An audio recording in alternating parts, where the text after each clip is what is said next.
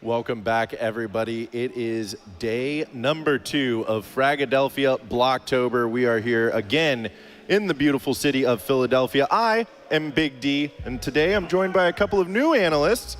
I've got System and Zeph. Fellas, how are we doing today? I'm doing fantastic. Big Daniel, how are you doing? Daniel's my father's name. Zeph, how are we doing today? Dude, I'm doing fantastic, even better. Someone said a Go Birds in the background, so I respect that. Go Birds indeed, good sir. That does seem to be a general sentiment around this city. Any information as to why? Due to the Philadelphia Eagles being the best team in the NFL. You are disgusting. I'm in enemy territory. I'm a Cowboys fan, and this city disgusts me in every way possible. Go Boys. It's funny. I think the exact thing somebody said on my way to Philadelphia was, just don't wear a Cowboys jersey. Yeah, you'll be fine. I took my lanyard off. I have a Cowboys lanyard. I took it off immediately. I was like, yeah, no, I'm in enemy territory. I can't be here. Probably a safe bet. Zeph, you're from the area, right? Yeah, I'm just like a couple 40 minutes outside of the city, and you know, I've come here all the time. It's a beautiful city. Like, get a bad rap sometimes due to the sports fans getting a little crazy, but at the end of the day, that's just Philly culture, and I love it. How's your first time in Philly here? It's actually my second time. Oh, your second time. Yeah, excuse me. I'm a little experienced. You know, it's pretty good actually. I do quite enjoy the city. The skyline is beautiful. Actually, from the Airbnb, I have a very nice view of the city skyline. It's absolutely gorgeous. And Philly is definitely one of the best food cities I've ever been in my entire life. I don't think I've ever had a bad bite of food since I've been here. Well, yeah, they say it's a sunny land of cheese and steak, but we're not here for either of those things or football. We're here for Counter-Strike, boys. And that's what we got all day planned for you. Let's talk about this first matchup, though. We're going to be covering Group G here on the A stream and the B stream. Here on the A stream, we're going to have Metasport versus Wicked. On the B stream, there will be 9 versus Team Factor. But let's talk about this Metasport versus Wicked game. Have you guys had a chance to look this over? What jumps out to you guys? So, as you know, I do a lot of European tournaments from time to time, and so Metasport are a team that I get to watch a lot. They have some amazing players on there, namely upcoming Swedish GOAT Male09, which is just Liam backwards, a little tidbit about his name, but he is absolutely disgusting in the server against incredible opponents. I do think that he's the next up and maybe the savior of Swedish CS in general, and I think that Wicked are going to have a really tough time with this one. Not just because Metasport are a high caliber team and Wicked are kind of like a pug stack that's been thrown together. Obviously, they've got some great names. You know, Austin CS is there as well, probably the most notable name on that team. But Metasport are dogs in their own right? They are tier 2 CS at its finest. And I just don't think there's too much more to say about this other than I'm expecting a Male09 farm today. That's fair. Well, you may not have much more to say about it, but I certainly want to hear what Zeph has to say about it. I see you eagerly waiting over there. I mean, he kind of hit the nail on the head. I mean, Male09, he's that 16-year-old prodigy, you know, coming out of Sweden. I think he's running like a 1.11 HLTV so far in the last 3 months. He's been an absolute monster on Metasport. But then again, we can't forget about Austin CS and Wicked coming into this match, being the underdog. And I mean, we are in North America, and we've been in a similar situation like this before, having the Europeans come over and an NA underdog winning the event. So who knows? Really, anything can happen here, but it's going to be an absolute banner of a match for sure. Yeah, it is going to be a lot of fun. Well, we're going to jump into these vetoes here. The bans are starting to come through.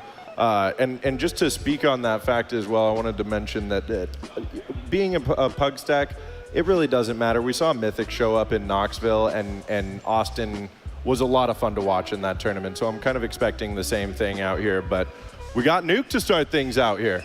Yeah, and that's kind of the classic map pick. I was really expecting that from Wicked. When we saw them, I guess we saw Mythic play in Knoxville, and Nuke was a map that they looked really good on. We know that Austin CS in general is very comfortable on Nuke. He puts up very good ratings. So Yeah, Nuke is a good pick. I love seeing Inferno banned already. That's great. Hate that map. Absolutely despise it. And we've got Overpass coming in.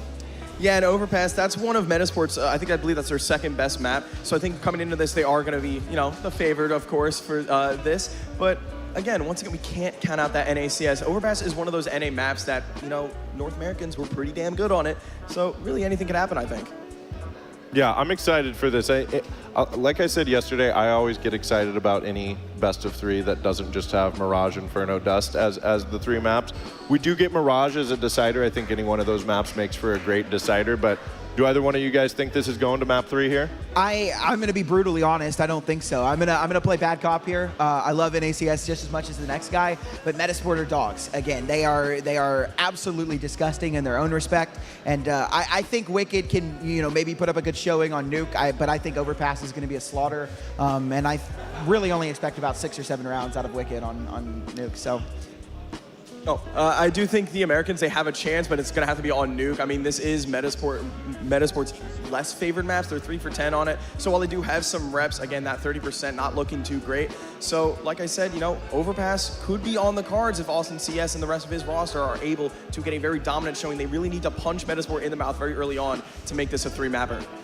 It's all about momentum. It is all about momentum. Well, I want to know it. You're both confident in the 2-0 from Metasport. Let's say it does go to a 3rd map. What are Wicked's chances then?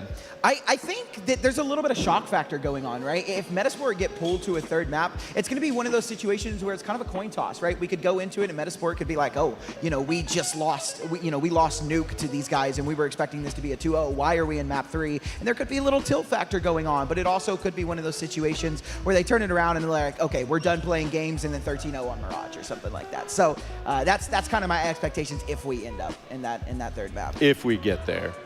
There's definitely that psychological factor. You've flown all the way across the pond to North America trying to get some DRS points, and all of a sudden, you're down a map to an NA underdog, Again, we've seen a lot of that happening in this tournament so far, and Overpass is definitely favoring Metasport. They have a 53% win rate on it, but once again, Overpass is a North American staple, so really, I think it could be a 50-50 in all honesty if it gets to that point.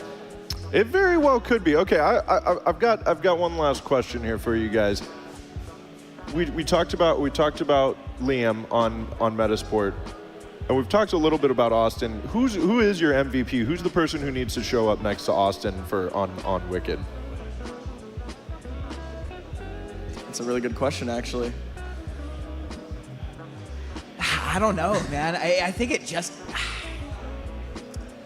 Sorry to put you guys on the spot like that. Yeah, I'm just trying to think. I mean, I think the team in general, I think it's kind of like, we're talking about somebody else needing to step to the plate next to Austin. I think the whole team needs to step up if they're going to bring, it has to be Wicked in general, playing correctly, playing all their spots well. They need to come out with a bang, and it's all 5. It takes all 5. It's not just a single player game, right? It's a team game for a reason. 5 players in the server, and all 5 of them need to be firing on all cylinders, or it's not going to work out. That's how they take Nuke. That's how they take it to a 3rd map, and that's how maybe we see the underdogs come on top. Certainly. Well, real quick, Zeph, do you have anything to put in there? I was just going to say as well, Metasport have that experience on their side. We've seen Plopsky play on NIP and a bunch of other European teams, same with Chiquinho as well. He coming over from Fnatic. So I do think the experience side will favor Metasport, but he's absolutely right. Everyone on Wicked needs to show up and really put up a good fight against Metasport to even have a chance of winning this. Well, I couldn't say it better myself. I think that's a really good input there. But that's enough from us out here on the couch. We are going to go ahead and find out how this one plays out. We've got our casters today. It is Get the Bag Mark and Why Not? Fragadelphia Day 2, baby. Glad to be here, glad to be casting it, and glad to be back at the block with Mark. Been a minute since you've been here at Frag. Welcome back. Well, the last time I was at Frag was at the block, so I'm familiar with this. I missed out on Canada, man. I missed out on Knoxville. I was crying at home. I had some FOMO for sure, but it's good to be back here for likely if I'm going to be, biased, and, I'm here now. It's the biggest one of them all, Tony. I'm really excited. Worth the wait. Worth the wait, definitely. And I think that the same can be said for this game on stage right now, as well as just the group that we have in general to go for today. We have a good set of teams in the top side of this bracket, as well as Wicked, who, contrary to popular belief, I think actually have a pretty good chance at least showing some upsets map to map, let alone in a best of 3, not too sure. But looking back on the history of these Austin CS teams, looking back on your Wickeds, looking back on your other mixes he's been a part of, Nuke is one of those staple maps that he's been able to pull off some seriously horrendous kinds of plays. And we might see that a little bit today if he gets mixy.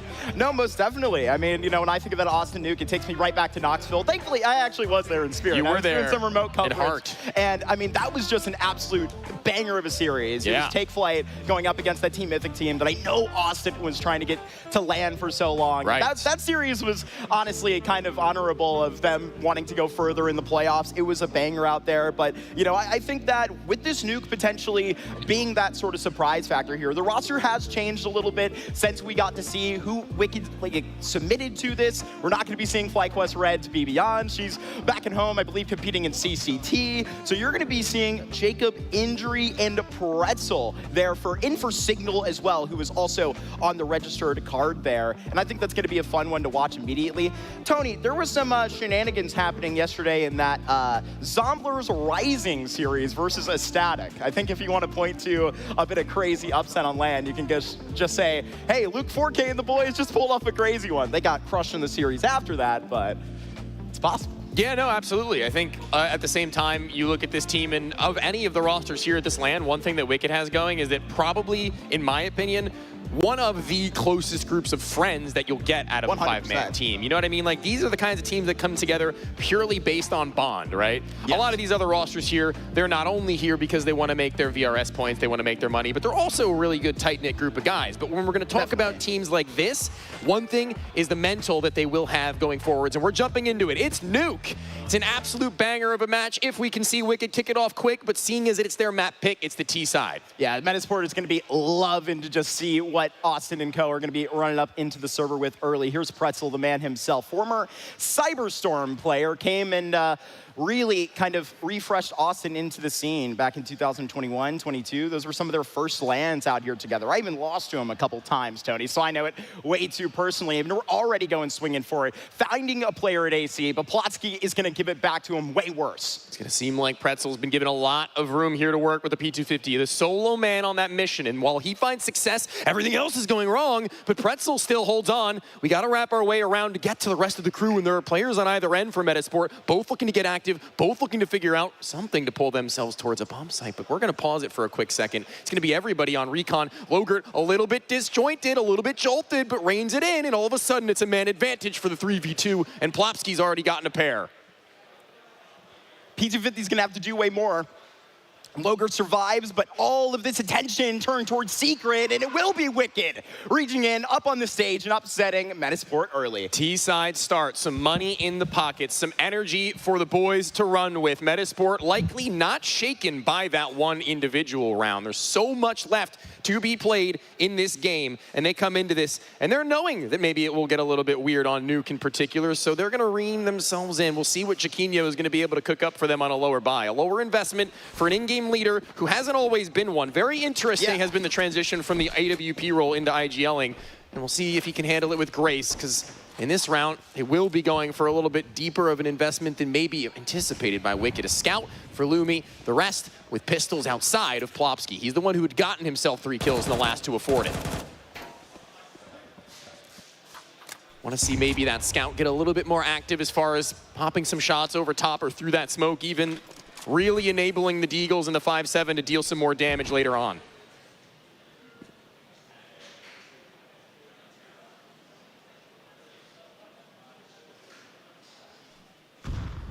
Holding for all of that lobby aggression. Nothing been presented too quickly from Metasport. They're not going to give you that easy lobby crunch exchange. Not today. Not when Plopsky was showing up in the pistol, hitting heads like that. He's the only man that's able to, even grab what is close to a rifle here. Toting a FAMAS and the re-aggression outside. Here they go, back up, contacting Secret. Austin may not be aware of the timing, but it actually doesn't matter. Just gonna get his head blown clean off here. Jacquinho dealing with it outside. That means Wicked is gonna submit their next sequence into lower. And listen, they had 2 players down there, so they were fast onto the rotate. They were already ready to make this next move, and they're not prepared for them to be as quick to this one. A third even called down through those vents. The FAMAS still firing, but not able to do any more than a singular. It's everybody else in the pistols doing more of the heavy lifting. No plan available. Pretzel's already low. The 5-7's gotten full range of sight. And now was the clutch, and now is Rift, apart from the rest of the team, but spotting ahead. An easier 1 versus 1, you'd think, but incomparable to the FAMAS, so it would seem. Smiles all around Metasport now, as I said, not moved by that pistol round. They're back.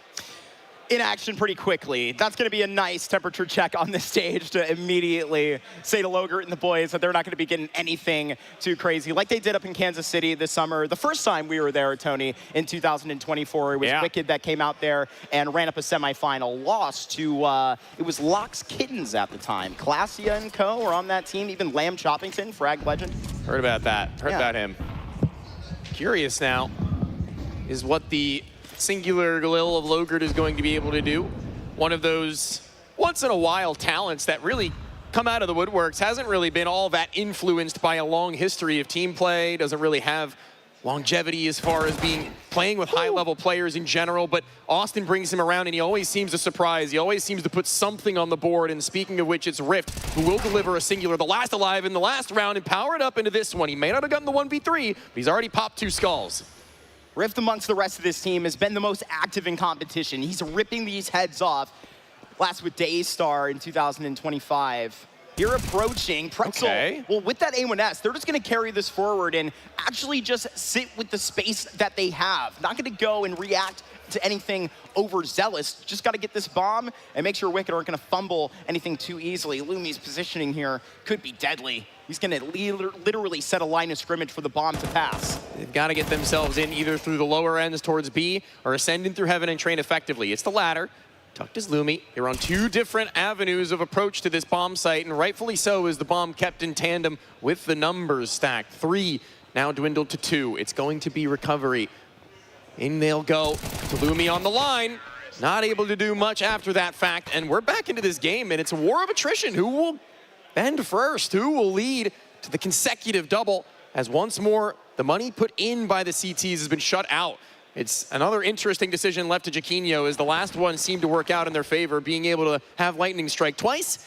I don't know if that's going to be all that likely, my friend. And you mean quite literally out of that deagle, too. I mean, Rift gets a great double opener there that, I mean, Wicked are going to be so lucky to find, and going to be repeating that. That's the problem. We're going to see how they eat into this process. Close on that scout is Lumi to begin. They're still giving him opportunities. They're still giving him room to maybe pop off a few more, as that smoke wall will allow one player at the very least to make their way through, but trying to play a little bit of a game of mind. It's through that smoke, a singular flash will attempt to be a play made by Pretzel and give Austin that room unannounced, but they're fully aware of what the possibilities that are now afforded to Wicked are, but Austin kind of the last line between this outer yard and the inner pop.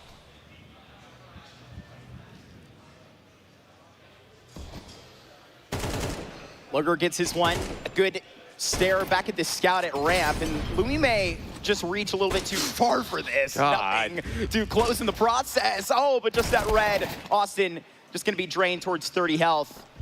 The rest of the squad into the lower bomb site. We're going to see if they can actually get the plant down this time. It was a problem before. Rift right up on that coin, already getting issue from single, and you know that's going to be something strangling when you're trying to get this Astralis plant. Peek, re-peek, and if all else fails, re-peek again. That's been the kind of mindset you need to pull here. Hold on. Molly already gone beyond by the SMG, and the AK can't rein it in. This is another one in which seems to be too far a world apart for injury. Previously Rift, the same place, but 1 player less, and they're all going to be flooding through the sites. And M4 on recovery, they're taking 1 versus 1s, and there was another moment where both were low, but not able to pull it across the line. No one yet to secure 2. That is another round where I'm scratching my head as to what needs to be rectified from both teams. What needs to be changed? What's the alteration to the game? If this is how we're expecting Nuke to go down, I don't know what the hell to anticipate for the rest of the series.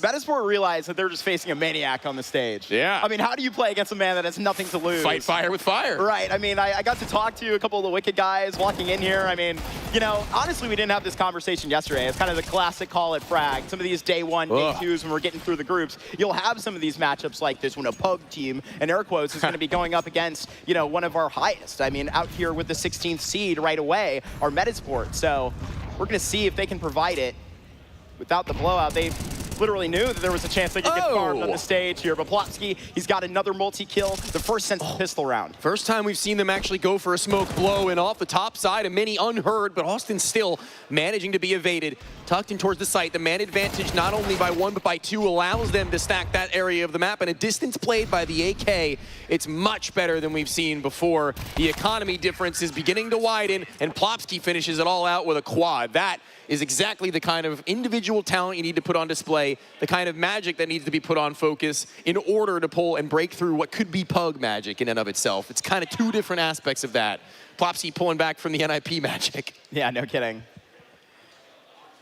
He's got it in him still. He's got the magic in him. You can take the player out of NIP, but you can't take the NIP out of the player. You can say that loudly now. What? Fortunately, our friends over on NIP could not join us this weekend. Sad to see it, but I mean, they're practically like 99.96 like way to the major. You know, the last time I was really checking it out. Something like that. I think it's up to other teams to really kind of mess with them. So there's really nothing that NIP can do to control their legacy further, if I understand it correctly. Easy farm and the ecos outside. Unfortunately, it will be a quick death for everybody but Pretzel. Somebody give your boy a chance. I'm not going to say a dang word. Me neither. I'm going to let this one cook. And potentially a player fry. Because there's not really a whole lot for Pretzel to do at this stage other than hope for the same in the spot of the head. A little bit of a jump scare, but he manages to get out of harm's way for just a second. I mean, now they should have a pretty good idea of what's going on. And over the top side of that broken door, not a difficult kill to accumulate. And something and someone that we're going to need to talk about probably for the remainder of Metasport's time in this tournament at the desk, well, the couch, I guess more appropriately labeled, is kind of shine some light on in Male. You know, this is someone who everyone in the Swedish scene was probably pretty excited to see on that rise, probably pretty excited to see as the talent pool started to dry out a little bit. The reservoir was tapped out, and this guy comes out of nowhere and isn't necessarily Zywoo levels of, you know, absolute destruction, but it seemed to be a glimpse of light in an otherwise pretty dark tunnel. Yeah, no, most definitely. I mean, this kid comes in and sort of has like Frozen level aura. I mean, you know, by the time this guy gets to be like 18, 19, he's going to be the young vet in the same way, right? Like, I mean, this is invaluable experience. We all remember like the viral videos of him like crushing noobs when he was 13, whatever it was. There's plenty of kids right now, dude. I saw like Prison's a good comparison. Wasn't it Team Spirit that like signed an 8-year-old? Something like that is going on. It's a crazy time out here in the VRS, but trying to stand the test. This is a site hit, but look at these entries. They've thrown the proper util. They just have one more man to fish out and an immediate response here, but these rotates are gonna hit so hard, but maybe not hard enough. It seems like it was an overreaction, but right now, Austin and Rift, they reconsider the way that they take this round, and so Rift, 1v1, he knows exactly where Jackinho can stare back at. Repositioning is the Swede, but he may just dunked Rift in the trunk. He dodges that nade, and he gets the clutch. What a read for that nade. I thought it would have been death. Landed just atop of Tetris. And that is exactly the kind of moment where the 1 versus 1 matters all the more. 4-2-3, already approaching a scoreline on T side. That is more than acceptable given the circumstances. So as they don't get a bomb plant, they kill all 5, and Metasport's money has been awkward to say the least given how this game began, so this will be the last of those full investments that we will see if they are to falter. It's that sniper rifle for Lumi. It's a chance again to where the scout was just about as good as it had to, but now tucked. It's the rifle on support. The op has been lost. A player goes unchecked. A player goes uncleared. He needs to find a second. If Plopsy's been good for it before, but now is a different story entirely. It's Wicked looking to even the score. Pulling up into some shooters in the group stage here in Metasport. They know that for sure. Other game that we have here, this is Group G, Tony. I don't know if we fully lined that earlier. It's going to be at the top of this bracket. 9 taking on Team Factor, an advanced squad that I'm excited to see here. Plenty of familiar names you'll see over there. A whole squad are running it back that used to be under the detonate tag in many of these frags. Now all of them cross, 4 players. Isaac looked to take trigger discipline. I thought that was actually going to be more fruitful than it were in a 1 versus 3 now. I mean, that could have been round altering. Maybe Isaac actually a little bit worried that he was being held from a 4th player in that conga line over towards lower. But I think from this stage, Jaquinho realizes that things are a little bit chopped. He's going to head out. He's got a full belt, good gun, head armor to go along with that Kevlar, and no reason to be throwing anything away, as well as location onto where the AWP was once stationed. And as mentioned previously, Jaquinho unfamiliar to the weapon? Not quite. He's been stationed with that responsibility many a time prior. So if they're going to look to hunt him down, they're going to have a damn difficult time trying to pry it from his very much so alive and warm hands. Yeah, it seems like Mr. Loger will be actually an attempt to this. Wicked, like I mentioned, man, a lot here to go for rather the higher ward. Don't okay, worry maybe it'll about be the super risk. easy, That's actually. Maybe it'll actually be the easiest thing that they've ever done. Who knows? Maybe I spoke bro up too soon. But all good. All good. 4-4. Wicked probably feeling pretty good about this one right now. Many other teams in their shoes with as little, tier 1 experience would probably be starting to shake a little bit, realizing they're actually doing it. We're doing it, guys, but that's not really where these guys' heads have been placed before. I mean, they've been around the block. They've faced higher pressures and anxieties in not only LAN environments, but as well as in life. Austin CS, for one, has probably had a couple of anxious moments as a content creator. Namely, coming to this LAN. Like, I saw a tweet of his the other day that I didn't know if it was going to happen. He was like, every time I seem to come to an event, there's like an update that happens. 2 updates we had. Even one last night that delayed our games a little bit. Yeah.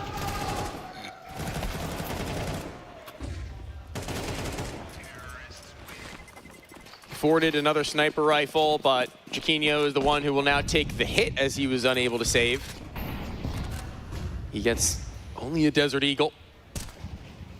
Slow start to this one from Wicked, not trying to give up all too much in the way of not only information, but utility that they have, knowing that more likely than not, they are well more equipped than that of the CT side. So poking and prodding is going to be the ideal way of play, but elevated over the top side of smoke, the range deep into the back ends of those bins, it will be a Beffelin pretzel that opens things up in a kind of awkward way. Now the Wicked initial strategy becomes a forced hand.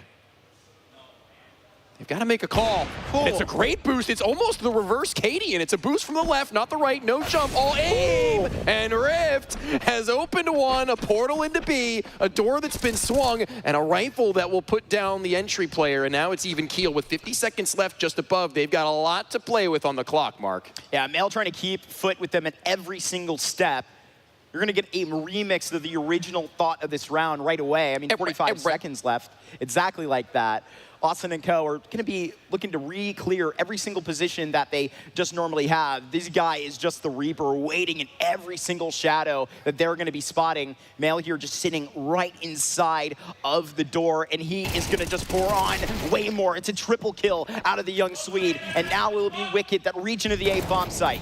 Got a dink onto that next player as well. There goes one of these nades trying to stall them out from a default plant. 18 seconds, not really many other options but to try and get onto it. A flash as well, but now they've got a stick, and now they've got a hold, a fly up through the vent. The op is now ready. Rift, scope or not, it will not matter, but maybe it will at the end of the day as the plant doesn't come through. Nade after nade, Isaac's been well enough equipped to deny them every dream they may have had, crushed, and the lead once more for the Swedes. I mean, he snuck right in. We know he's the former ninja, showing up with the clutch there. Quick 1v2, Tony. That's a great conversion, and right away to pull away a very, very good one. I would have hated to see that round fumbled. All the work that Male just did to shove them that far in the round, Tony, that would have been disappointing. I think I disagree. I find it more disappointing with all the work that Rift had done. He was the one who brought them back from the brink. It was Rift who began the proceedings, sure, but Rift with a double kill to bring them into the man advantage, as well as the no scope from the vent to try and play protect. That's what I find more disappointing. So now the drop down lower, honestly, winning that round and losing as many as they did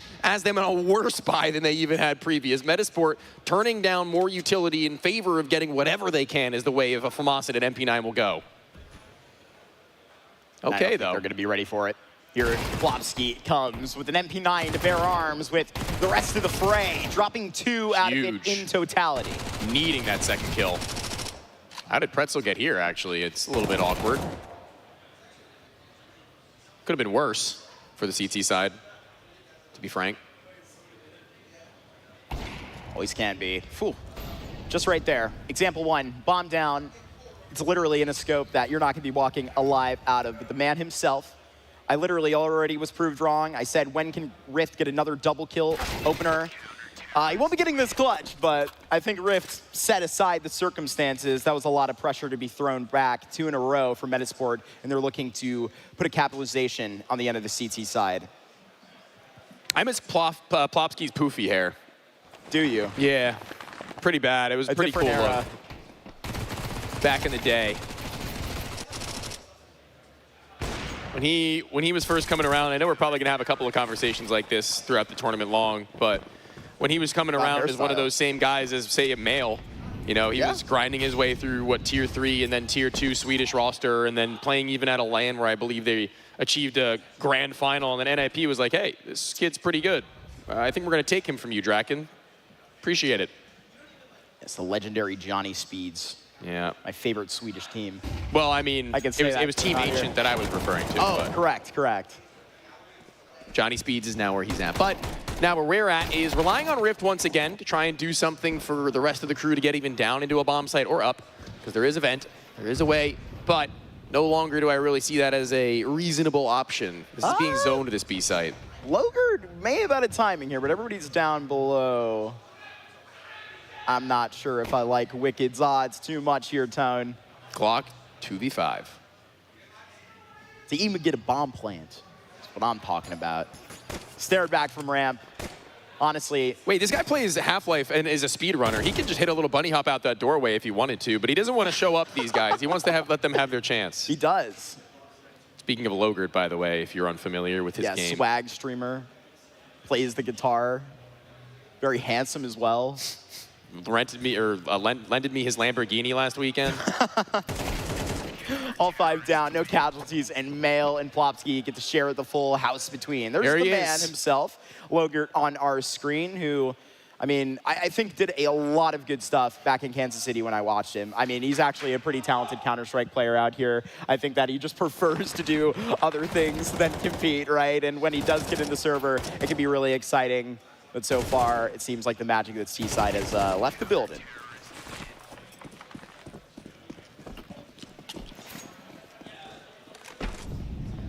Sniper rifle pretty consistently stationed on the outer yard, holding for that blue bin cross. Lumi rarely breaking from that pattern, so it would seem, and not entirely necessary, I guess, seeing how this has gone. But it's the riflers that do a little bit more of the seeking, so to speak. And Pretzel is ready for it. A nice off angle. The solidity of that pipe is not as structurally integral as you would think. You can shoot through that. And shooting right through not only outside, but the inner sight. And going in on his own is Logard. He's got nobody behind him on the initial walkthrough. He's given full responsibility of being the one to crack open. And it should be as simple enough as a close from locking them out of all these extremities. Just past the wall. Oh, the timing. There's a good crack back. Jacquinho and Lumi, they ain't done with this. Not by a long shot. 3v2 that they can just go ahead and crack to attempt. It's a flank developing. Got to watch out for everything that is working with the time. That's also how Wicked have this on their side. But just drown to a 2v2 and stabbed to the back. Rift on the stage. He's already being merciless in a 1v1 with the upstairs back against Jacquinho and fumbles the bag at the goal line. That is not what you want to see. No, not at all. I said it was as simple as, but anything but. Seems to be one of the most well-composed, man-disadvantaged retakes you will ever see on Nuke.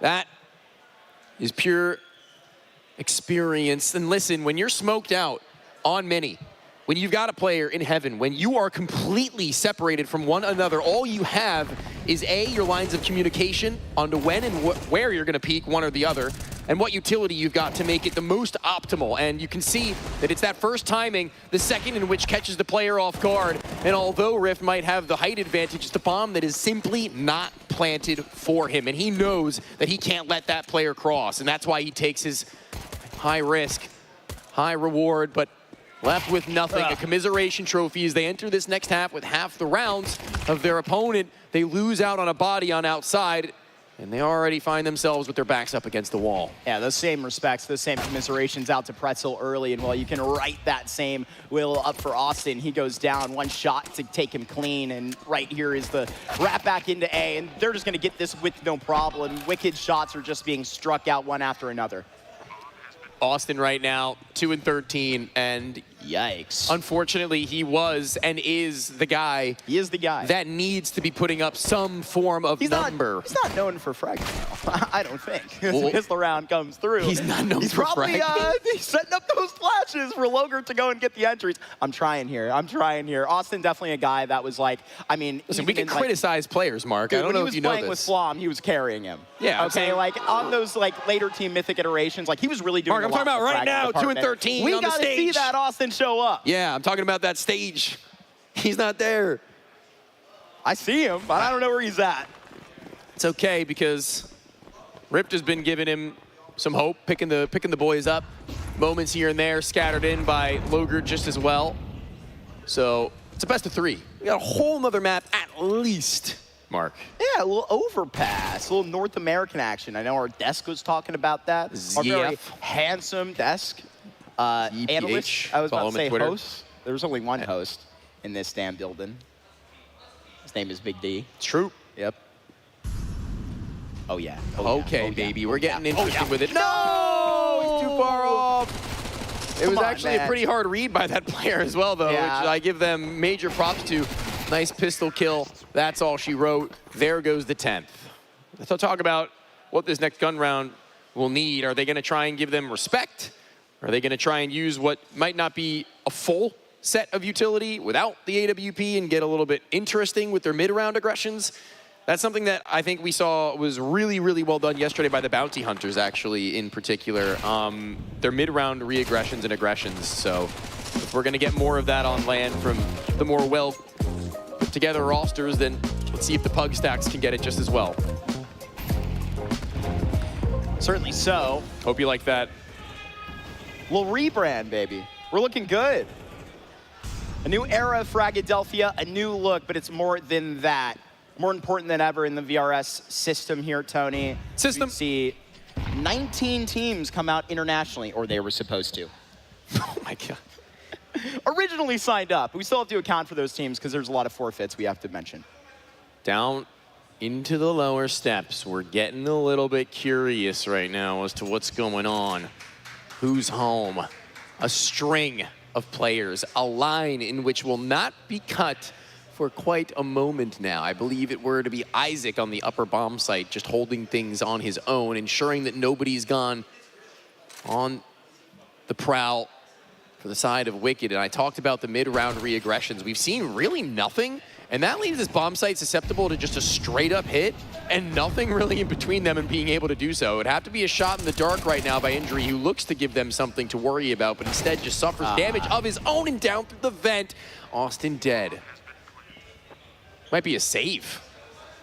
Sometimes these rounds are bigger bummers than literally just getting ran right over. You're literally not even confident enough to take the fights, and yet the situation, you've just been outclassed enough to where you are so far unfavored to where it's not even worth getting in that. They never entered a mid-round. Exactly. It was just execution, basically. It was just as soon as they got down lower, there was no stopping. Rift takes mail. Ooh! He sent the MAC-10 in for it. Now the Swede gets back over. He'll lose his life. Logert will take one as a souvenir at the end of the day, but it's not going to be too great of a memory for it. Lumi loses his life as well. All right, Rift may be the greatest to ever do it, I've determined. Yeah, I think so. I think we were all saying this. Never mind, he went back down to bomb. Noob.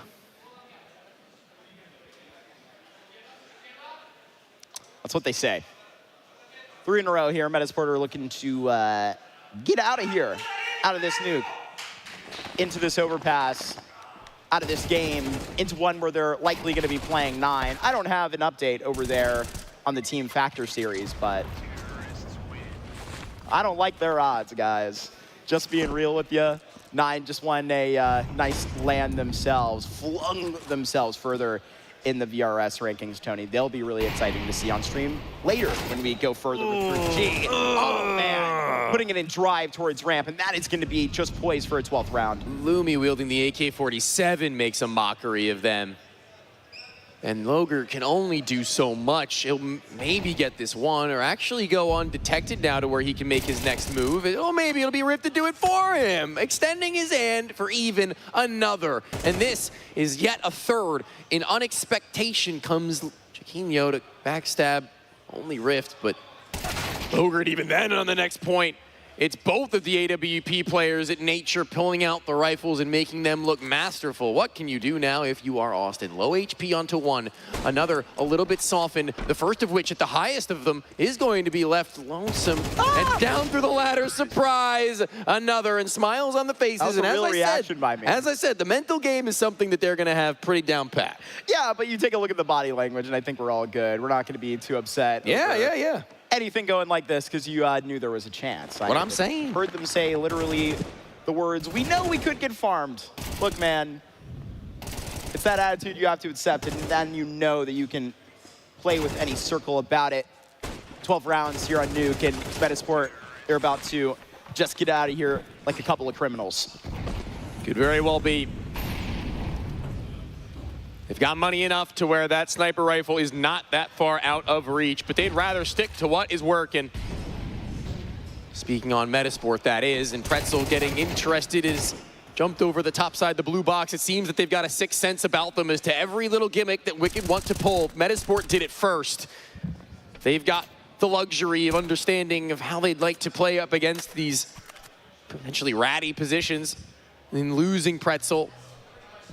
Wicked knew they've got to make their next move. They move the pawn forward. They trade out that piece in Isaac. But the board's still very much so in the favor of Metasport, given the fact that it's this T side that can reconglomerate and make their next hit. They approach injury, who's been pretty quiet on every this corner, man. Unfortunately, will not have a word to say about this. They're being so thorough. You're right, Tony. Metasport want no problems with this. It's extremely impressive from them right now to see, after having gotten off a couple lands of their own, and also holding the smoke. Can't believe the double came through from Austin at that point at any. But here comes Plopsky, loud and about, but Austin not worried, not turning, already out at Astralis, and Plopsky's aware of that, obviously. There's nowhere else to go. He just came from his only exit. HE to blow the door. There's no hiding anymore. They've got to get in if they'd want to, but both double face. Rip with a chance, but don't think he might have enough time. I don't see a kit on Bro. He doesn't have anything outside of the 10-second stick after the initial bullets have rained through, and it's a run back. The X-ray is gone, but a knife pulled. No respect from the Swede. It will be 13. There it is.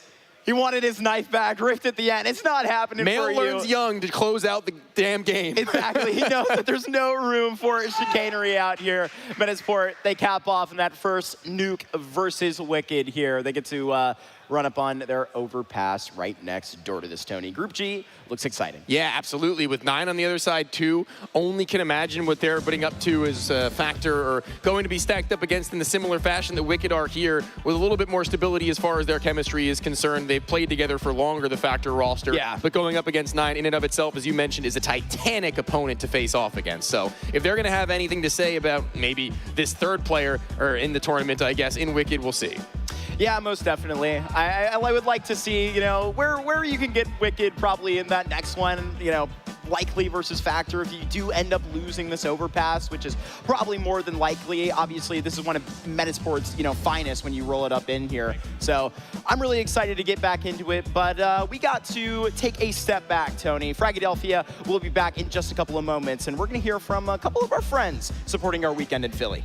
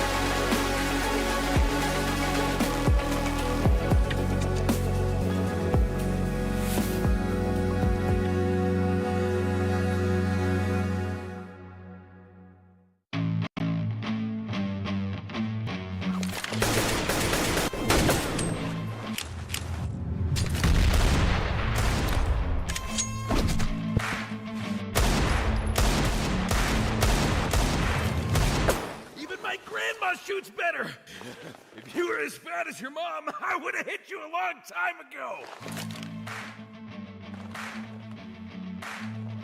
What did you say about my mom?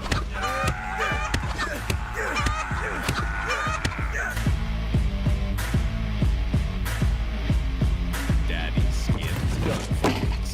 Fight with weapons, not words.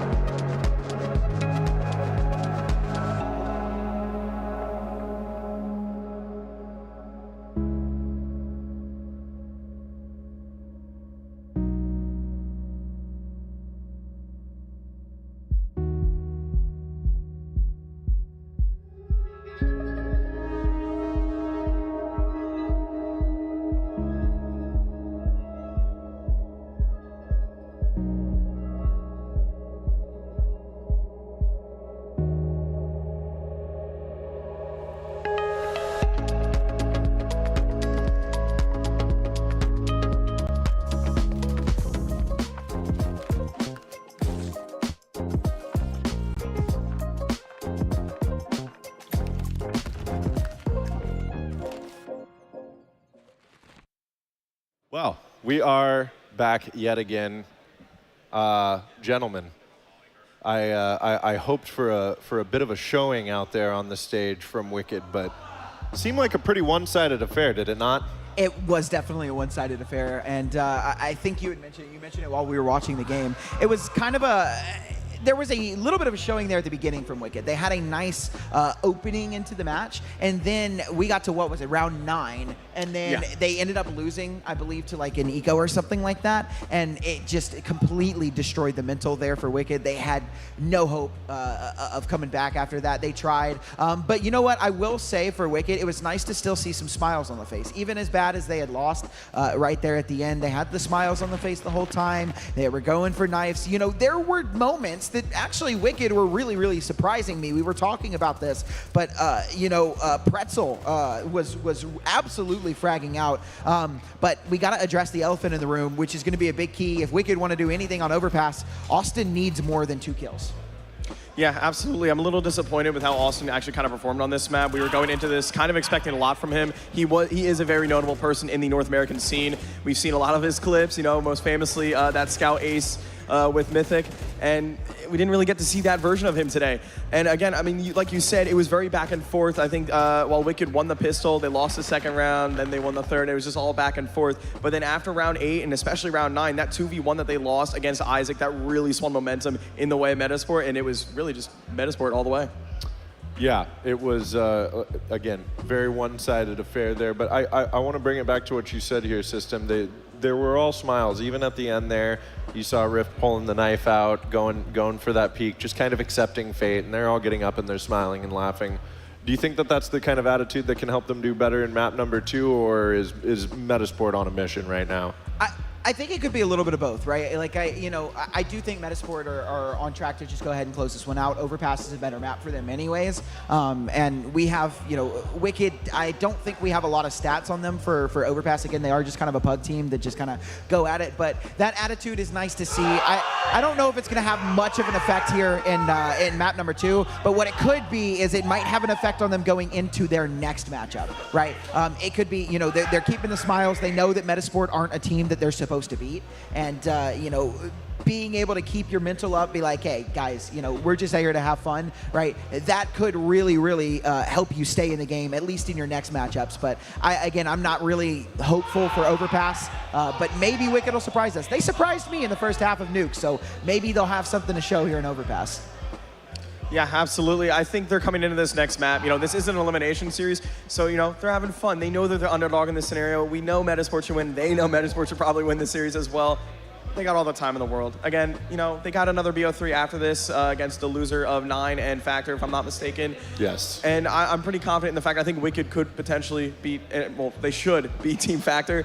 But yeah, they have no pressure on their shoulders. Metasport has no pressure on their shoulders. At this point, it's just a show match for fun. That's assuming Factor lose to Team 9. You don't know true. Factor like I was going to say, that's a bold claim. Team Factor. No. Team Factor have Philip Heck on it, so they are losing. Philip is the worst CS player I've ever seen in my entire life. Oh, I'm just joking. I love him. I was going to say, this surely is banter Don't here. take that. It is banter. It is banter. I love Philip Heck. Absolutely love him. He's great. But yeah, no, I think Wicked definitely are going to come into that next matchup. All smiles, ready to take down Team Factor and ready to give it their best shot at whoever ends up losing against against Metasport in 9. So I also think that that's going to be a fantastic matchup to watch, and I can't wait to see that one. But we do still have Overpass. We're not out of this one yet, and looking at Overpass, again, it's going to need to be a strong start from Wicked. They're going to have to come out the gate swinging like they did on Nuke, but instead, they need to keep it up. They need to keep that momentum. They can't lose to an eco and get in their heads. If we want a chance at all of Wicked putting a couple of rounds on the board, it's going to be about momentum. It's going to be about Austin getting in the server, doing what we know he is capable of, leading that team, everyone pulling their effort, and I think we could see at least a decent matchup. But if not, if we see even remotely close to what we saw on Nuke, it's... Well, and this is going to be a question here for you, Zeph. These are both very CT-sided maps, Nuke and Overpass. I feel Overpass even more so. With Wicked being able to start out on CT side, do you think that will lend them some kind of momentum early on?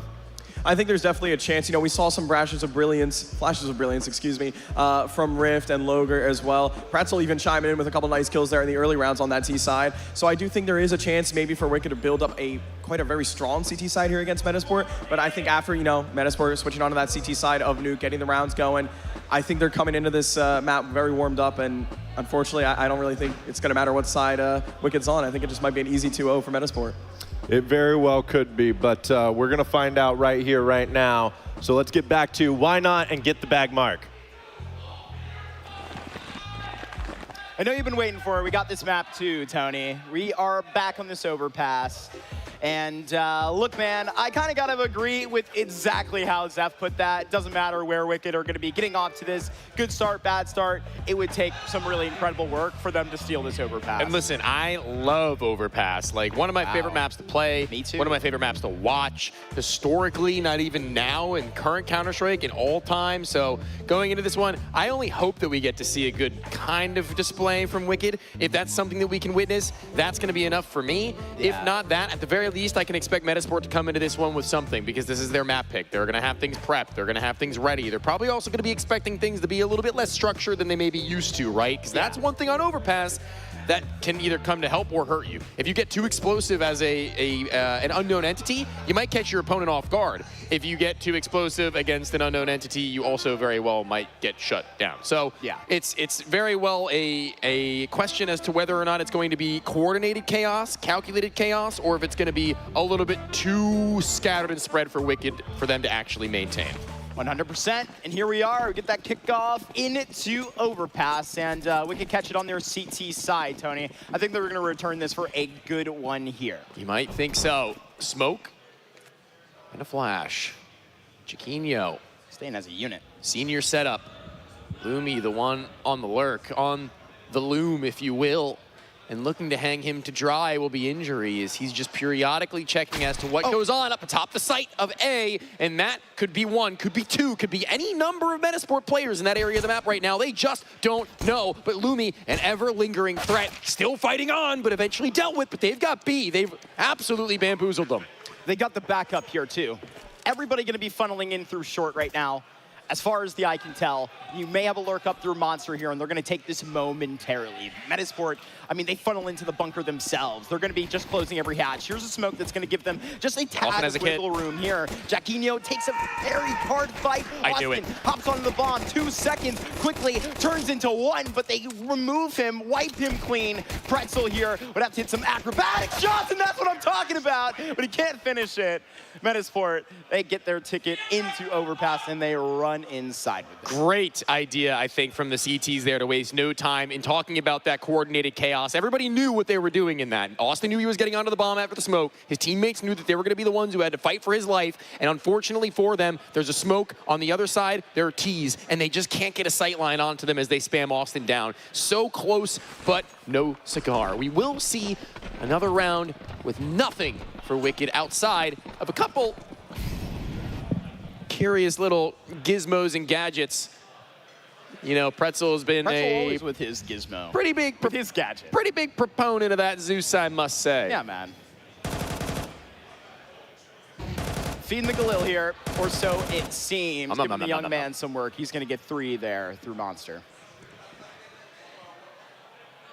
That fence doesn't work for me like that, dude. I'd be shooting through that fence with an AK-47. It's getting hit with peas. Is he shooting through the holes in the fence? Does he have the same hollow point that I'm working with? Can you actually aim and shoot a bullet through it clean? Probably not. No, I don't think it has hit registration for that. Although that would be really cool. Maybe you can. I don't know. Because you can shoot through the vent on Mirage. A lot of...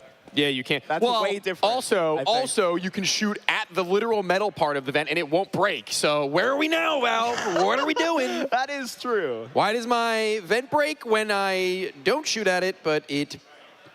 Does it just happen? Won't break when I do. No, I mean, maybe it's like server side, client side. If you shoot the vent on Mirage, you'll literally see a bullet hole in the metal and it won't break sometimes. It's like 1 in every, I don't know, maybe 10, but even still, that 10th time, I'm pounding my desk. Let me through into the A site. We'll be saying Metasport in a moment as they go rolling on and inward to the full investment. And this is effectively what will be a bonus round for them. Metasport working with what they've had, what they've accumulated, with the money they've been able to stack up, the paper they've been able to print. And speaking of green, it's Isaac, Galil, and Connector who's going to be given full range of motion in that area. He's going to be making sure nobody gets cheeky and also denying Wicked from turning themselves over from the A or B site in the mid-round. Yeah, Pretzel's just going to be a rambling man here. I mean, he's just trying to paint the picture to all of his teammates over back on Wicked at 1:10 in this split. It's sort of looking like, honestly, where Wicked were at 1:10, coming back with their grouped up stand and connector from the pistol. Metasport just get the posture they need. And it seemed like they had this 4-man setup, very much looking out for something in the early round. But, I mean, back to normal. And I think Metasport got to do a little bit more before we finally order something up here. Love a good old boost. And I think so too will Metasport later on. You can see Isaac kind of toying with the idea of calling his teammate over to be able to do it. Instead, a silent drop off, and in grouping, that B site's looking tantalizing. And Lumi, I think it's really interesting, his dynamic in this team on T side when he has a rifle and not the op, because now, so far, 2 times we've seen him as the player on the outer sides of the map, on the rim. But hold on, while he goes for a flank on the flanker, the site has been taken, and Lumi, he's gonna activate late. He's gonna be passive, but aggressive, maybe not enough. Metasport, they haven't broken through. That's Rift showing up with it. An injury right next door, but gone is Lane, and right now they will be slain from the back. And right now, Pretzel, he's gonna have to readjust back towards Monster, but they take care of the work because of the time. They play themselves. That even juked me out, Tony. I was so focused on the bomb plant coming down in the function, they didn't have enough time to do it. Yeah, I mean, that's kind of what I was saying. When they try to enter that site, Lumi, sure, if success is found over on B, then his position becomes all the more valuable, but doesn't really seem like they've got enough numbers close enough on that entryway. Great from Plopsky, but on the next, the scatter is just not quite there. It's 2 players with Mail only then just getting there after the second on entry point has been dispatched of. So not his fault necessarily, maybe timing themselves out with how much room they had working over towards both bomb sites. Either way, it will be a bit of a sign of life from Wicked in where their money is going to be severely thanking them. And in comes the one rifle out towards Long Rift. He was a menace on that last map with an AWP. Maybe not so much, to be honest with you. Outside of 1 round, they ended up losing. It was the rifles he'd done his greatest work. Yeah, and where he's going to be paired up here in Pretzel, with Pretzel in bathrooms, I mean, we've just got to see this succeed from both sides, but not from Long, and now it's just seeing one. Pretzel, he's going to take that stab in the back. It's a freebie that he's going to be loving every single time here. With this 4th round, in the minute 10 that's already ticking, Pretzel is going to have to readjust, but there's that contact back for it. All of this is being poured back by Metasport here. Injury and Logert are just 2 peas in a pod back here with these MP9s. Yeah, they're going to leave Mail to deal with them. Reasonable move. I mean, he's going to communicate that there's nothing aggressively going on this side. He's going to be pretty okay with what's awaiting and leaving them now pincered and pinched. There's no way but fighting through. Plopsky prepared for the peek from one of the 2, both on SMGs. The first one dealt with the reload. Audible, good gun to grab, but again, it's a matter of getting out. That's like a really big gun to hold on to right now, seeing as they'll have nothing to work with in the following, but tapped away. Oh. No man left standing.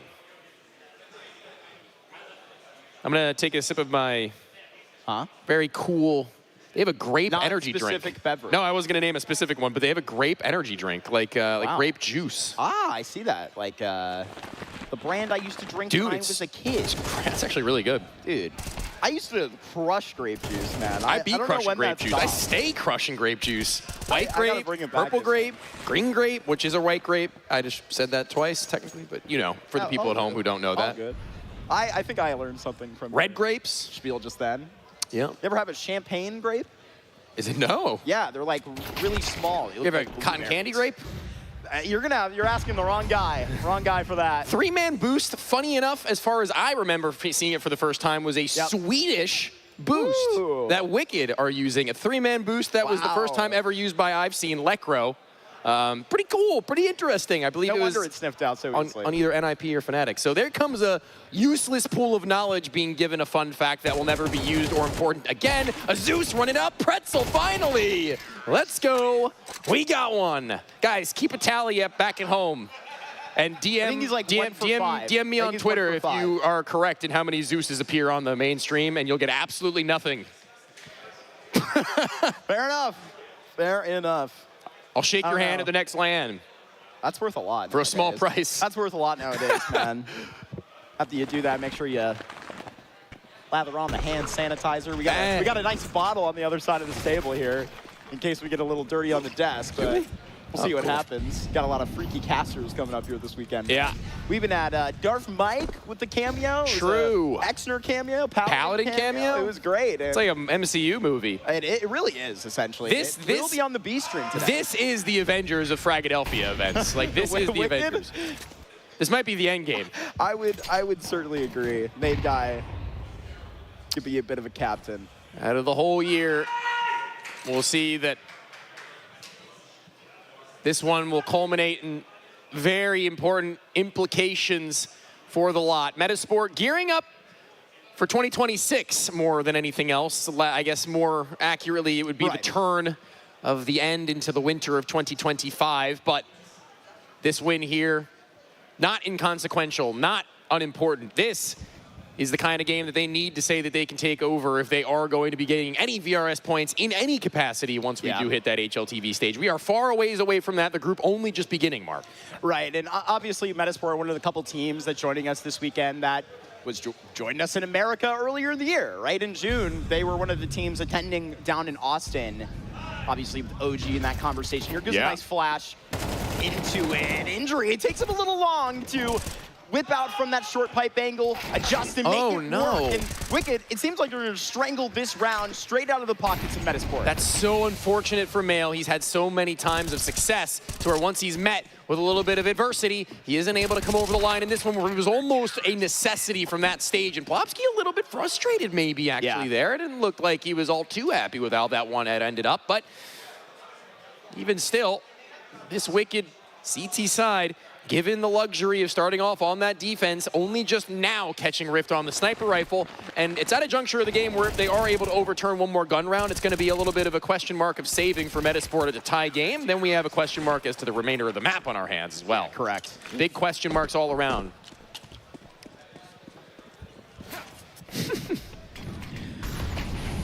Surprise, surprise, got Rift on that op, and he's not going to be taking a passive approach. I feel like that's actually really what we should expect.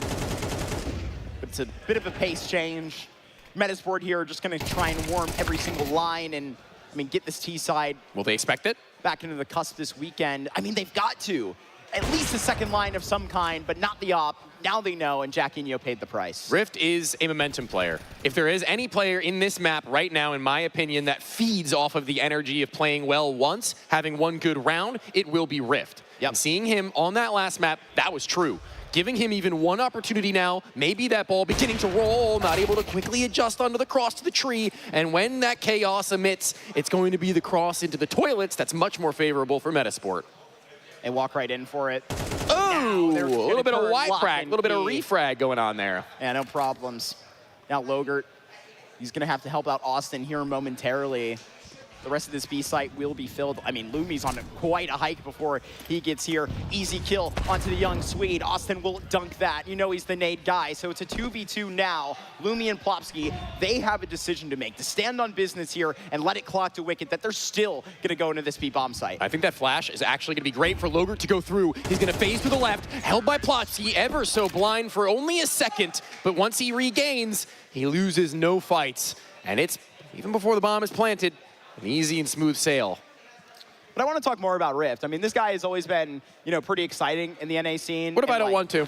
I mean, I don't know, man. Kidding, I know you're a fan of Collegiate Counter-Strike, so I would doubt you actually saying that. You know, this is a guy that, you know, hopped on with DU and literally with DU Black. I mean, they're a D3 team, but, I mean, when stuff was starting to shake up with DU and Kojo Mo left, I mean, this was a guy that they gave a chance. Well, along with Austin as well. Yeah. When they were playing in ESL Challenger League with Dane Joris and the boys, I mean, that was some really good experience that, you know, Rift got early when I think he only had like 2 seasons of advance prior to that. That's really, SAT word maybe for some people, invaluable experience. Invaluable meaning you can't put any value on it because it's something you don't often get with how new he was 100%. to that level in general. So with him getting that, he's pulled off not maybe necessarily any elevation in a major individual way, but what he does gain is he gains a lot of the stoicism you need to be an AWP player against lower opposition. He gains some of the experience of how to be more professional given that a lot of the players there had that kind of training.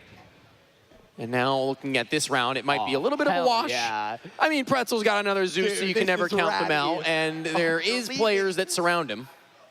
But there are down that long, too. They can come back up. Come on, man. You get it that way. Come on, man. I'm just looking for the world where it happens now. I was in the room when it happened. Austin says, short is clear. Oh, dude. No. Come on, Plopsky. Check his computer right now, damn Brother. it. I demand it. He knows things that we don't. An all-seeing eye is Plopsky right now. And that was the same for Nuke, dude. Yeah. This guy's killing it. I love just seeing him clear every corner. He's like, these North Americans, dude, they're going to be sitting somewhere. I can smell Corner them. camping, man. Get him out of there. Plopsky's going to have none of that. Nope.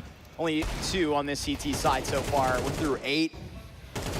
We know it was going to be a bit of a shakier one, and definitely, I think where you're measuring up overpasses, you know, a really hard one to pull off, especially against such a structured underdog situation. Spoke about the luck that Zombler's Rising had yesterday. To prove No that luck. That's not there for Wicked All today, skill. even if they have best logo of the tournament. Oh, whoa, injury. Thought that door was going to get swung on him. Good opening, good way in. Nifty little boost. A door to be held, but both players actually kind of confused as to who is holding what. But it seems that it's Metasport that hold the round in the palm of their hands. All they'll need to do is clasp it with the other over top and suffocate out any oxygen that Wicked would have had to breathe. 2 players so far removed. I don't foresee them having anything to say about this one. And Austin, he's going to go for a nifty little boost quirky little himself. angle. Talking about 2 nifty boosts in this same round. Still not going to find this player in the corner. Austin still kind of struggling a little bit individually. 1 in 7 right now, peering into what was a really exciting, I feel like, CT side opportunity just to, you know, flip the expectation on how the results of that first map walked out for you personally. It may not come, your redemption that is, until a little bit later in the stage of Group G out here. That's around they get the opening pick. And it kind of stinks that they have the right idea, in my mind, to then try to walk it up short and get a little bit more space than even that and just ensure nobody else was home. But as stated, it's just a little bit ugly when the connector door is not being appropriately held. It has to be kind of a snap back from injury who's relying on Rift, who then Rift believes he's holding on just the same. Rift is. Rift should always think that. Even when he's down like this. I think Rift should be the one to hold the door. There he is. For who? For you? No, for if he's a gentleman. We know that to be the case. Chivalry dead, Mark? Not when Rift is in the server. Okay. No sirree. Okay, well, standard smoke, CT side, blocking off the front side of A, as it were, an incendiary, I believe, to have accompanied that if they had the money for it. Doesn't seem like there's any burn marks on that ground, so scorched earth could it be for Plopsky to walk it through and find some frags on his lonesome, but shot through the smoke. Hello to a rifle, hello to another man, and another advantage for Wicked. Will we see history repeat itself, though?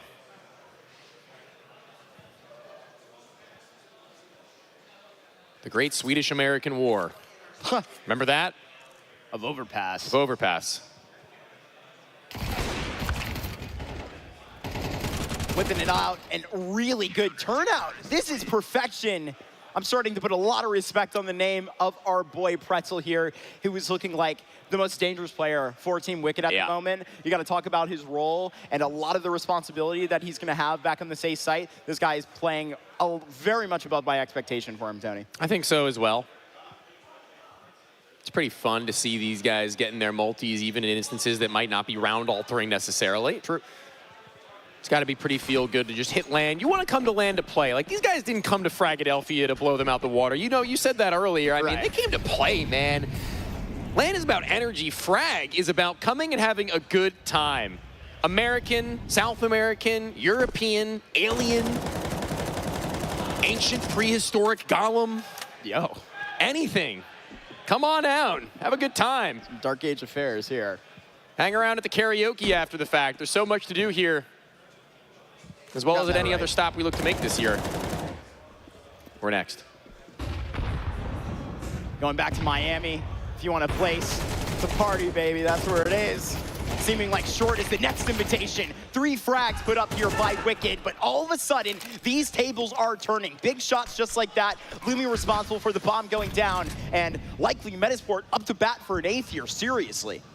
There always seems to be another pesky smoke. Lumi replenishes heaven, and then picks up even yet another to drop a second even after the fact. It's another 20 seconds off that bomb. Austin knows he can't stall. He knows he's got to have somebody do something about this one in a heroic backstab. Here comes Jaquinho, 1 versus 2. The in-game leader, all eyes on sight to fade through the smoke on just 5 HP. It would be everything for his crew if he would be able to find an 8th, but it's still going to be a good hold they have at 7. They can regain, refocus, they got their plant, and know that they at least secure the half. This pumps all around. Wicked and Co., if they can even puff their chests up here for a 5th year on a questionable Metasport buy that's going to approach him in the end. I really got to call the praises of Pretzel. A really bold decision to go back through Monster there.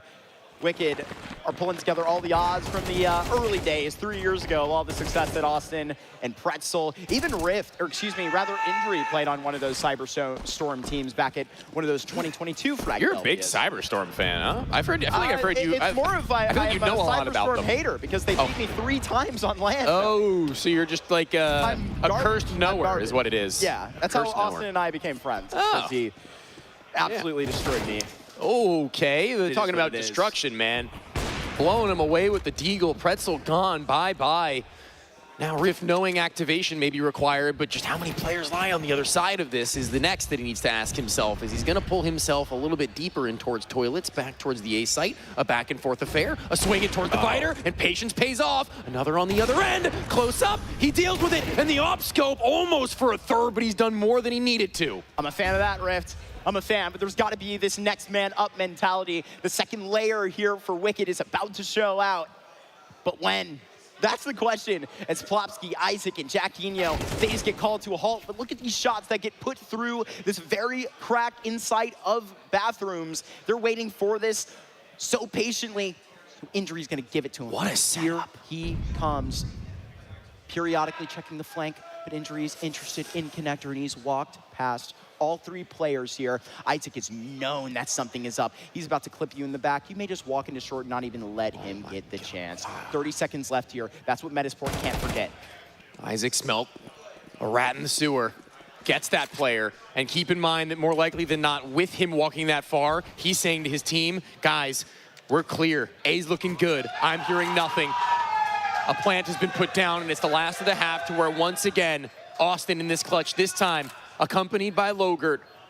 Smokes, not infinite any longer from Metasport, but already shaving about 15 off this clock before they will subside. In they'll go. A flash set high. Austin, the one gifted the choice of swinging either left or right, or is it a curse to Metasport? Good kill. Logert's gone, and Austin already made known. There goes their half, and an 8-4 again. Metasport running it back on overpass. Like we were saying, right? This is going to be one that you're going to be seeing further into the weekend, right? Yeah. Metasport have got to put up a nice coin early, especially against competition that they're supposed to have no problem with. That's how we work it out. It's Wicked and Co. that really did a lot there to, I think, bring life to what was the CT side that we saw highlights in. We saw some exciting moments, namely from our boy Pretzel and Rift. We're going to have to see if Austin and this T side of Nuke can, I think, really turn in a positive direction. It may not be the time for that, though. Yeah. Isaac has a lot to play with. He's already lobbed out an HE to blow that door, so they may be worrying that there's more on B than there actually is. There's going to be a top con swing down. Plopsky kind of letting them go enough by. He's waiting for them to get back into his face, but it's the shoulder that he'll be shot in, jumping away on the reload. Actually, glad that he may have ran out of ammo, but they're back, they're up, and they're in. All up in your grill. Metasport, they thought that they had the read, and in some capacity, they did. Pistol working out maybe a little bit too well here. They got what they wanted. Yes, they did. And then some. More than that. Get this bomb down, the protection of truck here. Isaac remains a mystery. But Lumi, he's going to be up here, the first contact and a shot off. There we go. situation, the temperature of this round is about to be dropped here. One body just whipped out of the room. Right here, these USPs keep just chipping at you. Isaac 1 versus 2 now. Logert and Austin, they just fumbled this 12th round. 13, they want a different fate. Right here as Isaac approaches the truck, and he will be put in the trunk. It's a 5th round here for Wicked as they do well to reach into the second half. It's a triple out for Austin as well. Finally, a multi-frag that you see his signature on. Slam it shut, take it out to the forest, and lose the keys. Great stuff. Necessary evil being put forth right now as they get these peaks and picks where even a staggered Wicked player at the back end of Khan is so very glad that he had the last of those spawns because they're not ready at all. They're ready to go straight down into B as a force. And a force they will have in the 14th. In comes the flash to connector. Held, ready and awaiting as Logert and his iconic Galil. He was doing some good work, I will say, over on Nuke with that weapon in particular. Not often will you see that be like the primary weapon of choice, but I think more often than not, he would be the one ready to either make the sacrifice or just call it, yep, I'll use the Galil. Why not? What's up? Catching a couple in the backside there. Isaac on the way back up. As his force will be ripped right out, and it's then that you can kind of get the hands on this root, and probably it gets you actually sprout up some sort of T side. It's not going to be anything too crazy here, man. I really. You called me Matt for a second. I already had one Freudian slip like that yesterday. Yeah. I called you a different co-caster. Don't you worry. Whoa, look at those legs. See those feet moving? Pretzel was Look just at those legs. Pretzel was just doing a little bit of a jig, but well, now he's dancing with death. Gonna get jammed up. Right for it. Austin, give this man a couple more. Hold on. To pour on in the eco. It's not gonna be any sort of functional retake here. Just causing a little bit of chaos where there needs to be creation. Yeah, but AKs, that's kind of a bit of a slip up from them, to be honest with you. Thought that it would be, I don't know, 3 of the 3 Galils to try and do some hunting. Yeah. But I guess how can you expect if you're Austin just get slammed in con by a 5-7 that late? He's making his way down to see what's up. So good on Isaac, good head on his shoulders, taking the head off the shoulders of a Singular to claim his trophy. And looking at the numbers right now in the bank accounts, I don't think it's gonna really warrant them to go for a full buy right now, Metasport even still. They can be competitive here. There's gonna have to be some setup done. There's gonna have to be something as far as the creativity is concerned that gives Metasport a way into this one, because raw firepower they are going to be lacking in.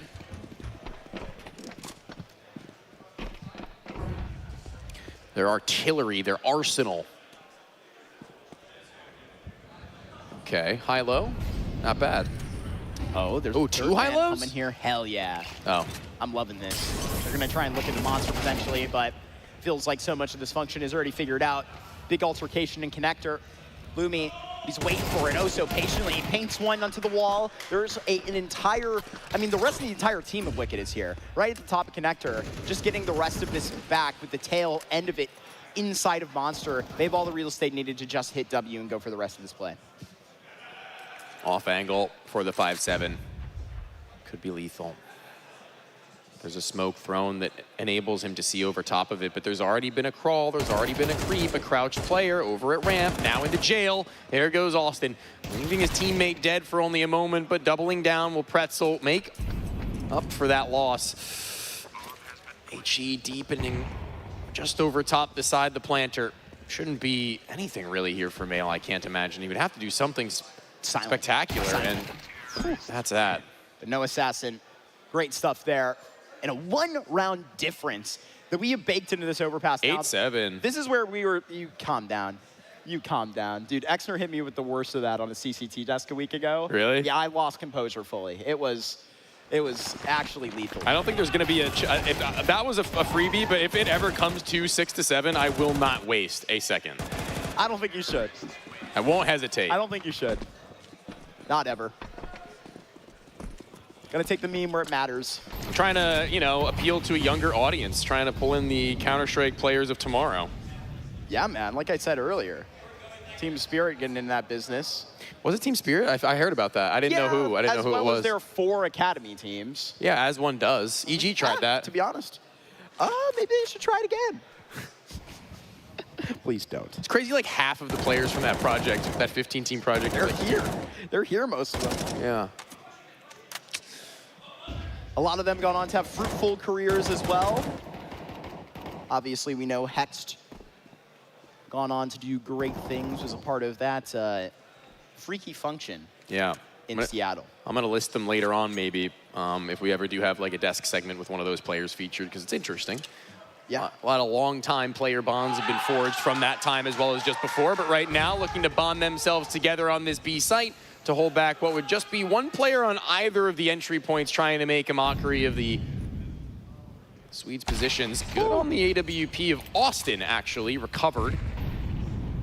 Denies the barrel player of first. The second swinging up to the same position after the fact. Will he be ready for that? Unknown to me, but there goes the deep sight smoke. They've thrown many a time before to little success.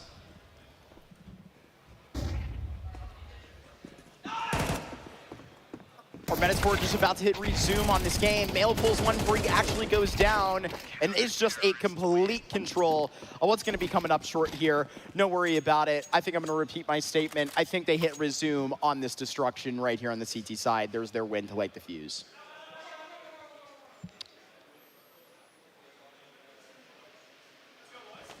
Sniper on Lumi.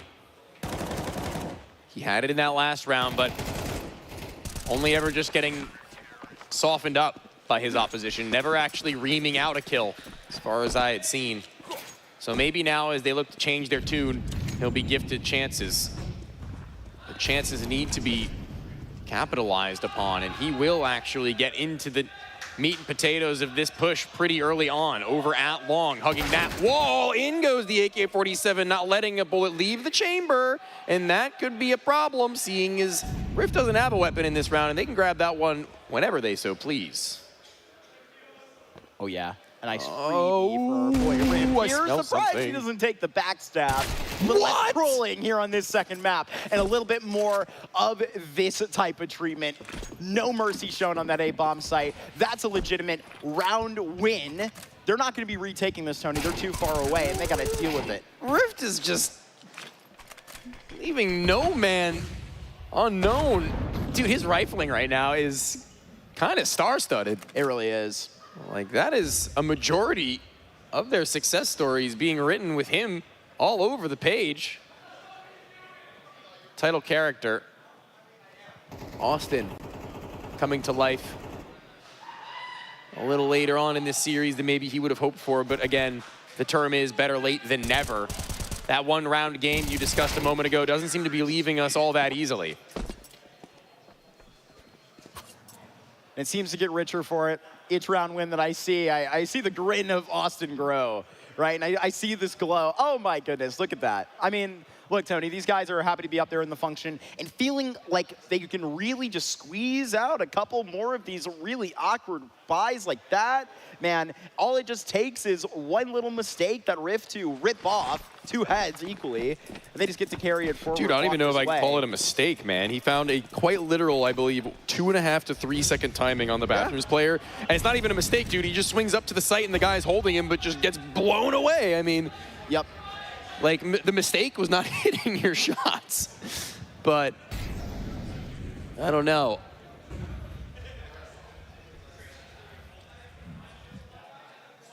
Seems like we're going to be a tied game here, most likely. Is there a flash held for Monster right now? These gamers on some deagles, though, dude. Yeah, there is a flash. This flash. might be the death of Wicked. Might be in some sort of circumstance that ain't here, because, I mean, they're all just about to seemingly pop into Monster. Maybe not anymore. Wicked aren't going to give him anything too quickly. But in this first minute, I'm trying to, you know, really in my head figure out what Wicked have actually completed. It's just this connector control, and I mean, they're still wary of every little nook and cranny in Bathrooms. They, so far as to know that because they took advantage of a lot of those lanes.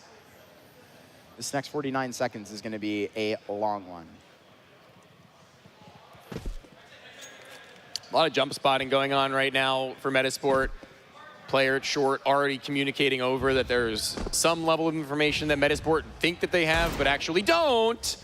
But there goes Lumi's Deagle, hits that one and thinks bathroom to be clean. I think he spotted at least one more behind him. The red question mark lay in the front of his mind. And they're gonna go straight for the plant. Hold on. No, not ready for there to be another one. Oh, the right spam just off. It looks like it's gone over top. It's giving him a haircut. Oh. But there's more in the chamber, more in the clip, and more to be found. Down to injury. He was the remaining T. They're onto that bomb, and it will not happen. 10 miraculously found. That can't happen. You're talking about that cut, Metasport the barber, and it is Wicked that just don't get shaved. They get scalped right there. It is a huge win that you get there. Good Lord, play that. Put it to music, Tony. Lumi there with a very nice shot. This is what I'm saying, right? Oh, man. Anything like this can happen on this stage. You just got to shake it up, and we'll see what can sprint out. Well, was what I was anticipating coming into round number 18, but No. not everything is as they may seem when it comes to this match thus far. Pretzel, seen him on a multitude of occasions be the frontline gunner. He will be joined by a platoon soon. Discovery over at B, something we've not yet seen. I think very little spams have come through from Wicked from the other side of that monster smoke, and that's what's going to elicit such a call. Somebody's been paying attention from Metasport, and that is invaluable information they can utilize right now to stack these bomb sites. There's nothing happening at B, and they know that there will not be anything happening for quite a time. Jump spot to confirm, and in comes the team play. This is where Metasport are going to have to be playing for and off of one another to a T. A squeeze from that boost position. These shots got to come up. It would have to be a graceful transition from Lumi, but no more out of that Deagle pushing to that long corner. I mean, Tony, this is all then just washed out for it. Wicked, this is another one of these legitimate executes that we put respect on. Pretzel here, he has just got to get this trade, and I'm talking about yesterday. Wicked, big time plays here in the end of this overpass, and everything's up in the air as far as I'm concerned. Tactical timeout. Metasport with Abdi now involved in the conversation. A coach with not all that much public history in Counter-Strike, only having surfaced in 2020 as far as his debut with more well-known players would have been concerned, and been given the reins of not only a project as important as the revival of the lower level Swedish scene as Metasport is concerned, but another project also very important to that same goal in Young Ninjas. That's correct. Coach, 33 years young, used to play for Prima back in his competing days. We love to see a lot of that experience carrying forward, and especially, you know, I feel like a captaining, you know, an academy project right at the beginning of your, you know, coaching career is definitely where you can earn that respect, see where you can push. He has to have something special in the right about direction. 100%. To be a coach of a major qualifying team this last June. We're gonna see Pretzel whipped out of this thing. He's a premium late round player. We've already established that. Blopsky, having done his job, pulls himself all the way back to the A site. He was initially at Fountain, and in the next 20 to 25 seconds, he's separated himself from his responsibility of holding that line. Instead, make sure that nobody's going beyond the Molotov. That is not a smoke. They will still see you, so if they choose. And nothing going the way right now of Wicked. Felt like they have pretty good room. Felt like they had good enough ideas, but in losing that first man, they'd not really had much foothold to group back. There was no way to reconvene. Oh, okay. Oh, 4-3. His teammate called that he saw him. Sheesh. I wonder who it was. Walk out with Isaac's head, but not his very own. An 11th there, right struck up into it, and it felt like, excuse me, Wicked certainly needed to stitch that one round into the next year. I would have really preferred this streak to continue, because right now it feels like some of the air has been let out of the tires.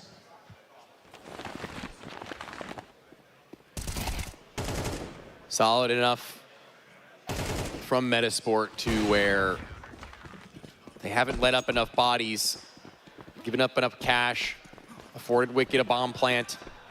And in their dying moments, in the fading embers of Overpass as well as the series, sees Rift lobbed over the AK-47, made the hero, but will he live up to just such a title? Gonna walk along and unfortunately see injury trip over his own cape. I think right for its 12th year, you're not gonna see much to stand in tow, only Rift in his hero rifle like you allotted. That becomes thinner by the moment. Walking this way and now in a jump spot. Not quite gonna tell exactly how much focus is gonna be facing here into bathrooms, but the consideration of the next minute and 10 here for Wicked has to be wide. Isaac's not having any troubles. Isaac's just holding his ground, planting his toes firmly into the bottom ends of short. The B sign pointing its way in towards the site will not be followed whatsoever by Wicked. Instead, it will be they who follow in the footsteps of their predecessors and dying outside the same position. Bro ace between Isaac and Mail. Get themselves a pair of 3 and 2. Or I guess rather it would be a pair of 2 and then 3 being more accurate, but not sure what we're going to witness from the cash funds. What do they have left that they haven't put forth right now?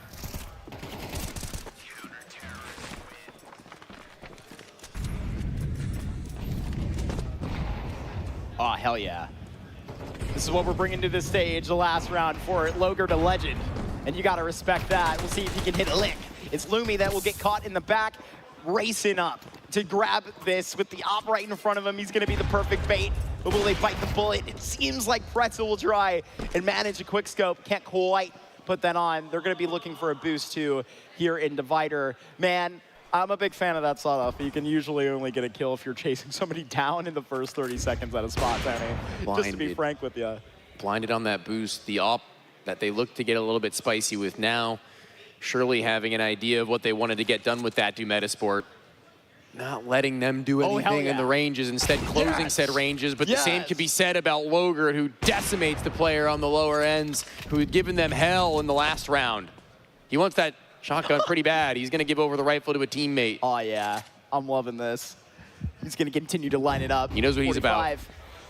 And he's gonna stand up to his beliefs. Logert goes down, but I mean, out to the end there with the SMG. Austin, he will not let his brother's life be in vain. Plopsky 1v2, and a clutch that is presented here to the star player of Metasport. Has to wait a couple of moments for this smoke to just evaporate, and it will, with the entire time to basically work with here. It's gonna be instant contact. They may have already seen the shoulder out from Monster. Wicked unaware, but now a very clean shot, and you gotta wick both of these players back from the bomb site, and you cannot waste time falling down to their level, and it's Plopsky that is gonna try and just shorten the bevel with a big shot and a big jump, and he's gonna tap the bomb, but Plopsky, he has predicted wrong. He's about to see the shadow, but Plopsky, he's got it. 13 rounds here for Metasport as they finish on this overpass right as they designed 2 in a row to put out Wicked there on the stage. I kicked my chair back thinking we were going to have another round, and I'm glad that I did because it was an early close for the 1 versus 3, I think, there. Plopsky probably pretty happy with that one. He was wasting no time at getting between angle to angle, making his decision swiftly, and leaving no second guessing as far as having to lock in on Monster Tunnel there. Could have had a timing to where he got shot in the shoulder at short, but at that point in the clutch, there's no room for that kind of a thought process. Great on him, and great on the guys in Metasport to shut down Wicked before they had the chance to get rolling. Great moments from some of their individuals, I must say, though, from Wicked. A definitely fun game for them, I can only imagine. No, most definitely. I think that you felt the energy there on all 3 matters. And you know what? When they were turning up into the 3rd quarter there, you really saw that there was a figurative function for this Wicked squad. It was never going to be an overpass that was going to be all too tenuous, but you did see it get really entertaining on the stage, and that's what we're here for, Tony, to have some fun. Energy on the stage, and we'll have to see about the energy off the stage from our analysts as we throw it to them to break down what we just witnessed.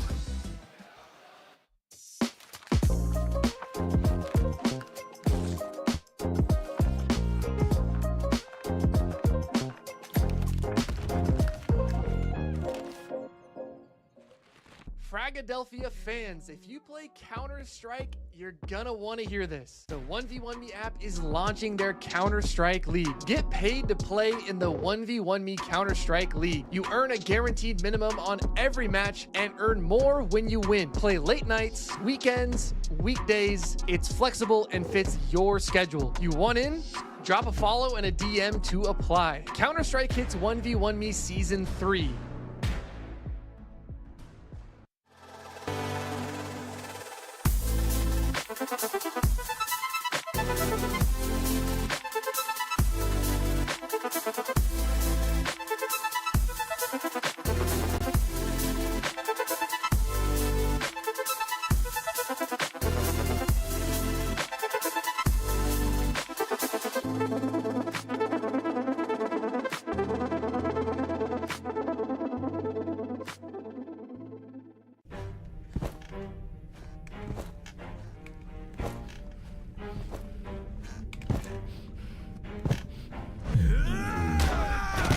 This ain't a damn bouncy house!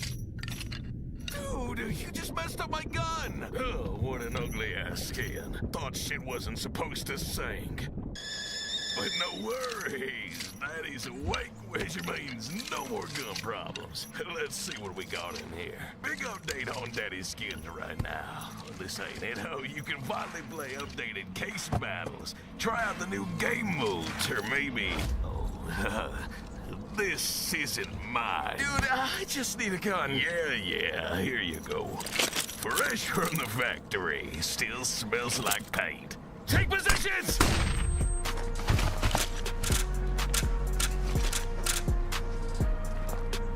Well, you never asked for ammo. Go jump on your own heads. I'm getting some sleep. Daddy Skins, we've woken up. Bomb has been planted! Oh, come on!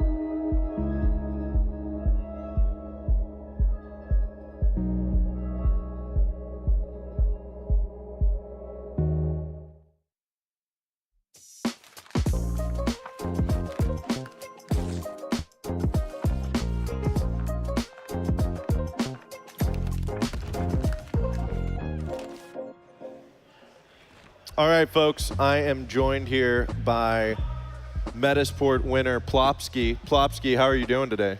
Well, so far, I'd say I'm doing great. Ended up with a win, can't complain. Yeah, not too bad. And a quick 2-0 stomp. Was that as expected, or did you expect a little more resistance from Wicked there? Nah, I think it was kind of expected. I mean, I think I know some of the guys, but I haven't played against them before. But I think like since they were only a mix and we are a team, we should, on paper at least, win. And I'd say we should have won more comfortably on overpass at least. I think it got a little bit too close, but that's fine. At least we won in the end. Well, and was that who was that with the 1v3 there at the very end to clutch it out? Was that you? That was me. That was nasty, dude. I had to do it, Tim. You had, dude. You do. I do. Okay. I need to gush for just a second before Austin's system asks some questions here.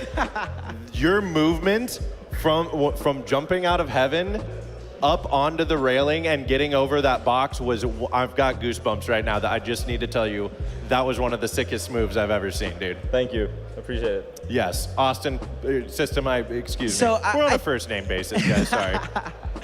So I'm definitely I think I was a little surprised actually by the results, not because you guys beat Wicked, we expected that, right? What I was surprised about is how bad you beat them on Nuke, their own map, but they fought back on Overpass. I think that was the biggest surprise. Were you guys kind of expecting as much resistance as you were on Overpass, or did they kind of give you guys a little run for your money there? I think they gave us a little bit of the run for our money, but I also think that we kind of threw some rounds where we should have won. So it could have been like a more comfortable win for us. But I mean, I think they played good in the kind of chaos they were trying to create. Like even I was confused of what they were doing, but I think it was a fun game for sure. Yeah, no, it looked fun. It was definitely fun to watch. It was fun to watch you guys play. You guys looked fantastic. I mean, I've been watching you guys for a while. Obviously, when you guys picked up Mail, that was such a big thing for me. I watched him on Johnny Speeds with Draken. How's he been kind of fitting into the team? You know, I know that he's young. It's kind of hard to work with these younger players sometimes. So, you know, what's that been like trying to get that young talent, you know, developed to where he can eventually, hopefully, play Tier 1 CS one day? I mean, I think it's been great. Obviously, we've not had the results we've been wanting to have the past few weeks or months, maybe even. It's taken a little bit more time than we probably thought it would take to maybe like find our identity or find the way we want to play. But I have to give huge credits to Mail, of course, that I think he's been like playing really well, and he's been trying to fit into the system that we had before and the system that we're trying to create now with Jack as an IGL too. And I think he's been playing really well, and obviously he's still only 16, so he has a long career ahead of him, and we're only trying to help him get some more experience faster, and I think he's doing great so far. Well, it's not just him we're excited about. All of you guys have pretty long careers ahead of you. We hope you guys are a fantastic team. You mesh well together. Obviously, I kind of favor Launders on the idea of national lineups. I do like that you guys, are all Swedish. You kind of, keep it. You speak, the same language up there. The comms are obviously clean and easy, and it's really good. You guys, are looking fantastic as the weeks go on. So, just one more question. We obviously have a bigger matchup coming up next for you guys. It's going to be against Nine, a team that you guys are probably a lot more familiar with than some of the other teams here at Frag. So what are you doing to kind of prepare yourself for that one? Because it's coming up in just a little bit, I believe. Yeah, I mean, I think our assistant coach and our coaches, we've already been preparing for this game since we already kind of knew which teams we were going to play against in the group. So we prepared against all the teams that we could prepare against. So we prepared against. We already done a preparation, and I feel like we're feeling pretty good so far. I think last time we played against them, we lost, so I think we want some revenge from that. So it's going to be a good game. Hell yeah. Well, thank you as always for the interview. I mean, if there's anything you want to say out there to any Swedish fans or any family watching at home, you can say it in English and Swedish. We don't care. Go ahead. I can say it in English. Just thank you to all the fans watching from anywhere, to be honest, and especially the Swedish fans. If you're up, it's not that late yet, but if you're staying up late to watch all our games here in America, I appreciate it, and hopefully we'll go to the next stage. All right, ladies and gentlemen, that's Metasport Plopsky. Thank you so much. Sorry, I was sweating. Hey, thanks for Plopsky for joining us, folks. We are going to go ahead and cut to a quick break, but when we come back, we will go ahead and dissect that next match coming up. Stay tuned.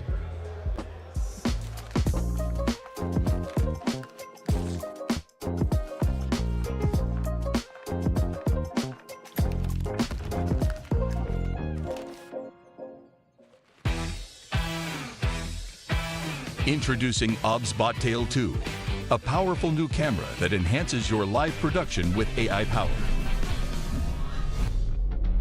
With built-in auto leveling, Tail 2 sets up perfectly every time. Tail 2's stunning 1/1.5-inch CMOS sensor is paired with an advanced neural engine.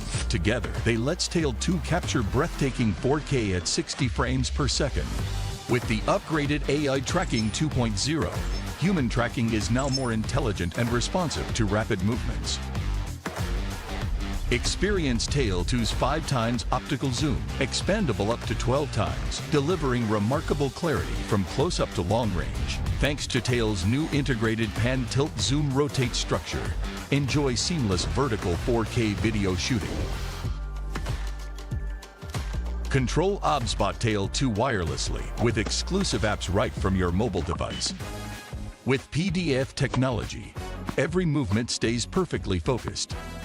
We crafted an advanced 12-piece optical system for unparalleled clarity. As well, Night View mode delivers stunning clarity in darkness. This new generation of AI now extends double-click tracking beyond humans to objects and animals, with an expanded database for enhanced recognition. OBSBot Tail 2 takes your multicam setup to new heights.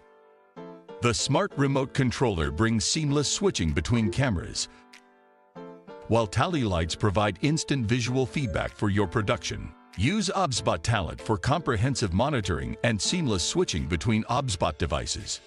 With various professional connection interfaces, Tail 2 adapts perfectly to diverse video production scenarios.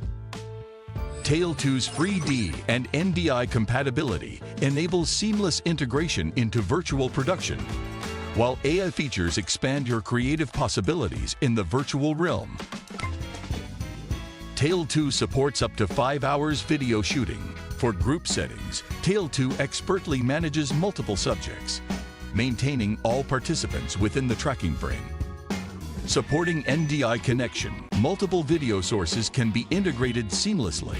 Plus, the 360 degrees rotation base enables full rotation and 5-hour extended shooting. Additionally, Visca and Pelco DP support ensures smooth control through universal pan-tilt zoom keyboards for preset positions and image adjustments. Ready to revolutionize pan-tilt zoom cameras with cutting-edge AI, exceptional image quality, and robust compatibility. Start your new Tail with the new OBSBot Tail 2.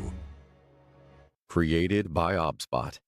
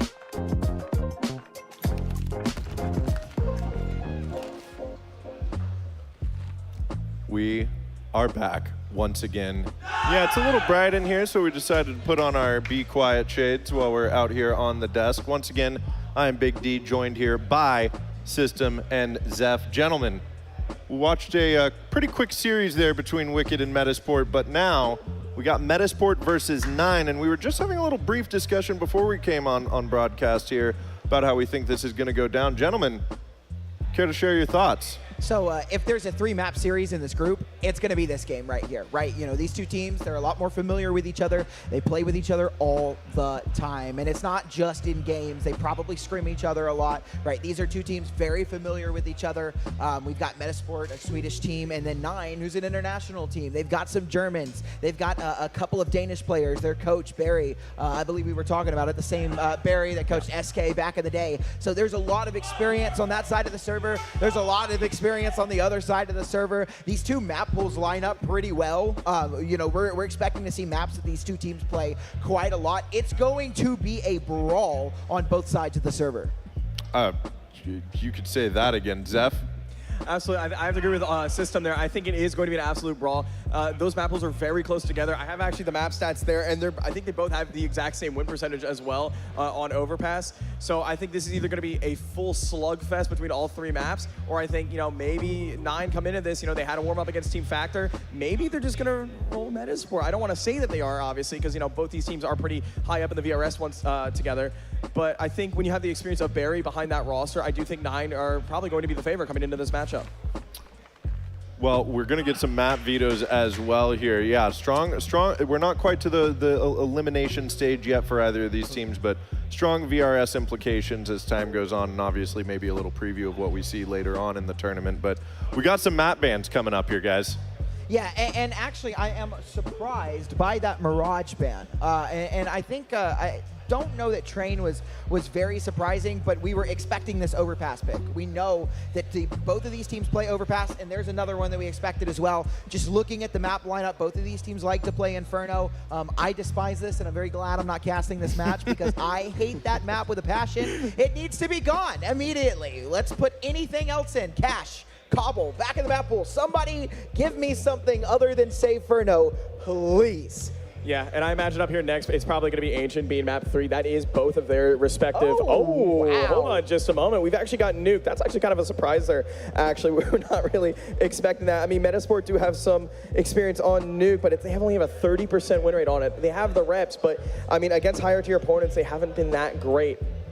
Yeah, no, this is a map pool that definitely, I think, ends up favoring 9. And that kind of goes into our prediction that we were talking about before we came on the desk, right? It's we're expecting this to be a 9-2-1. They are the better team. They're higher ranked in VRS. They have more reps playing together as a team. They know each other better. Then I think mechanically they are the more gifted players. But there's a couple of X factors on Metasport, and that main X factor, we talked about it time and time again, it is Male09, young Swedish Donk Liam. If he can have that impact in the server that we know that he's, you know, capable of putting, I do see Metasport being able to take this one over on 9, but it's got to be a star show out from Mr. Male. You feel the same way about the Swedish donk there, Zeph? I just want to say as well, I think we have to give credit to Plopsky as well. Both him and Male were really I don't want to say carries, obviously, but they were really the hard hitters there for Metasport to get that a clean 2-0 over, I'm forgetting the team name. Wicked, that's what it was. But no, those two were the very heavy hitters here, and I think that was kind of, again, like their warm-up. You know, they're coming into this, they're facing a much more experienced opponent of 9, of course, Barry behind the roster. So I do think, you know, maybe this could go all 3 maps, and if so, it's going to be an absolute banner. Yeah, I'm hoping we get some overtime out of these, but let's talk a little bit about Overpass first up here. I mean, we saw that it's a very CT-sided map. I mean, even Wicked was able to kind of get a good set of rounds against Metasport, right? Do you anticipate some kind of overtime coming out of here? Or is this the kind of thing where we can see a like structured team really run with that CT-sided momentum early on? I definitely think Overpass is a chance, as you were talking about structure, but this is important in this matchup specifically because both of these teams are very structured teams. These are teams that are going to benefit from that strong CT side because they know what they're doing. Again, they know each other probably quite well at this point, you know, very intimately in the server, and as one would say. And I do expect some overtime, and I think if we're going to get OT, it's probably going to be an Overpass. It's probably going to be Metasport's map pick. And I'm going to go ahead and give a prediction for for this map, I think Metasport are going to win it in double OT. Okay. Double OT. Yeah. All right, I respect that, actually. So not one, but 2 overtimes. Yeah. My God. Absolutely. I mean, it does definitely look like, I mean, that's kind of where we're going to be going here. I'm more excited actually about Ancient. Hopefully we get to that point. Again, that is both teams' best map statistically.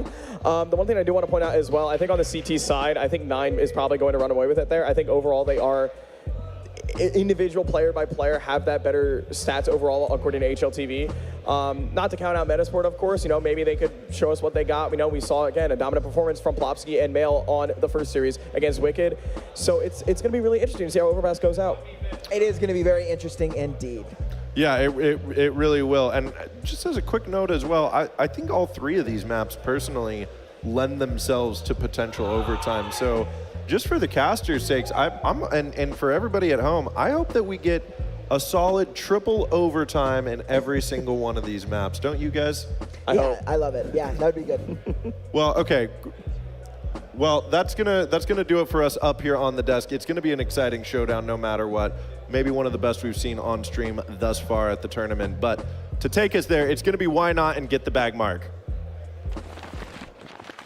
What's going on, everybody? Hope you weren't falling asleep in your chairs at home because there's more Counter-Strike left, and this one is going to be the cream of the crop for the day, I can only assume, on the mainstream. This is going to be Metasport as well as 9. Having 1 out on their opening games, Mark, we've got quite the set of maps up ahead of us. Yes, we do. I really liked how the boys just broke it down for us. Immediately, you get to see this overpass ran back by this Metasport squad. I mean, obviously, you felt some issue there facing up against Logan and the boys. Sure, but, yeah. I mean, really no actual turbulence in the function. They got to run what they did smoothly, but right here, it's definitely the punish pick versus 9. This is one that they're usually seeing out banned in the second set here. Like, they really only have a couple officials on it in the last 3 months for this competition. Tony, this is definitely going to be a slam dunk punish pick for Metasport. They're going to be loving this. I guess to play devil's advocate, other side of that, I don't think that Overpass is all that safe for Metasport. I don't think it's necessarily all that safe because they looked a little bit shaken in that last map. Not only as far as how many rounds that they were dropping, but kind of how they were reacting to some of the rounds that they were losing. I mean, Plopsky seemed pretty happy with how they won that game at the end, but I did see kind of like a little bit low energy, sometimes a little bit like, how did we lose that kind of a mentality showing through and shining through what would otherwise have been a very experienced crew, to where on the other side now they're going to be playing up against much greater feats, I can only imagine. I mean, a little bit of a Cinderella story for these guys in 9, having 1 out on some serious VRS points previously, and Moto joining this squad as what I think is officially still a stand-in stint. I'm not sure they signed him. I don't think they have, but it looks really smooth. He looks to be a player that is, you know, worthy of these kinds of positions, to where previously when he was being introduced into, say, you know, OG, right? I believe Monty he was on as well, maybe. I can't quite recall, but either way, looking at these guys and looking how they have worked with him in the mesh, in the fold, after Fuzi was just kind of stripped out from underneath them, I'm pretty happy with it. Yeah, the Romanian player at only 22 years old has been on Nexus, TSM. We know how crazy that TSM, that was it. Honestly, TSM. You know, add them to the conversation, your time didn't count on TSM. That was a crazy ordeal when we had it, and you know, I would say without the pleasure of witnessing how that went down. But yeah, man, I mean, when he was benched in this OG team in February of 2025, I mean, like a no-brainer move they are taking, obviously. I mean, you're bringing Nikadaz into this roster, but Moto, a guy that I think had plenty of talent when we got to see him kind of on the back end of like CCT Season 2 and other competitions similar to that, I think fits into a really hungry team here, and I think that's the most exciting part about it. And I think they're very different AWP players in terms of the dynamic as well. I kind of alluded to it over on that last map, how I thought it was kind of curious with Lumi activating as more of a lurk on T side, whereas Nikadaz on the other side of that is a lot more aggressive. He'll be somebody on a rifle who's going to be taking more opening fights for you when he doesn't have the AWP. So when we look at this roster in 9, Moto, he's the closest thing that we have in this server, in my opinion, to like a true dedicated AWPer. Like when he gets that gun in his hands, that's mostly where you're going to want to find him. Not that he's a slouch on the rifles or anything like that. However, when you're on the other side of a server with him, you can expect him to be getting it as any time he possibly can. Most definitely. And maybe we can take another look at this veto entirely, or we can just get on to the next course, because it's going to be a feast or famine inferno that we get to click into. I'm really excited to get right into that. Off of a function of, you know, an inferno they didn't see into that often last weekend at the Birch Cup. This is 9, I feel like, refreshing on some good turf where they're going to want to get their feet wet early this weekend. But for it to be here in the series, I think says a lot about their attitude coming into this inferno and how confident they are. Yeah.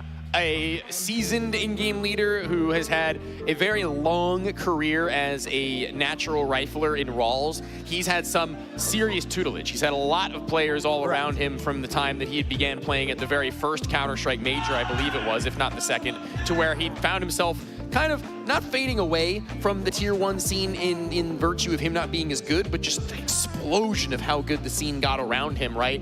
And Bird from Sky is most recently the in-game leader that I would point to see him doing some of his greatest work as a player and 100%. Taking all of those learnings and applying it into a roster like this. At one point Sprout, now it seems like it's almost culminated in this 9 roster being the brainchild of all of which he has now taken almost in the same footsteps as Bird from Sky had in his.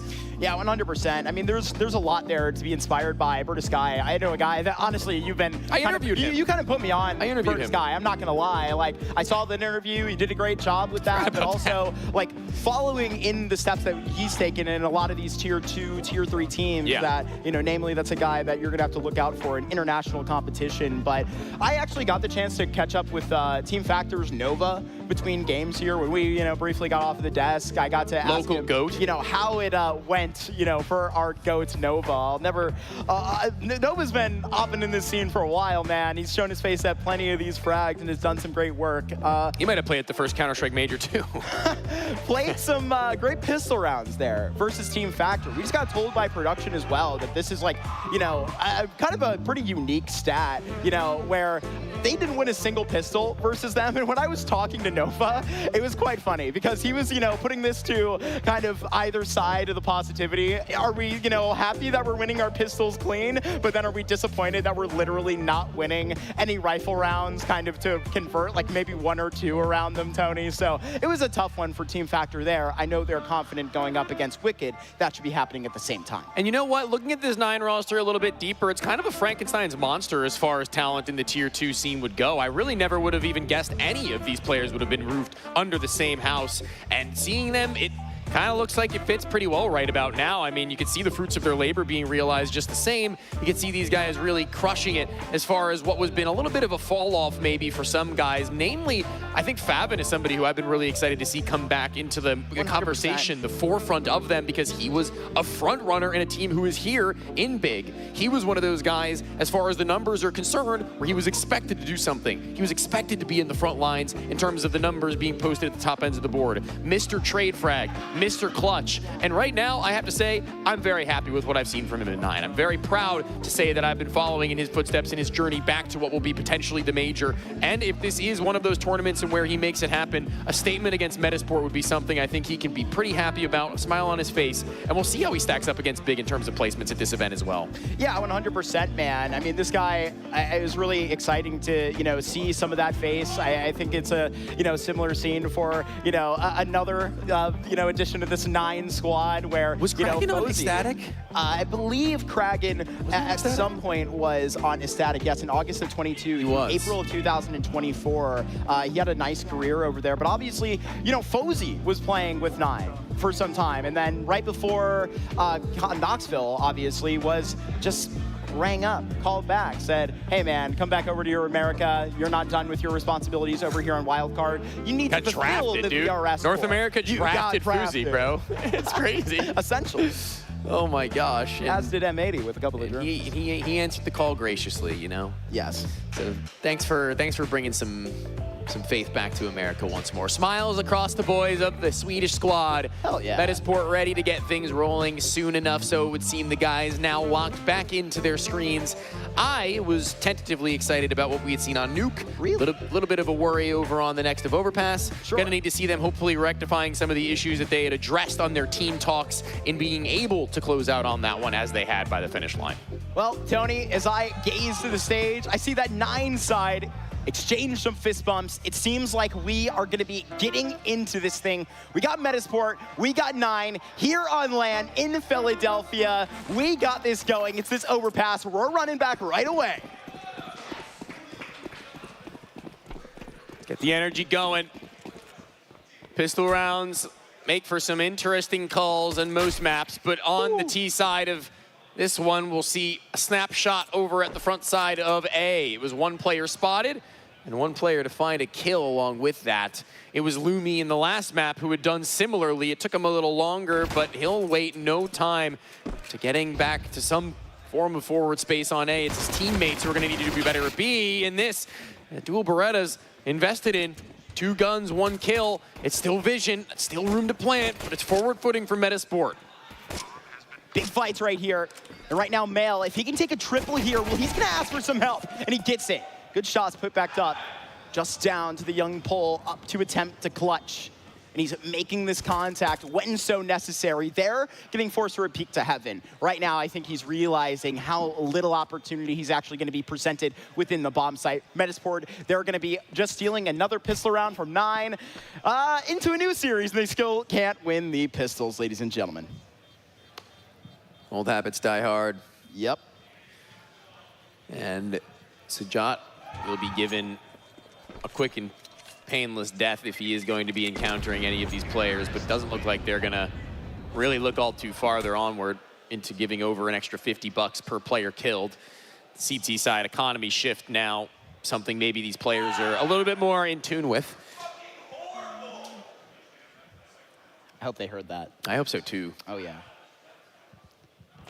Love a little bit of We trash got talk some and frag classic help you. NACS trash talk, exactly right. Can't I got to imagine, I don't know, man, if I were to roll up into the Birch Cup, what am I, like, witnessing games played in a library? Like, I haven't seen hardly any You have of to these. whisper all of your trash talk. Exactly, European teams, like, getting so hyped on the stage, but I remember... You're terrible. And this is a really random shout. There was a FlyQuest Red documentary. It was just a mini documentary that they did. And I remember catching like a nice conversation that the team had with Sheikh Zula, obviously their head coach, kind of telling his players to like, you know, just prop up the energy that's going to make them the most comfortable. You don't necessarily have to match what's in front of you all the time in terms of that's true. Somebody shouting back in your face. Pumping up your teammates, celebrating round wins as opposed to putting down your opponents. That's an entirely ideal way of playing for many, I think. So, you know, to each their own.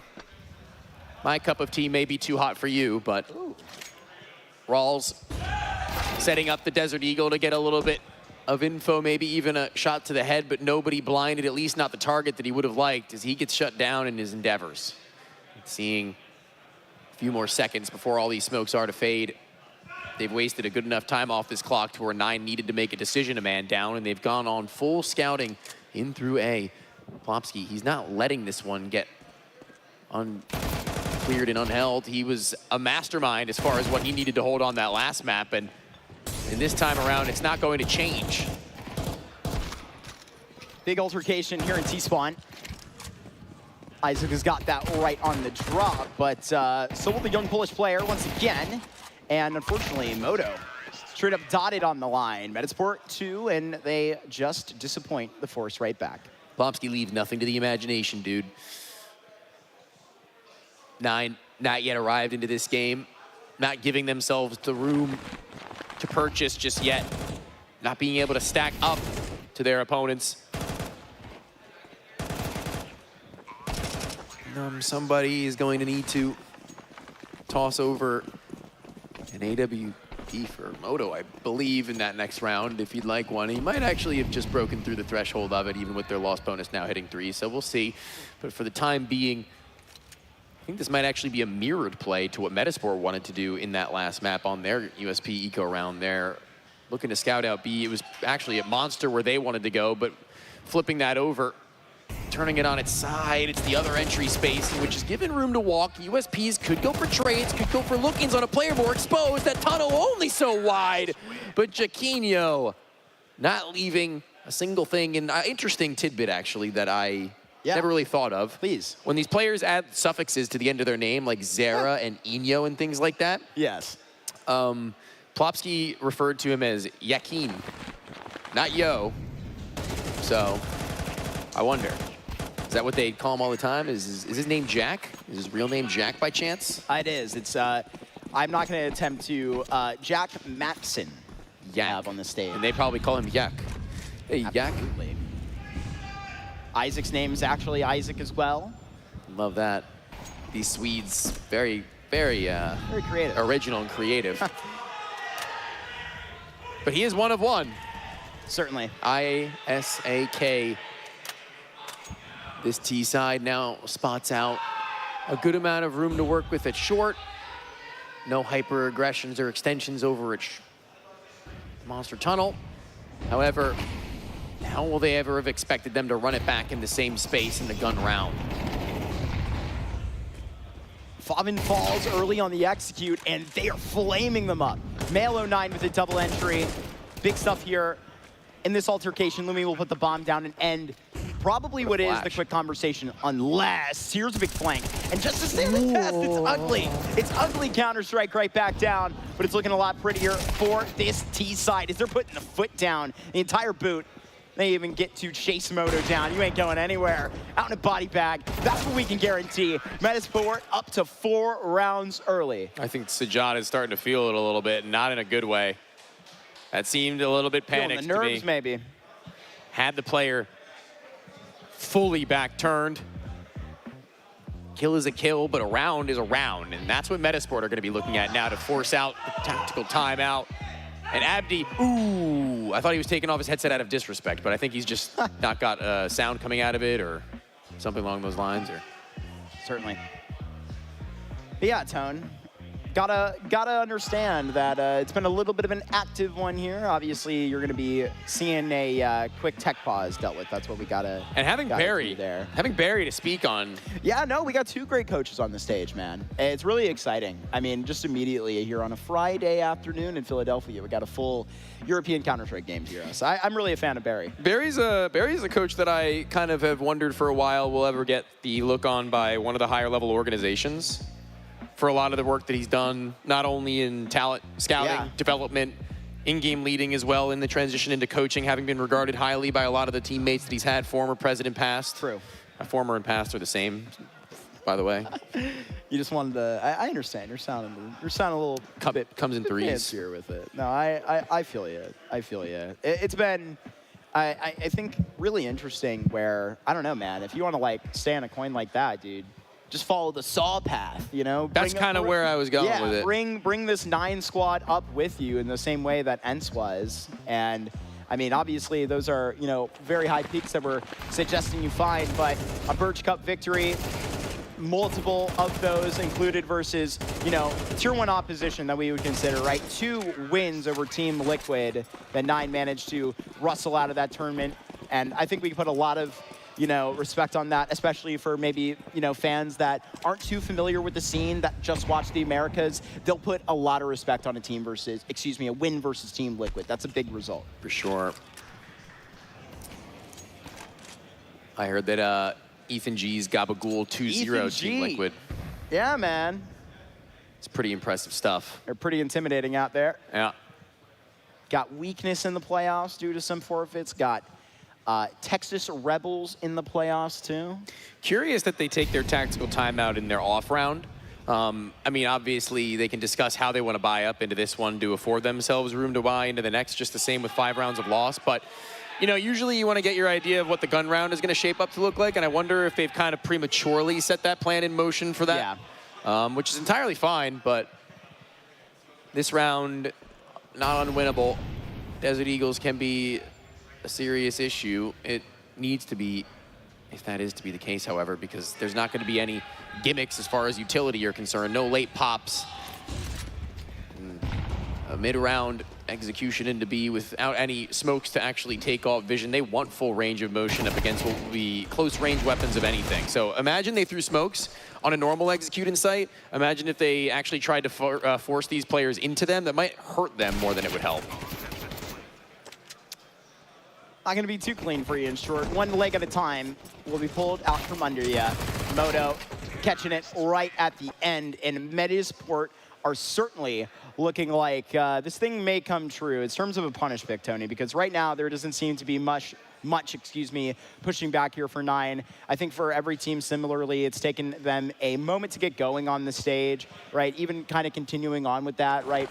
Bounty Hunters clearly were loving the fact that, you know, they got to sit up there and really gauge the reps before Fnatic fully got to figure out back into the function.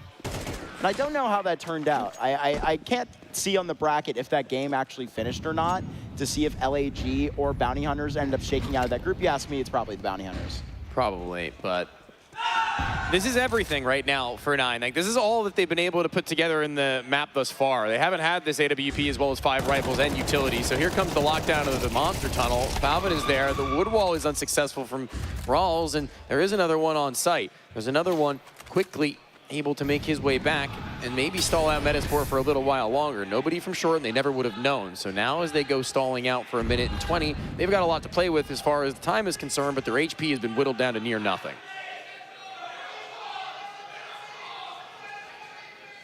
Getting loud here in Philly. It's a packed house here. We know how that is going to look. Big boost, big find there for Isaac. Looking to bind this around right back to him, but here, 2 versus 3 and a Molotov that's gonna get him off of this ground. It's clearly for a Shadow reason, advantage. pushing him into the crosshair. It's not gonna pay off. That was really good. Mail, I mean, he's gonna need to be a level above. This doesn't really lean in his favor in the slightest, but he does have a full belt of utility if he'd so please, and he's got that bomb, and second guessing as to whether or not he's gone up to A. He is going to be giving himself room to get at least that plant off. I think that's a really good call if he could just stick it out above anything. He doesn't really need to isolate a duel at this point because they're going to know where he's coming from. Nobody down low could have wrapped the smoke, and once he makes known that nobody's done that, he'll go for the full. They're going to be breathing down his neck now. Sejat should maybe even get this spam off. Yeah, it's clean. They at least get a little bit of a bonus cut down for it, but there you go. That's their first round win here in Philadelphia this weekend. Their last LAN, they won the whole freaking thing. They played a game already. They won. This is correct. Yes. They got 13-0 twice. Yes, 12 rounds total they gave up to Team Factor there. Already kind of commented on how that series wound up going for Team Factor. Not a whole lot of gun round victories they managed to get versus 9, but then again, who is? Do you know what the maps were? Do you know what the maps were for that first series? Yes, the first one was Dust 2, and the second map was Ancient. Okay. Curious, we don't have either of those 2 maps up next, so I don't know where 9 are on this Videl. But talking about where they are on the map right now, they look to get involved in that middle point and trying to find 2 prongs of the same assault. It's not really going to work out on either of them. Metasport into the driver's seat again. They jump spotted, and I don't know if he saw that player rotating back towards spawn, because when you see that, you see them that deep, you see that there's nobody barrel, you don't catch anybody walking wood, this is where they may be able to just go silent, and they're going to do exactly that. I love this. Great calm, great call, and that HE is going to be only just a warning sign. It could very well have been a fake. It might draw a rotation, but they think differently. They believe that it is one, and they have just been absolutely red. They've been left isolated now from Favin. A double set of Molotovs. He will not burn through. Yeah, then nade spells that this was the action of one player, so it held off the rotation, but guess what? They're here, and they're hitting hard. He fought in the molly. Even burning down in it. Why stand in the fire? You know you won't be free. Now the advantage, 2-9, but Plopsky, he's holding a deathly angle, rather Lumi, take it down on the AWP. Plopsky just got that bomb down, and now he's gonna need to just stand up huge next to Jacquinho with all the smokes to play with. He can't throw a flash for himself. He can't get one out for his teammate. They're gonna have to fight. They're gonna have to do it for a double and a pair, but Jacquinho can't turn. He can't look at 2 places at once. He is not omnipotent. A second round, 9 squeezing it by. And for a second, I thought that there would have been something to work for. Expectations exceeded in the beginnings of this game for Metasport, but there's still room enough.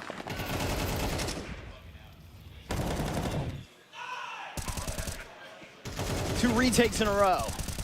That you can put respect on. And right now you might be seeing it finally turned on at the function. Moto's got this up. We get to see what this 9 CT side is actually constructed with. Because right now we're questioning the concrete.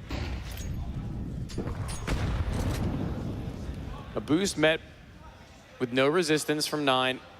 Nobody looking to actually give much over to it. They didn't want to go on a walk around where it's happened a couple of times to start this off, but it didn't really work. It didn't really give them what they were hoping to find. Moto on an angle you typically find a little bit wider held, but this being as off an angle as it is, Moto should, if anybody wants to walk it up, catch a frag, but Metasport so too have changed their tune.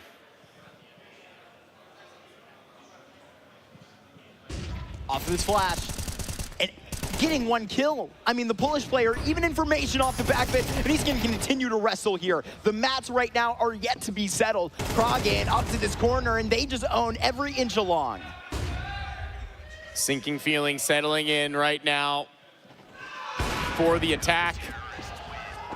Another time for 9 to come alive. They've not let this game escape them. Shot after shot, with the energy not exactly overflowing and overwhelming from their camp either.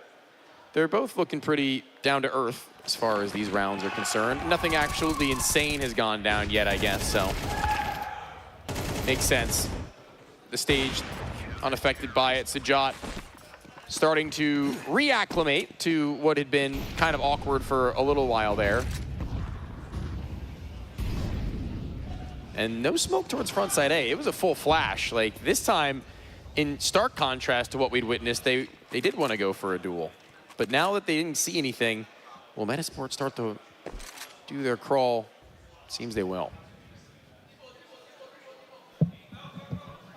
They have all of this space because of the divider smoke that Sajat is just able to stand up here and actually just, I think, demand a lot more from the support of his Opper, because he himself is so curious as to where this Metasport T side is being ran. The 18-year-old player here is standing up and feels like he's doing a lot to communicate to the back of his team. I think that says a lot about a young player here off of a flash. It's a free kill on Duplopsky, but we're getting busy down below.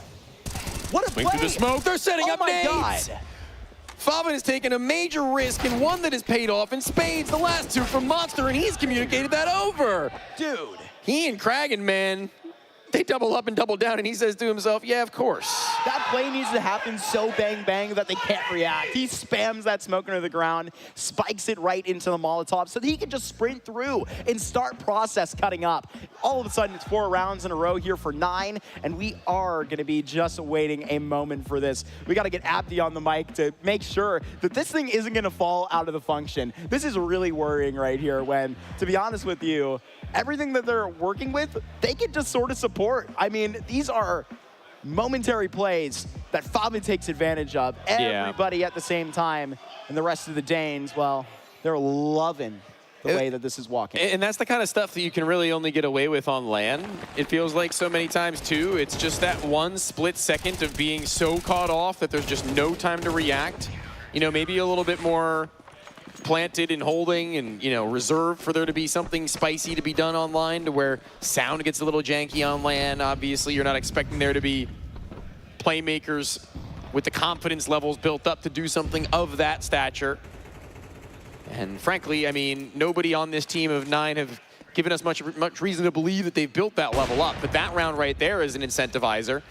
Sajat able to play at the hip of Moto now, as the both of them were working side by side now. Sajat given responsibility of divider with a smoke on beyond it. He goes over top and seen by the Deeg. Spammed. Gun now to be found. A 4 versus 4, but a quick flank. Oh, wow. Rawls here will provide it all, too, here, and he has just stolen every inch of wiggle room that they had there at the top of bathrooms. Metasport thrown back to the drawing board, and then some, excuse me, sitting in the lobby, they feel like. Moto here toting it back on A. He hasn't even had to get busy so far. Was just taken out in that B exchange last time. Quick flick that Moto will attempt. He can hit a lot of those. That's what I was talking about. I mean, whenever this move was made back all the way at the beginning of the year, I think we always knew that Moto was going to end up somewhere else. A talented player, and I feel like, you know, again, like, all you need is one guy to go down, whatever it is, if he's joining a new team, if he's benched, Tony, and then it's just another opportunity that you're going to be presented. I mean, Moto a couple months ago was not playing on a team, and now he has shown up to the Birch Cup. He won that and feeling like he's at home with 9. He also played with them a little bit before as a stand-in, actually. He had a pretty extended time with them previously as well, before Fuzi. So, you know, a little bit of familiarity with what these guys were going to be putting forward, how the things he can get away with will affect them, you know what I mean?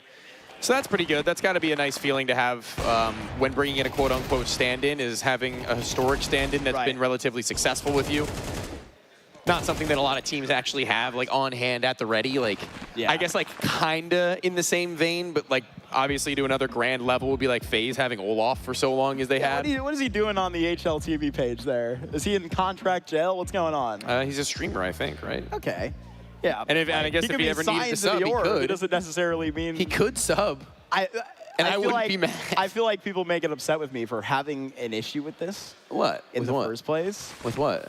Who knows what set of circumstances. Jacob, he rolls out of bed, sick the next day. Call him up. Yeah, dude, Call why up not? A Swedish sniper. He's not a sniper. From that one time he got a collateral against SK, the very one time. Okay, Moto with the off. No, needing to get a little bit flicky and leany with that, going just across the player and the model. A role model to this round would need to be Sajat to stop them on their incursion of the A site. But once he's forced down by the Molotov, but not only that, forced into a duel by the one down below, he has no other opportunity other than fight inside of the flames, and he will be found.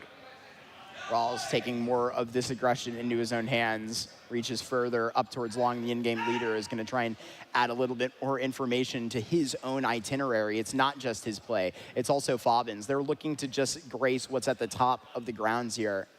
And Rawls just around this corner. Well, I'm not favoring him in this fight, but the next couple that are going to carry out definitely won't be looking too good for him. 6 here after 5 in a row. They finally coughed this up, Tony. Rawls thought the grass would be greener on the other side, but as soon as he steps on top of it, he is dead. Plants. Yikes. That's around him. An AK-47 he would have loved to had if it meant that he could try and make through a 3v2 with his teammate later on. Not to be the case. The AK-47's hitting hard to start. A little bit of a hiatus, but no longer. 3A setup. Trying to implement that once more, and the spam could be something to write home about. I thought it was just about on. I think it was a little bit too far to the right, actually. It looked like it would have been. Minimal damage inflicted, but Kraken here has been double kill maniac time and time over from that B site in heaven, and then flowing back into connector. He's low, but 2 kills. He'll take that as well as his life. Low and slow so that Metasport can melt it down. That's the most delicious meals, low and slow. That's what they say, don't they? That is what they say. Not the most tender of scenes here, though. I feel like the rest of this round is going to be so tough for Metasport trying to take this back. Don't you ooh and ah. No, that was good. I like that. Thanks. Tough? Did you do that on purpose? I did. Okay. Yeah. I thought you accidentally did it for a second. Nope. That can happen. Let's see if this can accidentally turn out well. Yeah, I don't think that's happening. 6-6. Nothing accidental about that. Well, we're almost there. This next round is going to be the greatest round of the A stream thus far. Good Lord. For one of these teams will secure the pistol as well as a nice scoreline to play for. I guess. It's crazy that we found another number in the 60s that's just as funny. I have no idea what you're talking about. Tactical timeout. How could you? By 9 into the pistol. That's not something you'll see every day. Guys, we can't lose a 6th pistol in a row, they say. Barry's like, get off your computer. Let me at him. I'm rolling back the years. You know what's so crazy to me, and I kind of said it a little bit before, but I didn't put it fully together. Sure. There are so many pieces from Sprout on this roster, from rosters of past as well as even paster. Like, talking about Sajat, Rawls, Barry, and Favin all coming from it at one point or another. That's crazy to me. Favin and Rawls, obviously, just played on that roster for some time there. Sajat got a little bit of sub action. Barry was their coach. My goodness. Welcome back, Sprout. Welcome back. I think that was a bit that people were saying for a while. But let's see what you cook up in a tactical timeout for a pistol, Mark. No kidding. something's got to work it out here. Metasport's map pick. Got to remember that. 9 under the lights now, but already stood up to the expectations further than I so said. And right now, they're running it up. It's this long that they have a lot of interest in so far, and Lumi is going to communicate that back to the rest of the 9 project.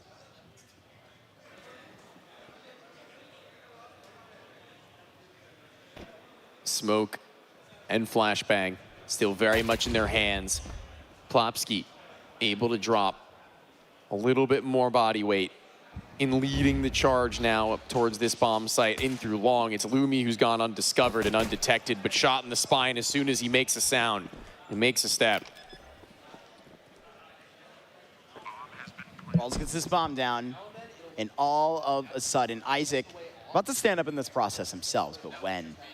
The wait is the worst of it. Got to stand up with just a few players to brawl at 9. This is the best that they've looked in any pistol round in Philadelphia this weekend. Mail, can you be the man? That just disappoints them all. Turns on the sound here, and then we'll turn on the chances, but I gotta say, this is looking like a C-Jot spray from the first half. Thankfully, he's too far away to actually have an issue with this. The Dane will not even be challenged here. And a 7th round will pop up on that 9 camp. They get their first lead of Overpass. A Scandinavian standoff that would ultimately be superfluous. It's 6-7, baby. Mail scrolling his TikTok after he kills out the last 2 of those players. Good Lord. And we got one. Yes, we did. We got one. That'll be the only one. I'll leave it at that. That can be the only one. We'll keep it for day 2. We're very happy over here. I'm looking at System right now. I've never seen him happier in my entire life. He's actually jumping for joy right now and clapping his hands. He literally is. Like, so crazy. He's doing one of those hand claps that isn't like a normal one. He's actually like perfectly keeping them straight and pushing them together like a cymbal. You're doing a very good job painting this picture for our audience here. You're welcome, everybody at home. Who are eyes on a 9 brief lead. And everybody's kind of just staring at each other in these waters saying, what do we do? Who's holding what? Who's on first? Feels like they've definitely lost a bit of their water weight.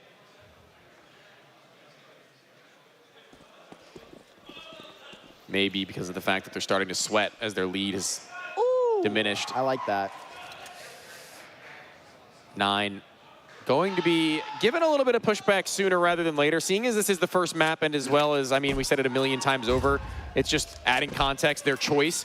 Metasport don't want to really go for anything funny, you know what I mean? They don't want to throw away their best chances at gun rounds, and seeing them take their time to ensure that is the case. A wise move and smooth. Will this be a walk into the A end and one still stuck up towards top ends of connector? They're going to be hanging around for a minute.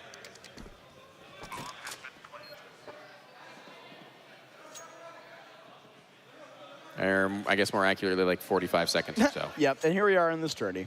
It'll be all good.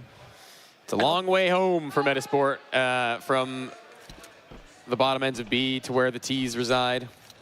That CT spawn littered. But so too is the T-song, actually. They're everywhere. Empty your pockets. But whatever is in there right on the table, Lumi will not front. It's 8 rounds.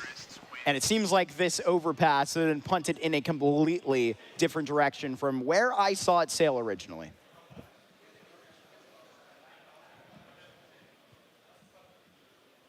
Trying to think back to a knuckleball. Some of the greatest shortcomings of Metasport against Wicked on Overpass, and remembering a good number of their T-sided rounds actually being some of the more frustrating for me. But they got a good number by the finish regardless. Flashes that go over high and wide. If anybody wanted to scale up through Fountain, they would have been left without any sight.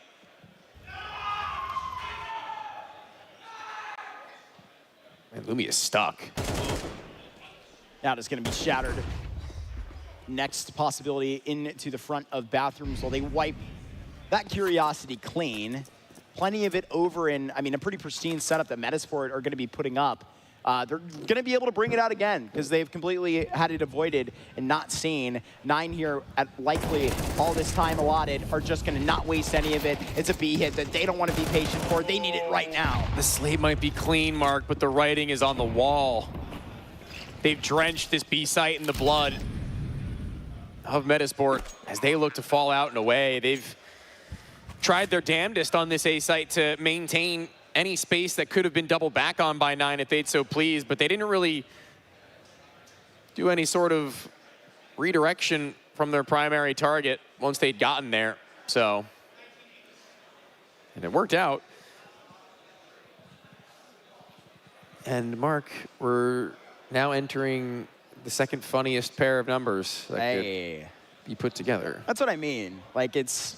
You ever see that joke where it's like 668 when it's sandwiched between the two funniest numbers that exist? And it's I like... think I have not seen that. I think it's like somebody walking in the street with the rain over top of them. Yeah, right. It's pretty funny, actually. That's like more funny than either of those two numbers. I think that is actually a funnier joke than both of those numbers. It's like how the Dexter Dokes meme has had this entire new life. Yeah. You know, from surprise MF to all of this now. And to be honest with you, I just can't. Either way, I just can't prove it. This meme. is better. Yeah, I like that. I just can't prove it meme. And I actually believe that that was started by Paramount to advertise the new Dexter show.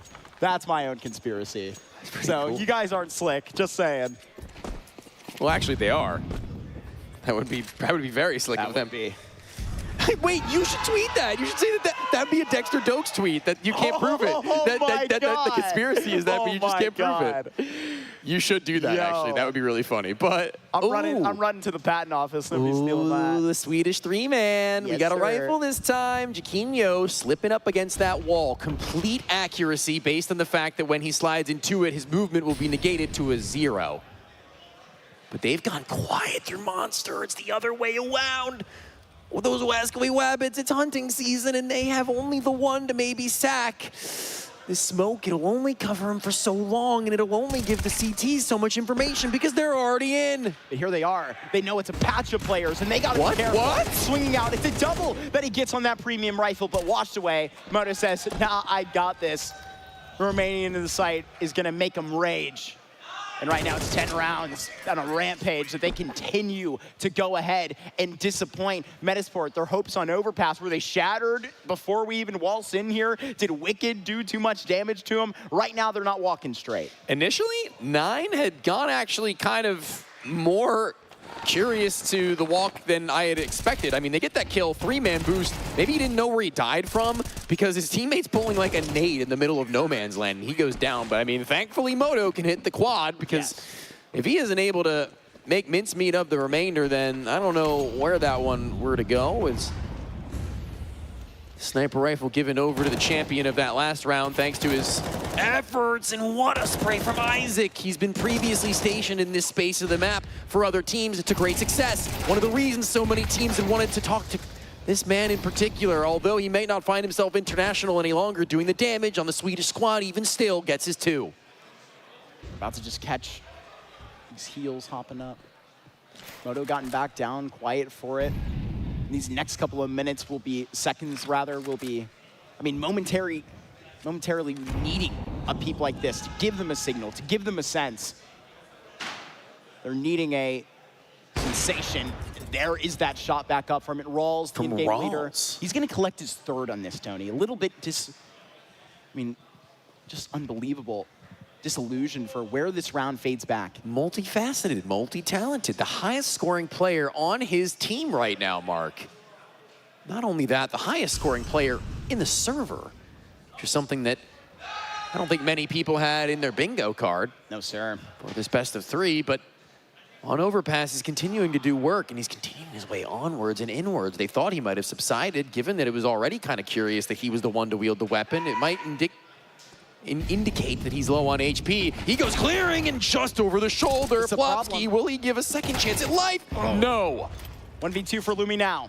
And he gets to tote this from the highest point. trying to just damage down. He needs one of these Thunderbolts to just connect, but unfortunately, the lightning won't show itself. It is being shot back by 9 on the stage. This is an overpass I didn't give him a lot of respect for. My expectations were low. They have been shattered, and that was a long time ago. 9 are 2 rounds away from shoving Metasport out of the club early, Tony. I mean, that would be a little ridiculous from where I put a lot on this overpass for the rest of the weekend for Metasport. Little for the next time for it to be potentially just dropped. Moto brings a really nice energy to this roster, I will say. I mean, after this, I don't really know. I don't know who they would be able to pick up for a 5th that's any better for what seems to be their chemistry right now, unless they just had some team approach them and be like, maybe it's one of those situations like Walco not getting announced on Blue Jays for like 2 months when he was playing on the squad. Well, yeah, I mean, it could very well come down to something like that. I mean, you win a LAN, and you got to have some doubts as to whether or not you want to keep the guy on board. I'm really looking forward to getting particularly a couple of these squads here. I know mentioned earlier OG, obviously Adam B in the building. That's one of these that's obviously very fun. I'm a Crisant fan, first and foremost. Okay, sir. Okay, you don't have to drive your stake in so far. Saw them, obviously. Oh, you were saying Adam B was on Metasport. Is that what you were going for? Right, yeah. Adam B on Metasport. That's fun to see. Spoke about how Fozy, obviously, returning to this land, getting to see everybody that he was really liking playing with. I mean, that was kind of the disappointing part of that interview, you know, taken at Knoxville. Obviously, talking about the ChatGPT, that was one thing, but, you know, kind of seeing how he actually was making that, like, really negative into a big positive, right? I mean, taking that opportunity and running with it was looking good with 9. A couple of those oppers out there needed to get active, and he was one of them. Double scouts, man, and they've already gotten a kill onto one of them. The Deagle also doing its work over at Long. Everyone not letting their zone be overtaken, not letting it be overrun, and they're on a man-to-man zone right now for those of you sports fans. It seems like they're holding their lines with nobody necessary. They're holding their one-to-one ratio and even sending another down into the dumps. It's going to be close to a team ace, almost an impact from every player. Isaac will have gone down. Mail the next. Can't fall victim to that same squanderance, as he will. The B bomb site's under scrutiny, and the scout is on the hold. The second on the way, and a tag into Sajad. A second to follow, not quite. The only line gets sacked there, and that's literally with no issue. But surprise, here comes Plopsky. And they're executed. It's one that's going to be to the dome right now. So Favin got to get active with 13 seconds left. Have the bomb and both of these players to worry about, but has to take spin, has to account for what's in heaven in a secured plan. He has just got to get handed both of these fights. There's going to be no peek in from short, and 9 lose the round by just having 1 second too many. A minor hiccup, but in a big round, you know? It's still 4 that separates them. It's still a pretty decent level that they will be able to keep themselves financially equipped, but what does start to become an issue is to whether or not Metasport have found new life, least on the fact that they've gotten what is effectively a steal. I mean, those shots, very nice. The headshots to kick them off from the Scout and the Desert Eagle, that's one thing, but everybody else starting to see themselves involved more and more, little by little. Can't rely on your in-game leader and roles to do it for you so regularly, to be honest with you. 100%, man. Oh, no. A little bit too active for my liking. Right here, going to be dispatched early. Gone with a young pull.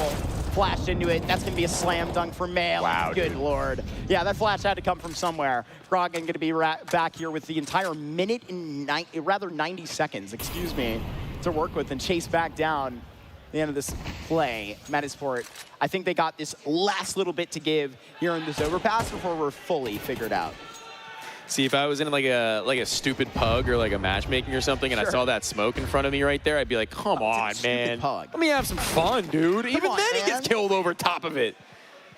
That's a tilter. That's a boom moment on the desk if I'm trying to play my level 10 games, because I'm North American, and that's how I react to a minor inconvenience. Dude, I've heard some slams in the LAN center. If you are headset off right now and can hear me, please don't. Please don't. We like coming here back to local host. Treat the equipment with respect, and it will respect you. Away from 12 rounds are 9 right here, but Metasport are going to do everything they can to keep them right here at 11, where they belong. That's their opinion. Yeah. Swing on the back end of that incendiary, and above the smoke that plumes, they'll see nothing. A few seconds afterwards, they looked to maybe catch them on their walk back, and Favin was only ever so slightly behind on that. Would have been true, but now we're starting to see the Jets activated for Metasport. We're starting to see them with light behind their eyes starting to shine. And to walk up long with these pistols, I mean, it's not really going to be the greatest that they have to put forward, but 11-9, that's where I'm going to be focusing my attention to right now, Mark, in discussion point, because what I can see then is almost the game on the line for 9. Like that's, I mean, not almost, I mean, pretty much entirely they'll be met at 11-11 as far as their dollar bills are concerned. I mean, we're going to get a good turnaround here of it, a gun round before we do exactly strike up to round 22. We got to get through 21, and I think when you're going to get Rawls with a big cohesion, where is Get away Lumi? from me. Getting away from these pistols. Yeah, we got to find some room. The backup is here to maneuver, and they get it with not a casualty. That is the level of perfection that you are going to need to push right now. If you need to mediate this comeback one step at a time, you need every member in the process. So let's talk about like the check boxes of things that have gone not so great for the T side right now. Yup. Connector control. We've seen that flounder actually X. on a multitude of times now. X. That's been Plopsky who's held that one. We've got monster pops. Check. Hasn't worked. Oh, X. We've seen no long crawls on guns yet, so that can remain unchecked, but they just did it in that last round, so it might be a giveaway. Cool. And last but not least, it's been late control into B water. All right. So they've got like 2 pretty reasonable things that they could do other than sitting in just a casual default, which I'd be fine with. A green check mark for that one then. Yeah. You know, we're loving that. Red X, green check, yeah, we'll switch over. But yeah, I think the options for my mind right now, given that they've got all of it, other than that AWP, would be a regular scattered default and then just walk it as you need to, or something a little bit heavier towards A. Seems to be closer to a default than anything else. You get your short control, you have somebody out monster, you have 1 in con, and 2 players supplemented at the top ends of A. So, with that, what's the mid to late round going to look like? Are they going to poke and prod for their picks? Are they going to hope that the CTs make a mistake? Because you're going to come a con, it's happened before, and it might happen again! Chiquinho to get his, it was Plopsky in the previous, but this is much better off because they didn't lose 2 players in that instance, but Sajat still got dinked up, and another back that was turned, Plopsky folds. I mean, they just get to look into the guts of this round for a single second. They want to go further. They go and take this next peak, but that's one that's going to send them out packing at 1:10. No longer with that line of sight. They have just to wait for this to come to them while Lumi gives it all to the line of bathroom that nobody is going to be walking into until now. Lumi, because it can be so loud in this connector, he's going to hear this all the way at the back of bathrooms. And right now, put out the smoke as a reaction to it. They're trying to make them warm on this A site so they could potentially rip a player away. It doesn't look like it's working. Yeah, Rawls, I'm assuming still having some input in this round, but either way, with that smoke having been heard, they have to go out through Monster, and they need to make it pretty soon, because that smoke timer, they realize it's 20 seconds, so after that 20 seconds fades, Lumi might think that they're going to make their way into A, but he'd be wrong. Still 2 players stuck, still 1 up close, and 1 at a distance. He's caught his left, but not deep enough. Down into the waters below, it's Favin caught on the cross. Now Let Loose goes that 10th, and Let Loose is all that we had chalked up for this map. Metasport might be back. They can feel it. You can tell. This is a much more confident look that we had at the beginning of this series. Yeah. Mail sitting a lot higher in his chair now. I mean, the confidence was just leaving. I feel like that side of things out in the wind. We're starting to get a little bit of this blowback now. Metasport, they have met the double-digit mark. Now we got to see if the 11-11 is as guaranteed as you thought. A flash that makes them believe that there may be a fight. There will be no such thing. Connector has been blown. A spam that goes to that wall now up against pistols, and they're still going to be doing their damnedest at giving them a close range duel, giving them a proximity difficult to rein in with these rifles. But Metasport smarter, wiser, have distanced themselves, created a gap at which they can play the range game. Just in that little brief time, it took them a quick adjustment for it. These Tech 9s, well, they probably could have walked in here with less and walked out a little bit happier. there's going to be zero consideration for this. You need a double on long if anything is to be taken into serious consideration. They just melt them at every mix. It is a 11-11 overpass. You're going to get the most of it, just like guaranteed. And we're not going to be frauds, Tony. Thank goodness. Blew their heads, schmoove off. Whoa. What? You know, this is a game involving terrorism and counterterrorism. I mean, you're concerned with blowing their head, schmoove off? Get with the program, pal. That's probably the appropriate response. Well, I mean, Metasport, they have hit their reply button to 9, but still typing up a message right now. Are the Typing opponents? on land, my favorite. Shout out to him. That's the way you talk. Is right here, letting these opening plays make the count for them. Right here, it's going to be exactly what it needs to. Nothing skimmed off the top here. Nothing taken just for them. But I think Metasport's starting to change that attitude. They want something for themselves. They get this back to the 3v3, Tony, that they've earned, they put on the table. It has regularly been Tu and Khan recently. It has regularly been Jaquinho and Plopsky, and it's the latter who finds another multi, and it's one in Mail who's going to call everything closed. As soon as he gets through that space, he's going to make sure that Plopsky's on his way up to support Isaac. I'm not sure. Oh no, Isaac's still down lower as well. It's both of them who have to make their way up soon because the timer has already gone ticked by. A broken clock is right Taisate, but 2 times the players might mean 2 times the trouble. Rawls has gone beyond. It's Plopsky that holds this only. One man, the last line, the last hope for what could be their lead they've been fighting for. And here goes a third, a molly in his face, a 30-second timer, and Mail on his way back. Rawls right where he needs to be, but it's a stab in the back. Rawls, this was the wrong way to turn. Now Favin, he can turn this up, and the German takes it at his own pace, but he's just shot his shoulder. And now he needs to provide a bomb plant, a comeback that is just submitted for 12 rounds here on Overpass. Metasport on their map pick ain't fumbling this bag. Nope. And you'd know all about that, Mark. You hold on to that bag right and tight. And Metasport, what an effort, man. What a great look on this map from what could have been the doldrums and almost required. If we were going to talk about that next map that 9 have cooking up, if we were going to go into that Inferno and have anything to say about it. But now it's they who are on the back foot once more. Couple of bits and bobs to play with. 9 not exactly at full composure.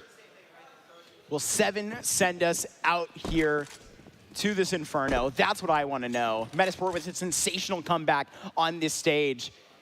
This is the first LAN match that they've really played in high consideration. They played up, they got a clean win versus Team Factor, but a wake-up call. You got to play your best Counter-Strike. They knew that at the Birch Cup, and right here, 9, they know that in Philadelphia this weekend, it is going to be another great challenge.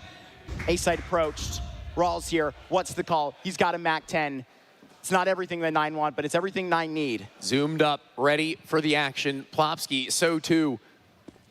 A classic setup, but one in which the stance from Lumi is a little wider. They may be prepared for. No clear into divider. It will matter because he may have had the drop, but he's not able to hit that spray. And long the next point, there are 3 all in line, all in a group, a cluster in which Sajat needs to be the master of his own elements. A 1 versus 2 for the ace, for this map to go to overtime with 40, a flash, an M4 with health, a dream he will stay with. Not giving a full force frontal assault. It's gonna be the elevated swing, the high and the low. It will not be anything for the poll this time about face. It is 13-11 on Overpass. 7 rounds in a row. They're on the stage that Metasport present right into the faces of 9. That's a big win for them right at the beginning of this series. This is the 7th seed overall in the tournament, and they just delivered a result like that, Tony. They're gonna be loving living this life. That is a look what we just did moment. That is what we're saying when it comes down to these boys. I'm sure that there's something for our analysts to break down. Time it up before we hear from them, but man, oh man, Plopsky saying at least we got the win against Wicked. Well, they sure did get it there as well.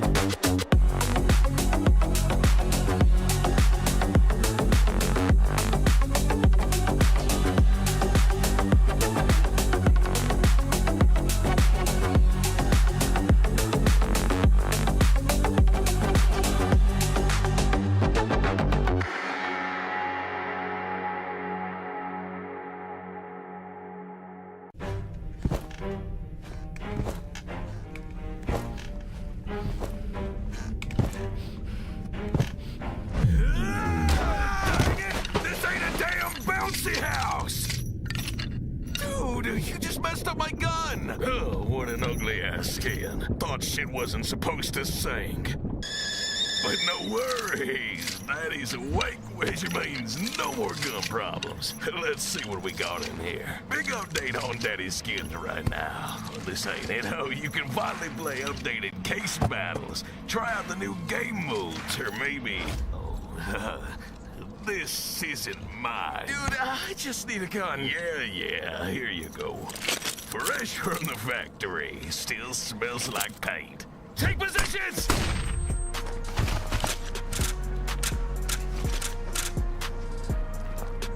Well, you never asked for ammo. Go jump on your own heads. I'm getting some sleep. Daddy Skins, we've woken up. Bomb has been planted! Oh, come on!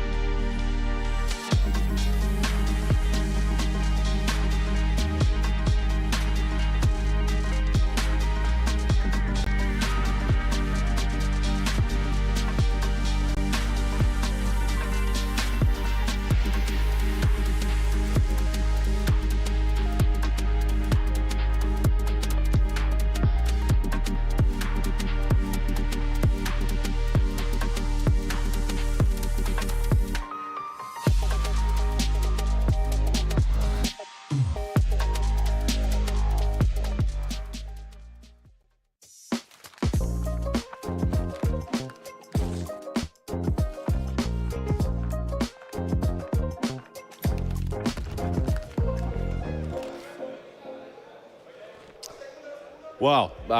Once again, we are getting the exciting matches going here early in the... Normally we have to wait until kind of late into the playoffs, but early here in the group stages, we are getting absolute slugfests. We are back on the couch. I am Big D again, joined by System and Zeph here.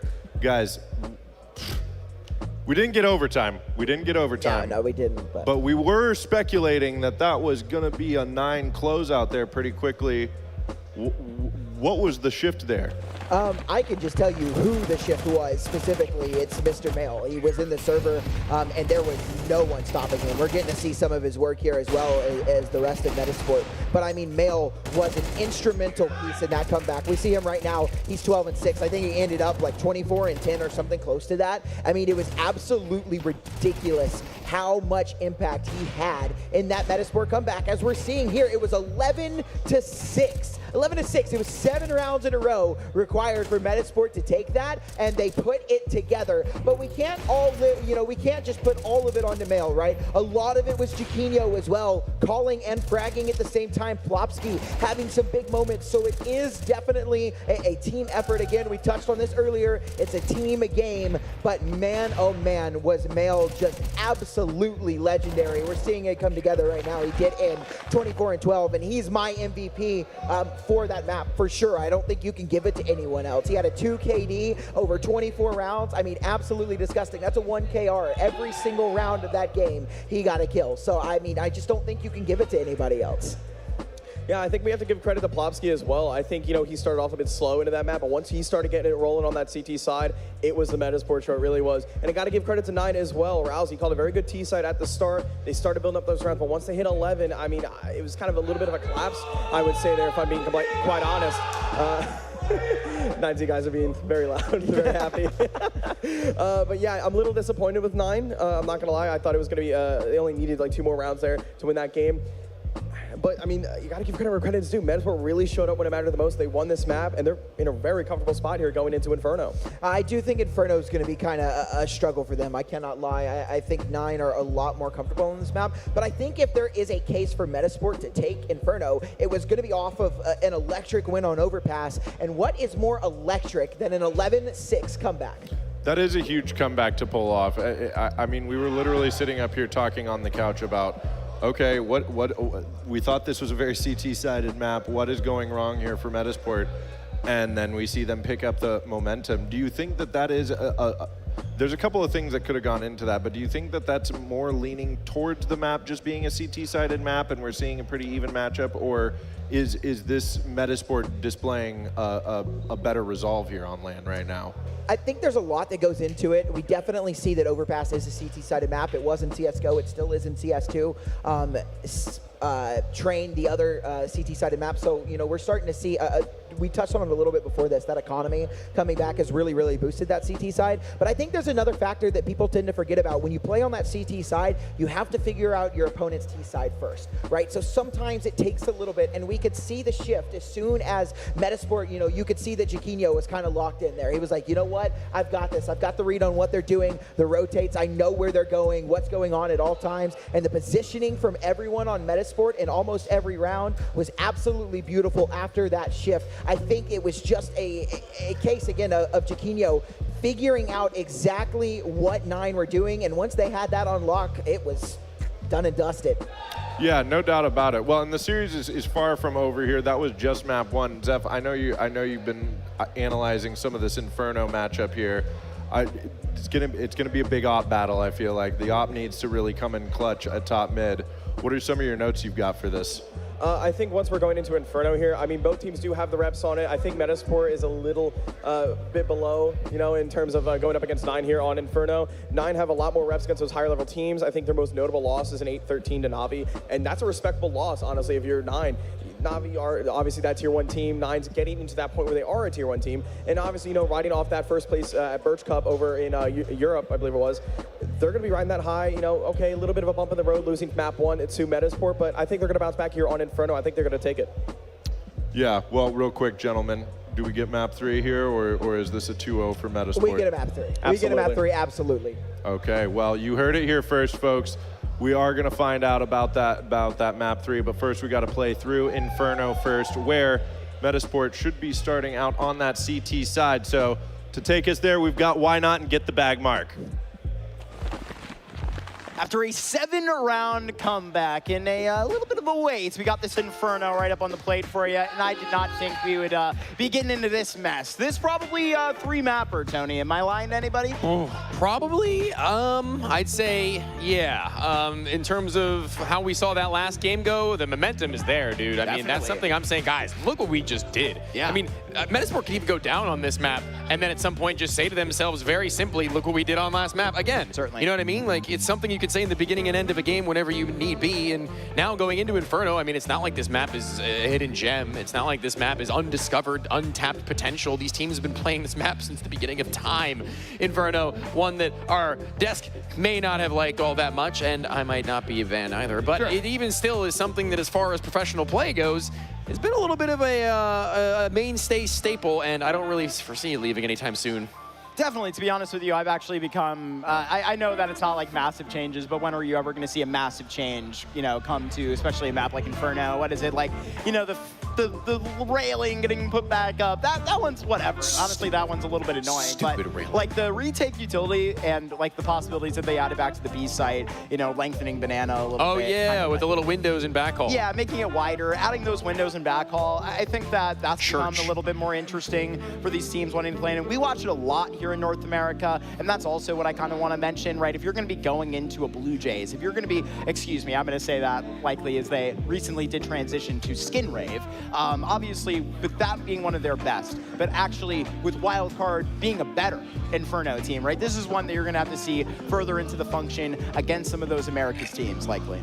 Yeah, surely. And, you know, historically speaking, if we're going to look at a lot of these players and teams and how far they've come, Inferno, for many of them as international teams would go, kind of like a baseline is learning Inferno, you know what I mean? Yeah, like, that's something that trying to get your comms down on a map like that when you may be coming from different languages or just in general aren't native English speaking, like, that one might not necessarily be as easy as it may be for a Swedish speaking team. So, you know, it's a map that also lives and dies off a lot of those comms in the mid round as to whether or not you want to go for a re-aggression, if you want to go for a peek, if you need to call for a flash, something along these lines. Map like Inferno needs that. And I'm going to be tentatively leaning actually towards Metasport for this one if I had to take a prediction. I think I'm going to take this one as a Metasport 2-0. Yeah, I think I believe in your prediction. I think I love what 9 is bringing in here to the tournament this weekend, but dude, I really feel like a big connect to the slap across the face could really help them, right? Yeah. Like, if they're walking in here, and that's the thing, right? You talk about untapped, you talk about the potential that, like, we didn't see into there. Well, that overpass was controlled by 9 for the majority of that function until you finally woke up and saw that comeback effort from Metasport that was just a little bit too ridiculously permanent. But look, man, they're online in that. I saw a little bit too much there for Rawls, where I'm kind of waiting for the rest of this 9 team to kind of grasp this series. I don't know if you feel the same way. Yeah, I mean, Metasport got 5 rounds straight and then lost a bunch. Got 1 round intermittent and then got 7 straight. So, I mean, if anything, it's consistency not really there for them in the long stretch of that series, but as far as being consistent from a round-to-round basis in a long line, that they have found. So what version of Metasport are we going to see? I'm not sure. I think Overpass maybe makes for a little bit more of that, you know, longer round time taken to actually make something of it. But Inferno, there are very few options in the mid to late round. It's B Simulator if you don't have utility. It's Bracket Simulator if you don't have it. It's Banana Simulator if you don't have it. And you know what? I mean, let's just see what this this deluxe pack has for us. Did 9 win the second half pistol? I can't remember. Did 9 win the second half pistol? Did they? I can't recall. 1 for 5, 0 for 6. Those are the possibilities, ladies and gentlemen. You're hoping to see the 9 that's going to win on a land like that. Here it goes. Into this B site, you're already seeing Jacquinho clean double. There goes Flopsky right next door. 9 are hitting hard already into this B site. Yeah. That's money, baby. That's a smooth cruise for them. To whereas the retake is even difficult to justify. They had a player top mid if there were going to be any walks down from any of these 9 players, or rather Metasport players, pardon, gone lingering on the late, but not happening, not to be seen. Instead, it's going to be the hunt, the prowl, the push deep in towards the bowels of halls. The bowels? Yeah. Uh-oh. Looking to shoot that out. Oh, maybe in similar fashion. What the hell are we doing here? Standing in T-spawn is what is going to be the question. Bomb goes boom. Just trying to catch a couple of exits there in the off angle. Well, did manage to cut a couple of pieces of that Kevlar out. 9. Well, they didn't have a pistol round in the second half of that overpass, which we're not too sure of. They got one now, baby. Hell yeah. All right. Answer back. That is Port's next call. To take all of their life savings and dump them. On what? Pistols. Oh. A couple of nades. And putting all the rest on black.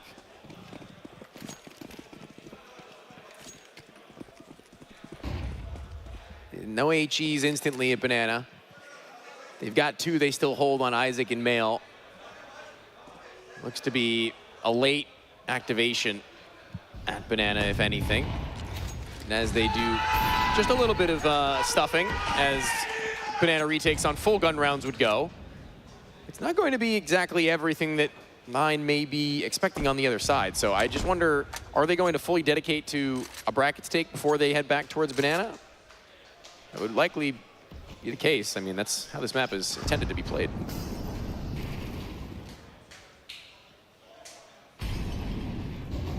And they would know that better than anyone. Yes, they would.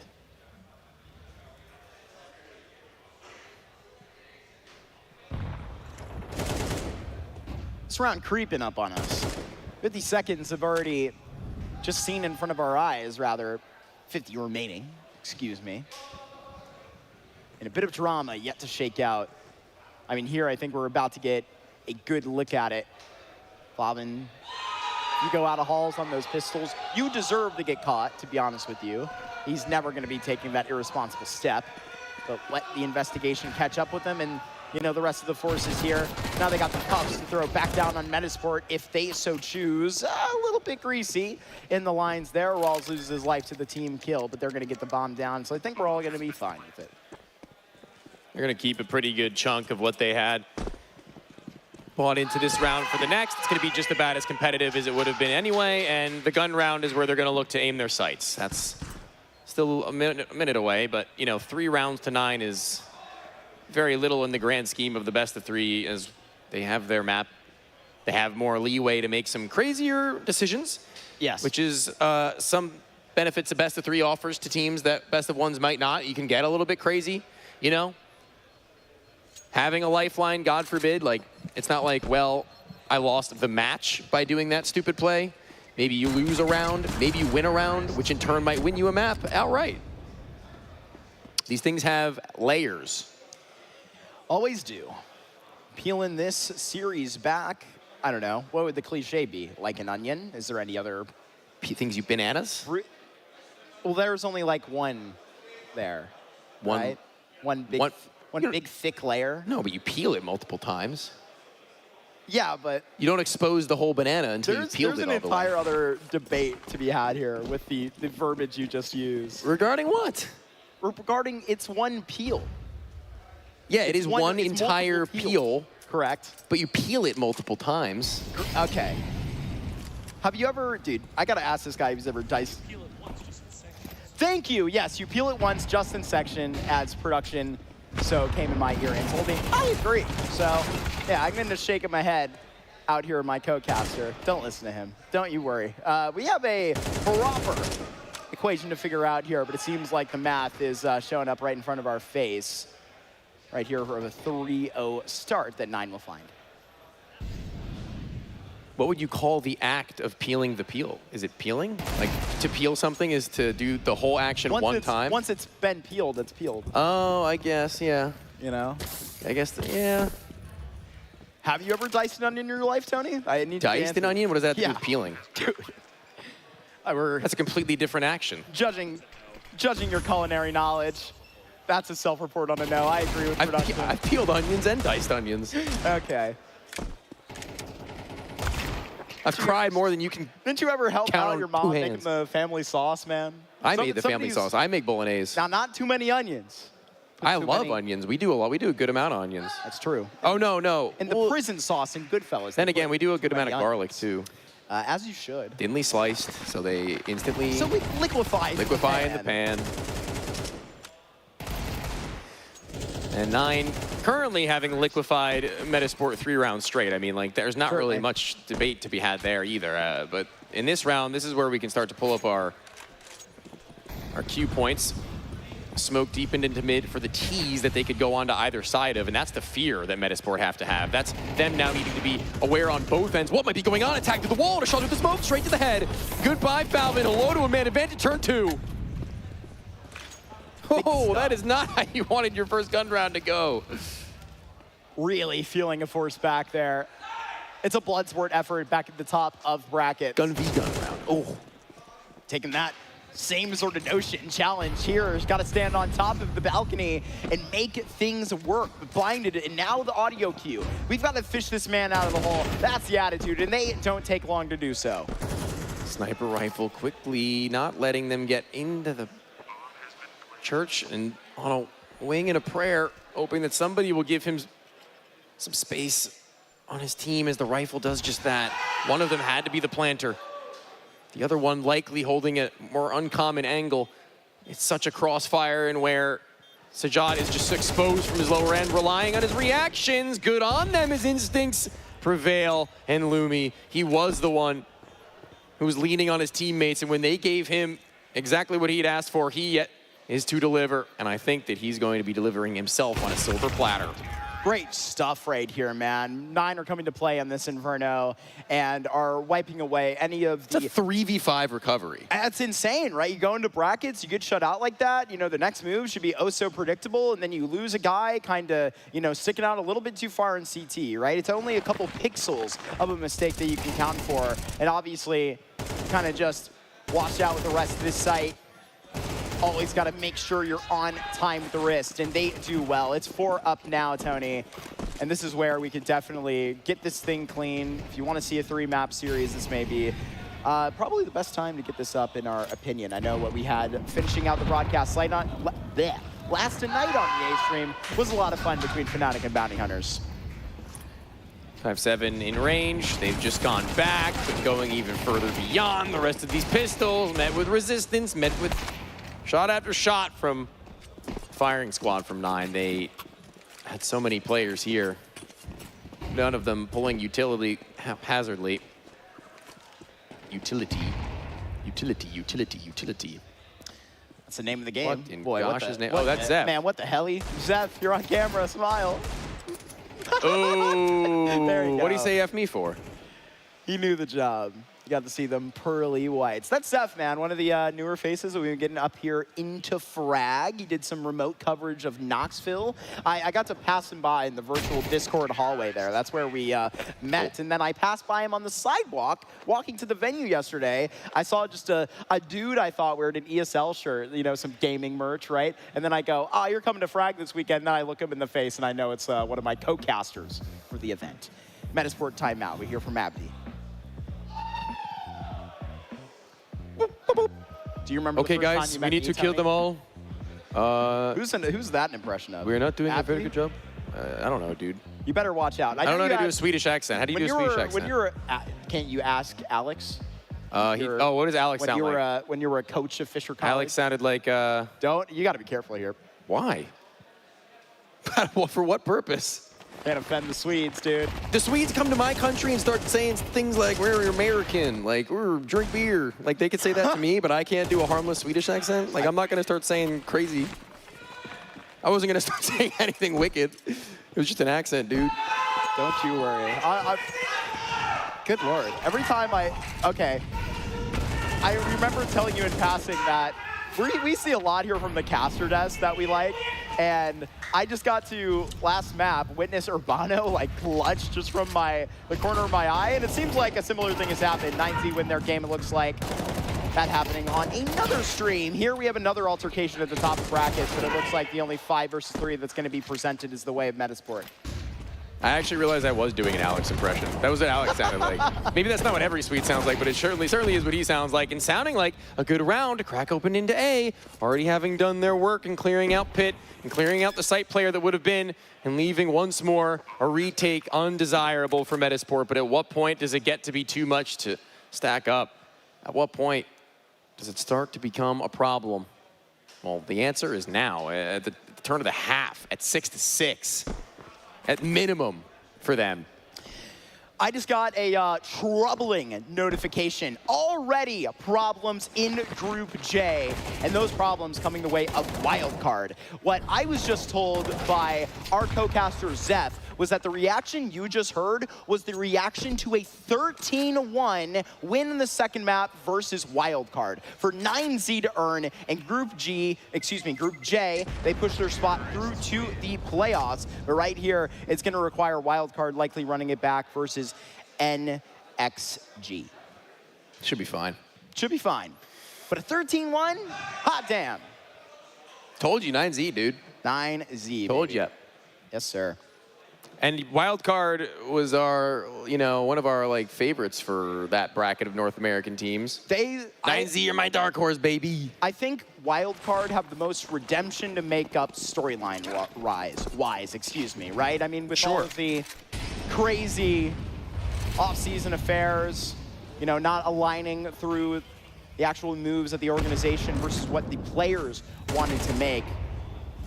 It's a bout of redemption that they can find here in Philadelphia. Gonna have to work against it again. Likely we'll see 9Z grinding through those playoffs. I mean, 9Z, sure, but 9 right now, looking pretty hot and ready to go.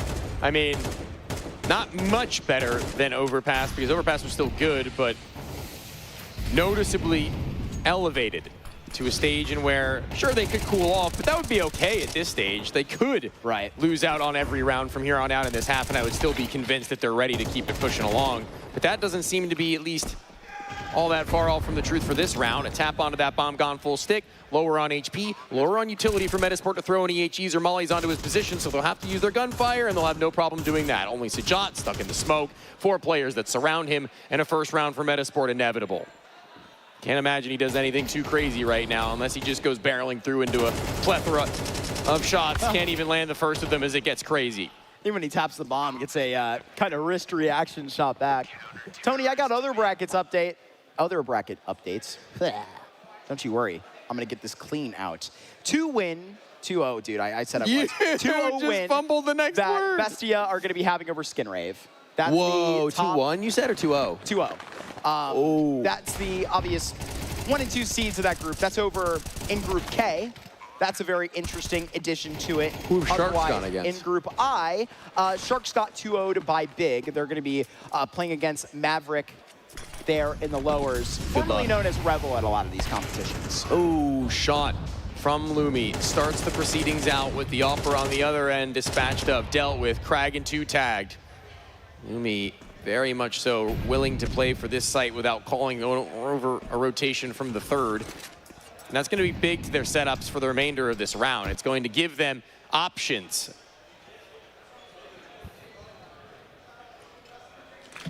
This is the next called up here. They can tell that Flavin, something in this utility set, it's the actions of 1 man, but the reactions of 3. See to the way of Metasport. And that, if that's a green light, Tony, that they need to take this and make a right into the B site, here comes this execute. Here comes the incendiary to slow them, though, and going through, knowing that that CT molly can sometimes be a little bit unreliable. There's one down below atop the boards being posted, but even then, staying alive, sticking in it, and thriving amongst that chaos of the execution to which they just don't know where to turn. 9 aren't going to be able to find any more just yet, and they may have brought on an exact manifestation of what I had mentioned moments ago. Sorry, 9 and 9 fans. MB. Yeah, you just had to say it. You just had to say it, dude. That's what I'm paid to do, is just say it. So yeah, about it. Same with Barry. We'll get a chance to interject here, as to be honest with you, he doesn't seem too concerned himself. This is 9's map selection up here into this Inferno that, has been seriously a talking point, I feel like, coming into the series, where we were definitely comparing it to, where we were lining up the expectations of our first map to really not be there out for the 9 side, being that this is where they're going to be caught off guard. I mean, at the Birch Cup, when they only played it once, took a nice win over Johnny Speeds, but, I mean, having played at that Star Ladder tournament as well very recently, had a close loss to Na'Vi, and so I put a lot of respect on that. I think this is a really good Inferno team, so the fact that you're about to see Metasport start to whip back, I think could say a lot. You're going to have a competitive map too here. Very swiftly, Favin gets up top that balk, but the problem is that the Incendiary probably caught that tick and will have been heard. So there's only one lane player. That means he's gonna fall away, leave all responsibility over to the other end, and maybe a blow of the smoke. 2 players left and right. They're both gonna take the fight. One of them actually a little bit later to it than they would have preferred. Mail not on that trade means a 5 versus 4, as well as knowledge that there's another on the other end. Mail gets a free clear of brackets off of no utility just because his smoke fades, and he gets the transition over with it. A deeper smoke right onto this arch angle, and I have to wonder where the next step, rather when the next step is going to come from 9, because that's exactly what the young Swede wonders as well as he puts out a smoke and now will give them the respect back. He hung around for just enough time there in that moment. Just getting a little bit snappy right now is Sejan, just sending shots their way and keeping pressure high. Keeping the conversation over at A as far as Metasport are concerned. However, they are not biting on that. They have stuck all their resources in the other end, so it's a fake gone awry, turned into a real execution and a nightmare now presented to the CTs, who are going to be stuck at a very, very familiar place, the save. Not the greatest of locations, I will say. Kind of a bummer. Kind of stings. Kind of stinks. Whoa. Yeah. That's you, bud. You calm down. There's only 2 of us up here, and it wasn't me. It's quite a hefty accusation. But you smelt it, didn't you? You know what they say about that. Gotta wonder where exactly this 9T side is gonna be dealt to the ends of it. Because right now, dude, I mean, we're looking to a 7-round result already. Yeah. We're just, you know, putting our heads into the tent. Like, this could get even better. And we're just seeing the tip of the iceberg, potentially. Sun just beginning to rise for Metasport, and just as quickly as it had, it may be looking to set as a second tactical timeout has been brought through. A second chance for Abdi to interject and give his 2 cents in trying to get them back on track. Now, leaving that 7th round and leaving there to be a gap still widened by 9. They're looking probably into the back of their minds at the very least onto how that last map had gone and been like, let's not let this one loose, you know? Let's not take our lead for granted. We need to just close this one out. Something we weren't exactly great on in the previous is a learning mistake. A learning experience. And I've seen many a time Inferno be pushed to overtime when maybe it feels as if it shouldn't, so.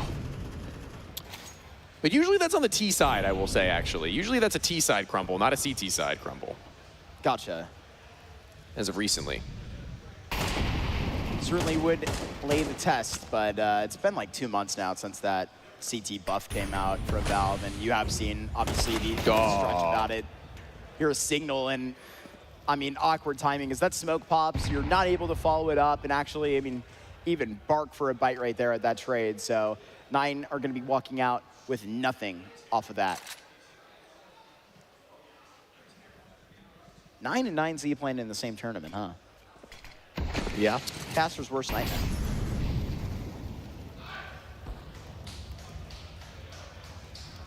No, Plomsky is trying to be a little bit of a sneaky player at this sandbag, waiting for the second to swing, and he gets his double again. He's done it so many times so far. I've really rarely been disappointed with him in high-intensity scenarios where 2, if not 3 players present themselves. He comes out on top with a majority.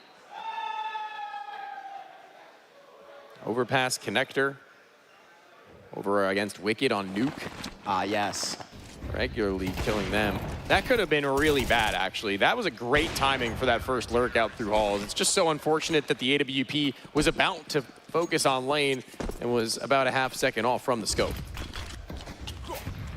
That Team Factor Wicked game, excuse me, is that a 1-1 right here, Tony? So that going to a 3rd map, I would definitely be behind them watching that if I wasn't casting this year game, Tony. That'll be a fun one. I wonder what that map 3 will actually go ahead and be. I know Nova was quite confident about that, but I'm sure Austin and That team was as well. Look at the Delta blow right here to the top of Banana. They're going to be just forcefully trying to bite this back. They may win the game for the spots that were up. They're sitting in a man advantage here, but not on the bomb site. They're going to have to get back every little bit of room. And there's one man coming back here through CT right now. I'm going to throw a flag on that, Tony. I mean, this is where these retakes can just get thrown out of it.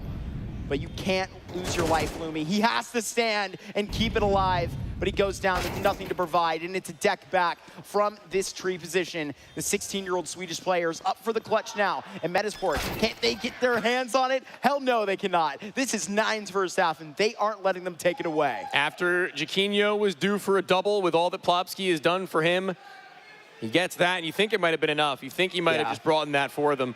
2vx, man disadvantage or more on this bomb site. Typically a little bit ugly of an affair, but holding their own is Favin, not ever being given 2 fights at the same time. 3 individual isolated 1v1s. And that is not what you want. I chalked him up as one of the players in those late round scenarios that you want to watch out for Nine. And in that moment, you can see it's a little bit easier for him, so it seems. I'm not sure what settings he puts his game on easy, I guess, but Plopsky gets tagged at top Banana. Or naded? Double naded, maybe? Oh. Shoulder swing. That's a good look. Molotov gets bounced right back, spiked into the turf, and look at a beautiful swing. This is looking too easy for them at some points, Tony. But right now, we'll see Fallen approach. I mean, even with that last kill coming just so fresh right back to the 9 camp, one more round in this half to lay the test here to Krogan. We'll see if he can get this done. A reposition he considers, Tony, but he just wants to take it right at his front door. So fresh and so clean. You know that song? I, of course, have. Kragan. No blood on that jersey yet of multiple of these players, Tony, but I think it's not going to be that fresh for so far long. They do end up grabbing this 4th round. And I say thankfully, to be honest with you, that was getting a little bit too ugly there, too fast, and I felt like we could have been at a 3rd map before we even knew it. We'll see if we get more out of this Inferno, namely more out of this Metasport camp. But they go into the easier side now. I hold my breath for Metasport on the pistol right now because the pace at which they take this, I think, is going to be a pretty important sign. I like for a split second there, completely forgot that they're hopping onto a T side here. So yeah, good luck. Yeah. Good luck. Never impossible. Hearing from Barry, hearing from Abdi before this another pre-pistol pause. Yes, sir. Gotta get him working. Barry's a big fan of those. Especially because this pistol round, I feel like perfect way to keep 9Z just going straight, going forward without a problem here. We got to keep the boys on track.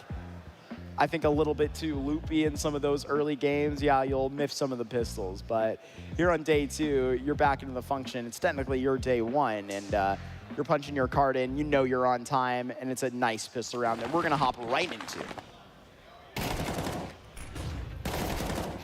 Smooth moves and apps there from Isaac. I don't know if you had mentioned that part. I don't believe I did. In the analysis, him getting that first kill, great, right? Really good. Thank gosh, because there was a player on his team who got really, really low on their HP, and he needed to do something about that. But then finding the second with the flash that had been picked, that's just as good. Through that smoke, spam's gone awry, no kill, fast flood into Arch. This could get insane. With dualies, it could have been big, but very, very small is the likelihood of a walk back in towards this site without having gotten a singular pit player.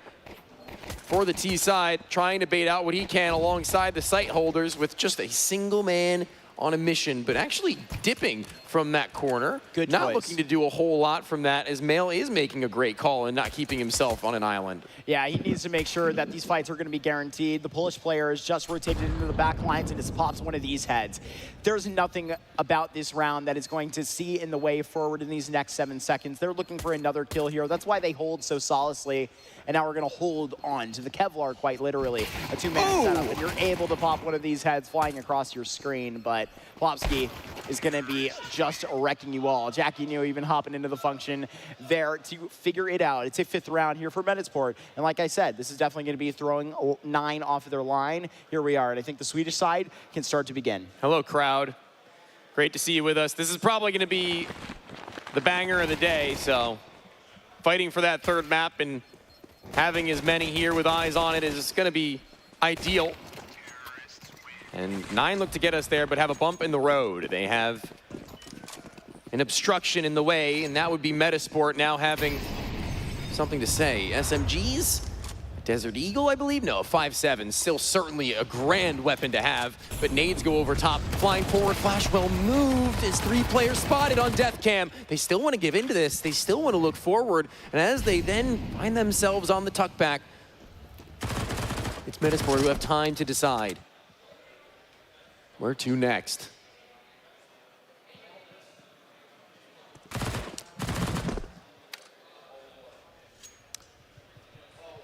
Poking and not getting any knee-jerk reaction from that spam inside of Banana. Nobody home.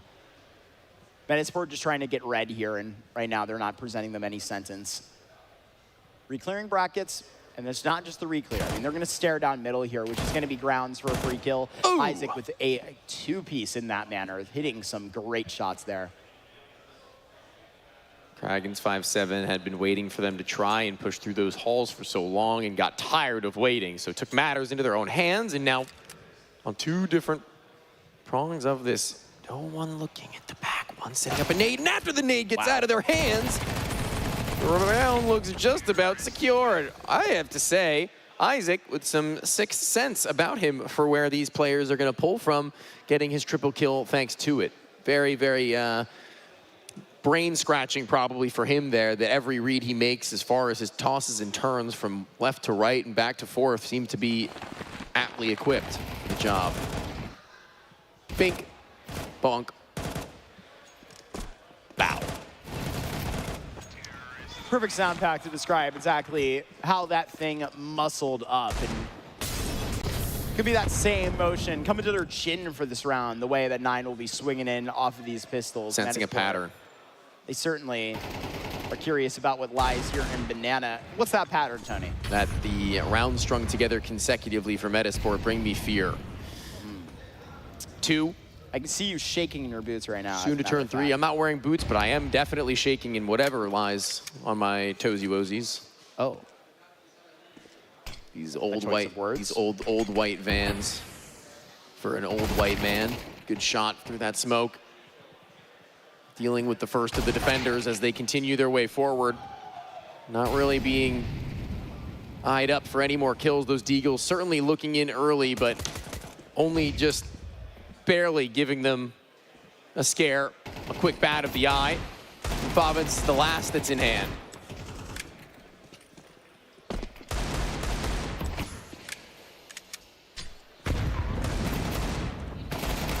Yeah, spams aren't going to be getting you anywhere anytime soon. Nah, it really won't. I feel like this Metasport round where you're, following the path, trying to tell the tale, Tony. It seems like there's a real sequence about it, like you mentioned. About to get this penchant up for a 7th round. Not a casualty in sight, and a full house between the 2-star riflers over here on Metasport. Plopsky and Mail get to share that honor. Plopsky went to go give some love over to Isaac, and I think he either missed his hand or he just wasn't satisfied with how the high five went. So instead of letting it go and moving on and listening to the comms, he said, come on, give me some skin, brother. You always gotta make sure you're landing the crispest of the dabs. If you miss a fist bump or a hand slap, you need to get the recovery. 100%. It goes without saying. What kind of land are you attending if you're not getting fist bumps on them? And my question is to you: when in real life are you missing the handshake, fist bump? I was going to say hand bump. I've got pretty good hand-eye. And then not going and making sure you are figuring out those accounts. Here, Kragen takes a very nice stab, and I'm a fan of this. The way that they net themselves an opening kill, this is a way that can stop Metasport from actually figuring this thing out real fast in brackets. There's nobody here to stop them. They're this far. Yet Kragen, he's getting this next shot up at this rain. 5 versus 3, Tony. That is absolutely sublime from Kragen, and that just means that Moto, having been untested for so long, is more likely than not going to be the next to be seen, and he too will be good for his 2. Seeing that nobody else is near enough by, Maybe a banana player, maybe a late Halls activation, and another split between two players, this time for 9 and not Metasport. And bracket control doesn't seem to be, or I guess not even necessarily just brackets, just A control in general right now doesn't seem to be perfect up against the rifles for Metasport. Their B space is more favorable for them, and obviously probably not ready for just a straight up dry swing in that moment. I don't know if they had a nade in hand in mid, but being alone is also a little bit awkward in that instance. Certainly. They're probably going to be a little bit more careful about how much they show in the first 15 now. Yeah, you absolutely have to be, and now you are wondering right back when a play like that is going to get wound up again. Lumi going to get taken out in this opening engagement. It's so quick in there. Sajat does not even have to lay Completely lied, one. I guess. In the first 15, instead they'll give up 2. It's crazy. No, I mean, just like that, maybe they can get this back from Malo 9's perspective. I mean, now he lands a spam. Keep these smokes down. Leads to success. Nobody's safe behind him. Oh my God, no one's safe behind them at all. Okay, it looks like Lag didn't play their third game of the night. I see DJ, I see Mason coming up in here, so that answers my question. That'll be against Bounty Hunters today. They have their decider, yeah. Their call time was 2 p.m., I believe. We love that. We love that. Got to rest up. Oh, they're so low right now, Isaac and Mail, relative to their adversaries. Chiquinho's gotten the op. Time to shine. Surprised he's the one wielding it with their health being where it is, but I don't know how keen to using that weapon either of the other two are in the first place. Chiquinho, a safe enough pair of hands. A smoke for this, and HE waiting to expose what they may be on their cross. Moto gets one down here, lined on the smoke. Seems like 9 are gonna continue to go ahead and just beat on this broken path. This is really great success that they've had as their CT side. Looks to be full strength. This is double digits that they just connect, and these last couple have been in a really fast concession. Dropping over. Couple of crucial ones. 9 not willing to let that ball get rolling. Not prepared for those gun rounds to catch them off guard. They were fully ready and raring to go. Their time to claim 11, their time to once again stamp their lead. Hopefully they can seal the envelope though. Oh my, what is happening in Banana? They don't even have to see anybody. Rawls this time, he's gonna be drowning them all. 3 kills. They threatened this moment. Now, it seems like the drowning might be happening back to this CT side, losing these bodies one after the next. Just this AK and the picked up premium rifle in the A1S that they have found to. It's trying to go wild Bomb on that spam. They're gonna get that plant. It's the next peak that I worry about, but another set of smoke spams, another set of damage, and another moment where there's barely anything Metasport can even do to respond when they don't have any sight. They don't have any flashbangs. They don't have any armor to play for. They're soft targets, and they get mashed. 2 players left standing, though, in what I was effectively just a couple of pistols, if any at all, mainly Glocks. Right. You know, it's writing a check to themselves that they'll see cashed in that next round.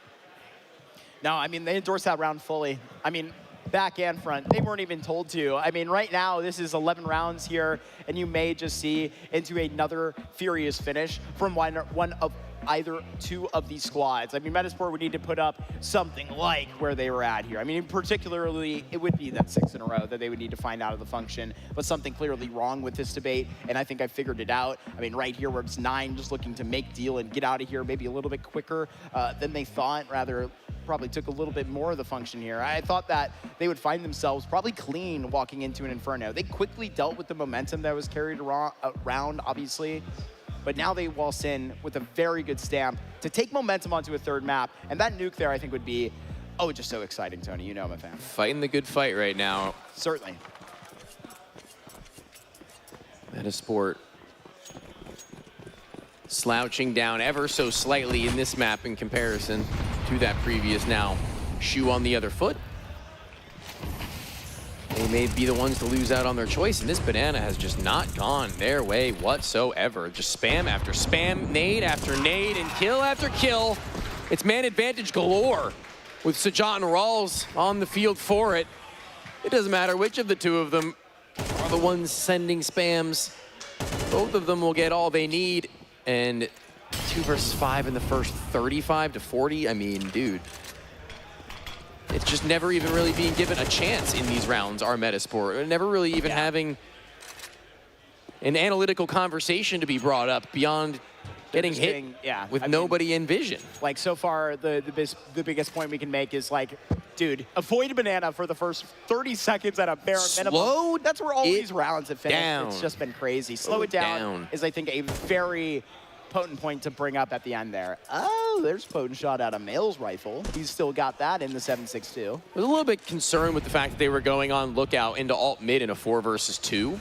Yeah. You think about all that your teammates had done at Banana to call that one clean, that they're likely probably going to be heading in your way. You know, it's been not rocket science to call out what's gone right and what's gone wrong, as the higher of the 2 health now leaves Mail. Gotta get all 5, baby. 18 seconds. One hell of a land it would be. 1v1. And a man has just got here to Moto, back turn from this Pit player. And right now, it will be Moto from Pit right there to get it down. 9 rounds that have been so far passed. Ever since that mark was hit, you're going to be putting, rather from 8, 4 rounds in a row. 12 here, and they want to just finish clean, Tony. This is going to be a really fun nuke. I think of moving this bit about it. But right now, I think I am kind of wondering where this energy in the room from Jacquinho and these calls have went here. It sort of looks aimless here on the T side. Just the fact that they haven't adjusted, or maybe cannot. Moving the goalpost, and again, another spam. Sajat gets away for free. That kill brings them 5 versus 4. They might not have mowed them down necessarily, but that's not required. That's not what they're going into these rounds expecting. Just a little bit of pepperage, but they get a lot more than they bargained for time over. No, definitely. All you have to be is good enough here. With 1 minute and 18 seconds, Moto staring down the cut like this, but he lies and lokes to go and get this information. Mid's clear, guys. Mid's clear. So Moto, he's going to be painting this picture right to the best of 9 and the rest of 9 as they go and meet this B site play. Plopsky, at least he's got an entry to make too. He's looking for the bullish player, and yeah, he's found them. Shots right on top of his head. Lumi is going to present a post plan here. That is serious. Moto gone quiet, Favin gone loud. He's on that back foot to where once he gets cleared, he's got no choice but to take the fight. Same too could be true for Moto. Oh my. Clipped against the wall. He's trying to make his way around. Movement not on his side, but his teammates might be the one of them at the least. A spam, high penetration from the AK, but on sight lines with 20 seconds, he needs to recover something new. A reload would be great, a round even better. It's not going to be easy. And even given a chance at one fight, but the other would have had to been almost instantaneous, and I don't foresee that having been logical. It is going to be a little while longer. We continue onwards with this map. Yeah, the Dane cannot get it done there, even if it is a damn good try. To stand there and actually sort of meet the heat back in the sight here, Metasport finally cough one up there. Goodness me, Tony. I mean, you're going to get a good look towards the end of this game, but like, I just wanted to see something like that. Like, and to be honest with you, more respect to Jacquinho because they didn't switch up the call too much either. They just finally figured it out. No, they didn't switch up the call at all, actually. No. They still went towards Banana and lost a guy. That's what they've been calling all these last 4 rounds. So, I mean, when at first it doesn't succeed, try and try again. But the thing is, they only lost to 1. Yeah. That's a great success. Been way worse for it. Now I wonder what they call right now, Mark. Yes. Because so help me gosh. Okay. So help me CS gods. If they lose a man at Banana in the first 15, I may just blow a gasket. Oh, they're backing up. Here comes the spam. Oh, here, wait. Blowing it open. Damn it! One, and they've done it. Dude! The Dane dunks him. Favin's gone, though. Okay, 1 for 1. That'll be good. At least a mask of a little bit of revenge. Oh, and right before the smoke fades and right before he's allowed to get on the other side of the wall, it's Plopsky who pulled a Molotov, and it will do no harm. 2 HP for dare Sajat, walk away. too. Is he just behind? He's rotated back to A. This is a reasonable hold. This is a reasonable play of anchorage. Yeah. You can leave one guy here, especially the Opera, to fall off that line whenever he so pleases. I think I But now preferred we're that. split. But now we're split 2-2. And that's where I have an issue. Here for Isaac, he's not going to be the one that is contacted here. I mean, we all know how simply this works. What the hell are we doing over here? This is freaky. The old A double 1-2. setup. Is Krogan going to be able to stand? And here it is, both these players. It's a weird comm that they hear, but you're going to need to understand exactly that there's 2 players here. Deeper into this pit position, but it's 40 seconds. And are we really concerned about this? They're speeding up anyway, and even a bit of passing into the site here. 13 rounds for 9 that they are going to be putting out here. Metasport, they're going to be forced to continue to wheel and deal into a 3rd map. That's where this series is going. Here on our stage, in our 2nd best of 3 of the day, we see this nuke, Tony, and I couldn't ask for much more. It's going up in an explosive factor. They're not finished. 9 on their pick, giving us what you were expecting, what I had kind of doubted, and we also got a little bit of both towards the finish line where Metasport had a glimpse, but a glimpse is all we will see as we go into this next map. Maybe we'll get the full picture, but it's on our analysts after a break to see whether or not they can paint for us.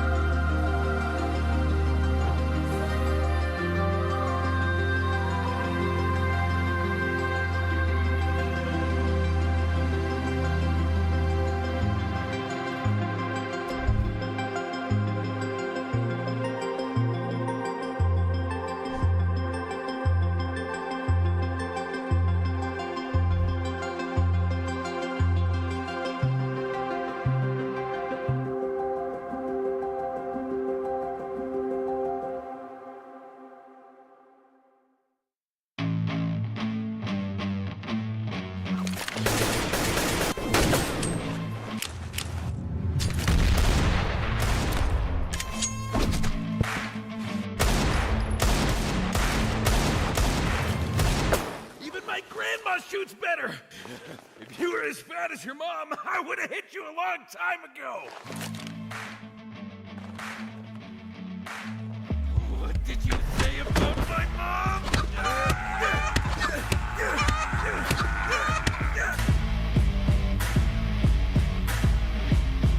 Daddy's skin's guns. Fight with weapons, not words.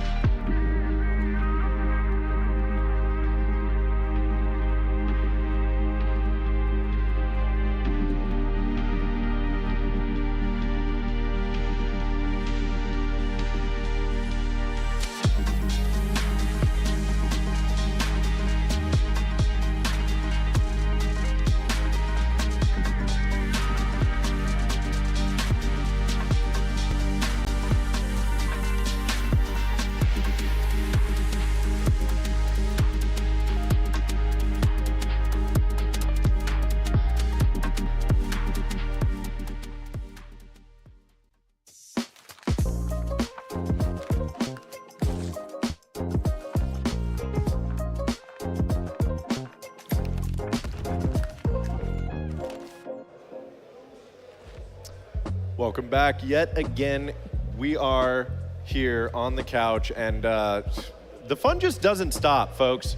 We've got we had another barn burner there on Inferno. Didn't quite go the distance, but it was still a thrilling match either way. One thing I noticed, though, we did not see the big performance from Male that we were hoping for, and that's something that you guys have talked tonight about being a key to victory for Metasport.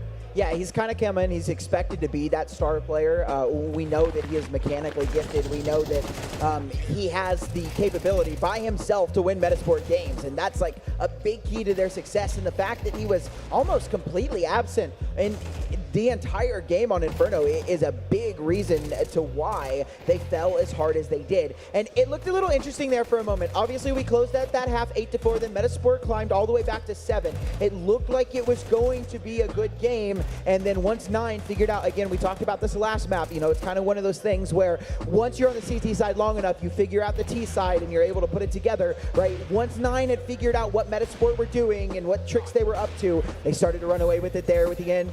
Came out 13-7. So great resilience from 9. Didn't let Metasport complete another comeback. But yeah, as you mentioned, Male fell off the face of the earth, but it wasn't just him. The rest of the team was just not playing to the kind of the caliber that we've come to expect from these kinds of players, right? I think that's a big thing. Obviously, we want to try and put the blame on one person, but the team as a whole just kind of didn't look cohesive there on Inferno. And coming into Nuke, that's something that needs to be fixed if they're going to take it over 9. Certainly, yeah, and I wanted to ask you as well, Zeph. Yeah, I just wanted to kind of chime in there as well. I agree with you. I think Metasport overall, they look really disappointing there on Inferno, but I got to give credit where credit's due. Moto had an absolute barn burner on Inferno. My goodness, he was top of the scoreboard throughout the whole server. He was hitting every shot. He was doing pretty much everything, it feels like, for 9 there. And going into Nuke now being that next map, I mean, they had a very convincing win against Liquid not too long ago, 13-8, I believe, as well. And against the higher level of competition that they've been facing throughout their careers, I do think this series could go in the way of 9. Well, and Nuke is a decider as well. That's always, I feel like a lot of times we get these deciders that land more in the realm of Mirage or Ancient or Dust, right? Where it feels like there can be kind of anything that happens. But we're getting Nuke. Somebody's going to get to start out here on CT side.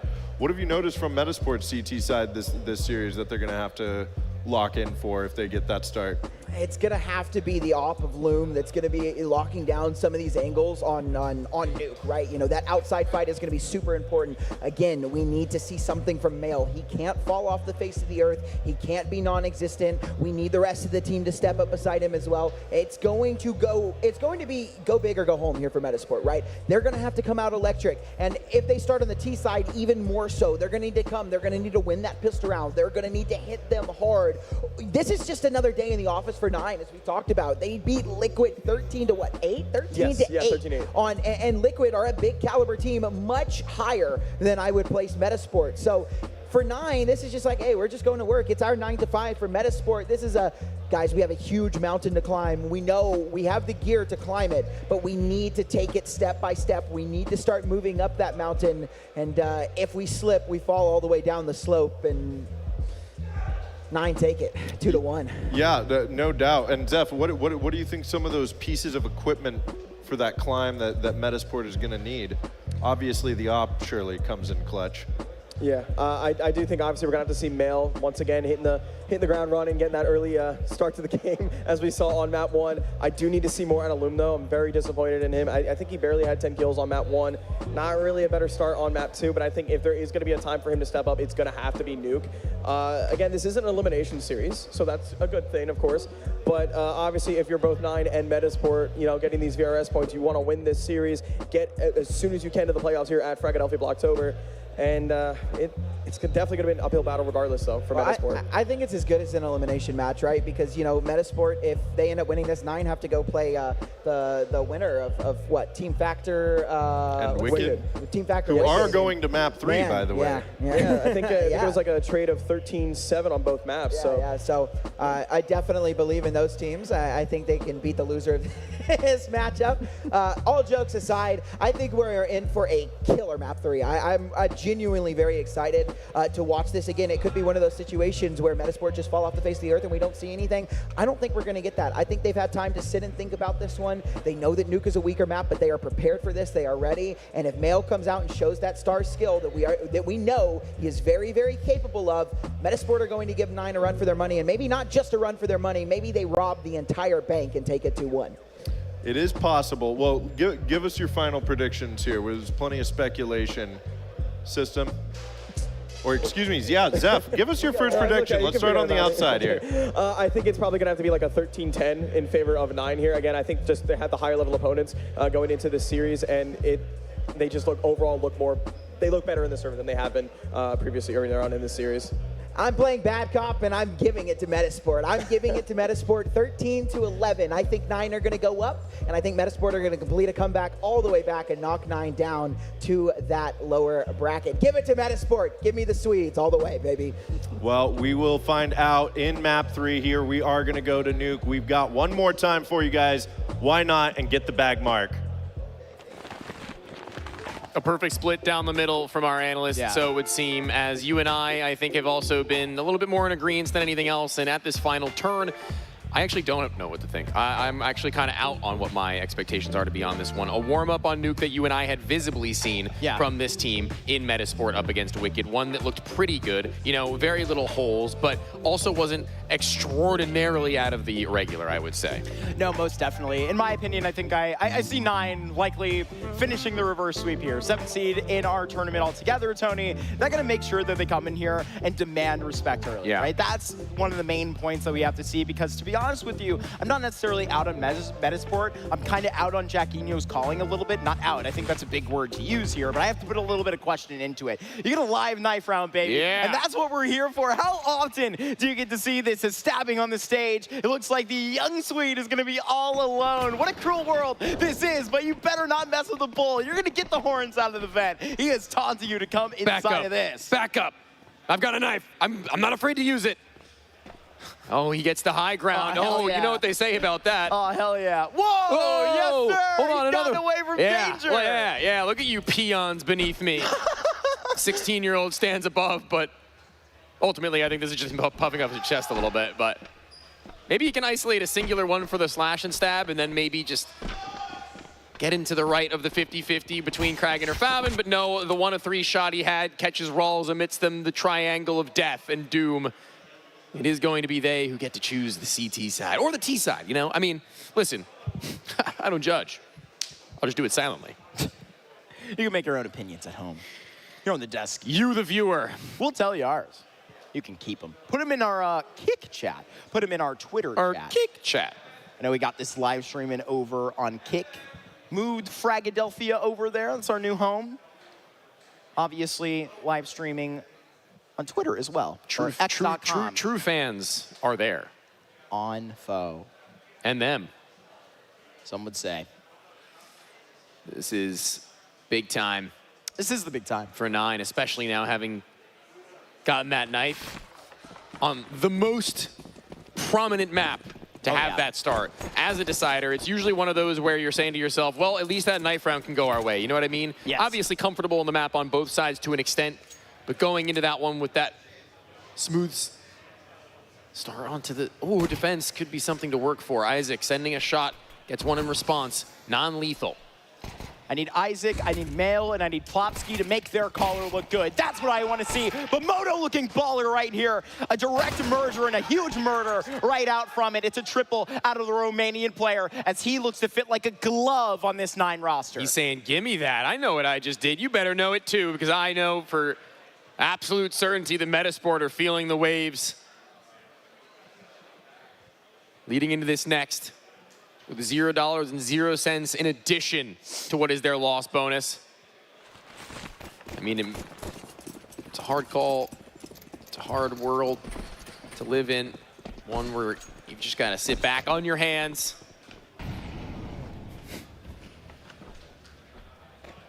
But even then, they've got to make do.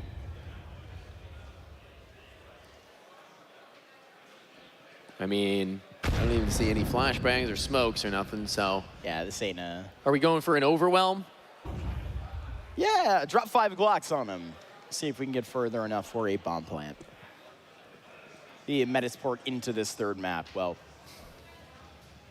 sure, take it as you will. Again, a memeable 9 win in the pistol round, but it seems like that's becoming less of a problem. Where was that Moto in the first 2 games? All right, bro, come on. let bro live. He's living life and certainly loving it. I'm sure it's been a tough year for Moto, playing on the bench. That can't be easy, but getting his feet wet again. Like you said, even had a earlier stint with 9, and look, man, this feels proper, this feels prim. So Jot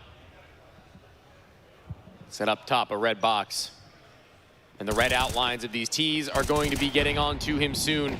The easiest place to go in group, and also the easiest place to get Mo down. Easiest place to get an ace here as the Romanian player, 9 kills in the first 2 rounds. Wait, he got you an heard ace? that right. Wait, he got, I think he only got 4. No, I believe that is an ace. He's 8-0. I lied. Oh, okay. No, he had the triple in the pistol and then the ace right there. Oh, he did, I guess. Yes, yes. Dude, that's wild. 8-0.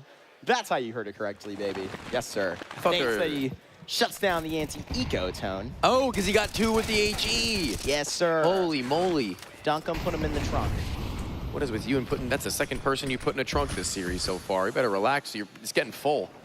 Gonna get caught soon. Oh. Shoo! So is Mail. Drop there. Right now, they got to lick the envelope and send it into the A site. Metasport, they got this directly on par. And it's, like I said, looking to Plopsky, looking to Mail. Everybody's got to do their best, do their job. Here's they clock back in to defend this A site. You're going to get this rotation in on the way through. Oh, but I love this play out here by the German player who's still going to get caught. Up at the end of things, Metasport looked good, grabbing their first T-sided round. That was all that Favin could have done, and then some. Yeah. It's just not working on the other ends. And Plopsky, really nice on not going flooding into that A-bomb site after having got that mini player. It's these jiggles that are so patiently just trying to one by one tear down each and every angle they could be posted up from. And eventually, he does get exactly what he was looking for. The shot out from the top side of those rafters, ready for him to swing, but instead, he's just baiting him for there to be a player from door. Big ups. Tech timeout. I think we'll be entering the match momentarily, though, as freeze time clocks down. 2-1, lead stapled. Metasport have their time to shine up ahead of them. Modo, for all of the work that he's done, he has been granted access to the sniper.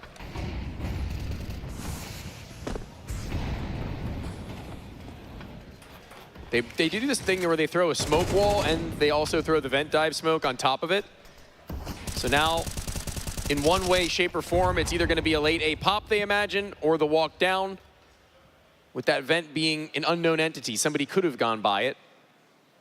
So they're not going to go down through it all too soon. They'll give it a few. Yeah, that's a... Let it air out, if you will. How do you pivot back at a T-side where you better use those smokes to get down? You have a 4th being popped there onto door. That leaves a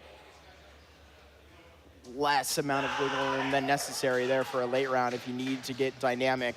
But, I mean, very, very little clue that's actually going to be handed back. I mean, 2-9 at this point. You're getting a couple of these Metasport players down, and they're looking for an answer. Right here, you're getting it from Modo. He's gotten here in prime position with the AWP, as now control, it's going to be popped. The rest of this team, they're going to be flanked. That's bomb. Mail, medium range spray goes his way. Isaac doubling back to try and do something a little bit more drastic, but if Mail can get one more on top of what he's already been able to secure, then there's definitely a conversation, but him unable to stay alive for that point makes the job of Isaac all the more difficult. So his flank ineffective in its ultimate goal of giving them a round 1. 9, a 3rd round is good. 4th, expected. A 5th, great.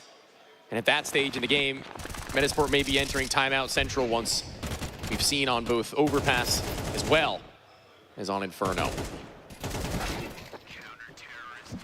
I love seeing teams take timeouts.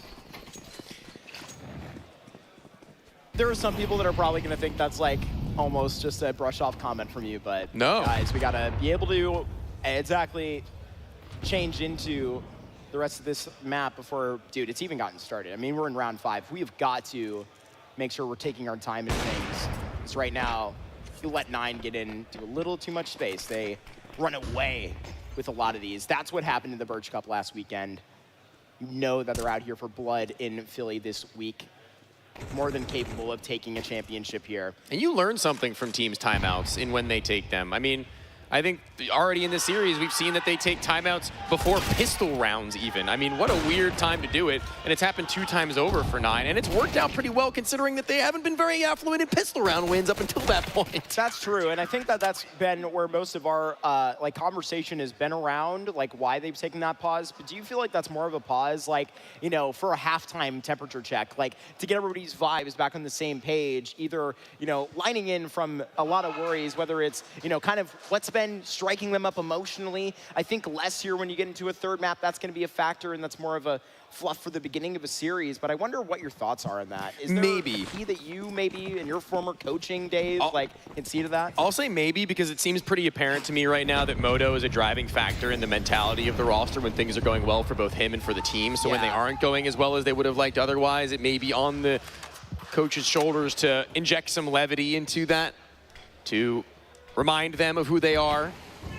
And maybe even to see if Moto can get a little bit more actually in the game to where we haven't exactly seen, as you previously alluded to, where now this is where that momentum builds. That's where Moto has elevated the rest of his squad and has taken a back seat in the last 2 rounds, which is a great sign that he can afford to do that and still win the rounds. I know you spoke about Moto's energy being something earlier to definitely watch for, and put up a lot to where this squad kind of was previously. We have a lot to speak about here on the young Polish player. He has his plate full. Right now, can't finish it, doesn't get close. I mean, he only gets this 1 frag out of the 3 allowed, but it's Plopsky He's gonna kill the planter. that loses his life. They needed the extra protection of Plopsky in that moment. The young Swede is gonna be up here against 4 hungry members of 9 that are not gonna be giving him a moment to breathe. So insane. There was a player on those secret steps for the T side that was just barely off the timing of spotting the walk down into the lower bomb site. And when he loses that timing, the round is just communicated from those 2 points perfectly. Tony, another interesting time to get your coach on the mic. Abdi is speaking here after a round win. What do you think is going through the minds right here of 9? I think a lot of round win timeouts come from the coach noticing something as a glaring gap. Initially, I think I thought Metasport didn't. I was going to say Metasport didn't. Excuse me. This is a Metasport timeout. Down by 4 rounds. That makes more sense. Okay, well, I was going to answer your question, but where do you think that function is coming to either way? I guess, well, when you do win rounds and take timeouts, it's because the coach noticed something glaringly wrong in an otherwise round 1, you know what I mean? Round wins don't necessarily mean that they were good inherently, or just trying to regulate emotions. Maybe somebody got tilted in the early part of that round. Maybe we're overexcited and making oversteps and statements where, you know, sometimes you win a round that's so big that you actually let them simmer in it. We have some coaches who you've been both a little bit critical of in history for doing something like that, but also some people on the other side are like, I think that's great. And here comes the op on hold and post where Moto has not yet been before. There goes the jump, only for a moment, take it off his crosshair, but once he pulls it back, he's still too far in between. Oh, it's a nasty spray. You have to land, but here comes the clothesline. Oh, no. He's gotten 2 of your heads right off, clean to the shoulders. Right, gotta hold on to this. Metasport, they get their bloody knuckles deep into the B bomb site, and right now, Favin! Here he has arrived. He's provided 2 frags right in the meantime, and he's on for the ace. He's just gotta stare back against Plopsky and Iskip, but Metasport put it to rest. That's their 2nd round on the T side. Emotions are not linear, Mark. They are not black and white. You're not always going to be a sunshine and happiness kind of guy in Moto. He dies there, and it is an immediate sink back into the chair. That is a bit of a tilter, seeing as that was the one you were meant to win out on. Everything else was where you were being pressured by rifles and the like. This time, you lose your L player, you lose your own duel up at close range, multiple shots that leave your weapon, and that is a lifeline. That is Metasport finally giving us a bit more to believe. Giving us the individuals on pace, showing their prowess in the gunfights when chaos ensues. And now they'll slow it down. A smoke wall. A player to these steps into Jot, who's been previously at those ramp spots, but even then on a new place, they're ready for him. Tapping right back. This one seems to be a lot more smooth when you're walking this way. Now the first part of the plan has been botched. You're letting a little bit more attention in back towards lobby than you immediately assumed would be arching back. But this is a 9 timing. They have a different clock than you. And right now, you've just added up the seconds that it took to walk this into ramp. You know you have a player advantage here. And right now, where did Metasport have to take advantage of their pieces here? Because right now, the B side hit with the Slurk that they have right outside of Mini looks to be a good call. Back off that wall goes the Molotov. Burns out what would have been a player through those vents, but Rawls has already gone that way, but losing his other end, losing his second half of that lower sight, it makes his life all the more impossible. And although Moto gets one op shot out and a second to follow suit, it will ultimately crumble beneath the weight of the T-side splurge once again. This is a good turn of heel. Moto will save, and I mean, Rawls is gonna hope to be able to get to a spot to do the same.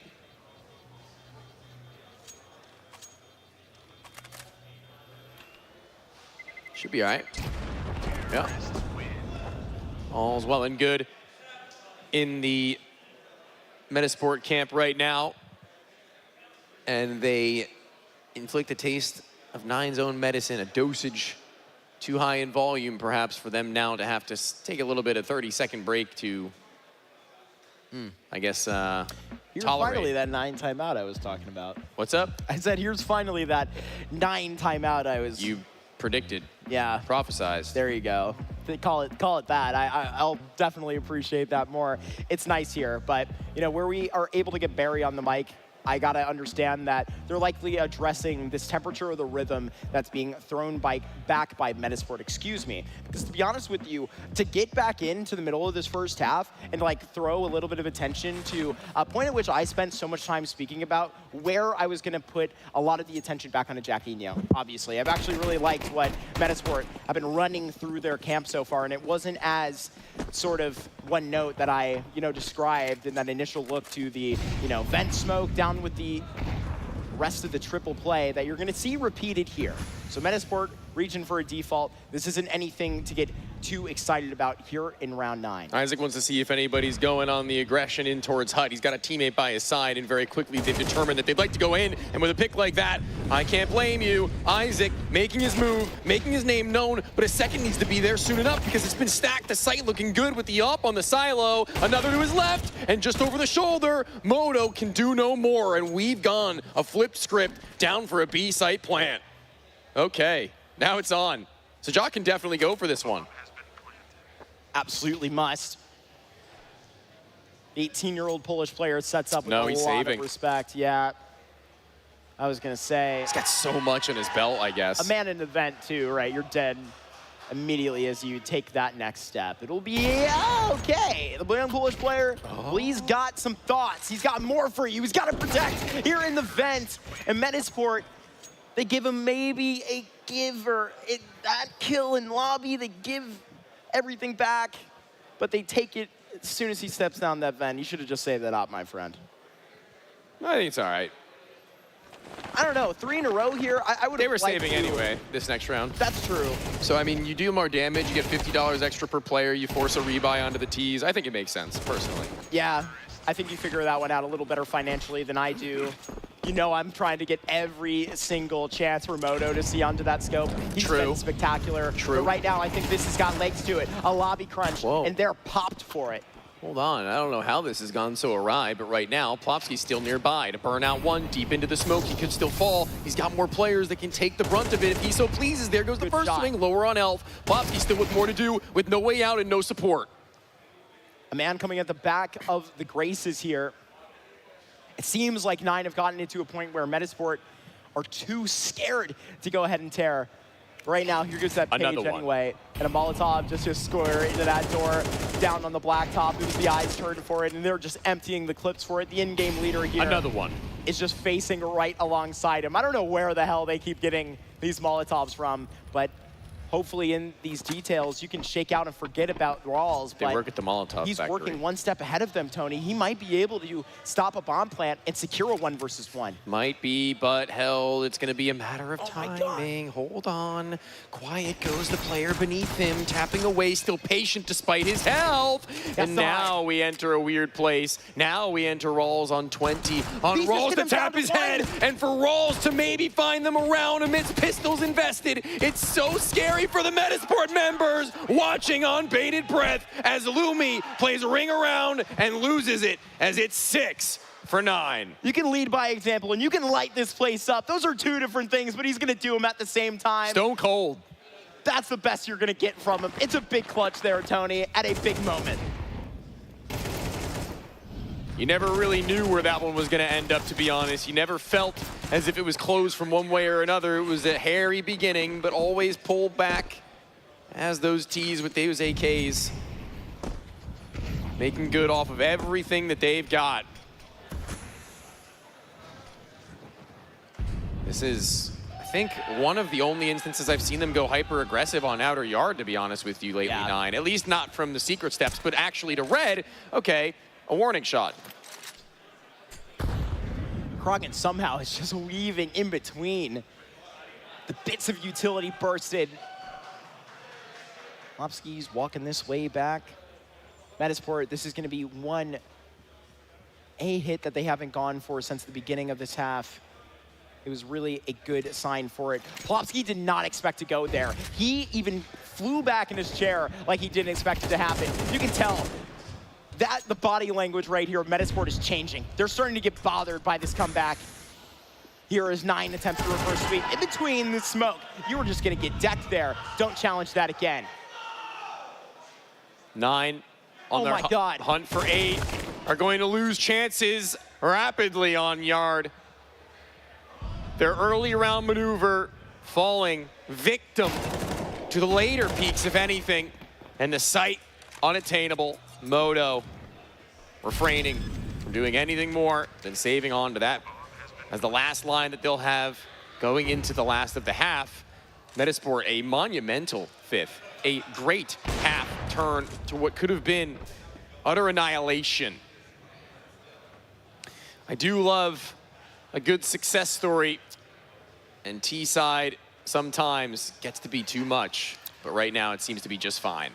We got a Group G update for you, and one that will see into one of Team Factor or Wicked not continuing in our tournament. Tony, the last time that we heard about that series, it was a 1-1.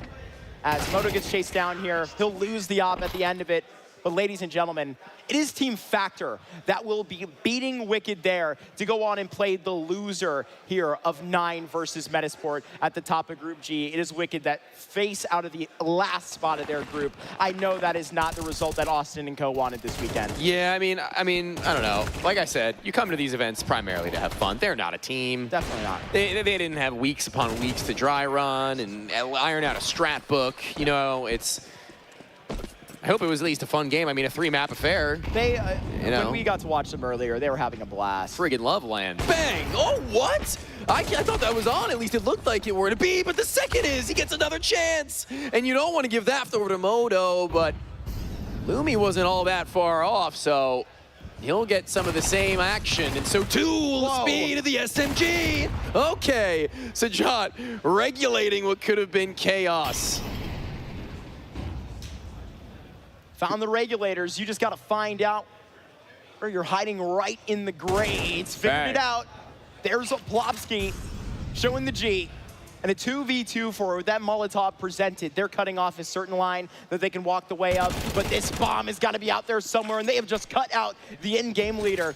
Now it's just up to Plopsky, who's going to have to work through a smoke in limited vision, but now is just being chased to it. It is 9 that win this first half of Nuke. This is their CT side that they pull 7 rounds out of, Tony. I think Metasport have bled them dry. I think that they took every round that they possibly could have in that half. made this one more competitive than it may needed to be.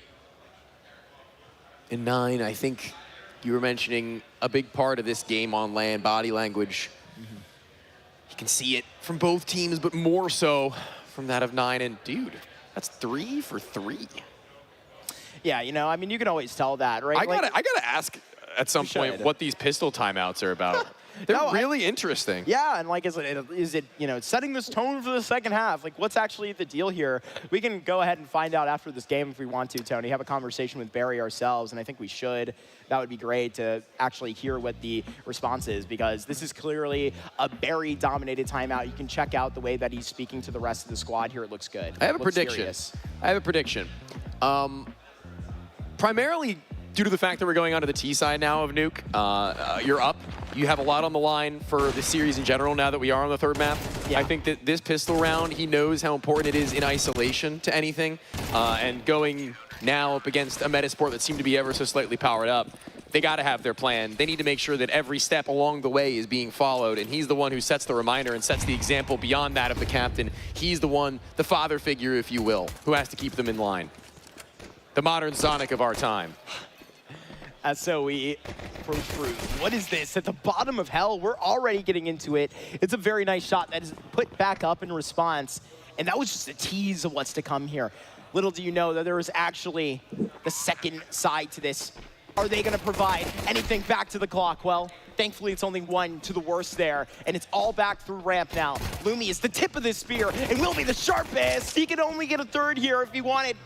Sijat can go from this corner, but a 1v4, the young Polish player, close to be overwhelmed, but it's not impossible. A 10-second defuse that Plopsky hops on. You know you're on a timer. That door is closed. It's not shown. A 1v1, and he's got it! A 1v4 for the young Polish player at only 18 years old is living up to the legend on the stage. Drops Metasport there and is put 9 in the second half. How is he to pull that off? How has it been allowed? There's a door in between them. There's 3 bodies and an entire damn silo. You'd think it would be enough, but no obstacle too great. An 8th. A weight, a pressure put onto one man, a snap reaction onto every head, and a split second .2. How do you follow that up? How do you recover? How has there not been a timeout even? They must be pretty damn sure that they've got their CT side on lockdown. And already giving themselves room to breathe is Plopsky. Goodbye to Favin and hello to that return to form. Oh, man. Oh, man. For how much humor that we put into these pistol rounds, especially to the way of the 9 camp, they've won 100% of them here on this nuke.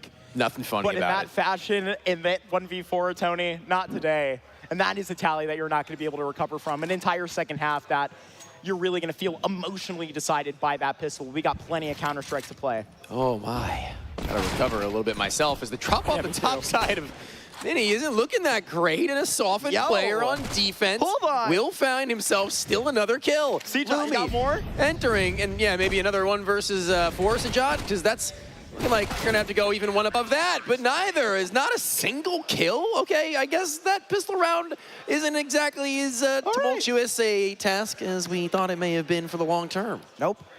Big highlight, but it feels like it'll feel like a footnote after one turnaround like that. You meet a couple of scouts a little bit too heavy-handed, and well, you'll lose what was in your grasp, faltered out of it. And right now, in our second series of the day, we're gonna get all 3 maps here, and it is just more than the price of admission, baby. You're sitting here watching this in the crowd, you're pretty damn happy about it. No, I mean, I straight up was saying that, like, as far as a third map goes, like, if you weren't here before, you certainly, I hope, are here now, sitting to witness. It was great, but now I guess we need to be utterly perfect. That 7th round would be hard to let slip from Metasport after an engagement with Scouts and MP9s. Seems that a silent sprawl down through these steps may be held pretty intently by Plopsky, but despite him having a great weapon for high fire rate as well as close range proximity, the distance that he takes won't matter when the numbers overflow. Quantity over quality this time around, I guess. The quality of this rifle, mayhaps, yeah. maybe even the quantity of players that you got back down here. Saw that coming out of the pistol. Oh, I hate seeing this. Moto have to chase him down, unfortunately, because Moto just too dangerous when left up to his own devices. 2 here back-to-back for Metasport. They are lighting up this CT side start. My butt became a unibutt for a second there. It was so clenched. Good Lord. One cheek. One. It's kind of, yeah, you get that checked out, Tom. Snap back. It almost looked like a transition from Plopsky into an entirely different point of a map. How fast he was able to turn. Won't get him a second kill, but it'll certainly make that a little bit easier for the crew. Sniper for Lumi, pistols again. 9. They're going to be hoping this one pans out for, I mean, the plant at most, but I think they are pretty much accepting of the fact that this one will amount to very little. Shoulder. Full body. Make it 5. Oh my, Jaquinho, the in-game leader, showing off a bit. There's all 5 for the Swedish star, and it's an 8-8. He gets that tie personally. Dude, I feel like so many highlights, especially like 4Ks or aces, come from ramp. Like some of the coolest ones too. They do. The funnel spot, man. Yeah, man. I mean, and that one wasn't exactly easy. No, sir. Never is there a time where 5 people running at you is easy. The tap. That's insane. Oh, man. All right, all right. He's got something cooking here. That incendiary isn't actually going to hit the blue bin. I don't know if Plopsky is going to know that. I think he might think he's safer than he actually is. They aren't going to cross just yet. The smoke wall is up, and now he'll realize that the timer is going to be there for it to have been a possibility, regardless of whether it was a success or a failure.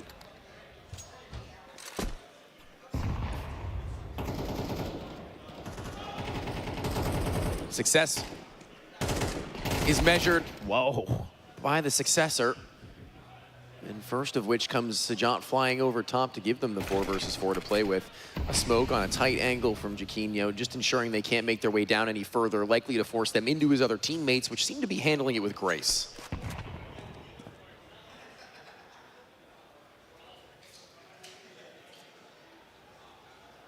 Plopsky needs something to come a little bit deeper into his court. 9 dribble elsewhere with 54 seconds, and a man that is just holding a line of scrimmage towards the back of lobby. It's going to feel like a pincer position back towards Mini. There's hardly any protection from these shots now. Sajat, a 1v4. And for that sentence to already have some positive connotation in this half, in the way the Metasport have turned it around, you know that they're already living up to a big challenge here. Got to hear from Barry before this thing goes too bad. He's so calm when he talks, too. You know, he's not really like super animated. Like, he doesn't really seem to be taking a super brash tone with the boys either. Could be one of those things where, like, you know how it's like, I think recently somebody made a joke about how their coach comes up to them and starts like going like this, super animated and like almost looking like they're screaming at them, but in reality they're like, guys, you're doing a great job, keep it up, I'm really proud of you. But he's like, everyone on the outside of stands is like, oh my God, he's laying into him. Maybe it's the opposite of that. Maybe he looks calm, but he's actually like, you guys suck. We need to be so much better. Nades are missing. You guys are all whiffing, which isn't actually happening, but no. A funny hypothetical of Barry just looked like the nicest guy ever and was just spewing venom very quietly. I would hate to get into He looks like a super nice guy. a timeout. I just hear my coach giving it to me, man. Yeah. Either that's the kick in the ass they need, Yeah. or a bit of the shoulder to cry on. Yet to see how that will play out, because right here, maybe a bet of these tiers with the pistols that look back to Fry, I was going to say. Oh. Being burnt out is Favin. He gets nothing at the door. He doesn't have the resources to do a whole lot about it. He doesn't have all that much at his dispense. And right now, dispensing of 2 at lower. Very well done. A B site that is compromised, but not to the point where they can get off a plant. Not even close. Door unopened, glass unbroken. Jaquinho able to make his move into a more safe spot. You're about to tell me that Metasport are going to be the first team to find 10 rounds here in this nuke. Seems like an inevitability. Here they go. Walking into this lower B bomb site and up at Jaquinho, pushing the buttons right on time. positioned right from clock all the way to get that done, Tony. 5 rounds in a row. Metasport, they string along streaks like it's nothing. This is going to be Counter-Strike at its finest for 9. If they want to stay not alive, but in contention for their round of 22 berth. Otherwise, facing off against Factor, not Wicked, in a new head-to-head in a matchup in which they've not yet experienced, but one that I can only imagine will not amount to what they may see in the round of 22 or in this game even. It's something that I hope they can keep their heads up for, should that be the case. So that smoke wall turned into the L. One lurking on the left, and the other phasing through the right. It's Garage that's been slotted into. It's Ramp that's been pushed through. And Favin, once again, having been dispatched of, not going to feel great. He needs a trade, and he'll get it almost instantly, but on another side of the map, and it's double down from Kragan. Here's the tap up top. Holy reactions. There goes the Dane. And right now, you're feeling slain, just left down to only 1 of 2 here on this 9 team. Kragan alive, and he's already dropped 2 bodies in this round. Lumi holds the most important position in this set to get ready for a retake. He's waiting for Mail. Mail has a smoke. Moto has a molly. Heaven has a teammate, and he's going to be the one to then just siphon off one of the 2 positions that they can make their way back from, making the job, the load of Kragan a little bit easier by that virtue, but also by that of which getting a kill makes it a 1 versus 2 for Lumi, a man made known. If he wants to get in, he's going to have to do it soon, just about 10, and it will not work out at all. Kragan unrequired, a solo man job, and they pull it off. Well done there. 9 shoot their cuffs that round. Looks so good. Only separated by a singular situation to get this down. Metasport, well, they're going to have to work back to get on the clock. Not very long. It's only a brief loan that they're taking out of the bank accounts. They get all that money where it needs to go, right on the credit. And it's going to be due here in 20. They're probably really happy that they have another buy in their wheelhouse, though. Yeah. I mean, a save to 10-10 and then losing a gun round that would be like kind of mixed, that gets ugly. So better now than ever may have been. Favin not having had the greatest game at Door on T side thus far, it has to be said, and he knows that to be the case. So as he gets slowly pulled on from all different angles, he's gone down through the vent. He no longer looks to play in his default spot in space. He's going to try and make it happen into where a split will be more likely based on where they are currently stationed. Or maybe just a full-on walk down. I kind of like this. I think it's really good from Favin because of the fact that he hasn't had that great a time. Now it's Moto's turn to try and do something about it just as well. But will he get struck with the same level of fate? Will he get hit with the curse of the lurk? I think he might. Oh, no. He goes unprotected entirely. Oh, but eventually he'll get discovered, and he finds a second on Swivel, knowing one topside mini. Turns about face, but the nade better for as the damage from his teammates have been done. But will he just save? Yeah, it looks like it. Good call, but one that stings. It's never a fun one to make. No, definitely not. All right, when I tell you to save on Nuke, that ain't happening. Good friggin' luck. Yeah, man. Because why would you whip away, man? Got all the money for this. There are plenty of people that are probably saying, why not try to get a frag in this? The positioning can catch up. Everything can be put your way. But holding on to the end of this game, they don't want to lose too much off of this. It's that conversation that they just had with Adby. They want to get this to a point in which they're not going to be shook no matter what situation they walk into. They stay calm. They stay solace. And right here, they're going to need to stab the hardest at this 10-10. This is where it matters the most. And you're going to get a Metasport timeout and hear from Abdi again.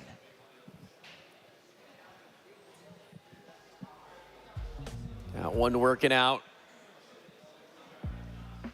There's Fabin. Leans very heavy on the fact that Moto got 2. We didn't actually get to see the first of those kills, but he turns on a dime to Garage, expecting there to be another. That second is just oh so important for them. The faster rotations are available if they get that. There's a kill on outside where they know there's no more lurks. And Abdi has giving his piece.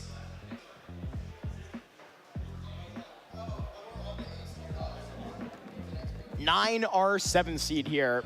This is all our Group G action. Metasport, they sign up as our 16th.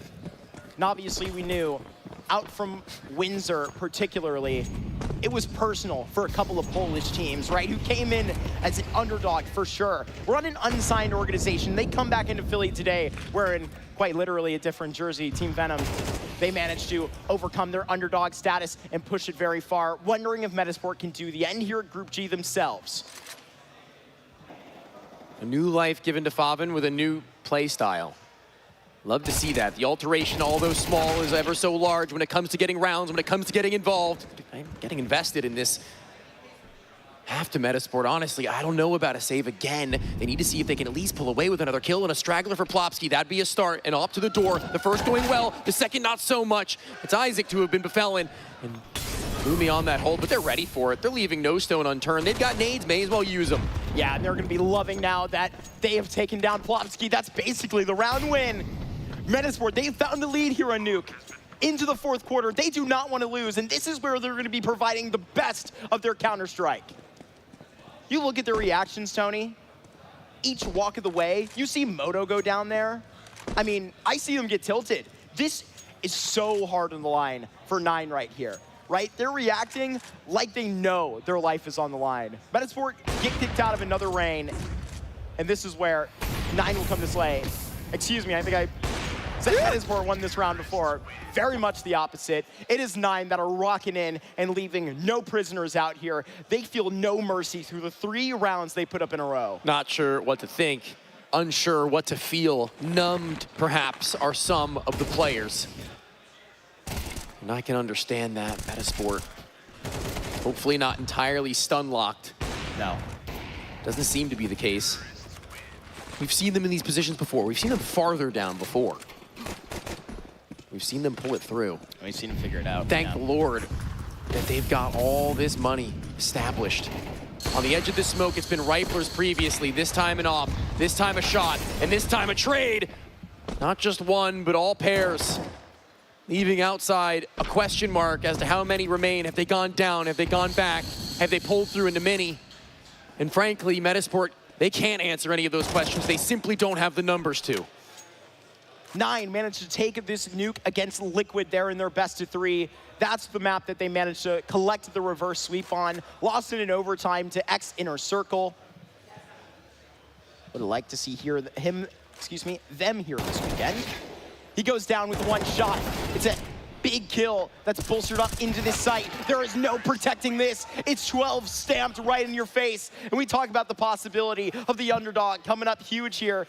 Well, we're just seeing into what the guarantee was. Over the entire time, we favored this 9 team more, and right here, they're looking to top Group G with their name right on the front of it. They're gonna be loving that. I will say, in the grand scheme of this tournament, yeah, this is a little tight. It really is, but man. We're just getting started. You said Certainly. yourself, this is their first test of grand proportions, yeah, grander proportions. So getting the win, that's good. Getting warmed up, even better. Going into your next games and knowing that you may need to bring yourself even further beyond, that's just Counter-Strike, baby. Day in, day, round by round, map by map, you need to be better. And they're gonna be realizing this, but claiming the win is #1 priority, and they've got these 2 rounds to solidify that. MP9 for Male. Everybody else still looking well cut and well clipped. It's the utility that may begin to drain, but it is going to be even still thrown out in the early round. I'm so pleased with Metasport and what they've put up in this series regardless. I think that they're really a threat here, and a test of Jacquinho's in-game leadership, the captain of this roster. I think it nearly passed the test here. The rifle core that they have on paper is nearly as powerful as everybody else's. That's what you have to realize. Male working next to Isaac and Plopsky is just a threat to watch out forward further here in Philly. They're going to feel it here at ramp. Just going to be challenging Lumion. This is where 9 look to begin their 13th. They've got to close this one soon, and they know that. So in dropping themselves over to ramp, it's second-guessing for Metasport across the board. They could be down from lower. They could be pushed from ramp. They're feeling it closed, but in claustrophobia may look them to be playing off of the wall. A shadow advantage seen. Flopsy's got his around the silo. He thought that he killed him. He drops the ball. They drop the sight, and they may have dropped the game. It's Favin who's taken the time to reinvent himself on T, and he'll grant them a brand new invention I've called a 2-0. How do you like it? There we go. Absolutely. You got to run that to the patent office, Tony. They're loving that. It is a reverse sweep. 2-1. What am I saying? 9. Get it done, Tony. It's a beautiful workout here as Metasport. They show their ferocity here on the stage, but it ain't good enough, baby. That's the level of competition we got here in Philadelphia this weekend as you see the fist bumps come across. They show some teeth, they show some fangs, they show some sportsmanship at the end with the handshakes across, and well played indeed. It was one that it was a pleasure to be a part of, and frankly, I think that the analysts will feel the same way. I feel like when they do get whoever they get on that couch, they'll have some pretty good questions and insight to pull from them, as we've got two teams that are going to be beautifully done, but a break in between. Mark, I think that this one is probably my favorite game that I've witnessed in the tournament so far. Yeah, this one has been absolutely electric, man. I mean, it really goes to, like, give that Fnatic Bounty Hunter series yesterday a run for its damn money. That one yesterday was just a banger, but out here, that does not class into, I mean, the drama that we had in there. It's the Jot 1v4, the reverse sweep in totality. It was Metasport that, of course, went up and, you know, did what they did against Austin and Co. We knew that would be maybe a rough transition onto that overpass, and it did look to be that for a while. Honestly, it looked like 9 could have taken it, but they put a stamp out here. Like I said, I was really pleased overall with Metasport. I think specifically in Jacquinho, I think he's doing a good job on this T side. When it gets harder, right, you see them trouble in the beginning of the half, but he seems to have the temperature needed to recover.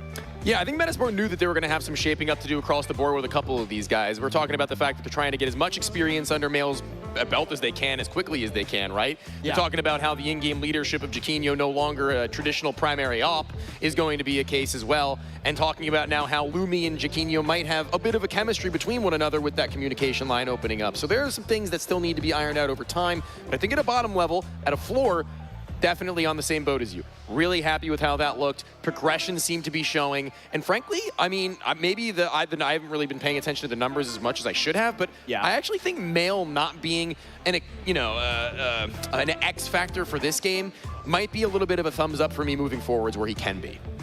Certainly so. And I gotta wonder, you know, which one of these two young riflers, when we come back from our break, our desks are gonna be picking up and talking about after an interview as well, right? You're gonna get a winner's interview with 9. That's gonna be coming back here just in a couple of minutes. We're gonna be throwing it back to the desk, so don't go far. Frag gonna hit resume here in a moment.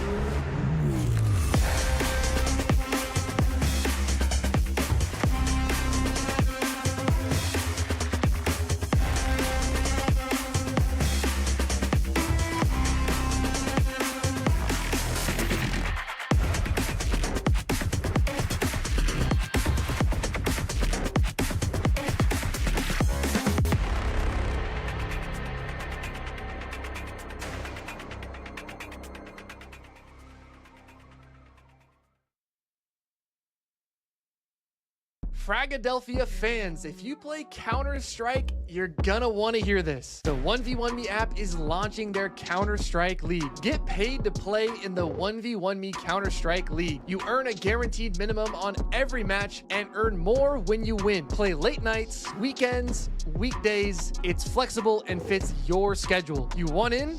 Drop a follow and a DM to apply. Counter-Strike hits 1v1me Season 3.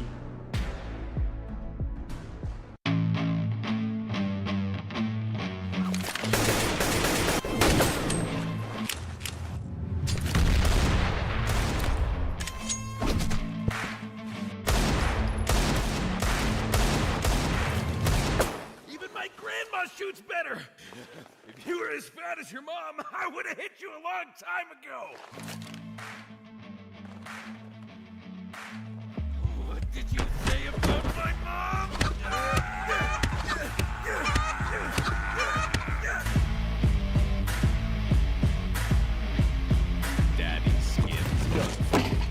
Fight with weapons, not words.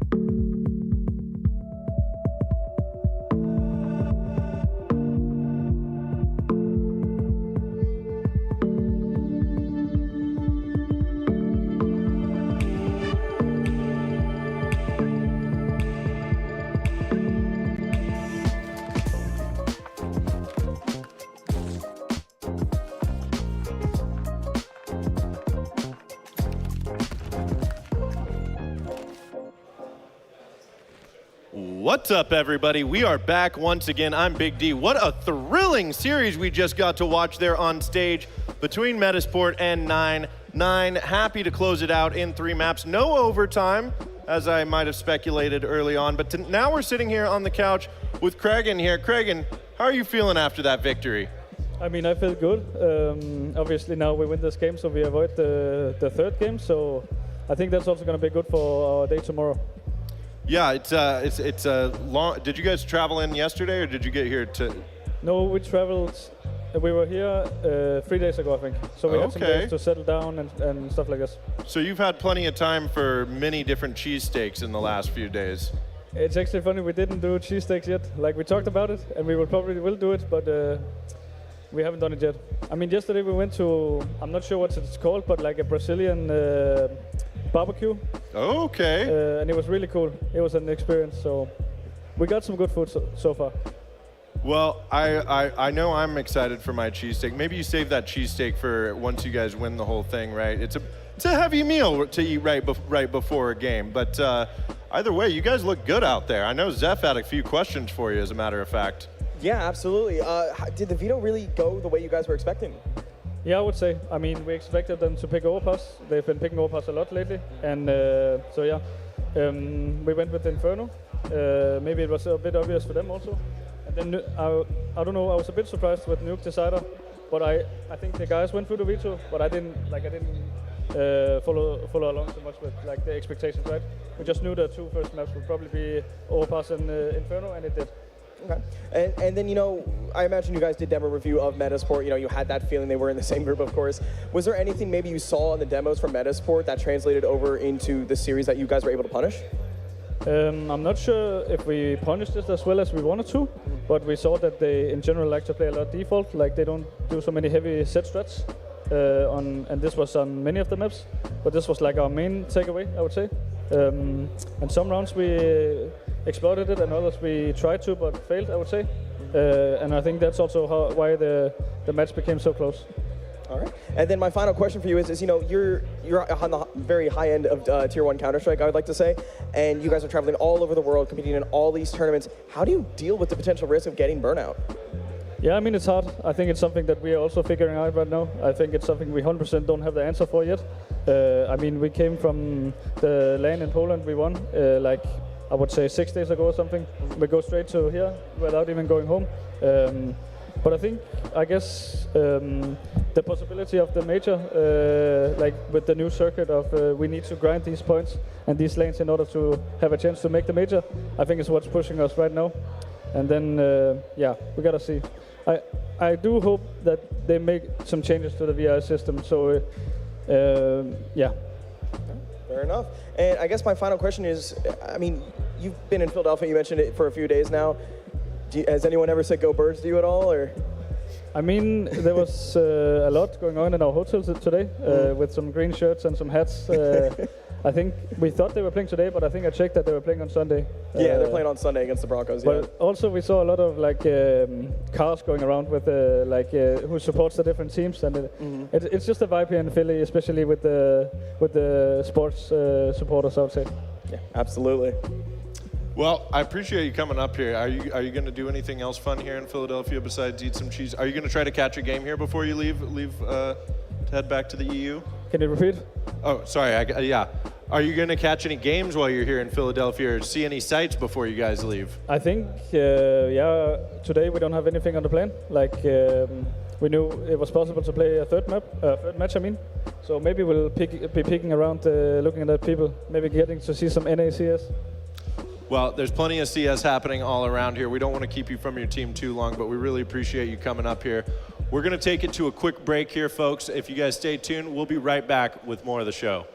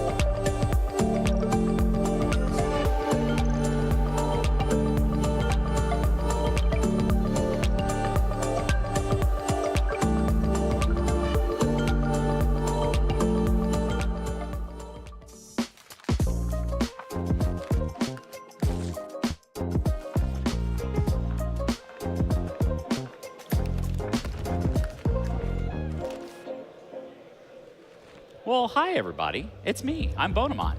I'm joined here with some fellow lovely people here and at the block here at localhost in Philly, and we've got some awesome content for you guys. Just give you a little bit of a break, and we kind of hang out here for the action just a little bit before we get the next game underway.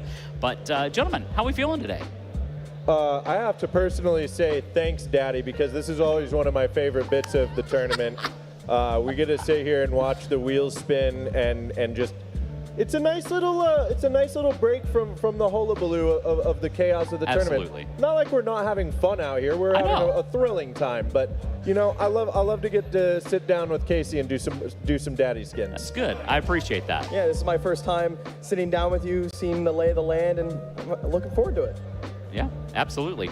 So it's something as well that we've been, as we kind of do these segments and things like that. Like I personally use the site, on my own accord with everything, and as well as we get to kind of showcase it for you here at Fragadelphia. So it's something that we appreciate everything that Daddy Skins does for us, and we get to show it to the world, right? Yeah, we get to show them just how fun it can be to go to daddyskins.com. All right, guys. Where They are do you have. gonna start? They have their Autumn Killer event going on right now, and they also just released a brand new mode in their case battles as well. So I don't know if you've seen it. I've seen it because I've used the site, but... Look, can we start there? I love new things. You love new things? Well, good. So we'll start off. We'll make a battle here. I know new things are like not a great thing for Counter-Strikers in general, but personally, I still love new things. No, I get you. So we'll go ahead and start here. So their new mode is called Frag Rush. And the way that this one works, it's a little different than some of the other ones. Whoever wins the most rounds, so whoever draws, like say, somebody draws a 25-cent skin and someone draws a 20-cent skin, that person wins that round. Most rounds takes the pot.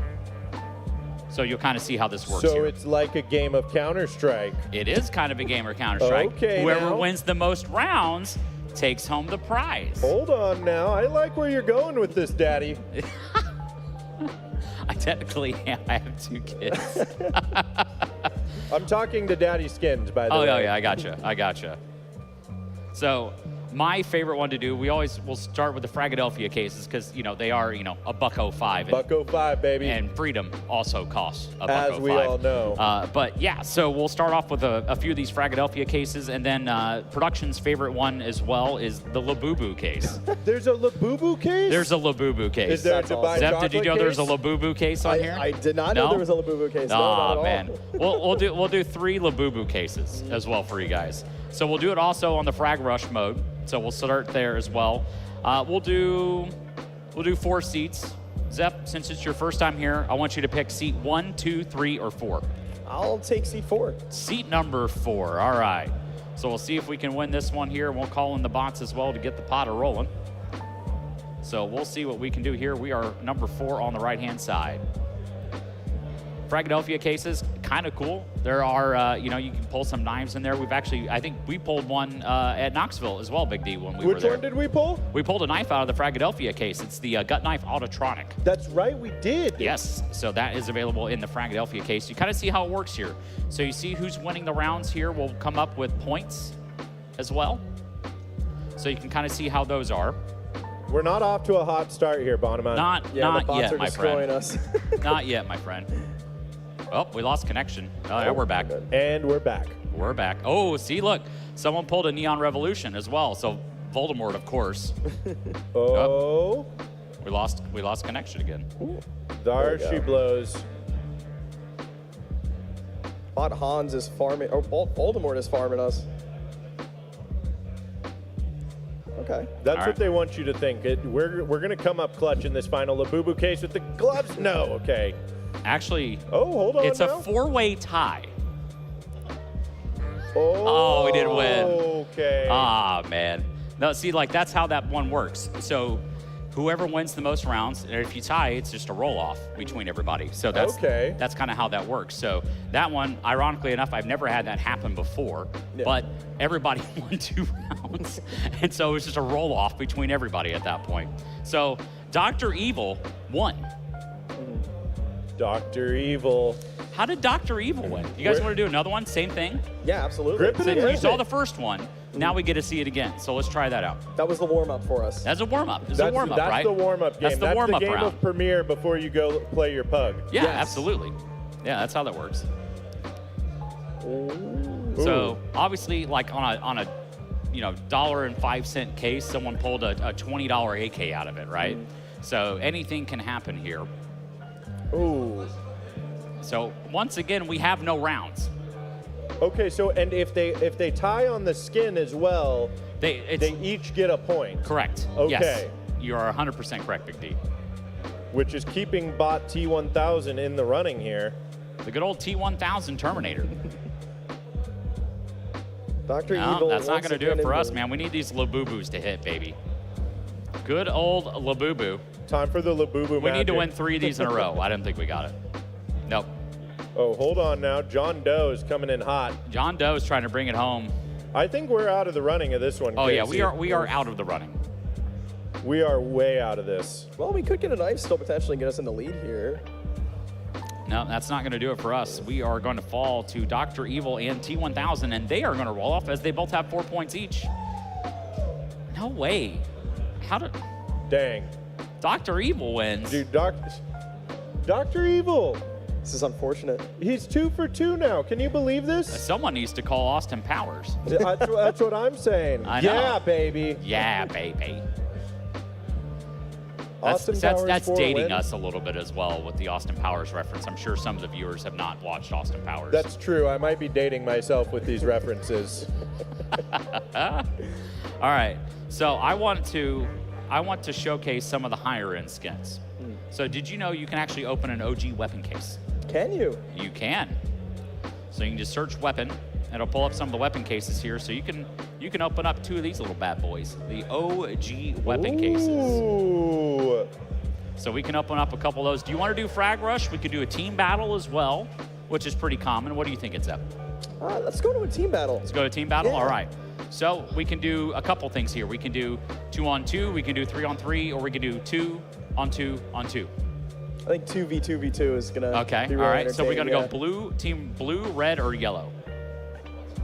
Let's do blue. Team blue. Okay. Yeah. All right. We'll let her rip here. We will call the bots. Darth Vader and Dr. Evil have teamed up. Oh, Darth Vader and dude, we pulled double knives on the first one. Okay, but look at us though. Double knives. Double knives on the first. Wow. That's Actually, I massive. did select frag rush, funny enough. Oh no, we lost our broadcast again. We lost the broadcast. We're back. And we're back. And now it's going to be a roll-off. Hey. Ooh, okay. We take it home. Ooh. So don't forget, we only put 219 in the pot. That's Finally, true. Evil We got is vanquished. 874 with the win. That is what we like to call a W. And that all goes into we can roll that into some more cases. Yeah, we can do whatever we want Or to with it. some We can more sell it back battles? to the site. We can upgrade and try to look at some new skins. You want to look at that? We haven't done an upgrade I yet. was gonna say this guy hasn't seen the upgrades. Let's take him to a new section here. All right, so we'll join in on the upgrade section here so we can take those skins we just won. For instance, we got some of the smaller ones we've got along the way here. But, you know, what if we take this Bayo Fade, okay? Which is about 300. We split the pot with the other bot there, so we have about $350 in value here. But we could upgrade to maybe a flip knife marble fade. We could do a Talon rust coat. I don't know if that's anybody's favorite, but you know there might be an enjoyer out there. I am actually an enjoyer of the Rust Coat skin. I'm not gonna lie. That might be a hot take. All right, so we're gonna roll a rust coat then. All right, we'll go to the Talon rust coat. Now here comes the fun part. We have about a 60% chance with it, okay? So about a 60% chance. Then, from that 60% chance, you can either take the under or the over. Okay. Under or over, my friend? Me? No, it's his first time. He's I was got gonna to go. say, yeah, he's trying to pawn this off on me. So Get go in big or there, go Zeph. home. Let's go over. Take the over? Okay, I got Yeah. you. We'll take the over here and see what exactly we can do. Oh, we lost connection again. I'm sorry, boys. It's coming back. The suspense is building. The suspense is building. No, like this one more time. Yes. There we go. nailed it. There we go. There's your Talon knife rust coat, my yes, friend. sir. I'm a happy man. You're a happy man. See, Happy that's man. exactly how it works. So not only Did we take that $200 investment into that last case opening? We won $800 in value. Then we just took a $350 skin and made it a $500 skin. Profit, lots of it. That is absolute profit here, and it's something as well that you can do here with Daddy Skins. Don't forget, as well, if you're new, like Zeph over here, you can go to Daddy Skins, use code FRAG as well at checkout there. They'll get you extra 5% deposit bonus just for helping us out here at Fragadelphia, but just by using our code. And don't forget, we also have our Fragadelphia cases on the website as well for $1.05. But we're gonna send you off to a quick break. We'll be right back with you.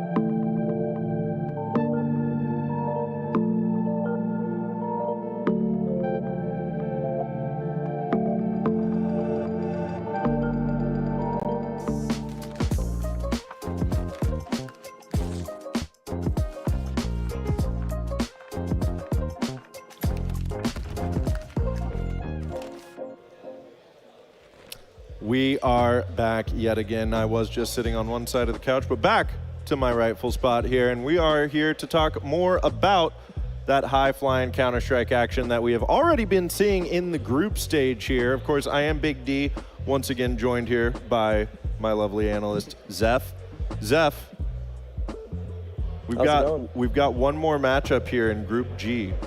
Yes, we do. Team Factor upsetting Wicked 2-1, I believe, as well. Final map was Ancient. So now they're fighting to stay alive in this tournament against the juggernaut of Metasport. So that's going to be a very interesting fight here. Yes, and I believe our other lovely analyst has shown up to join us here now. System, we were just having a lovely little chat about the fact that Metasport and Team Factor going up against each other. Team Factor pulling off the upset against Wicked. Yep, I was there for it. I was standing behind them, cheering them on the whole way. I have a couple of good friends on that team, so it was really, really nice to be able to see them pull off a win like that. And I know they're very excited to be on the stage, and I'm excited for them to be on the stage. That's kind of what an event like this is all about. I know people are probably going to be upset in the comments, and people are going to be like, oh, we have a who knows these guys on the stage, but that's what this is about. This is their chance. This is their 15 minutes of fame. It will be a little bit longer than 15 minutes, although it may not feel like it, as Metasport are kind of expected to be the better team and come out and do what they did against Wicked, maybe even a little bit better now that they've had a chance to warm up. But at the end of the day, this is big for Team Factor. It's a great moment for them, and this will live on in their hearts for probably forever, a very long time. But getting back to the analytical mind, Metasport should just take this one 2-0. I don't think Team Factor really have a chance. I think they showed a little bit of brilliance there against Wicked. Like I said, I caught the end of that third map, and their resilience was insane. There was an ace clutch there at the end by, I believe it was Puff, who actually just was putting on a phenomenal performance. And I don't know. I think this game is going to be really interesting if Team Factor show up on their map pick, but I still think it's going to be a 2-0. You could be right, but let's find out what maps we're going to go to first. We got this Inferno and Train banned, so neither of those ones being seen here, but I know, Zeph, you've done some research on both of these teams. What maps do you expect to see here? We got Dust 2 to start out from Team Factor. Yeah, I mean, Dust 2, that's kind of typical in this sort of situation. Again, we mentioned that Team Factor are going against the juggernaut of Metasport. So, NA once again relying on Dust 2 for that aim. We saw them out-aim Wicked and co. So now they're going to try and do that on Dust 2. Overpass makes a lot of sense as well. Kind of going back to Dust 2, I think one of the reasons a lot of weaker teams like to pick this map against better teams is because Dust 2 is a map that evens out the playing field, right? It's a basic. It's been in the map pool forever. So it's one of those things where it's like, yeah, sure, they're the better team, but Dust 2 is a map that anybody can play. Anybody knows how to play. Let's go out here and get it done. I like this pick from Team Factor, and this pick for Metasport makes sense. Overpass was a great map for them. They were able to stick it in, give it to 9. That comeback was incredible. 7 rounds in a row, and I don't see Team Factor, regardless of them starting on the CT side, I don't see them being able to do much of anything on Overpass, and our decider is Ancient. I don't think we're going to need it, but if we do, Team Factor did pull off an impressive upset against Wicked on Ancient. So Wicked and Metasport are definitely two very, very different teams, but we'll give Team Factor a little bit of how do you say? I'm forgetting the word. A little bit of hope, yeah, and a little bit of NA joy. This is our home. This is their home. They're on the stage. They'll probably have the crowd behind them, and I know I'll be rooting for them right here from the couch. So we'll see. Yeah, it's going to be a thrilling series. I actually wanted to ask you as well, Zeph. I know that you've done extra research. I know all I say is Zeph's been doing research. Well, the guy's been hitting the books and hard, so we want to hear about it. You actually talked to the Team Factor CEO not too long ago and got some information about their roster changes as well, didn't you? Yeah, he mentioned to me that, coming into this event, obviously they are kind of the underdog, obviously. You got all these teams like 9, Big, OG, all of them. So yeah, Team Factor, maybe not as firepower-wise able to take them, but Mixed Juices, that's the CEO, he also did mention that he's very proud of the boys, and despite all the roster changes and a little bit of the chaos, they were able to field this roster for this event, and so far they've done a really good job doing it. Well, they've pulled off one upset. There's no saying what could happen out here, but before we get into that game, do you guys have some final thoughts here about who actually is going to take this? Is there a chance for Team Factor? Absolutely. They're winning 2-0.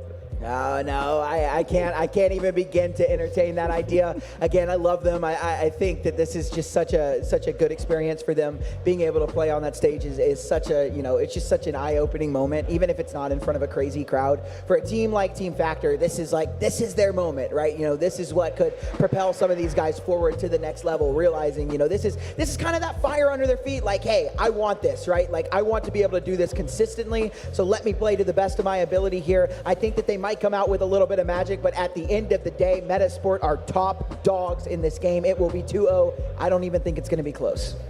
All right, emphatic words from our analysts here, and we have some very familiar faces here casting this one. Some special guests, previous Frag veterans and alumni. We've got Exner and Darth Mike.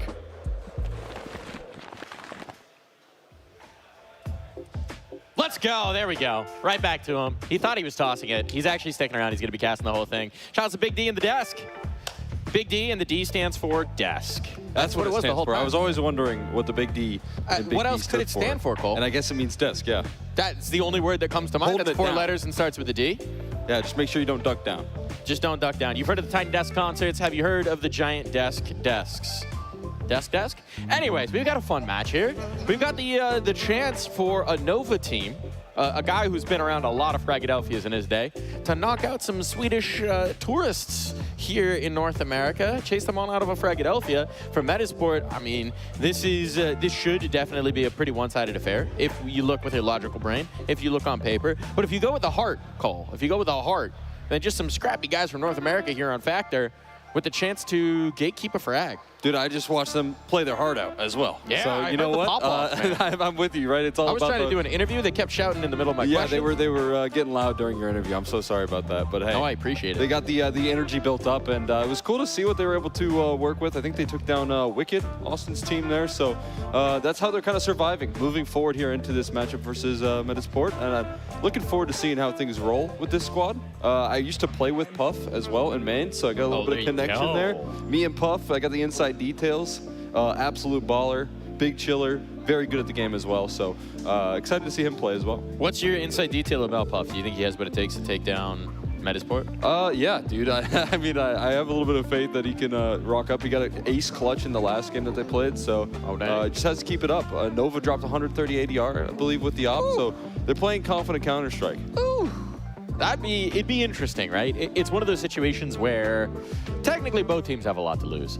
But let's be real, one of these teams has a whole lot more to lose, and the other one has a whole lot more to gain. Put their name on the map, take down a team like Metasport, known for international European competition.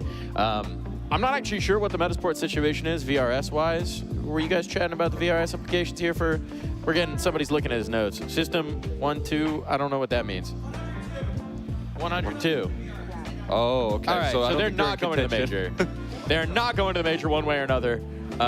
But they're definitely not going to the major if they can't beat Factor. That's a good point. And you also got to look at a little bit after the major and what those VRS jumps can be. I think to get in the conversation of like getting invites in the international space in Europe as well, things get pretty competitive. So always playing LAN. I mean, it's what NIP did back in the day in the early parts of this year. We're able to kind of skyrocket the VRS because of Frag, and now they're kind of entering into a tier 1 staple. And you want to get into those positions where you can earn the VRS points here, where you can get into the money, where you can get into contention, get into recorded games. It's just awesome, I want to say. As a guy who's been in a lot of these Fragadelphias over the years, this is where I got my start. It's very cool to be here, to be looking out, to be in the room where we've seen so many frags here at the block and be seeing names like Metasport, like your Fanatics, like your Bigs, like your Wildcards rocking on in here to the NA hometown staple. You love it. In Philly as well. In Philadelphia, a proper Fragadelphia. Not just a frag, a Fragadelphia at that. It's the good stuff. All right, we've got the Dust 2 pistol going underway. Factor starting on the attack. Puff, your guy. Schust, Aaron's Fury. Don't ask him about his calmness. Felipe K, and Nova. That Fragadelphia staple. Here we go. Flashbang out, Dooley's on deck. Lumi ready for this one. Only going to be able to pick up the first, but it's set up nicely here. And that's B is well defended. And no chance at anything else as Plopski gets the drop ski on the mid player. Yeah, I think that's going to be a bit of the challenge here that Factor face, right? They got the executes, they got the game plan, they got the vision, right? But can they put that into picture with the firepower? And that is going to be what they have to do here. It's what they have to kind of set the tone. They did get a couple of pistols up against, I think, their opening matchup in 9. They went 4-0 in the pistol. Were able to get a lot of rounds off that. That's kind of an underdog story here for these teams. And unfortunately, in this case, they're not able to pick it up. So rocking with their Glocks out in this one. Got themselves a Deagle as well for Aaron's Fury. Was able to collect a couple of kills. The scout tags rolling off here, getting them a lot of opportunities, trying to distract, keep that scout tuned in for as long as possible. And then they swing down lower, but what a flick. Lumi able to set the tone there, now gets to free fire. The Deagle already sidelined, and some nice little eeks to take the edge off. Well, this is clean as you like. I mean, there's just nothing that you could do about it. Team Factor and non-Factor completely shut out here in round number 2. And one of the things you do always have to acknowledge with, shall we say, an on-paper mismatch like this is you do want to build a little bit of confidence early. You don't want your Metasport settling in here, realizing that they can get away with maybe a little bit more than usual, pressure up a little bit more, bully a little bit more.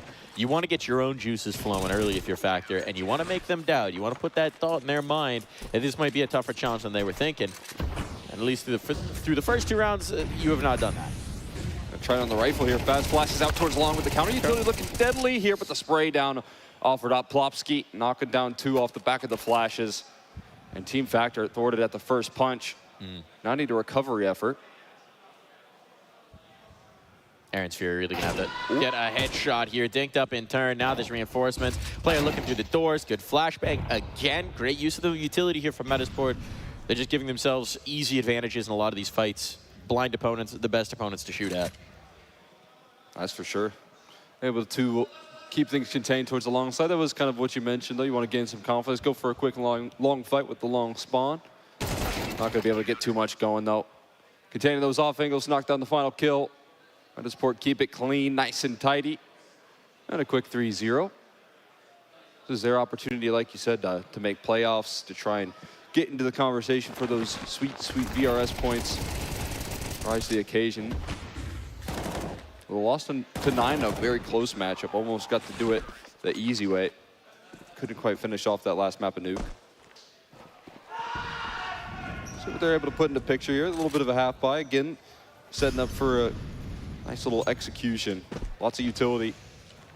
Flashes on in early towards middle. You see the fadeaway off the AK, giving them the space, but the quick motion here on the T side looking to claim that ground here. The AK keeping contained, though. Now the counter utility once again rolling out, separating this execute. Perfectly handled by Illumi, farming up more kills on the AK here. Oof, indeed. Business-like from Metasport. As expected, perhaps. No pop-offs on stage just yet, as they have not exactly been tested to this point, not exactly been pressured up too much, but now we might have a little bit of a difference maker. Ops coming out for Nova. A little bit more firepower in hand here for Team Factor. And here's where we get to see what they can cook here on the T side. Pressure into the tunnels early. Smoke setting up in towards middle. 2 players brought over from Metasport. At least for the moment, no opportunities to get that op involved just yet. Playing a lot of contact game right now. On the CT side, waiting for pressure early, waiting for these pokes and prods, trying to isolate these duels. There's a bit of a lurk smoke out of tunnels, making things tricky for that exact approach. So trying to stay elusive as Factor. Keep that unknown mystery into the round. We'll see again them try and pull through a little bit of pace. AWP already trying to be in use. They actually get smoked off, cooled off. Aaron's Fury, though, connects onto a B pick here solo. Able to punish a little bit of that proactivity. And what's he so mad about? It's a good question. It's a good question. I think he went to, I used to cast him in Collegiate, so maybe he's mad about being a Michigan fan. That's tough. Or good. I don't actually really know. I don't know either. We'll see if he's going to be furious after this round. Here comes the motion up catwalk. For the moment, they're not contested, so they're going to get the space. Likely a bomb plant coming through. Flopsky could make moves, but for the moment, his long player's locked up. And with Jaquinho's death, they're actually going to bail on this one. This is respect being shown from Metasport. It's absolutely the correct call in a vacuum. And considering how things have started out, there was a little bit more capital to play with, but Metasport are going to play the disciplined game. They're going to pull the numbers back here. They're going to play this as they should. And in doing so, they're going to give Factor the first round on the board. Well earned, I might say. Not just given, taken. Yeah, I mean, forcing a little bit of that respect right there. You see the success towards the Tun side of things. Aaron's Fury able to deal with that pressure, and then Puff solo walking it out towards long. Not an easy task at all, but 2 injuries in the first round for Factor. See if they can replicate that success. You know, if you're thinking like, what's a team to do right now when they're entering into a big underdog situation? I think about a lot of fast plays. I think you're trying to use a little bit of that firepower to gain some of that confidence. And so far, it feels like those slow defaults, a little bit of methodical Counter-Strike working out well here for the T side. That's the way you want to do it. Now there's going to be more resources available as well for the T side. They were kind of skimping on a lot of the utility in the last one, making the budget work for them. It's going to be a long road to actually breaking down the Metasport economy. Swedish economy strong. Licorice sales doing well right now. Swedish fish. No, I don't. Well, sure. Got some good chocolate as well. Some nice hoppers as Illumi opens things up. Nice pick off to Aaron's Fury, who... He could be furious about this. Yeah, he would be a little bit angry. Got caught by the boost. Last round, you know, he gets the opening pick. It should be Aaron's happy. Nobody can get mad if he goes for a desk bound. It's like you added him to the team. His name is Aaron's Fury. What did you expect? That's a good point. It seemed like he was one of the more measured, you know, level heads there as well. This is somebody people are rather excited about. Male, 09. Incredibly young prospect. Cool to see Metasport kind of pick him up as well. Yeah. And give him some opportunities here. Swedish talent, you know, able to build off the back of younger players here. And maybe it hasn't always been the case over the years with Swedish players, but it is cool to see that they are adopting that principle here in the big 2025 here, and now being able to hold things together quite nicely. Illumi on the op lets one slide around the smoke here, but the counter utility looking pretty deadly, and they are caught in the open for the quick conversion. A disciplined counter-strike punching back for Metasport. It has been interesting for a region that was historically so dominant. I mean, a lot's been made about the death of Swedish Counter-Strike over the years, but finding their footing again, some talent dispersing around the region as well into different teams. We see it with Spooky over on OG. You see it with a few players slipping in here and there. It's been interesting to see that growth. Fuzi over on Wildcard as well. Spreading around to find the opportunities. And now Metasport trying to make it work with the Swedish project, trying to bring up the talent through the domestic space and recreate those pathways that have been lost for a long time. Like you said, there's just been a ton of prospects that have kind of gone through their doors. So you think about all the Swedish talent that maybe no longer on the squad, but has been able to make it into the upper echelons of CS through those doors. It's really cool. Got some good talent acquisition here, and definitely Mayo going to be one of them for the future. It's a long storied history of young up-and-comer 16-year-olds cutting their teeth at Philadelphia. Usually they're American. Yeah. But, you know, we'll take it. We gotta do it for Sweden. We gotta do it for Sweden, too. Any region. There's, I mean, a lot of younger prospects that are coming up in the scene, playing these frags here, getting that lane experience. Audio cue. Mail, let's see if he gets punished for that. Ooh. Absolutely does. Just a little bit of a tip-off. They're already gonna be looking for it. But a little bit of an opportunity given over. Nice entry in towards B. Now this might just be locked down. You can already see they're trying to withdraw. A little bit of a prayer sent through the smoke. If a kill was found, maybe it coaxes them forward, but we've already seen Metasport are going to play with discipline on these saves. They're going to play to the letter of the law, and the law says, lockdown B-side, man, disadvantage, get the heck out of there. They're just going to recycle that utility, keep them at bay, no chance to really break on through. And again, they're able to work through that mid to B side of things pretty effectively. Finding some small details that kind of get you caught off guard, but overall putting things well put together. Tough. Not too happy about that death. No. Money matters for Factor. Well, let's see if Chiquinho can hold on to this guy. Oh, they can do a lot of damage here. Quick response with the op, though. Factor going to get a second on the board. Said they didn't have the best of times dealing with the rifle rounds. What is this game we're watching? What is this? Dead by Daylight? Oh, I hate this game so much. It's Dead by Daylight. Yeah, I'm familiar. Oh. I'm familiar. I think once upon a time it was quite a fun game, and then they gave everybody auto wall hacks on every perk. That's the problem. Run. I Keep looping. I feel like Keep looping. Drop that pallet. I'm not powerful enough as a survivor to make that game fun. I'm saying give you a rifle. Give you an op. I need an AK. See how Mike Myers is going to do now. Yeah, I need an AK in a game. You got to be able to defend yourself. Those pallets don't cut it. I think that might change the style of gameplay. To fun?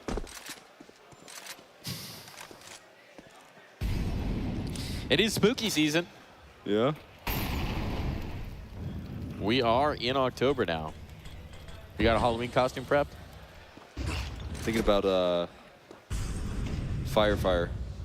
Firefighter. Gonna be the avatar of fire. That could be the move as well. What about you? I haven't thought about it too much yet. I gotta get crafting, I guess. It's coming around the corner. You got any suggestions for me? Leave them in the Twitch chat. Leave them in the Twitch chat. I was asking you, but you know, we can also outsource it. We're democratic here. We can spread our knowledge base. Mike will listen to whatever advice you give him. Just like Factor are going to spread the middle of this map. Find a little bit of an entry here, and nobody's looking just yet. This could be a huge problem. Pressure onto Mail. They've slipped past the op. It's going to be the stack up instead, and the defense holds well. Disjointed approach from the tunnel players. Weren't able to capitalize on the space that they found in towards mid, and that's going to be a big missed opportunity for Factor. Yeah, they had a huge window of chance there to make it through while that smoke was still up, but they get caught with the utility out. They end up not really hitting that window. And I think a good decision as well for Metasport to fight towards middle, kind of focus their front as a unit. So it ends up being everyone joined forces there, all taking focus here. Factor, I think, a well-placed timeout to discuss what they missed there, because the mid to B has been their best approach. That's been their way to open up rounds. It's been their way to kind of break through. And so trying to replicate that success feels like they can create those windows. Definitely a gap to be found. The trick is, once you're up there, you got to find that one domino. You got to take that one piece out of the defense so it all comes tumbling on down.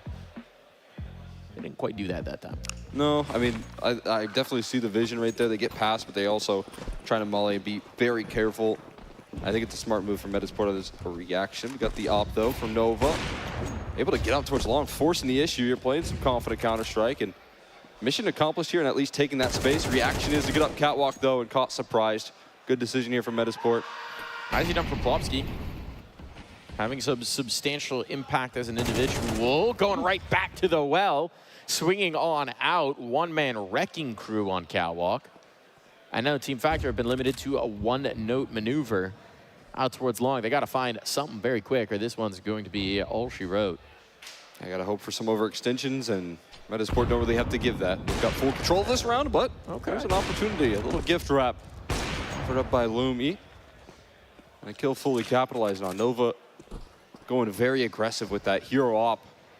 Able to have some impact here. Gonna need to do more. And getting stuck in is Jaquinho. Trying to keep that element of surprise. Might be overlooked here. Nova trying to figure out where they've gotten off to. No Molotov to clear this.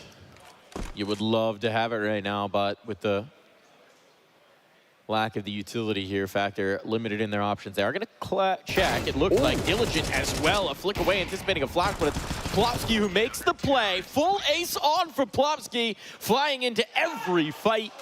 And A is his sight to hold. Man, Plopsky playing some flawless Counter-Strike right there, flying up towards catwalk, dealing the pressure. Knowing what he's able to do here in this team as well. Feel like, again, a cool story of watching him go through the mixes of international lineups here. And I think, when he lands on this squad in Metasport, it's a huge opportunity to get a piece that is proven in Tier 1 that I think is just super underrated, undervalued. I think it's a perfect landing spot for him to be a part of that talent building. Plopsky has been kicking around the scene for a minute here, being that veteran presence for this squad. He's a great bit of leadership, able to put it on display in that last one, but a great kickoff here dealing with Nova in the early stages. Again, it's mid to B, trying to attack this point of cross here and trying to get access through middle, but there's so much more resistance, so much more to get through, and now the op getting involved as well is not doing him any justice, running head first into that AWP, catching the catwalk reaggression there. Plopsky might have poked his head a little too far. Might have been a bit much. They still got a defender on A. Don't know that it's going to tilt things too far, although as I say that, headshot hit from Aaron's Fury, and now we've got an opportunity. This bomb can go down. They've got something to defend as well. Everybody's coming from the same direction. Aaron's Fury, huge opportunity, and he continues to rise to the challenge. With that bomb to tick away, at the very least, he'll take the fight. He'll initiate. Needs to be the ace, the answer to Plopsky, and he will find it. Furious indeed, all 5 stacked up, and the savior of Team Factor here on Dust 2. Nice clutch right there coming through for Aaron's Fury. What a phenomenal opportunity to take, losing out on these advantages, falling victim to a last-second move up catwalk, and he's able to find all the access. That one overstep ends up costing him, finally catching a little bit of that aggression, that feeling that you can get away with disrespecting this opposition, and it's fully punished by Aaron's Fury.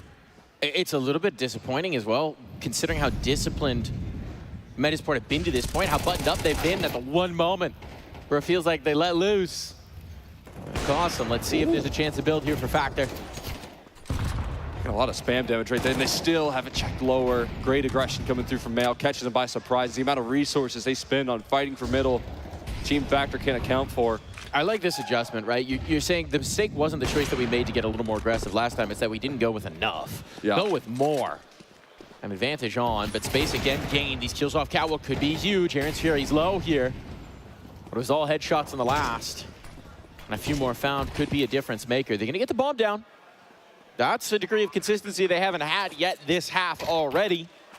Back-to-back bomb plants feeling good. But wisp of health here for Nova and Aaron's Fury, and that's the first domino to fall. I think Shu's gonna need to be the hero here. 1v4, time ticking away to be fair, but many a kit means he needs to shoot his way out, and that is just too much to ask. Yeah, well put together right there. Metasport, as you said, coordinating their aggression as the full roster.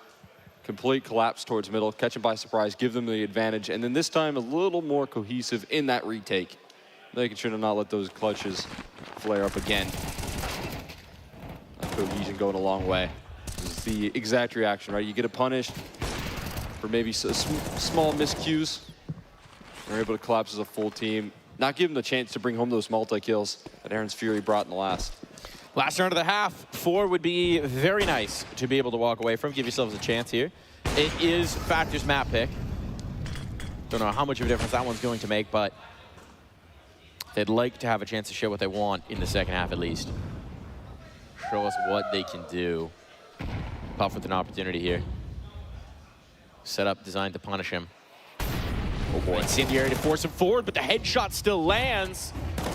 Your old comrade bearing out well here in lower. Now Metasport one towards space. They're able to claim that ground here as a reaction. Make it a quick move. Puff still trying to fight through and towards middle. You wonder what the next step is for Metasport. Looks like they want to regress. Catch this T side by surprise. Constant in motion, unified effort. Puff trying to fight for catwalk control. The collapse through middle as well in the danger zone, but bailed out. From long range, you're still fighting forward, though. Plopsky holding it together on Cat. They hadn't seen that second player. Overlook him. So there's going to be a chance, but trying to get back into this with the scout is a big ask. Pretty sectioned off, pretty segmented, and the flank coming through the mid doors, looking the wrong way. This should be little to no chance at this point. 35 seconds to try and slip that bomb back into control. Schust really does just have to fight. Incendiary to stall, they'll double swing, make sure there's no opportunity for that one to get out of hands. 9-3 at the half here, Cole. Yeah, all things considered right there. A great half put together by Metasport. Good reactions overall when they start to feel a little bit of that fight back from Factor. Give themselves a healthy 9-3. So they can carry forward their efforts onto this T side. Good coordinated aggression for the utility. We got a Molly and a couple flashes for this pistol. Do you know who's calling over on the Factor side? Is it Aaron's Fury sitting center console? I'm actually not sure. I saw Nova very vocal in the in some of the timeouts. I'm not sure if that's just as an opper talking through, but I do know they're dealing with 2 stand-ins. Okay. From their ESEA teams, so maybe more of a pug mix in the calling. Might be a little bit of feeling it as we go. Yeah, by committee potentially. By committee, Felipe alone in this moment. And now, no comrades available for him as well. One to at least ask a question here. Schust, can I do something? Can I start this retake? There's a couple flashbangs to set it up. I can at least get out the choke points with the flashes. Nicely done. Forces the card player to duck, but no one's looking for the clear. And so, a crossfire established. They will be picked apart. All on to Aaron's Fury. And his Fury, he may have, but the round, he shall not. I could be able to put it together there on that retake. Good utility. coming through from Metasport on the execute. You find the axis. They're able to dice up those fights on the B side with the flashbangs that disrupt it. No pistols on this map for Factor. One of their key factors in kind of keeping things competitive there versus 9. They are helpful. You do like a pistol as an underdog. Pistol does make things better. This deep analysis brought to you by. That's why they pay me the big bucks. You're getting paid? Mm-hmm. The big bucks. I gotta fire my agent.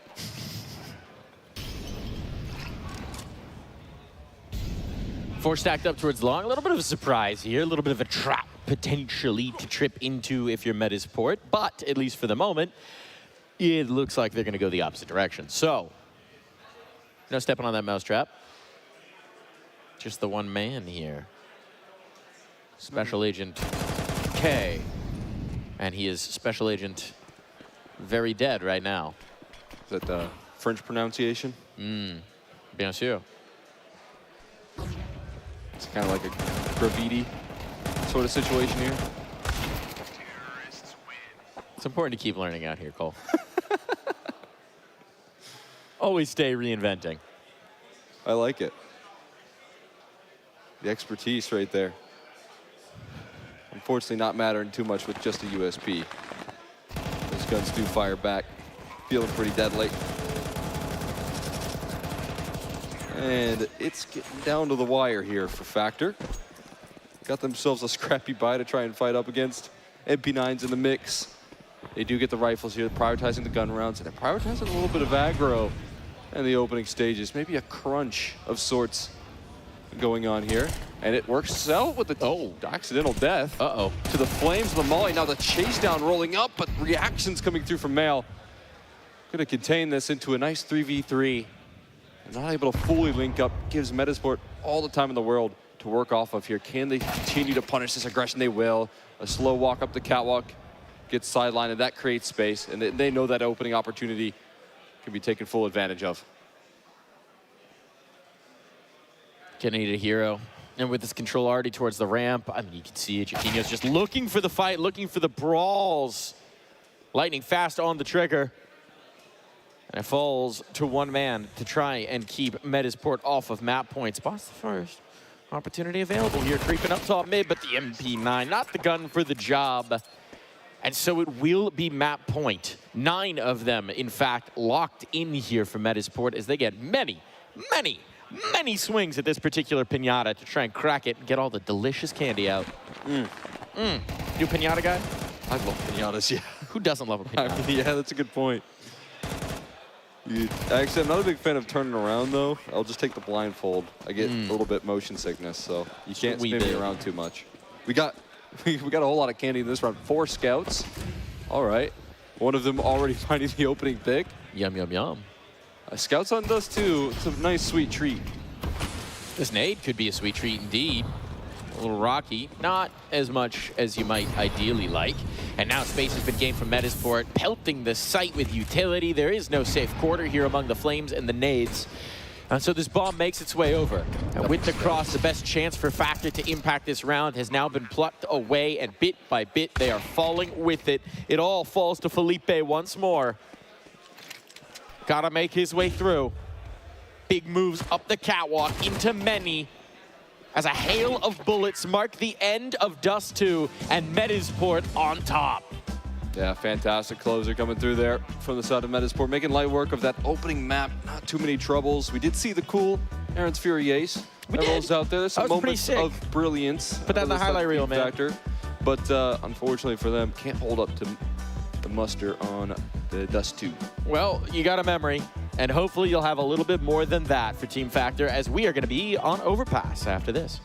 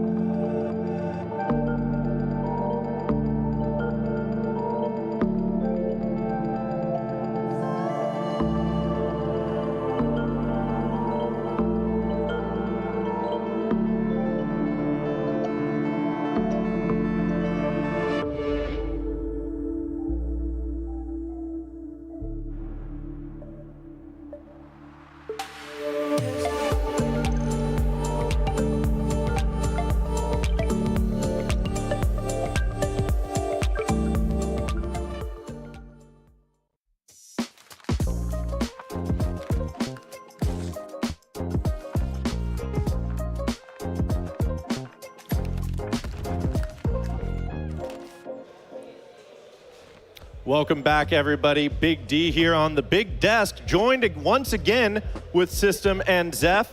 Fellas, I don't think we saw any crazy surprises out of that one, but how do you think Team Factor's feeling about this after that? You know, to be honest, I don't think a team like that ever comes into a match like this expecting to win it. I think you just want to play your game. Again, we talked about that at the beginning, right? That's like the big thing Factor. Have your moment, right? This is your little 15 minutes of fame. You live it, right? And you live it to the best of your ability. And we had some bright, shining moments from specifically Aaron Fury, who actually played a surprisingly good game against Metasport. Now, this is their map pick, and as we know, if Team Factor were going to have any remote chance of making this close, they needed to, do something on Dust 2. Overpass is going to be a blowout. There will be I don't think there's any, chance for redemption or, it's like, oh, they'll make it a close game. I'm almost guaranteeing that we're going to see a pretty big blowout, maybe even worse than we just saw on Dust. But, the bright side about them only having 3 rounds is there's not much worse you can do. So, it's only up from here, right? You have to hope, right? Yeah, I think as well. I mean, yeah, sure, they lost the series. They're coming in as underdogs. But the fact that they're able to play on a stage in an event like this, I think it helps them actually quite a bit. If I'm not mistaken, they are an ESCA main team, and they're kind of on that cusp between main and advanced. And I think after the result they had against Wicked earlier today, I think regardless of whatever's going to happen here on Map 2, they're going to be very happy leaving this event. And again, it's one of those scenarios where in North America, we don't really get too many tournaments like this to be able to play on the stage. So honestly, we'll take anything they can get, and I'm sure they will as well. And I've been very impressed, especially by Aaron Fury. He played pretty damn well. Yeah, I mean, it's nothing to shake a stick at, something to at least go home and brag to his friends about, and anybody tries to talk back to him in one of his pugs, he can say, hey, I did this against Metasport, okay? Yeah. You know how it is. Yeah, no, definitely. I wanted to bring something up. I heard our lovely casters talking about 4-letter words with D in it, but I can think of another one other than desk. Okay, go on. Darf. It's just Darf. I don't know how I didn't think about that. I don't know. I didn't think about that. Yeah. Darf also starts with a D. D, and it's 4 letters. It does. Might not actually be a word, but it's a word to me. It's a word to me. It's a word. Yeah, Darf. He chose it. It's a word. People say it. That's how it works. Okay. I'm gonna let you in on a secret here, System. Yeah. This entire language, every single one of them, made up. Well, I mean, all words were made up at one point, right? Exactly. Yeah. That's what I'm saying. So what does Darf mean? Because we've invented a word, now we need to define it. It needs a definition. I heard something, but I didn't hear what it was. Yeah. Yeah, well, it might be a little too hot for broadcast, as a matter of fact, what I heard there. But regardless, we still have a Map 2 coming up here. I do want to touch on that briefly. Obviously, we know that Metasport is heavily favored in this. We saw that on Dust 2. Is there anything that Team Factor can hope for coming into this next map on Overpass? I think with Overpass coming into play, I mean, we've been saying it all tournament long, Overpass being one of those kind of NA maps in a way. We saw Liquid dominating it back in their 2019 round. We saw Complexity dominated on it back in early 2020 as well. I do think there's a very, very 1 in a million chance Team Factor can come out with a W here, force map 3, but it's a 1 in a million if I'm going to be honest. As we know, that Liquid domination was over 6 years ago, 6 or 7, 6, 7. Anyways, I had to do it once. I had to do it at least once. But I just don't think that there's a chance. I love the ability to try and build up hope and try and give us something to work towards, but I don't think so. I think that this one closes out pretty early. It's 2-0, and we'll see Metasport moving on to the playoffs. Well, I'm sure you guys are probably right, but we love this game because anything can happen in it. Let's go find out exactly what does happen here with Exner and Darf Mike. Yes, sir. Got to be careful here. They're making up new meanings to my name. Very dangerous, perhaps. Yeah. Could be positive. Wasn't the iteration there that you just added Darf to your name because it wasn't going to be taken by anyone else? Oh, 100%. Yeah, that's the actual reason? story. It did not mean anything when I chose it. It is a word in German, I think, but it's like an article. It doesn't really have a whole ton of meaning itself. But yeah, no, it was just a nonsense word. Turns out it's great nice for to SEO, have though. A name that is not taken by anyone else, though. So. Shout outs to 12-year-old Mike for figuring that out. That's actually a good idea, yeah. Thinking about branding. Thinking about branding when I was making my RuneScape account. So, I was ready for it. Speaking about branding, speaking about SEO here, I think Team Factor is going to need to search themselves up some answers here. I like this whole take that we have that Overpass is an NA map. because I feel like we see a lot of teams adapt it. We do like ourselves a little bit of overpass here in NA, so maybe that can lend itself to a little bit of success here. I think most importantly is going to be the CT side start that Team Factor are going to look forward to getting off to, but it can be tricky here. As I said, I think this is a team that's also coming through with some substitutes, some stand-ins that are rocking in the local area, so having to work with that on a map like Overpass can always be tricky, but it can also bring you some X factor. I gotta say, controversial take here. There's a noisemaker in the audience. Yeah. Player's been rocking with a clapping around noisemaker. I think I used to play it in elementary school. Play it as a yeah. Smash. They didn't let me play the recorder. Yeah. I didn't get enough like beats They on just my whip this thing around for a little while. So they just gave me that. Called it a day. Understandable. My take is, I think you should have to make your land noise with your body and mouth. I think assisted noise making. That's banned. Controversial take. I don't think it should be allowed. Depends. Just me personally. That noisemaker maybe not. You know, you bring some drums and you slam them while you're playing land. I can see that. Start lighting whatever you do, firecrackers you at have your to desk. really commit to it. It can't be a handheld device. I think it's a reasonable take. I think you should have to create it yourself. Yeah. Me personally. Okay. I think that Metasport are going to be trying to create the dubs themselves, and they did a pretty damn good job of that over on Dust 2. We had one nice ace clip coming back the other way, a little answer to Plopsky's ace of his own. So Aaron's Fury, shout out to that one. Need to be able to sustain here a little more. Because, I mean, we saw some opportunities, right? Those mid-to-B pushes, getting the space, getting the opportunity, getting some action to execute in towards the site. Factor, though, it was few and far between. Let's be real. Too many rounds here. See if they can get off to a statement start. A good pistol kickoff for the side of Metasport. Again, aggression, chasing down Nova before he can fall away. And they're going to toss in that molly to deny rotates there that like to come through quickly. Instead, they're going to have to make their way through bank and connect on some shots here. Get traded out and onto the site they go. Metasport locking in the bomb plant and putting the timer up against this Factor squad.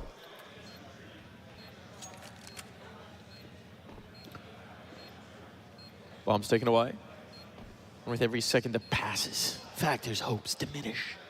They do have a kit. They do have a smoke. But they do have 4 Metasport players to try and deal with. And they will deal with none. Absolutely none of them.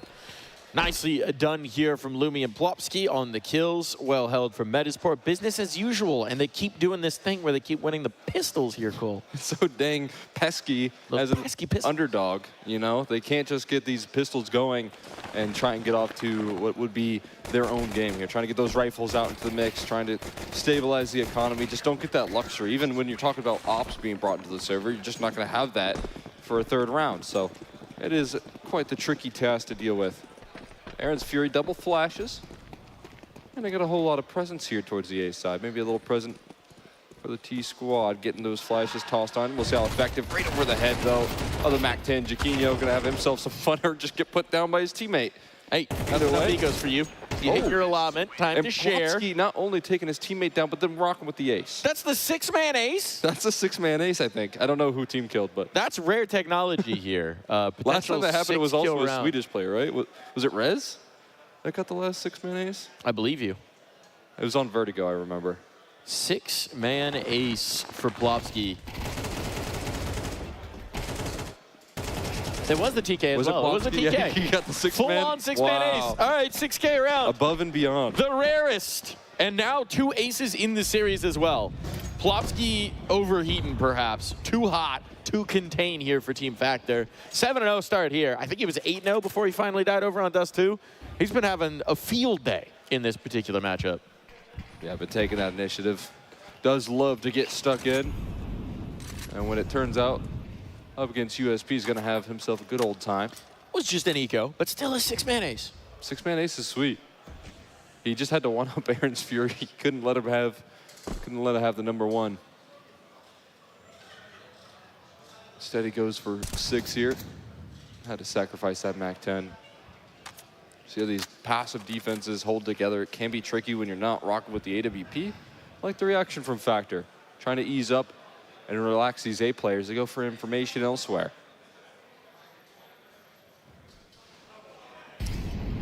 Space gained out towards long. Here they start to move. Couple players in the bathrooms. Gonna have to give them a little bit of a surprise from the stalls. But battling forward to try and cut off these initial holds, not going to be working too well. And it's a good hold for Metasport on the peripheries. So now the center of the play can get the bomb nicely down, and there's really nothing. There's nothing that can be done here. A smoke fade. Ooh, 1, 2. We're starting to think that something might have happened. Not for too long. It did. No. Not quite. Too effective right there. I love what Metasport doing right there. Send 3 up towards long. Keep 2 players backing towards bathrooms and towards connector. You know, the reaction there when you feel that amount of pressure in towards long is to try and contain some bathrooms control, give you a better place to fight from the site. And they never really gave that up on the T side. Didn't allow for that comfort to be had from Factor. That is a well-orchestrated round. Back to those pesky pistols. Pesky. Pesky. The positioning of the pesky pistols. Preparing Puff. And Plopsky.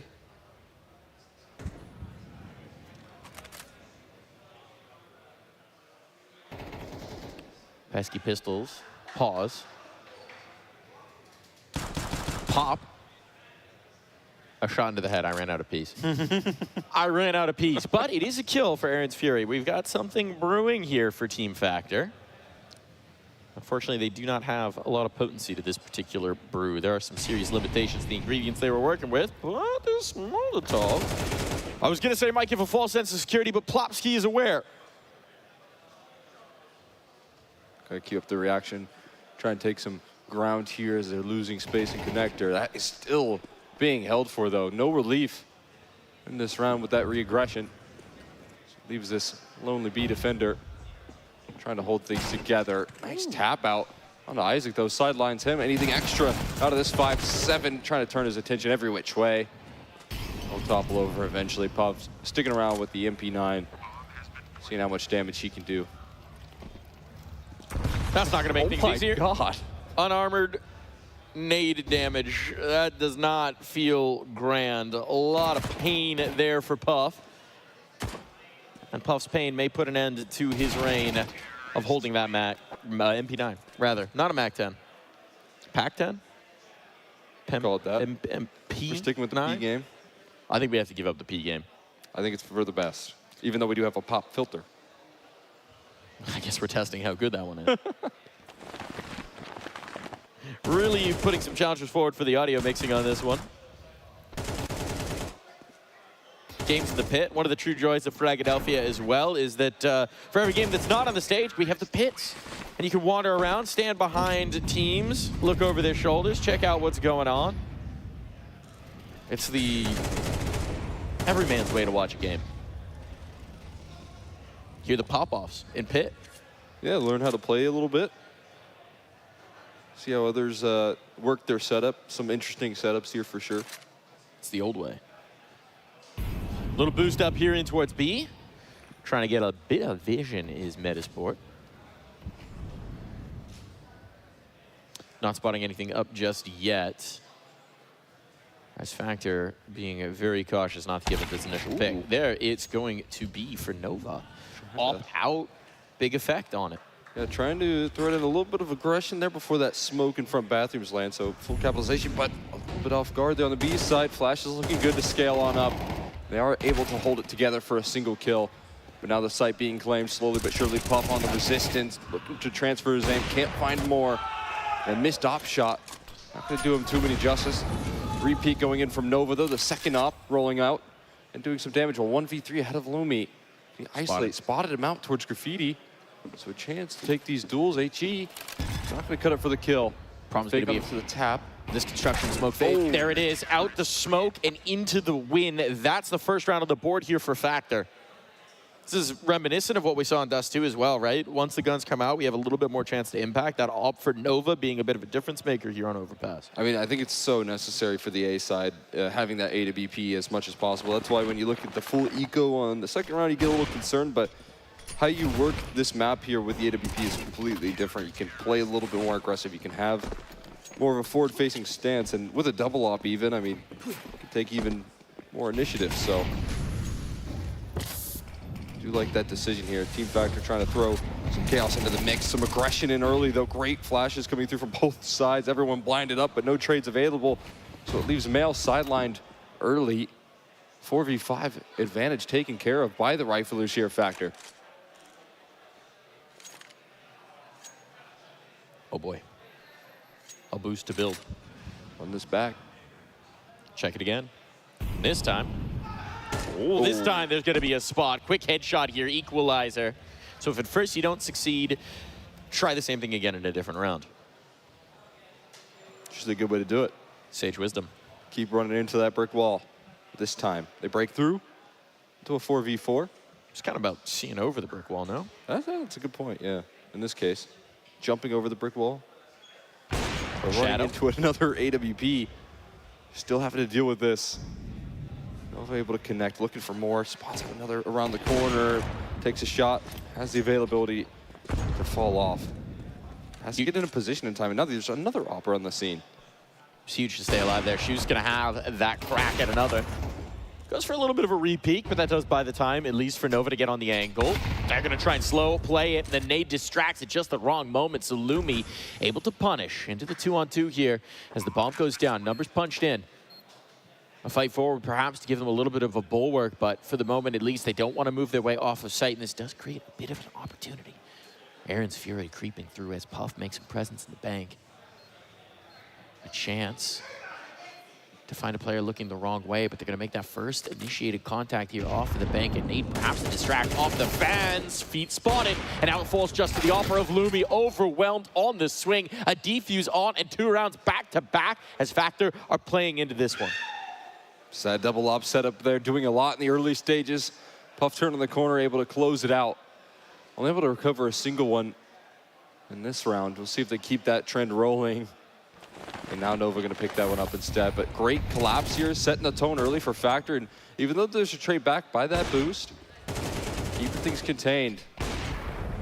With that double op, putting it into the 2v2. And Puff offering up the close and kills. Factor with 2 in a row, getting off to a solid CT side, and now kind of broke that economy of Metasport. This is what you have to do. You have to eventually be able to crack through on the CT side, break down that economy, make your lives a lot easier up against the pistols. The Tech 9 buy with a little bit of utility, you know that they have a game plan around this round.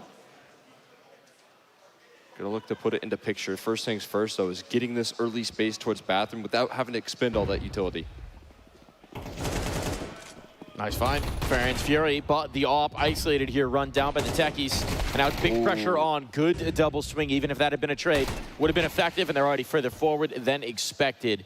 Headshot on and Schust out. This could be a plug pull early on. But Puff and Felipe want to give it a look.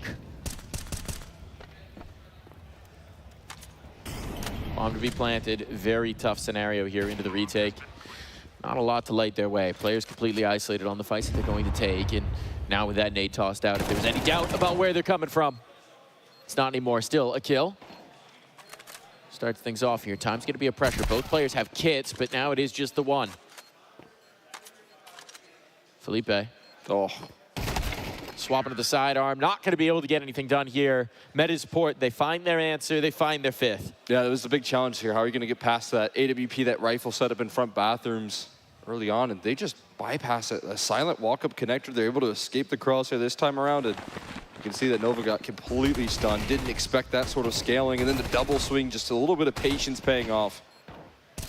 Out of Plopsky, making the job easy. Now, full house between the duo of Plopsky and Isaac. Put him on up to 5, and all of that hard work, that Factor feel like they were able to build up, kind of comes crumbling down here. Lots of calling it eco. Got to make some Deagles, some MP9s work here for them. Got themselves a good position, though. Maybe a little collapse in towards the connector side, and that's just as you say that, Isaac moves on back and will take themselves some freebies. Those shots at range are well put together, looking for the 4th, running out of ammo. Won't give up on the duel, though. Wants the 4K, only going to be limited to 3 as his teammates come through and seal it on up. Clean as you like here for Metasport, though. Cash made. money earned and 6 rounds already here on the attacking side of Overpass. They're feeling pretty dang good about this one. Obviously, you don't want to let Factor build up any confidence here as we go into the halftime break, so they're going to try and keep the pressure on. And we do have a double op coming back out here for Factor. So the big greens have been purchased into once more. Many a scope. Saw some success with this. Does make it expensive to maintain. Faster play coming in towards B. Oh no, Not mincing any words here, and his booster trying to be assembled. It's a little bit awkward, caught flat-footed, but still the kills stack up, and it's well held for Factor. Male 09 wants to take this away. Can do no such thing, not against the sidearm, not against the USP. A strong hold for a moment, and time secured here, as Puff will eventually take his rest, but leave it to Lumi. One man with a minute and 20 to work, gonna try and start to pick his fights. Piece away at this one and find an escape route. Maybe could completely bypass these defenders. They're missing the window right now. Oh. They're missing the information, but he doesn't want to give them the slip. It's gonna be checked, it's gonna be held, it's gonna be spotted. Now that's good damage on. Now they can chase as he tries to just bail on out, secure the bomb plan here. Oh my God. Oh, sightline, what a great job. Baits them into the chase, and he's still got so much time to play with here. There's no rush. He's got 45 seconds at this point. And so another fake tap on the bomb, trying to draw Aaron's Fury into his crosshair, into his scope. Eventually, he is gonna have to plant. One more. No. This is the one. Numbers in. And one more face. Off in the right angle, but this shot goes wide. Gonna have to readjust, play around that bomb. There is a kit, but there's no smoke. There's nothing to block sight lines, and out in the open, that was another opportunity. Oh my God. The Deagle, so many shots going wide. And try as he might, the clutch cannot be closed here. A little bit dicey there towards the tail end, but Aaron's Fury able to save him. That might have been a few gifts. I feel like that whole round from start to finish was a bit of a chaotic situation there, from the missed boost at the start to somehow actually catching this defense in with a man advantage, putting it into a 1v3 with that defense. They couldn't even assemble the boost there for a second. They were missing that, and then yet still able to plant their feet for the hold. And Aaron's Fury coming through clutch again. The problem is, right, we saw in the last round they wanted the double op for Team Factor. You can't be doing that if you keep barely winning these rounds. They are pricey. One man alive. Expensive tastes. Yeah. Those telescopes do pack a punch, though. So I've been told. A little bit of extra vision goes a long way. It's helped out their CT side, at least having one for Nova to hold off against that A side. Factor got to make do with less utility, less firepower. And the positioning is at a sacrifice because of it. This time, Nova no longer really requiring any extra services for that boost. Just doing it himself with the jump spots. And here comes the quiet crawl through out of Metasport towards the A side. A little bit of utility to scoot them on up. And 50 seconds left onto the clock. They do have to be decisive on the take. You look at the block utility on this A side, there's not a lot left to delay this round out. Gonna have to do it with the rifles, with the right rotations, and right now they are getting those rotates into the mix. And unlike last round, now you've got a little bit more of the time pressure. Not a lot of information to actually operate off of for Metasport. They've got some decent control here along the bathrooms, but they're gonna bail out of that. They're gonna adjust. Oof. And this is a little bit of a fake, perhaps being thrown out from long, but no, they come back up into it. And now things are getting very messy indeed. Felipe and Shoes, they're isolated. The bomb has some options, and Lumi will take that up top, but at this point could go any which way. 10 seconds. Uh-oh. Still a risk of the clock if Shoes can make the move, but over the dice box, it's Plopsky instead to come up with the jackpot. Keeping his teammates nice and safe for that plant, securing the finishing kill. I mean, definitely some questions being asked right there. You look at the Factor rotations, they got it on the money, but the entries, the damage behind it there, Nova's op this time gets plucked down in a Glock from Lumi. Kind of in a position of transition right there. Able to skate on by and find the kill on a play without head Kevlar, so they just survive, drive through that round. And now look what they have to play up against for the last, or the second round. There's more, there's one more. There is one more. That would make more sense as to why they're saving some money. keeping a little bit extra capital here. Just the Deagles trying to find headshots, not so much succeeding thus far. But we've seen some 5-7 play. I'm just saying. Felipe might just hit a bit of a headshot. It's Puff instead. Looking to get a gun. Bought through the wall. That will be denied. Get your sticky hands away from my rifle. Don't know about another. What about 2 5-7s around the corner? Are you prepared? Oh, that's not easy. For the 10-14. He's trying to jump up to avoid it. Pogo stick champion of the world, Felipe is. Well, the more intense, I guess that includes bullets being shot underneath you. The pogo stick The stakes are high in the Pogo Stick World Championship. Yeah. They've got all sorts of challenges. You got like a spike pit below. You have to stay on a bounce beam. Just bounce on a wooden platform. You ever seen someone pogo stick a flaming pogo? No. They light the whole thing on fire. That sounds pretty cool. It's crazy. High wire axe. I've seen flaming jugglers. Okay, with sure. bowling pins that are on fire. That's a classic move. Have you ever seen someone combine those two? Fiery pogo stick while juggling. While juggling. Coming soon to a Pogo Championship near you. Ooh. Isaac's knees not coming soon into this round because he's lost one. But he stays alive. Maybe needs a pogo stick as a walking stick in this one. His peg leg. Very bouncy walk. Male with an entry in this final round of the half. And utility being dripped out of Factor. They are being wrung dry. Still plenty of time to work here for Metasport. And with the numbers in their advantage, they are content to let Factor stew a bit as they slowly take control here outside the bathrooms. This is what they're waiting for here. A little bit of re-aggression, spotting out the Opera as well, so valuable, but the setup can be elusive, hard to deal with. Flashbang perfectly placed onto the rifler and separating their attention. Splitting it up, 50 seconds left, so much time to break this setup down. Certainly waiting for something here, and you can see that scale towards the long side rolling on up while this is happening. And again, it's just those bathrooms players that lure them into these fights before those long pieces come through and collapse. Very frustrating, suffocating round there for Factor, and Puff and Shoots not gonna have a lot to say about this one. It's just Shoots and his secondary op try to save this round, walking through the smoke. And no scope connected. Gets back into it. How much more can he find here? Running a little bit out of time, a second no scope. Looking fancy with it, but we'll still end up in another 9-3. Flare points, unfortunately, do not count for round points on top of the board. So a little bit of flare, but they really did need that second thing. Pretty dire situation, I'd say. I mean, you don't even have that silver lining that we had on Dust 2, where you could say, well, get them on CT. Get them on CT side. Now, get me on T side. Well, maybe if they finally win a pistol. That would help. That does help. They need these pistols here to get them off to a bit of a statement start. We'll see what they have prepped here for a T-side pistol round. Right now, preparation looking all in the control of Metasport. We'll see if their defense holds together. Pretty similar setup here. We have Lumi spotting things out, trying to call in for rotations, and hearing the connector presence there. Jaquinho realizing what's going on. Couple smokes and a molly for this. Seems like we're going to go to full site execute, and they're calling the numbers over. Yeah, with this positioning from Male as well, right? You've got it bookended.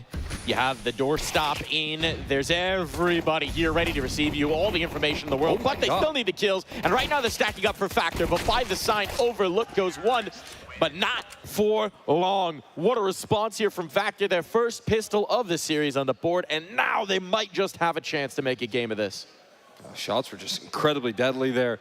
The scaling coming through from Factor working in their favor. As you said, they have the stacks, they have the numbers, they have everything they could ask for on that site. They just needed headshots to back it up. Couldn't quite deliver it. Talking with his hands there for Nova. Yeah, just need one pistol. One pistol. They got one pistol. You got your one pistol. Got his mouse. Never let it go. Just told it. It's glued to his hand. It's like Derrick Henry after the practice. He's not going to fumble that mouse. He's never going to fumble that mouse. Holding on to the thing the whole time. I saw him. He didn't let it go in between series. Took That's down Wicked. You might say that's how you get a sweaty mouse. He says the sweat helps it stick. That's the adhesive. Mm-hmm. Special tech. It's like Matisse's mouse pad, you know, just accumulated biological memories on that thing. Yeah, I unfortunately think he got a new mouse. Got a new mouse pad. I think that's probably fortunate. No, probably should have done that earlier. I mean, maybe those mouse pads, they get but stanky. It does need to go into a museum somewhere. Biological warfare museum. Deagle out for Lumi. And don't say he can't do it. Don't say he can't do it to him. Because he'll hear you. And he holds a grudge. He's been known to deal a dig or two. And hold a grudge or two. Ooh, look at this. Plopsky feeling bold. This could be a problem. Plopsky deservedly feeling bold. 21-5. He's had a bit of a stupidly good series, but his flank may not matter much if he can't get it through in time. Deathball out towards long, heavy presence here, but a smoke will stall them out for the moment and allow Plopsky to cook. He's making noise, heard by the party player, and so this flank will come to naught. No good damage on Aaron's Fury. Might just soften him up for a future pistol. I do like the decision for them to slow it down a little bit. No need to rush through a smoke up against 5-7s. That is one way to let the force buys win. So they shift up their position, and they still stick to holding down the space that they worked so hard to claim. Isaac's going for a vac shot right there. He's trying to get reported by Team Factor. Yeah. Great job, buddy. Reported. Nice shot. Not going to lead to a kill, but the follow-up's there.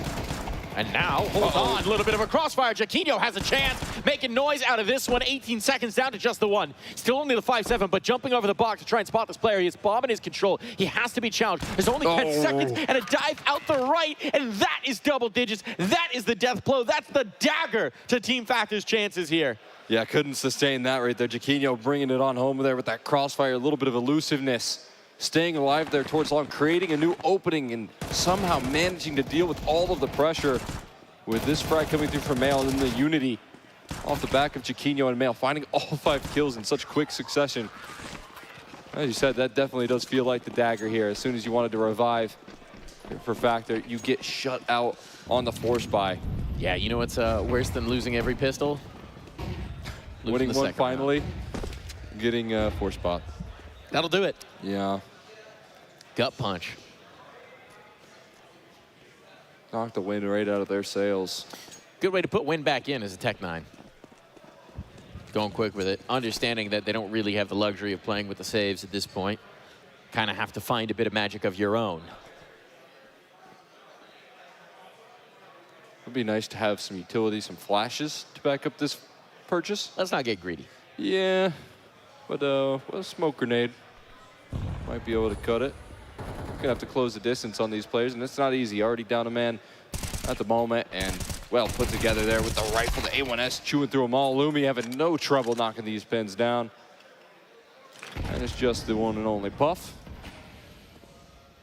If anyone can do it, he's your man. Not in this round. Not this round. Old teammate of yours. Yeah, that's why I like? cheered him on. He was cool. I played main playoffs with him for a season. Got a really good team. And then we went to LAN together. We didn't win. No, main's hard to win. I'm not that experienced. I am is more my level. So you know, that's usually what I like to take. The season 36 champ right here. Season 36 champ. Don't forget it. Still haven't got my trophy yet. ESEA. Fix it. Get him the trophy. Must have got lost in the mail. How many years ago was season 36? How old was Mail at the time? It was 2023, okay. I think, or 2022. Either 2023 or 2022. We're going to go 2022, so 13 for dramatic effect here. Plopsky gets the drop ski on one and a follow-up as well. Commanding control here on the steps, and he is stepping all over the faces of Factor as he tries to find series point here from Metasport. This is for the playoffs, if I'm not mistaken.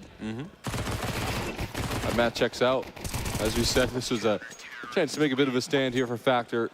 Can't stand up against the Swedish squad. knocking it down here. And as we said last map here, plenty of opportunities now to close things out. Built this up as a chance for the gatekeep. Chance to defend home turf for a Factor team that know what it means to play here at a Philadelphia, that have some experience with it. But it seems like the gate is swinging on its hinges. It is wide open right now. Yeah. Metasport have blown that thing up. A nice big old truck right through the through the gates. Tough to hold together. Those locks weren't all that sturdy, it seems, but Factor looking for some survival here. Smoke spam's so close, but somehow they evade it all. I mean, look at that choke point there. It's almost impossible to miss 2 players, but 35 bullets don't really do the damage. And now the luxury here is they get more aggressive and take that space on back. Just as Factor thinks it's safe and pull away, that's when the space gets grabbed.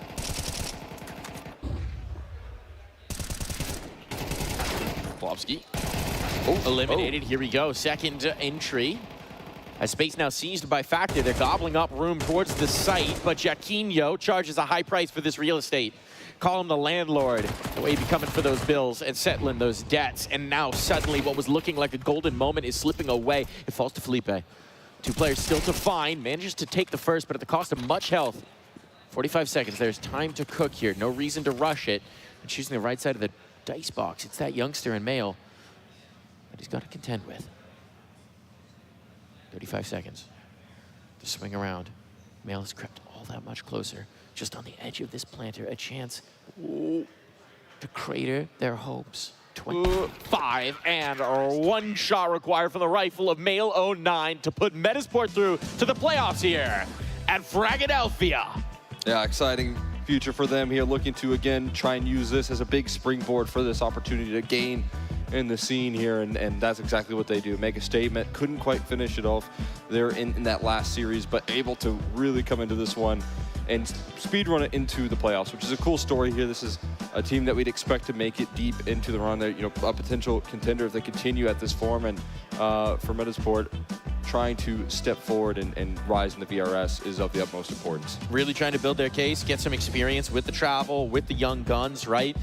Season them a little bit in the fires of, shall we say, a more tumultuous environment sometimes here at Philadelphia, in the pit, in those environments, getting those distractions, not worrying about it too much. So some moments, some flashes here for Factor, some highlights that they can go back and be happy about. They finally won a pistol goal. Woohoo! And then they lost the force. But we don't have to talk about that part, even though we just did. What we can say is that Metasport looks strong as they secure their spots in the playoffs. And Factor, good try. Gave them a bit of the business, give them some challenges, maybe some stuff to build on for next time. But we are going to say adios. We're going to send it back over to our desk because that series done and dusted. Metasport through. Or to a commercial.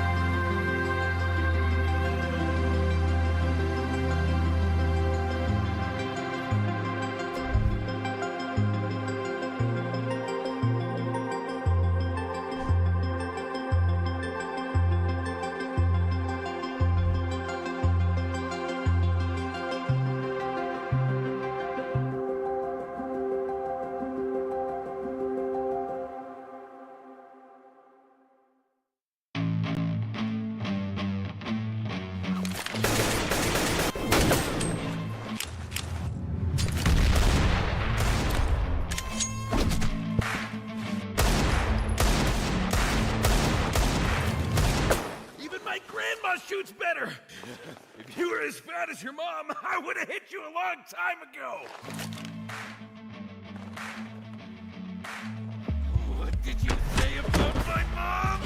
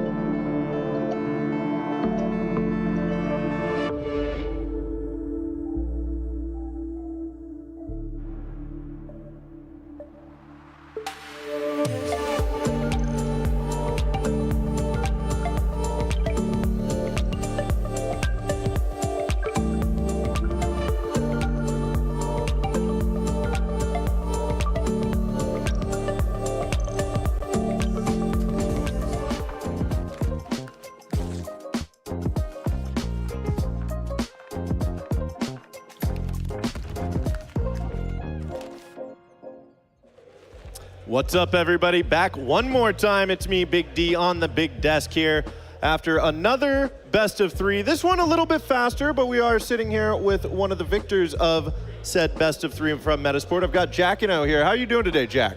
I'm doing good. Doing good. I'm starting to get a bit tired, but still got one more to go, so yeah, doing good. You guys are playing more Counter-Strike today. Yes, we are. Oh my God, the fun really doesn't stop here in Philadelphia, does it? No, it does not.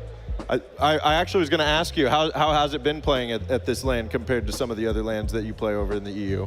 Yeah, I mean, it's been really good. I would say so far it's been flawless. Like in terms of the setup and everything, we hadn't had any delays. The rolling schedule have been going really well, so yeah. That's fantastic to hear. You really love to hear it. You hear that at home, folks? Fragadelphia's got what it takes, so come on down and come see the best teams play in the business. So, System, what have you got for us? Yeah, just a couple of questions, Mr. Chiquinho. Obviously, I've got a little bit of history with you. You used to play on the Copenhagen Wolves, and definitely a different change. You're back on Metasport, right? You were on Metasport before you joined the Wolves, and then you came back. And you've gone through some role changes, actually. Yeah. You were the Opper, and I believe you were the Opper on Metasport before that previously as well. So you've been an Opper for a while. So what's it like shifting from that big piece to perhaps maybe even arguably a bigger piece, the brains of the operation? Yeah, I mean, yeah, I've always been the main Opper. For some teams, I have been the IGL as well. But I've always had kind of like one foot into opping and one foot into IGLing.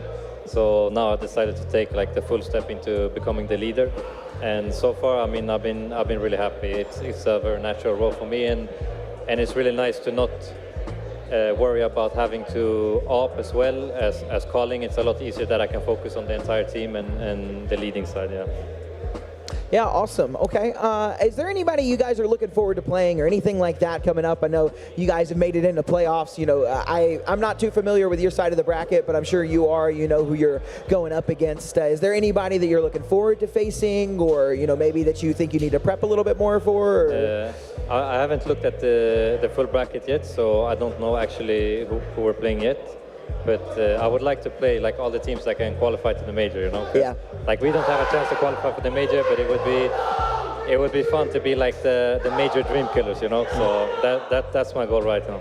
Hell yeah. So just one more question. I mean, obviously, you guys are a fantastic star-studded team. You guys have a lot of experience there, but I think the big question around your team is Mail, right? You know, he's young, 16 years old, this upcoming Swedish talent that is supposed to be next level, you know, hopefully when he gets older. So what kind of role are you taking in his development? Are you know, kind of taking on that mentorship, or is it kind of like a team effort, or, you know? I mean, I would say both. I think, like you said, we have a lot of experience, but I would say specifically it's like my role and also the coach's role to help develop him, try to help him use his strengths and his abilities without like ruining his natural talent too much, and just try to just help him develop, don't put too much pressure on him, and yeah, just help him become the best player he can become. Hell yeah. Well, I actually had one more question for you as well. You mentioned earlier that the fatigue is starting to set in, and I have to imagine that's got to be tough for you guys from the EU coming over and having that huge time difference. How does that affect your game going into like what will be your 4th best of 3 today? I would say we've been lucky because we got it a few days early, so we've been able to adjust a bit to the time zone. But I would say we try not to focus on those things around that we can't control, because it's similar for all teams that are coming from other countries. So yeah, we just have to do our best, make sure that we sleep properly and keep re-energizing with food and drinking a lot. And yeah, not focusing on things we can't control and just what we can do on the server, yeah. Yeah, you got to take care of yourself outside of the server as much as inside of the server. So, well, we don't want to keep you from your team too long. I'm sure you want to go celebrate and prep for that next match. We appreciate you joining us on the couch here, Jack. And we're going to go ahead and go to a quick break here, but the players for the next match are already setting up on stage. So when we return, we will be talking about that next series. Stay tuned, folks.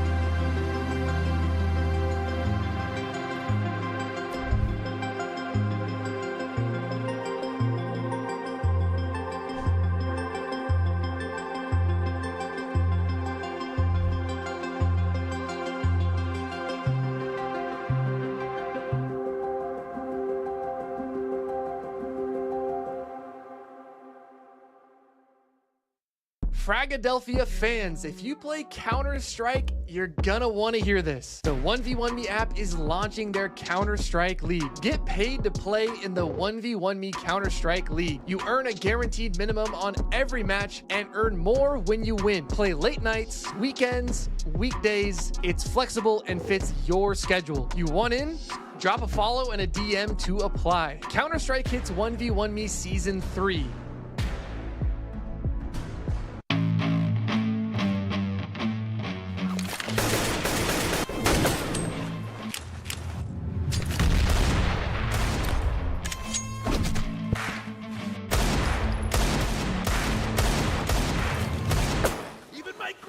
Shoots better.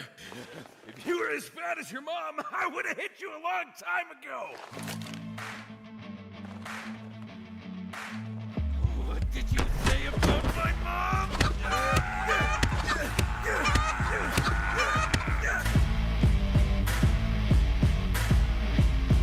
Daddy skins gunfights. Fight with weapons, not words.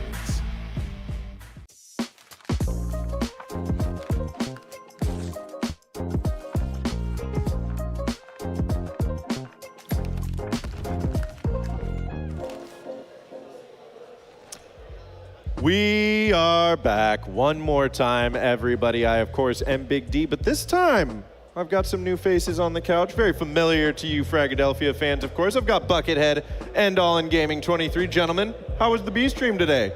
Ooh, B-Stream was a lot of fun. We had 3 games to go over, and it was a lot of Marsborn, a lot of Colleche. Both of those teams, now advancing into the round of 22. But we were goofing around, having a little fun time. Well, they say B-Stream, best stream, right, Anthony? Oh, they were 100% accurate with that too. It's the fun stream, it's the unhinged stream, it's a little bit of everything. It's nothing serious, but we're all CS at the end of the day. And plus, you just kind of take a break and eat while you leave one of your casters by themselves to their own he demises. left me for a little bit to go eat, which was messed up. Wow, okay. I was hungry. Oh, hey, when hunger strikes, you've got to answer the call. That's what they mean when nature calls, you know? I guess so. I think. Yeah. Well,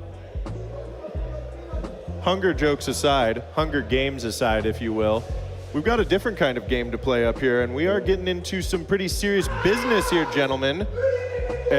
If you can't hear Minley having a grand old time behind us, I believe they are winning rounds. That does not sound like somebody losing rounds. They're up 11-5 right now on what looks to be Ancient. Oh, okay, yeah. Well, I mean, the fun never stops here at Fragadelphia. It's all games all the time. And to talk about that game, we've got our playoffs starting now, gentlemen. Yes. We're out of groups and we're into playoffs, the round of 22 now. Yeah, and the matchup that we're going to be watching is Skinrave and Boss, which I got to say, for North American scene, quite the spicy matchup. Obviously, Boss forming a bit late into the season, or, coming together fully. So they're not vying for the last major spot. Unlike Skinrave, who is trying to make that final push. They were in a pretty good spot given 2 weeks ago, but now they've slipped down a little bit. There's still a chance.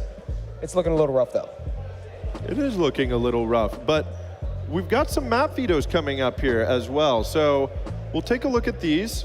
And I do want to touch on that point as well. Boss is not necessarily looking for that major spot, but all 5 of these players are looking to increase their market value right now with any wins that they can come through.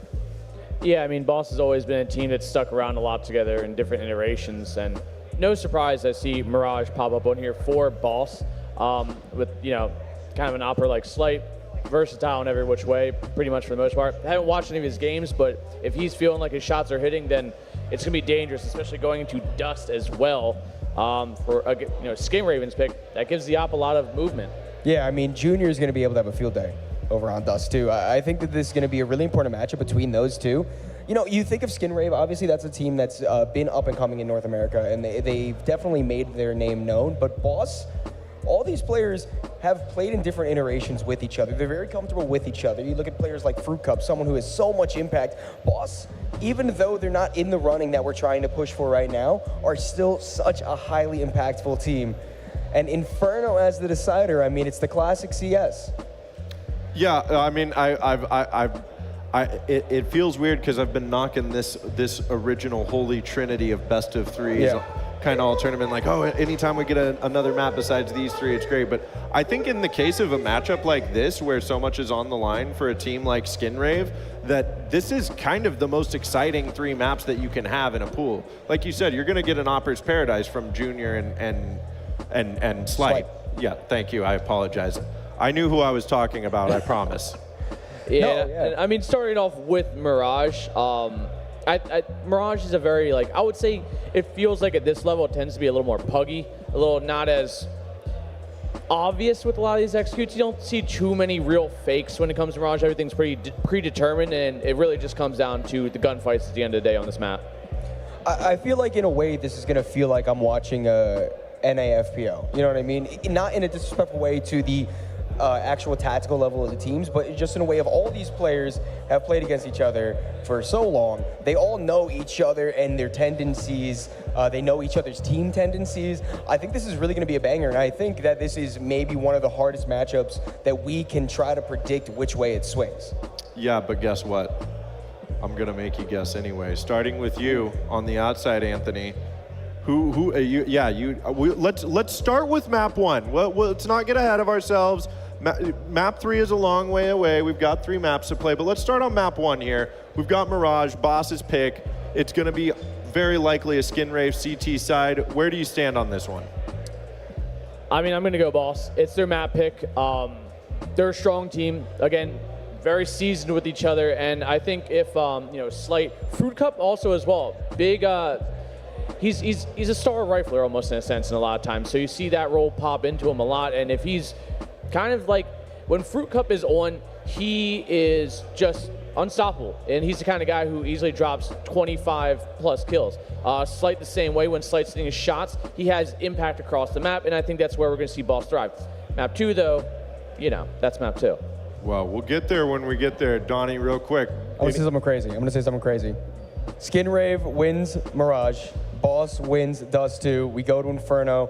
Absolute barn burner, and Boss pulls off the upset. In triple overtime? Let's give it 5 overtimes. 5 overtimes. All right, guys, you heard it here first. You heard it here first. We are going to get ready for Mirage, though. That's where things are all going to start. And for that, we've got System and Zeft on the cast. Well, ladies and gentlemen, it's us, it's System, it's Zeph, and we're here to take you through this very exciting best of 3. Again, maybe not exciting for a lot of other regions, but for us, it's North America. It's 2 of our best teams facing against each other, and I'm really, really excited for this. We kind of talked about this before. Skinrave's chances to make the major through this event have kind of downgraded a little bit. There's a lot that needs to happen in order for them to go into this, but it's still going to be an exciting matchup, and VRS still counts for the next season anyway, so it's still very, very big, although obviously we're not quite into the VRS stage yet, but this will get us there, right? So the winner of this continues on. I don't know if we're doing like lower bracket, that's honestly probably something that I should have looked at before we got here, but it's all right. We'll get through this one. But how are you feeling about the maps? Because I'm kind of excited. I'm actually really excited as well. One thing to take note though, Skinrave are obviously the better team coming into this. However, according to HLTV in the last 3 months, they have not won a Mirage at all. So that's going to be something maybe to look for in this map here, seeing how maybe they're going to be able to adapt and move on. I mean, Boss, they have a bunch of reps on this map. I believe it's actually one of their best maps as well. I think it is going to be a barn burner, really. It's going to come down to that FPL puggy type thing. I think Buckethead mentioned that as well. So I'm very intrigued going into this. Yeah, no, I think Mirage is going to be very, very interesting. I think it's going to come down to the wire. I think all of these maps are actually going to come down to the wire. I like Mirage and Skinrave I like Mirage for Boss and Skinrave. I like Dust for Boss and Skinrave. And I love Inferno. No, I do not. That was a complete and total lie. I am a liar. I've been very vocal about my dislike of the map of Inferno, but maybe Boss and Skinrave can change my mind. I might not like Inferno, but I do love some North American Counter-Strike. That's what we're here for. Super excited. We've got the players getting ready right now, and we'll get into it in just a moment. We are waiting right now for another player to connect, but it won't be too much longer after that. What do we need to see? Obviously, I believe everyone can kind of admit Skin Raves are somewhat of the favorites coming into this, but again, this is competition between two teams that play each other a lot. And we know that I believe Boss have actually played Skin Rave very recently, and I think that was when we were getting those issues. You know, we won't bring those up, but you know, Fruit Cup not being able to stay in the server for you know, certain amounts of times and things like that. This is going to be a huge matchup. It's LAN. Internet, you know, being across the country is completely taken out of the equation. These two teams, and they're facing each other as well, right? They're getting loud, they're getting aggressive. And these guys know each other. They've been in the scene for a while. A lot of these guys, you know a lot about each other. They're good friends. Some of them may be good enemies, you know. So I think we have quite the story going on stage, and it is, I think, gonna come down to that op. It's gonna be huge. We need to see something from Junior. We need to see something from Sly. It is Opper's paradise all day, every day. Absolutely, and you know, we did see that Junior kind of had that stint with Furia a couple years ago, and maybe it didn't work out the way he expected it to, but he's actually done a really good job, you know, competing back in North America as well. But gotta give slight credit as well. He's been coming back in, he's been that up-and-coming person to watch, in my personal opinion, and then partner that with Fruit Cup X, I think we could be in for a banger Mirage here. I mean, it is a very buggy map, as we all know. And of course, you know, maybe these players have played FPL together, maybe some rivalries, as you mentioned, perchance going on that side of Face It, of course. But once again, the map veto will be Mirage, Dust 2, and Inferno. And if you had to pick a side, who do you think is coming out with a win here? See, to be completely honest with you, again, you just have to go with the favorites, right? It's Skin Rave. They are expected to go ahead and take this one.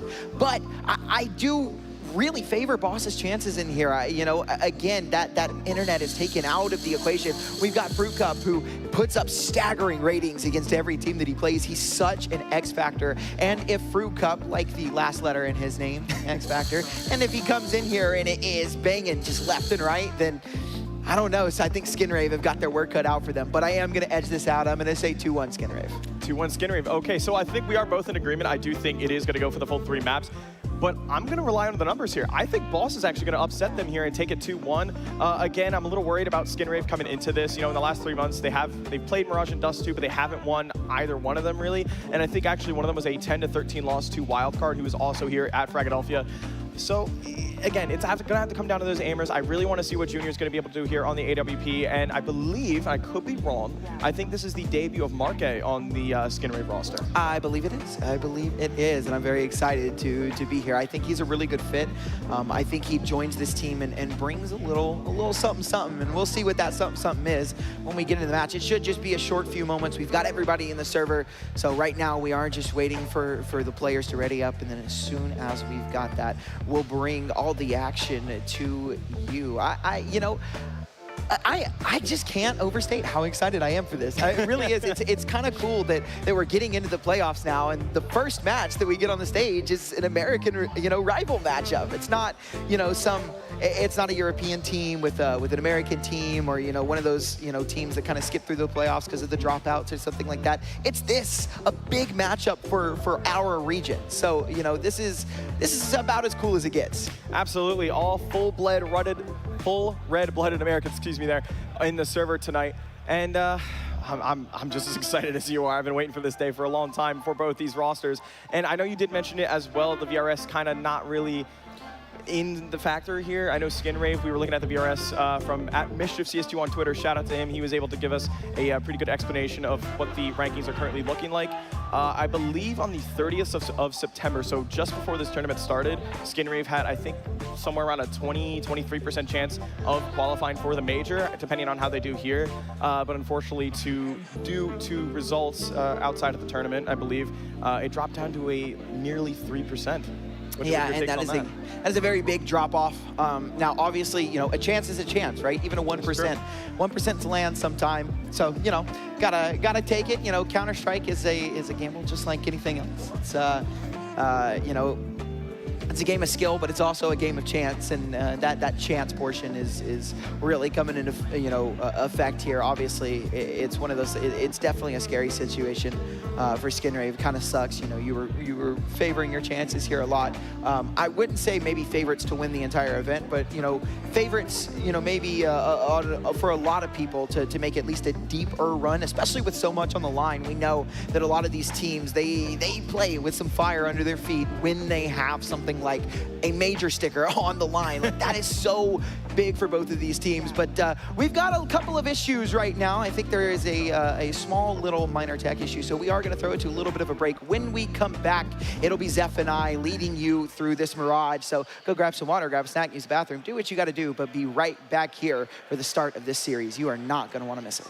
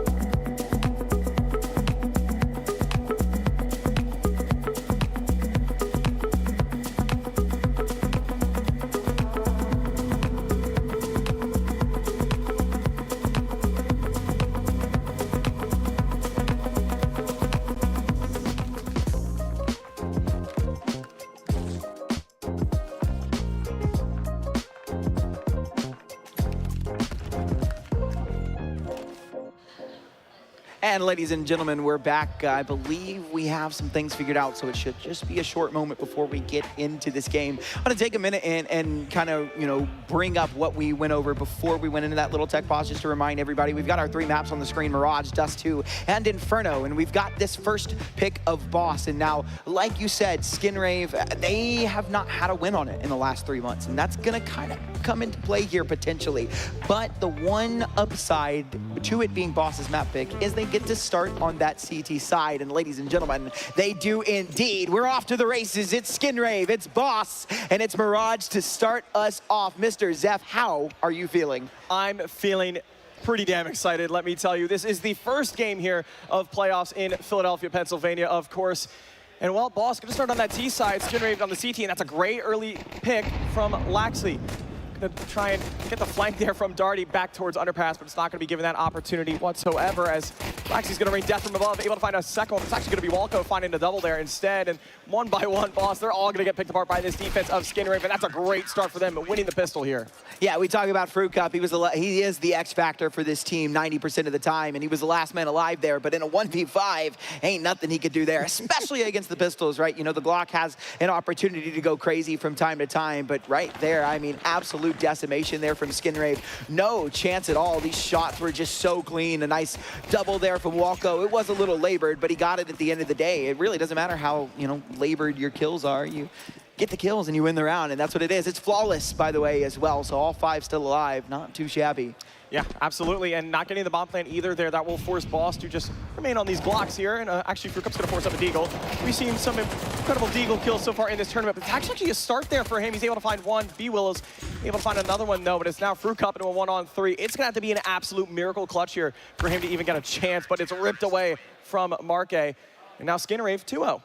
Yeah, it is a 2-0, but there's some good damage done on that round, right? It is just against the pistols, and that's kind of the idea, right? You don't really expect the pistols to be able to do much. You don't expect them to win the round. You go into a round like that with the expectation of, hey, let's take a couple of guns away. Let's force them to buy. So when we get our guns out, when we win our gun round, which is what you're hoping to do, we break their economy, we put them on a bad buy, and we get a chance to put ourselves ahead. And that's what Boss are going to be trying to do coming into this round. With this mid default, it looks like the classic util's thrown out. We've got a top mid smoke, a window smoke, a smoke for a connector, but Boss, they don't get too interested. They're just holding, they're waiting, hoping that Skinrave make that first mistake. Absolutely, and one thing I want to point out as well, I like that Slate and Ben here are just going to go for the Galils, trying to save up for that util and purchase that instead. That's very good. Not a lot of players in the lower ranks of North America are doing that too often. They're deciding to go for those AK-47s, but regardless, Boss in a fairly good spot. They got those rifles to trifle with here, but it's going to be that mid-take from Boss. They're going to take mid-control for free, essentially, but we do have Walco here on Catwalk, taking a little bit of a gander towards maybe seeing if anyone's going to face through that smoke in connector, and it looks like they are going to be trying to, Boss.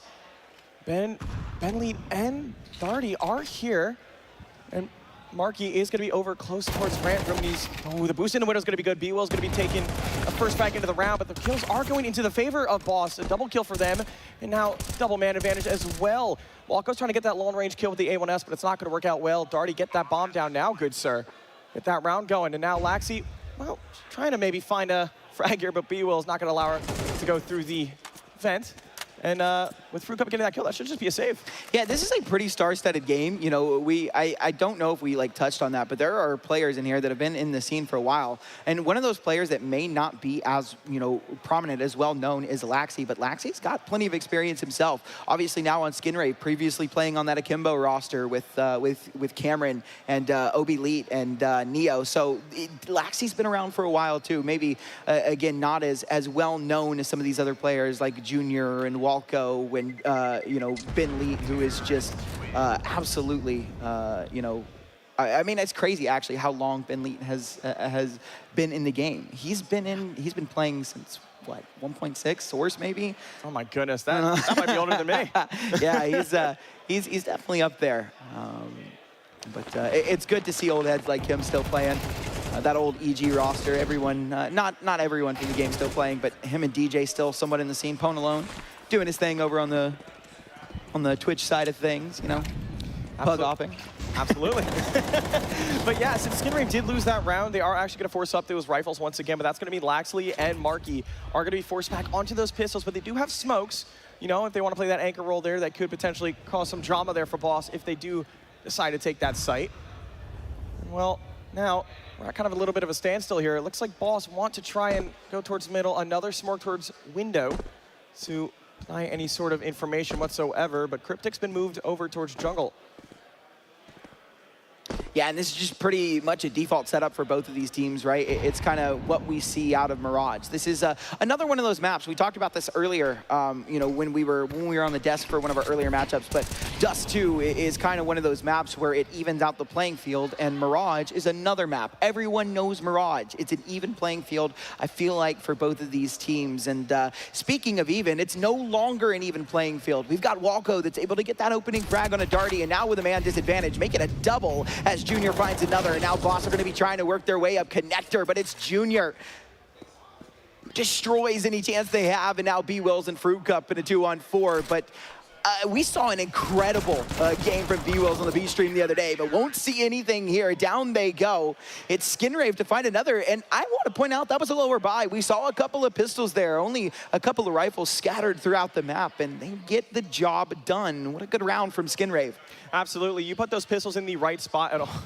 You put those pistols in the right spot altogether on this map, you'll just be able to really feed them there, as Boss was trying to get up connector and just gets eaten by those kills from Skinrave. So now taking a bit of a commanding 3-1 lead here, but they are going to be able to get full rifles on Skinrave now, and AWP on Slight. So very curious to see what he has to have in store for us here. Still yet to frag, but I'm sure that's going to soon change. We got that heavy A ramp stack. And with the lurk of Ben lead over towards middle, he is also still yet to frag. But the game is still young, so there's plenty of time here in this A site now under attack. Junior's going to make his way up towards triple box, and B-Will's actually going to find the back 10 kill onto Markey. Junior now under the pressure here, but the double kill from Cryptic will be good. Junior activates for 1, but gets instantly traded by Bentley. Now back into a 2-on-2 scenario, Slight and Ben against Walco and Laxley. And Laxley coming up connector here, maybe has a chance to stop that bomb plant, but the jump is going to cost him here, but he actually redeems himself, gets that kill onto Bentley. Now it's Slight, 1-on-2. He's got to have that op sing loud and proud, and there's a potential here as the peek from stairs could benefit him. And it's going to be 1 kill going in his favor. Now it is just Laxley, this new addition on the Skinrave lineup. And Slight looking for that kill. Going to jiggle here and there, wait for the drop to be made. Sound cue is good, but there is a molly force it off. That's going to be Slight winning the 1-on-2, and that's a great round from Boss. Yeah, letting him know, too. You could see it on his lips. He said, let's go. Had another word in there, but I won't say that on the stream. I wonder if that nose strip helps him aim. I mean, definitely helps him breathe better. I could use one of those right now for sure. It's a little stuffy up here, but, you know, I am in a jacket, so that is probably adding to the heat a little bit. But I think Sal's having some fun on the map right now in game. But it looks like we are going to have a tech pause here. It looks like Marquis having some trouble with the PC. And what do you think so far of how Boss's T-side's been? I think it's been pretty standard from both of these teams. I think so far we've seen what we expect, right? You know, Boss are never letting Skinrave get too far ahead. They're not letting them get too many kills without the trades back. We saw that. It was very quick onto A, and although Skinrave had a great defense there, able to take 3 players down, the trades were excellent from Boss. Immediately up onto that site, they were able to bring it down into a 2-on-2, and although it was a 1v2 for Slight, he was in a great position. That bomb was planted for him, played back ramp, and he needed to hit his shots, and he did exactly that, which is something that I kind of want to touch on. I feel like Slight's been under a little bit of fire. You know, he's been on a couple of rosters, and I think if there's anything that people have to say about somebody that's negative on this team, I think it's been Slight and a little bit of inconsistency. But I think with this roster, I think he's starting to find his feet. I think he's kind of, you know, feeling himself a little bit better, and we see it in that round. But we need to see a lot more of that, right? You know, Slight is going to be really,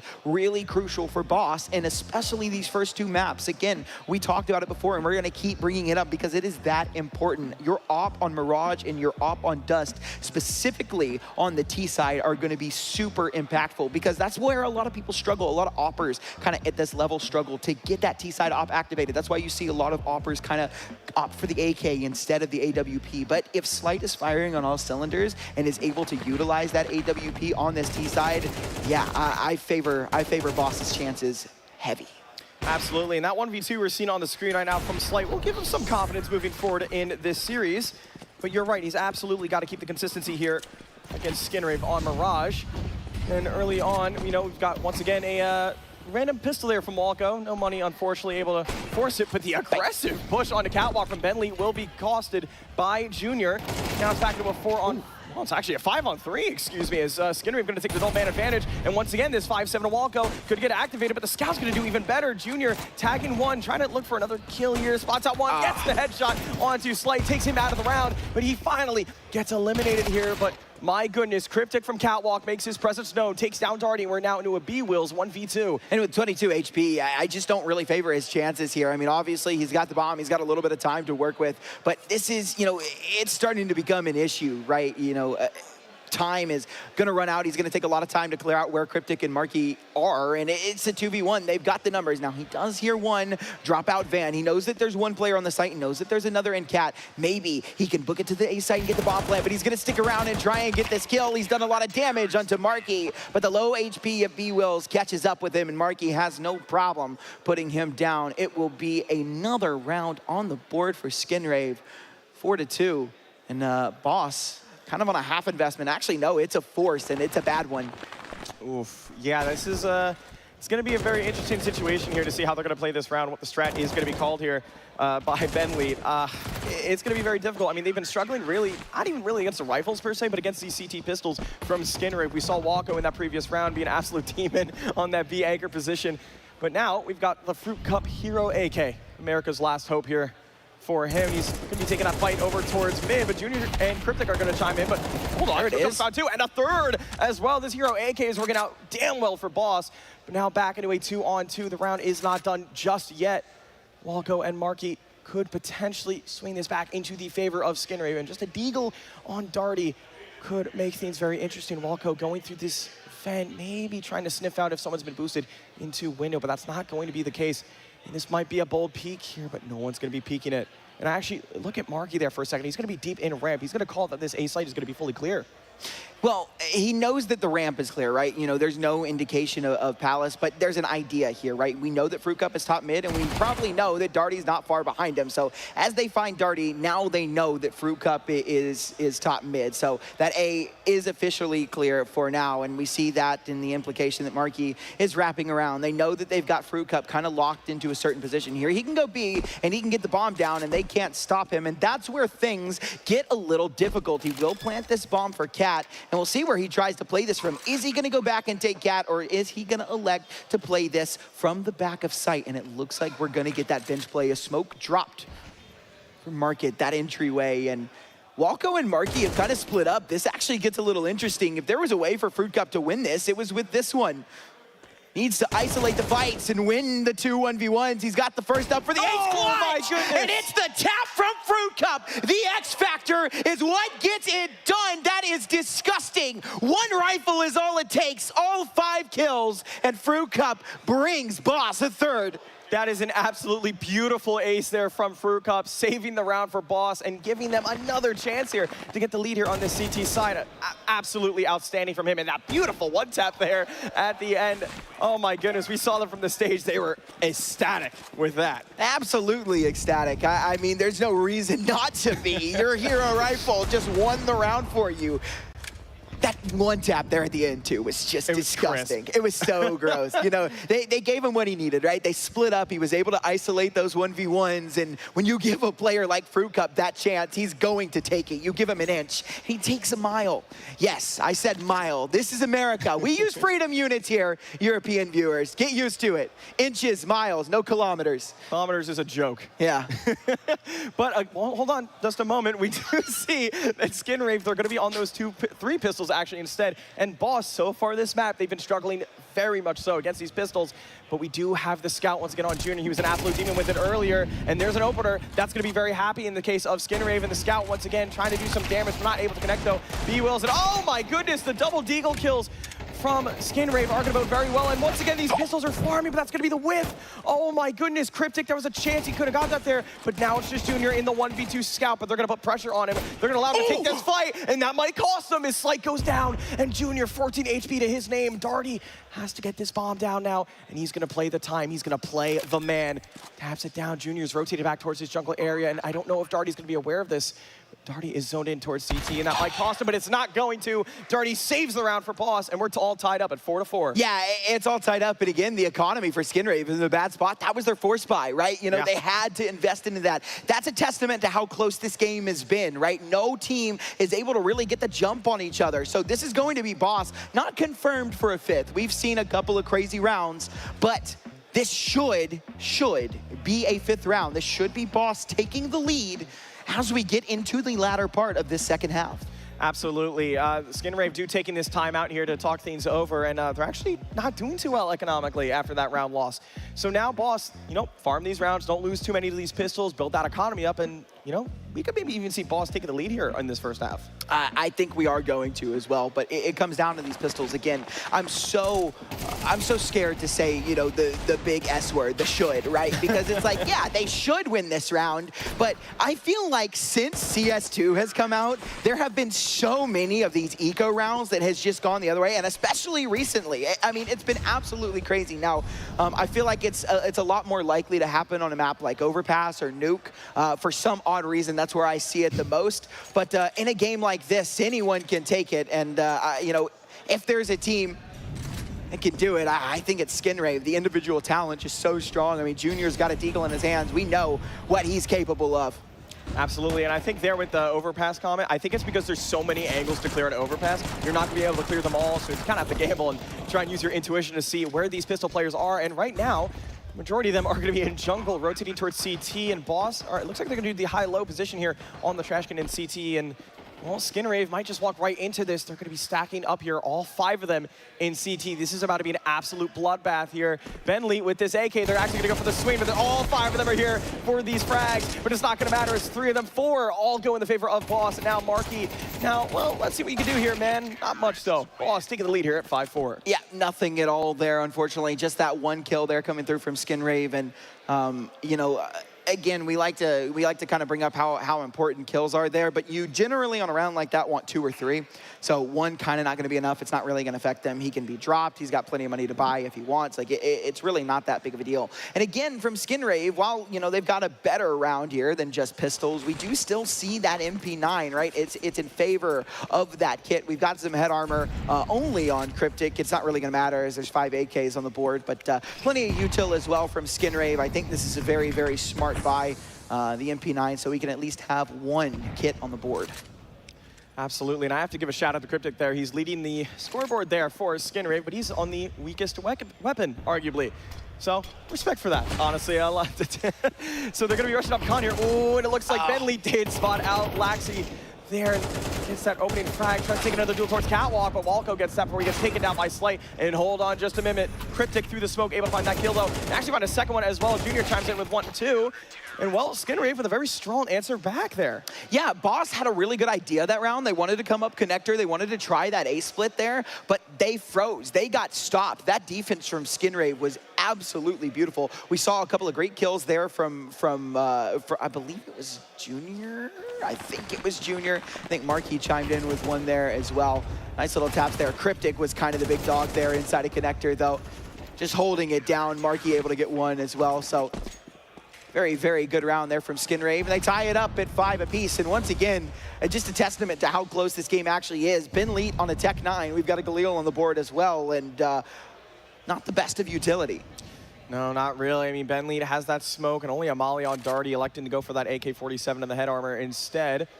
And, I mean, it's going to be a very difficult task here for Boss to see where they're going to be able to take control here. But it looks like Fruit Cup's going to be lining up for, I think that's a cat smoke, maybe a deep CT per chance. But nobody is going to be in CT as Skinrave have elected to have 2 towards jungle and 1 close named Marky towards Palace. And a sight now under the exec. The con smoke will be good.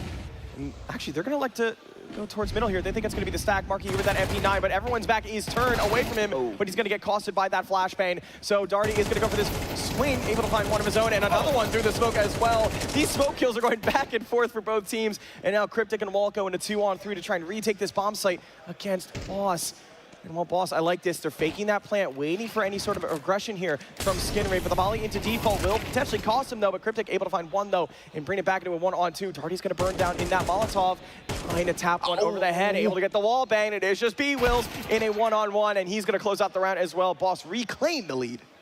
at 6. Yeah, they do. And yeah, we've got 1 round left in the half, and we're going to see the buy come in from Skinrave, but it's not going to be a good one. I can tell you that now. It's all over the place. You know, it's been a battle of economies back and forth, and although the CTs have gotten a little bit of boost from that $50 kill reward that you know, get in addition for each kill, we still see a FAMAS. We've got 2 MP9s on the board, and I don't see a kit. So the bomb goes down. That makes things difficult. It's a full 10-second defuse needed. Absolutely, but take a look there. Darty has no util at all, and the util is still very light on the fact of Boss. So, I mean, this back and forth has really costed both teams, arguably. Their economy's not doing too well.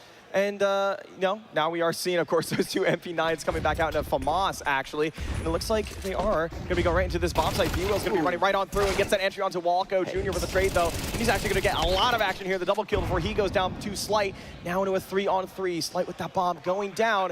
And Boss with a chance to get up to 7 rounds on their T side. A lot of people are going to question that jump out from Junior, but I think it's smart, the right decision, right? Especially because he was able to get those 2 kills there. He does his job. He sets his team up for success on this retake. And because there's no kit, things are going to come down to the wire. It's Fruit Cup. He's already had a fantastic clutch, and he may find 2, but he can't find the 3rd. So Skinrave tie it up. 6-6. We have been neck and neck all game, and we continue to stay that way. Tied coming out of the first half. We changed sides, and I am so excited. This match has proven to be just as fantastic as we thought it was going to be. Absolutely, and there was actually a way there Fruit Cup wins that 1v3. They were all lined up, essentially. And, I mean, we did see him ace earlier on. We saw that beautiful 1v2 he had on that B bomb site as well. So going into this half 6-6 scoreline, you could potentially see your favorite 2 numbers here on the scoreboard. No, not on the A stream. Maybe, maybe. Maybe I'll do the hand motions, but nobody will see it. But I won't say it. I won't say it. Yeah, 6-6 scoreline. Skinrave switching onto this T side now. Now it's going to be up to Benleet. See what he's got in the bag, or Cryptic, excuse me, on the IGL side of things. They've elected to lean towards this B bomb site, having Junior lurking over towards middle. And lots of noise being made, but ooh, I like this from Boss. Getting a little dangerous here. And there's a kit as well on Benleet. There's a smoke, a kit. I like this. I like having a kit on the pistol round. I think it gives you a lot of options, right? If the T's decide to do something fast and you play retake, right, and you end up in a 5v5, a lot of the times teams don't have kits, so that makes it difficult. It's hard to try and find the Glocks, but with this kit, that's going to make things a little bit easier. And speaking of easy, it's B-Wills to hit a nice little tap. Darty will join him and gets a double from the boost up on the box. They're trying to find him, and they do. It's Junior to get the kill. Down into the 2-on-2, the Glocks. And, well, the Glock in a P250 now just versus the 1 USP. Fruit Cup, you've been spotted out, my friend, down to 13 HP, and into the afterlife you go. And so it's actually the reverse of the number you were talking about. It is 7-6. Skinrave end up taking that lead and should be able to build on top of that. It'll be interesting. We've seen a lot of force spies, though, come through. That's kind of the meta now in Counter-Strike. I enjoy this meta quite a bit. I think it makes a lot of sense, and Boss are sticking to that. So they are going to go ahead and force spy into this. 2 MP9s, a Scout, a couple of upgraded pistols, and a little medley of utility to go around. Absolutely, and if we take a look there, Cryptic, he's had an absolutely outstanding game so far. 18-7 for him, leading across the board here between Skinrave and Boss. And well, Boss, they've actually elected to force up into this. A couple MP9s and a Scout here on Slight. Could make things a bit difficult here for Skinrave as they try to really extend that lead here. They want what is rightfully theirs, you know, trying to get that W here on Mirage. But the Deagle, of course, might be a bit of a difficult task. We did see Boss on that T side struggle against these pistols, so now it's up to Skinrave to see if they can do the opposite. Yeah. We've seen a couple of crazy rounds, though, so far this tournament. You can never count a buy like this out. These ones are always scary as well. You know, the MP9 just got a nerf a little while ago, but it wasn't crazy, right? You know, jumping accuracy was decreased a little bit. And there's a couple other things, a couple other changes that happened during that update, but the MP9 nerf was the big one. And it is still an absolutely lethal weapon. And there's a 5.7 on Benleet as well. And the 5.7 is also insane from time to time. The MP9 is the one that strikes first. It's Darty to go 1 for 1. And I would argue that kind of favors Boss a little bit. It's nice to be into this 4v4. You weaken the numbers. There's less guns to deal with now. Still a Mac 10 on the board on Markey, and that's a fantastic shot from Fruit Cup. He seems to want to come alive here early, but they're going to go ahead and swing him. No way he gets another there. He's thrown a wrench in the round, but his team can't capitalize. It's all on to Slight, and maybe a little sleight of hand will get him through this. One shot left to hit, but a big miss, but not enough damage done from Junior. It's very, very low HP. On Junior, one scout shot is all he needs to hit. The bomb being stuck, Slight not connecting! No scope, wall bang, headshot, all three! That is crazy! The force buy works out just barely by the skin of their teeth. Boss tie it back up at 7-7. That is an absolutely beautiful shot there from Junior. The no-scope, or Slight, excuse me, that no-scope through the, oh man, I can't even put that into words. That was absolutely incredible. Absolutely ridiculous. Oh man, look at that. That is absolutely beautiful, and that's what I love about Counter-Strike. Anything can happen. It's so crazy. Like, he scoped in and missed all the way to the left, and you're like, oh, he's gonna get this bomb down, and then he's just like, actually, no, I'm just gonna no-scope him. Hey, a little style points there, get a little flashy there. Absolutely, and I mean, that was the perfect situation as well. That scout essentially was an op at that point. Both remaining players were tagged down to 20 HP, I believe, or so. So, worked out really well for him there, and able to tie things back up here at 7-7. And well, with that round loss, Skinrave now forced onto these pistols, but a Tech 9 and some util on Marky will make things a little bit difficult here. Let's see what Skinrave has in the bank for us. Yeah, and it's important to note that this isn't just a normal pistol round. This is a force buy, actually. They don't have any guns. They have bought all the way down because they have to, right? They just lost that round. Their loss bonus is not there. They had no money to work with at all. So this was a forced reinvestment. Boss are keyed up to take an 8th tier and possibly a 9th. Oh, no. I say that, but we've got more Deagle kills coming through the woodwork. It's crazy. But it seems that Boss have been able to bring this one back. Laxi, he's got a kill to his name, but 3 left to find, and he's being closed in. They know exactly where he is, and it's the leaping MP9 from Ben Lead. Who says you can't teach an old dog new tricks? Able to find that final kill there. It's an 8 for Boss, and most likely a 9th. Yeah, things were looking a little bit sketchy there for Boss, but Fruit Cup able to, help him out a little bit, get that hat trick for them. And well, that also helps them get the lead here on the CT side of Mirage. They're going to be very happy with that. 5 rounds away from the map win, potentially. And well, they should be guaranteed, per se, another round here as well, as Skinrave are going to be forced onto Glocks and have to full save this.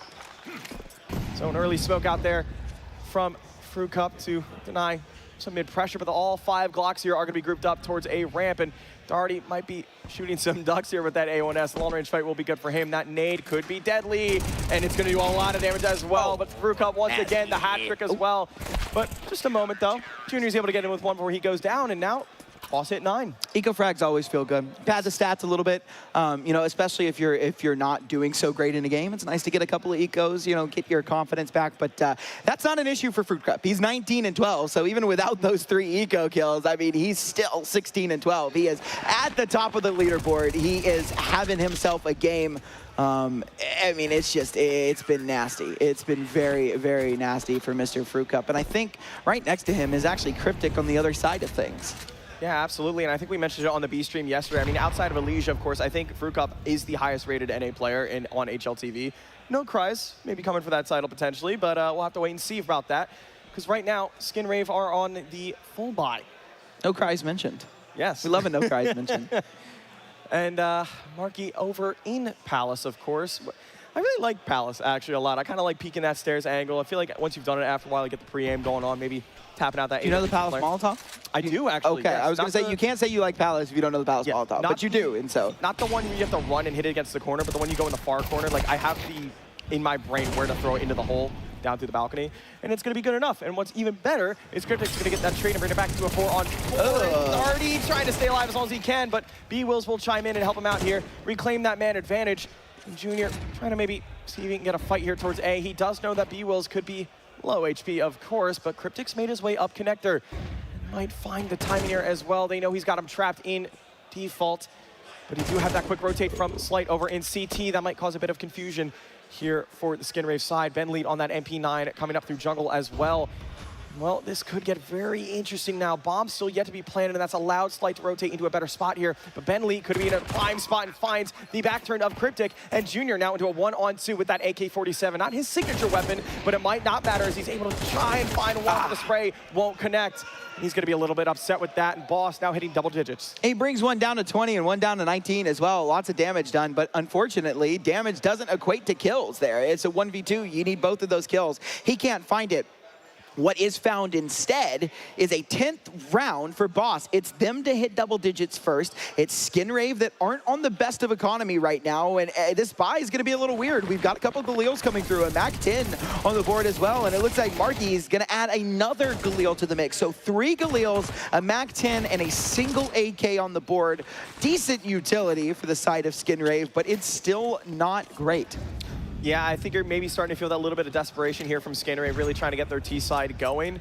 And they've elected to actually, looks like go for like some sort of a slow B hit here. As we see there, Junior lining up for the smoke. I believe that's probably going to be for Market Window.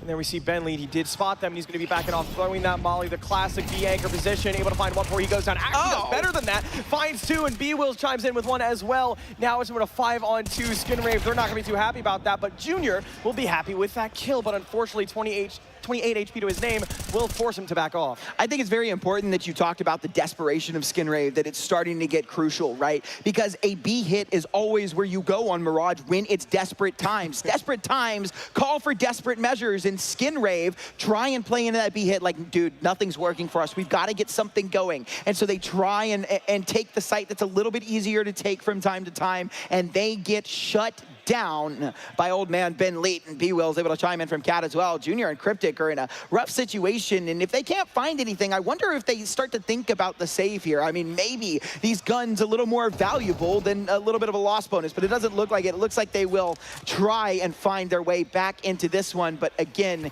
it's that aforementioned Junior on 28, now 27 HP, 1v4, able to find Fruit Cup, but traded out immediately, and we have 11 for Boss, which means 2 more rounds, and maybe the numbers don't lie. Maybe Boss chose this map because Skinrave have shown weakness. Absolutely. This is kind of the punish pick from Boss here. Skinrave, you know, they had that good CT side. They finished the half 6-6.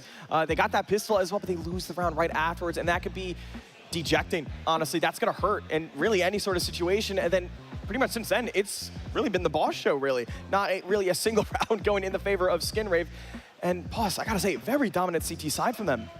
Yeah, it's 5 in a row. It's them officially on fire. They are keeping the streak alive, and they look to do so. You know, if you're in this position right now, you just want to close it out. You don't want to give Skinrave an opportunity to get back into this at all. You're feeling good about yourself, so there's no reason to not just go ahead and close this one out. And what better to do it, who better to do it than that AWP on Slight? We said his name. We said that there's been a lot of questions about him kind of recently. People have questioned his consistency, and today is going to be his chance to show that he's a key player on Boss. He's got that AWP, especially on these maps that are so op heavy, and Junior doesn't have his signature weapon either. You would think that this round he has an advantage to show his stuff. Absolutely, and it looks like Skinrave have elected to go for the standard A site execute. We've seen many variations of it over the years here in Counter-Strike. But what does Skinrave have for us here? It looks like the standard smokes here. Actually, all 3 smokes. 2 towards stairs and CT, and 1 towards jungle. That's going to completely cut off the site from the CTs, and they're going to be able to take this site for free for the most part. But a blown smoke might cost the player on Skinrave, but nothing is going to go the way of Boss there. Now Cryptic. With a smoke. Oh my goodness, but there's one. Okay, Marky, you're able to find one, but hold on just a moment. 2 kills swing in the favor of Boss, and just when you think Skinrave have a chance to get the site and the round win, all of a sudden, it swings back in the favor of Boss. Yeah, and this is a really good position from Junior, but it's gonna actually be neutralized as Boss kind of give that up and decide to play into CT. And there's 2 players low as well. It's Darty and B-Wills, and Ben Leet, one of those full HP players gone. The 3 remaining players have very low health, and there's an advantage here for Skinrave. They have 2 Galils, but a dink is all they need to go ahead and take this one down. Those Galils effectively AKs at this point. That AWP from Slight will find the bomb, so not allowed to go down. Plenty of time to recover, but you have to get that bomb. You have to plant it eventually, and it's just gonna be a tap. They won't stick it, and this allows for B-Wills and Slight to rotate in. We've lost a player. Oh dear. 20 seconds left, a 2v2 here, and now bomb has to go down, but that AWP will chime itself out from Catwalk. B-Wills is going to be close by in CT. Marky is able to get that bomb down. Tries to go for the double kill, but it's not going to work out. It's now Slight in a 1-on-2. We talked about the inconsistencies he's been having so far, and he's looking to maybe change that narrative now, trying to see that headshot angle on... Oh my God, another wall bang, my God! Junior had 1 HP, by the way. 1 HP. If he has another gun, that is a completely different round, potentially. But good Lord, he is finding these wall bangs through these A-side boxes time and time again. He does lose the round. It is an 8 for Skinrave, but man, he's not inconsistent tonight, that's for sure. No, he's not, and this is the second crazy off shot we've seen in this game. Yeah. So far, these scoped weapons are doing the business. We are finally going to see that off-the-off duel here between Junior and Cryptic. It looks like Darty's going to get tagged down to 16 HP. He attempted to cross there towards jungle and gets punished for it. But smoke towards window will deny that pressure in middle, so nobody from Boss are going to be able to take a little bit of a gander out there if they do so choose. And well, looks like Marky once again back towards Palace. We got the 2-man towards ramp. And a nice slow default here. Maybe trying to wait and see if Boss make a mistake, get some aggressive maneuvers coming into this round.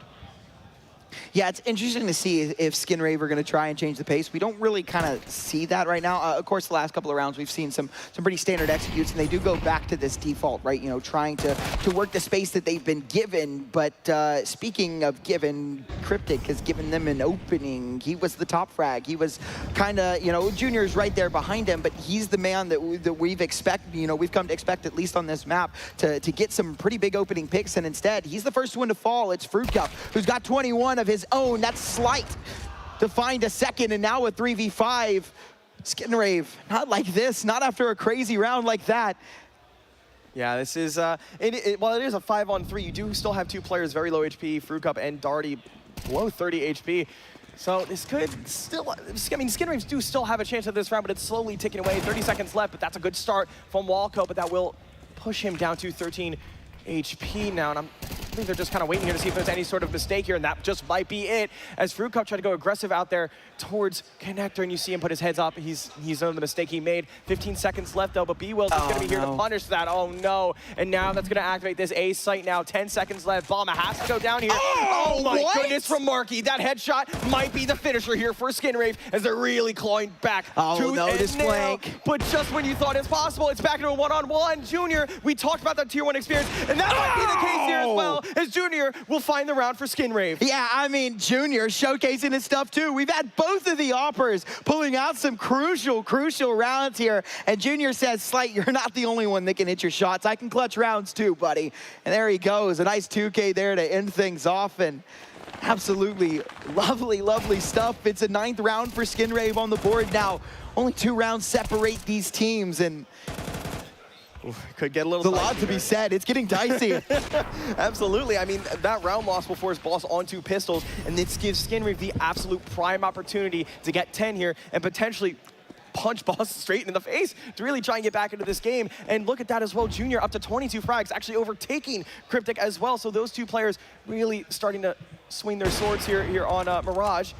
And well, a missed stop shot from Junior will force him to back off, but B-Wills, that once again, that B anchor, take a little bit of a gander there towards Apartments, but LX to back off, and as he should. We've seen some pretty incredible rounds here, and I feel like I've noticed as well in this tournament, there's a lot of comebacks, really, doesn't it feel like that? Yeah, there's a lot of situations where, you know, that's kind of, I feel like that's the LAN effect, right? You get these teams that are like, you know, hey, we're down right now. This is a big moment. We're on stage. You know, people back home are watching. We can't go down like this. And so Skinrave say, we're not going to. They're able to attack a couple of more, a couple more rounds on the board, and potentially they're going to find double digits here, right? This is kind of what we expect, unless Boss are able to do something insane with these couple of upgraded pistols that they have. And maybe so. It's going to be on a B-Wills first with the USP, but he is the first to fall. Bentley won't go down with him, and Darty, Slight, and Fruit Cup, sure, they've got the upgrades, but a 2v5, I don't think so. Although, Fruit Cup, he's shown some pretty good stuff today. I think this one might just be out of reach. I say that.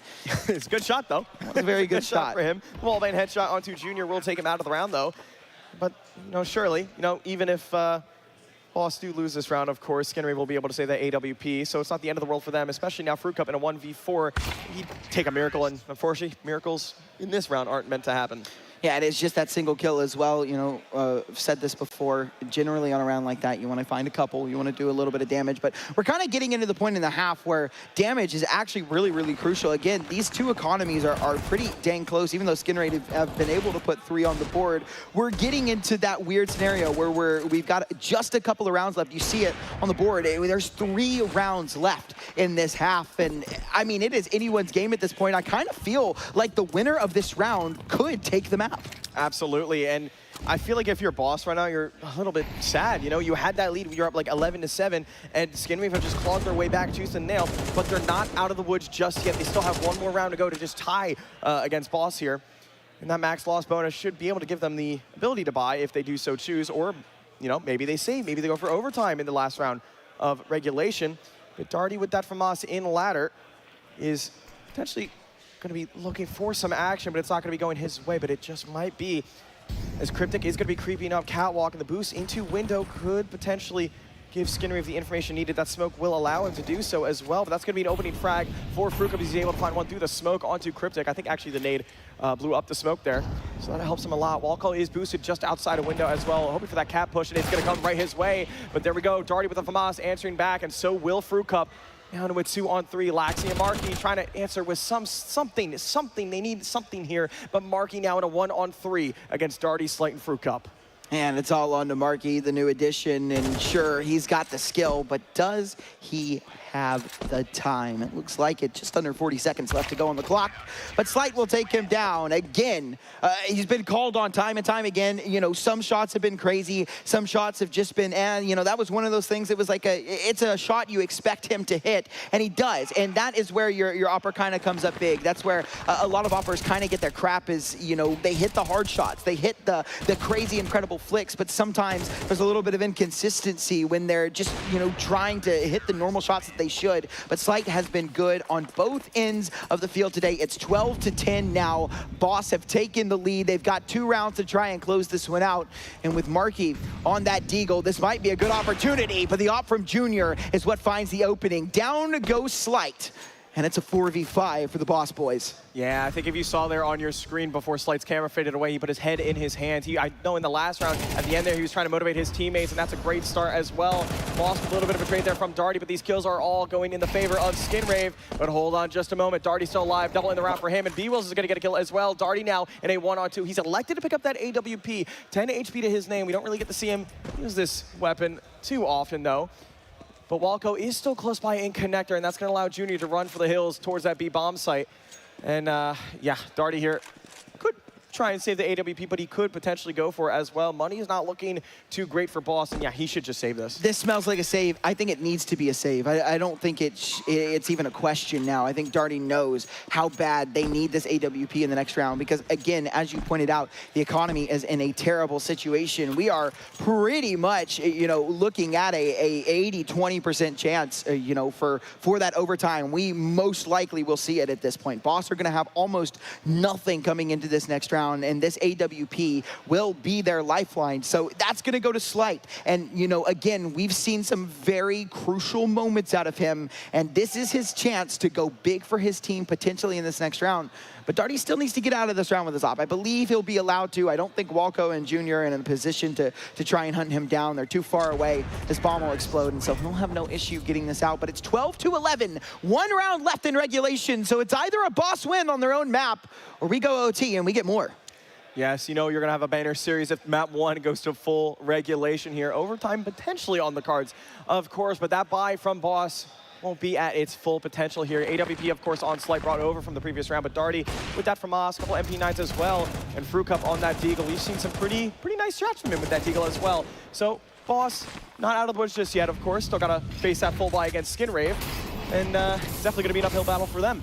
It is indeed. Slight burning down to a crisp 13 HP and just barely finds a gap inside of that Molotov, slightly left alive. And that, you know, it's the AWP on him. You don't mind your op being low, but he took a lot of unnecessary damage there. I guess he wasn't expecting that. A nice nade will take Walco and Junior down a little bit, may make these lower weapons a little bit more effective, but completely blind. Down they go. It is Laxi to open up the site. Junior there with a kill as well, a 3v5, and this would be a pretty incredible retake that I don't think we're going to get. I think this goes overtime. In fact, I don't even think. I'm going to go ahead and solidify it. Laxi finds another, and it's all onto Slight time and time again. We have said his name this game, but it is a 1v5 on 13 HP, my friend. It is not happening. Yeah, the hype man for this boss roster, a lot of work to do here, and it's not going to be enough as Junior is going to find that final frag, and we have overtime. Skinrave coming back quite a bit, really. That was a nice comeback from them. And of course here on Mirage, the map pick of Boss, it's felt like it's starting to slip away from him here. Yeah, it was 11-7 and Skinrave, you know, they were having a little bit of trouble finding their footing, but once they found that ground, they were able to bring it back, and it's, I don't know, this has just been such an entertaining game. Boss seemed to struggle a little bit, then they found their footing once again, and then lost it again, and it's just been back and forth all day, every day, and some really nice shots from Laxi there. Actually, some great teamwork, you know, there to get him out on the site and able to find that second frag. But those 2 shots inside the market, that was all him. That was all mechanical skill. And he is a very, very gifted player. Absolutely. And Boss, well, they've elected to go for the double op. Bentley picking it up for himself as well over towards the B bomb site. I actually like that a lot, really. You know, you're stacking heavily towards his A site. And that's a great start, actually. Frucup going to be gifted a frag as Laxi's going to run right on through the smoke. Frucup could have potentially been costed there. As well, Marky was jiggling there in Palace, but presence has been known, and they're walking right into this stack on A. And everyone's rotated over, but Cryptic in middle still might be able to find a kill, but it's going to be ripped away from him as B-Will will get that swing, and every single kill will go into the way of Boss. And now you have to start asking yourself, where was this the last few rounds? I think this has been more of a Skinrave mistake than it has been. Obviously, the kills are kind of going the way of Boss right now, but we saw Laxi just come up that connector. There was no supporting util, at least we didn't see any. If that flash came through, it was short.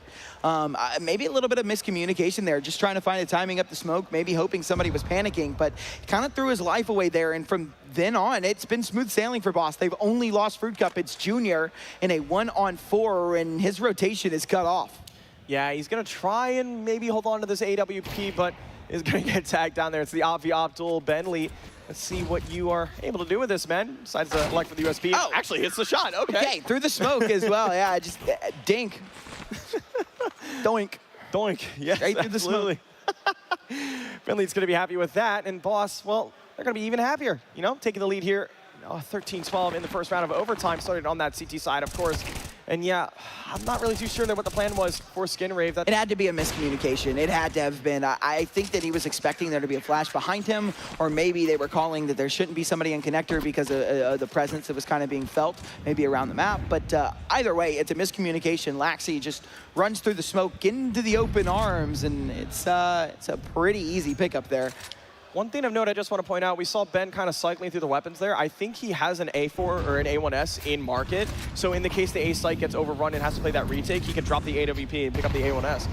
That's really bold actually to do that here in the second round of overtime. It is bold, but I think it's a play that you can make because you won that first round. I think you've got a decent enough amount of cash, more damage through the smoke once again. There is no kill, not yet, but quite a big chunk of damage gone from Darty now, and it's the opening pick that Darty actually picks up down to 8 HP, but bye-bye, Cryptic, your story ends there. More damage coming through, but still the kills that are going the way of Boss. Back and forth, it's Junior to find a triple. He's found a fourth, and somehow we're into a one-on-one. It's Bentley versus Junior. I would say 2 of the more experienced players in this server. Junior has 4 up for the ace clutch, and Bentley only has the 1 to his name. This could be very dicey here. He's going to need the ace against Bentley to really give Skinrave a chance here on their T side, and he's elected to go underpass, but they're reading each other. Oh my goodness. This is what happens when you have 2 of the older pros in the scene of North America going head-to-head here. They're both understand what each other is going to do here, and 25 seconds left on the clock. Junior is going to commit to this B bomb site. There's no time to go back towards A, and Bentley decides to go back towards Get Right there, and actually likes to go deep towards Catwalk, so there maybe is a chance here Junior could make it onto this bomb site. He's So not it's going to be clear deep, it. but it's not going to matter. Bentley, he's going to be aware of this, and there we go. No ace for him, and there's Boss taking number 14. Junior doesn't even think that Ben Lead had made that play. You know, he doesn't even think that there's any timing for him to be cat. Just doesn't even worry about it, and that leads to be his demise. That is something that Ben Lead brings to this Boss team. A lot of people are like, oh, he's old news. He's, you know, maybe not able to keep up with some of the younger guys, but he has a great mind for the game. His reads are impeccable, and we saw there in that round, he knew exactly what Junior was doing, and even when he doubted himself a little bit and started to walk towards cat just in case it was going to be A, he still put himself in a position to win the round, even if it was B. Great positioning from B-Wills. Yeah, now, well, Boss with a 2-round advantage on the start of overtime here, but I have to wonder, where was this before and Where now? was this? Yeah, I mean, we wouldn't even be in overtime right now if they could have just found one more. But it's kind of one of those things where it comes down to their economy at the end was just really, really bad. And that's why we are seeing maybe a little bit of domination out of Boss. Money's not a problem right now. They don't have to worry about a pistol and MP9s and FAMASas. They can just buy. They've got a lot more comfortability in their back pocket. As opposed to the last few rounds in that last half. So, yeah, they've elected to go up towards Catwalk here, and it's going to be the dynamic duo being taken down and out of the server. Cryptic with the double, and this B site is open for the taking, and there's another frag actually going in the favor of Walco. This could be the answer that Skinrave need, but Junior Slight, misses that op shot, and now the Lurk will be eliminated. Walco taken out. Now it's Darty and Slight in a 2-on-3 to kind of give them a flawless CT side per chance, but bomb being tapped once again. We've seen that a lot in this tournament. Players not fully committing to this bomb plant. That nade will deny Slight the ability to rush out through the door. And, well, final round of the half. Slight, you have to go for this, my friend, on 1v3, and the smoke's covering him. So might take an absolute miracle here for this Aubrey. He's going to be trying to go through, not hit the shot, and Skinrave with an answer back. It's going to be 14-13.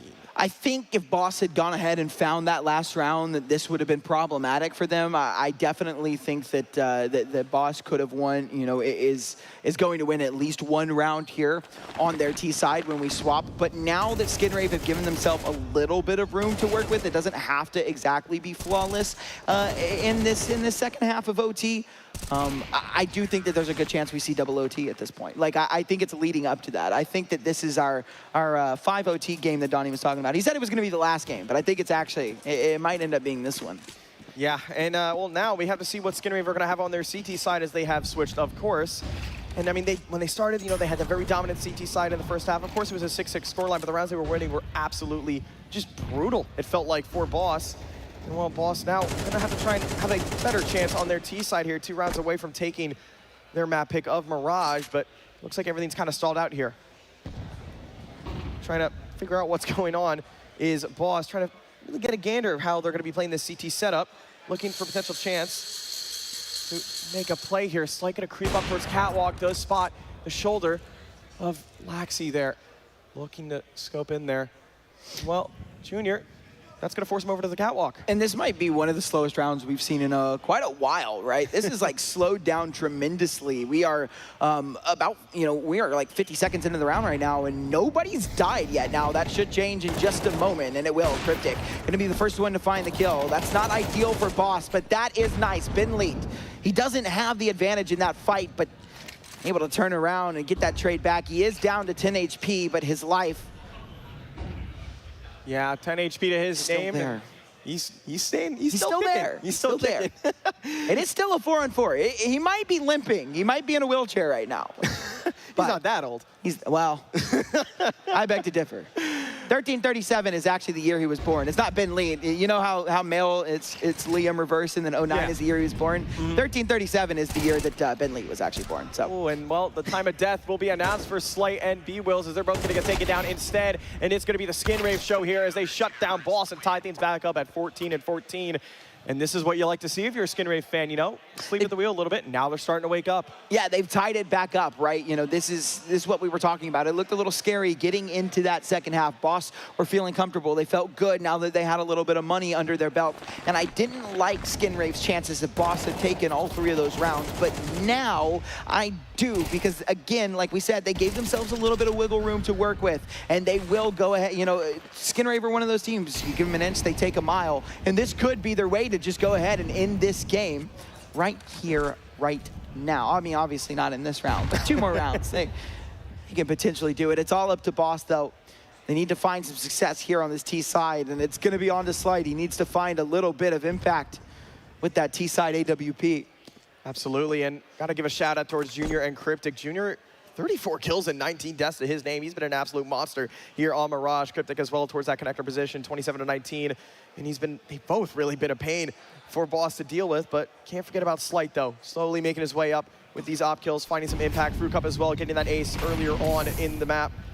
The Molly will deny that pressure from Palace, but they've elected to go towards A once again, and through the smoke, through the fire and flames. Not gonna matter though, as Darty gets taken down now. 58 seconds left on the clock, but it's not gonna matter though if Bentley's gonna find one in mid, and these trades are going back and forth. Bentley is alone now in a 1v4, and it's not gonna matter though, as Skinrave will find map point here, potentially stealing Boss's map. Which is crazy considering what we eventually had, right? Like if we were in, what did it in, 13? No, I guess technically not. I was gonna say if we were in MR15, this might be a completely different game, but I don't think so. We haven't gotten there yet. We actually are technically in MR15 right now because it's about to be 16-14, but yeah, it's crazy, right? Considering the fact that we went into OT and the Boss were able to pick up the first 2 rounds. Like if they had just found one of those in that previous half, as you mentioned, we wouldn't even be in OT right now. Skinrave wouldn't even have a chance to take Boss's map, but now it's Skinrave's opportunity to steal their map right from under their feet, go onto their map of Dust 2 and potentially take this 2-0 after Boss had a great chance to go ahead and close their map out.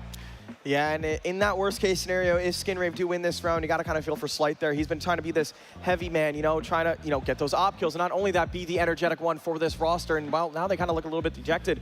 And I don't really blame them. They had this map in the bag, and then slowly but surely, Skinrave have clawed their way back into a potential victory and into the lead as well. So here we go. Final round of overtime number 1. It's either do or die for map number 1 for Boss, of course. And of course, the early nades towards middle, trying to do some damage a little bit here, blowing that smoke as well. Laxi not going to get tagged down whatsoever.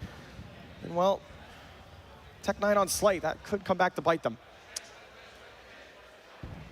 Could indeed. It's not the best to buy. It's a MAC-10 on Darty as well. 2 guns that aren't the best. Lots of damage done on the B-Wheels. The kills are coming left and right, and Boss are falling apart at the seams. Fruit Cup X has indeed been the X factor for Boss, but they can't find it. It's Skinrave screaming. Or actually, no, that's not Skinrave. That's Midlane. I can't tell, man. They are loud. But it is going to be Skinrave to go ahead and take that 16-14. Boss had their chance. It's not like they didn't. They could have closed it out on their own map, but that is going to go ahead and be it for us on map 1. We've got map 2 coming up. It's Dust 2. It's Skinrave's map pick, and ladies and gentlemen, it's coming at you fast. Don't go anywhere. We'll go to a short break, and when we come back, our analysts are going to break it down for you before we get into that. So hang tight. We'll be right back with you.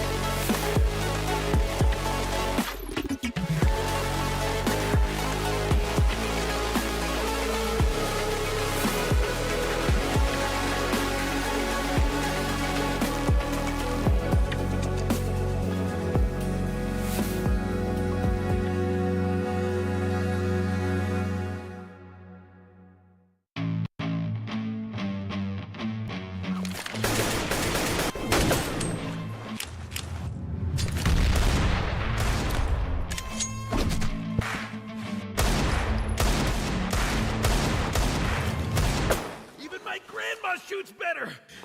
If you were as fat as your mom, I would have hit you a long time ago. What did you say about my mom?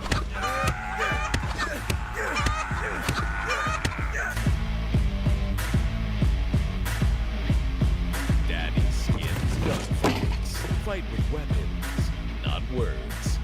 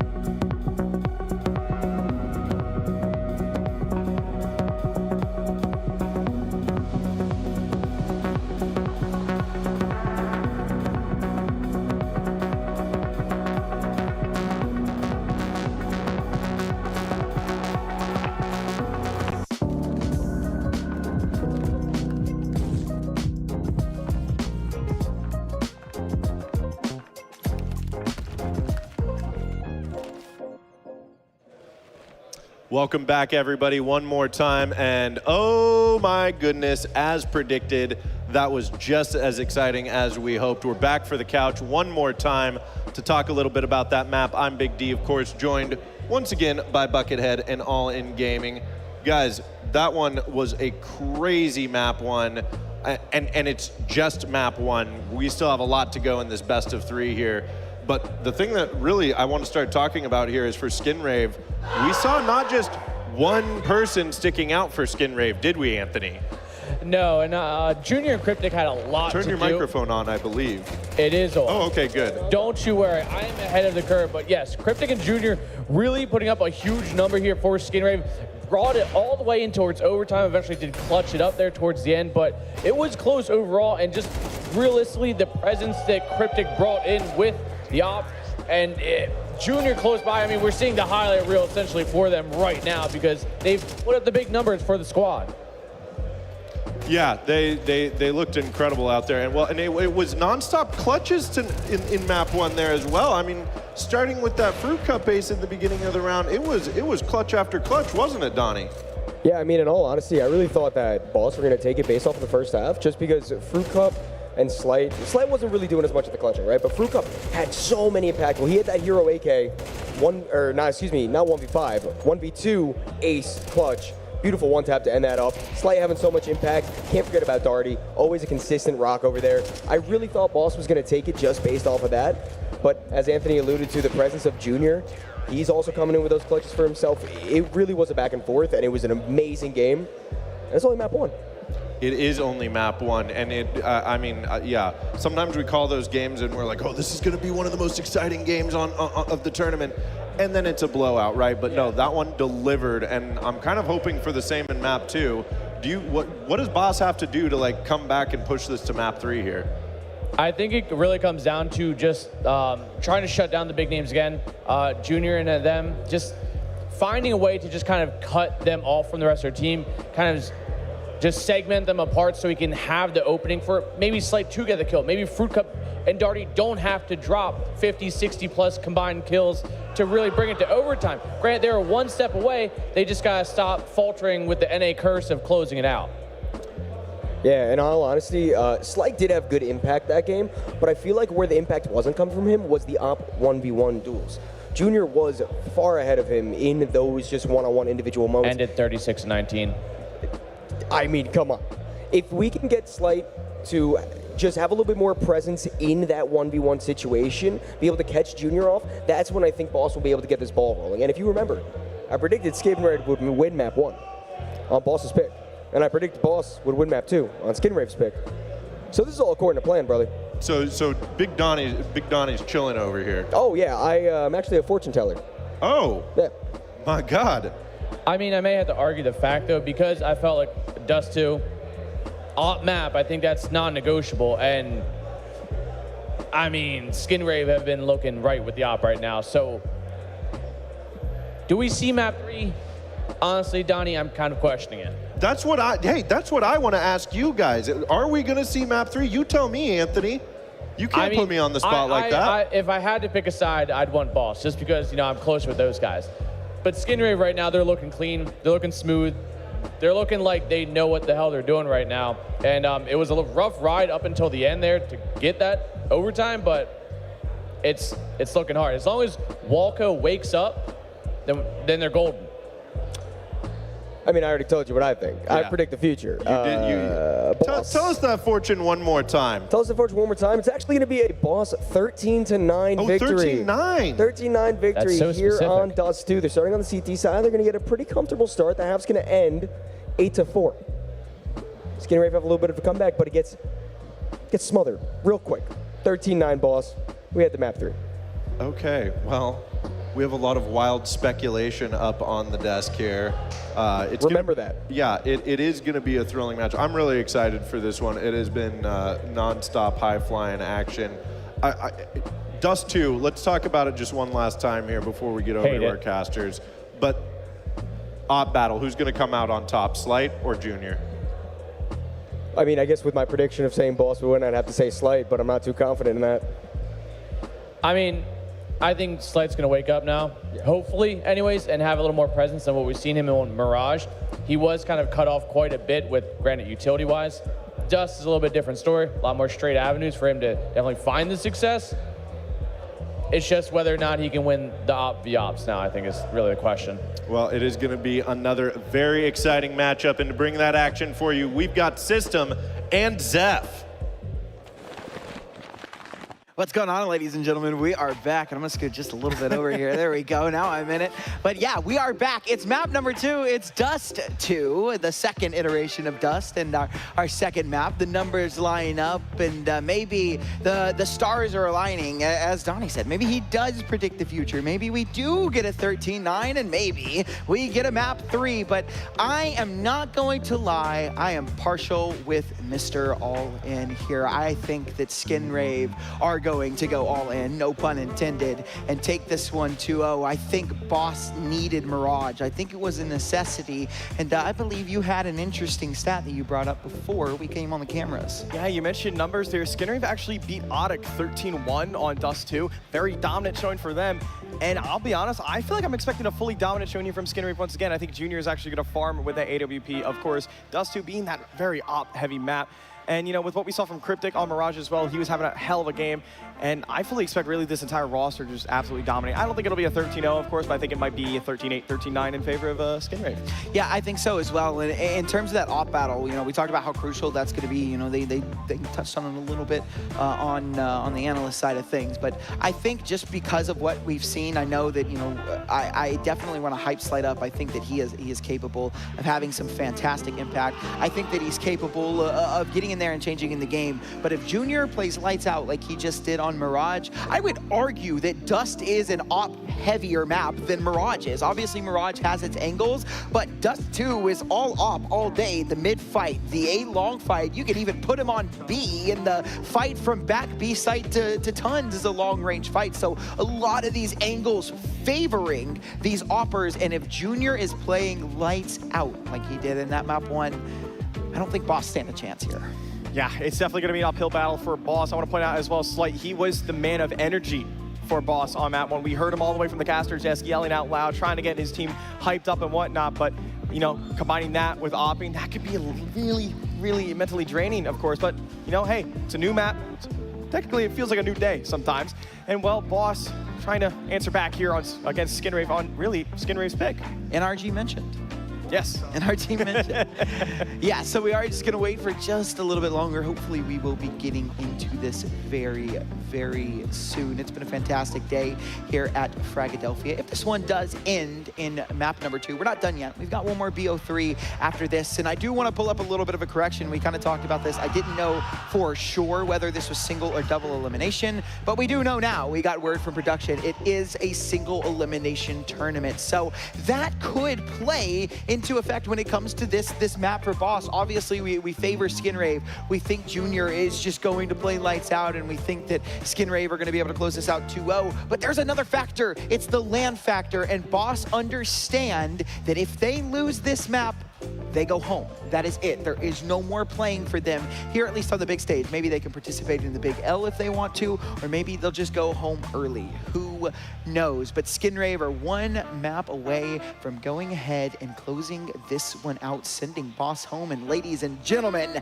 the pistol round is coming at you. It's System, it's Zeph, and we're here to take you all the way. Yes, indeed. Skinrave starting on that T side here of Dust 2 map pick of theirs, of course. Cryptic, Smoke, Flash, and a Molotov as well here. Wondering what he's going to do here with that. Walco with the smoke as well. And it looks like Bomb's going to be leaning towards his B bomb site. So it might be Molly towards bottom mid. He elects not to do so, though. And I think Skinrave were kind of expecting here a little bit of an aggression from upper Tons from Boss, but they elect to not do that. Fruit Cup taking a peek down towards lower from Catwalk, not able to see anyone either. And it really feels like they're playing hide and seek, but Walco almost just got found. The ding through the smoke. Oh my goodness, Slight, he definitely heard that, I'm sure, but Walco lives to fight another day. Is barely a minute left in the round and still not really a lot of action here. But that bomb slowly creeping, slowly but surely up towards upper tons, and this B bomb site will be the target of choice here for Skinrave as, well, B-Wells, he is going to tap them out and really try and back off here, allow them to get forward, not take any sort of aggressive stance here. He is going to have Darty there close behind in the left corner, and that mid lurk is removed. Walco goes down as well, but these do still have Cryptic alive over towards Catwalk, and that could cost Boss. It could indeed, yeah, and they're actually going to go ahead and rotate over. They want to try and take this A site, and down goes Ben Lead. So now the A bomb site is overrun. You notice there are no players here to be able to stop this rotate. We do have Fruit Cup, who's kind of lingering around, ready to get in here, ready to go. But yeah, the rotate is going to be late. The bomb is allowed to go down. There's no one that can stop this, and we've got a very forward position from Junior, but the P250 betrays him, and now it is down to Cryptic and Laxi. The bomb is down. Time now working against the CTs, but it won't matter. The first shot goes the way of Boss, and now Laxi in a 1-on-4. He's gotten the first kill, but he can't find the second. Darty, 2 guns, 2 kills, and it's a pistol round that comes through for Mr. Boss. Yeah, I think they're going to be very happy with that one. Of course, map 1 not going in their favor, losing that really strong comeback actually from Skinrave in overtime. And for a second there, it looked like double overtime, but regardless, Skinrave now down 0-1 here on Boss, and I think that's going to be a momentum builder for their CT side here. Of course, bouncing back from that comeback that they unfortunately did lose. And nice shots there from Slight. And I actually think that kill on the Bentley on Catwalk might have cost the round for Boss. You know, he was kind of like that guy holding that A site by himself, tried to get some information towards mid, but his death cost him and it opened up the site wide open. Yeah, I think that was definitely just such a well-played round there from Boss. They were able to slow things down and assess what was going on around the map. And despite Skinrave being able to get that equalizer up on Cat, they just were not able to close it out. But a bomb plant means decent enough money for Skinrave. We've got a scout, a bunch of deagles, not really a forced investment, but a little bit of firepower to work with. And if they can find a couple of quick shots here, this round might get a little tricky.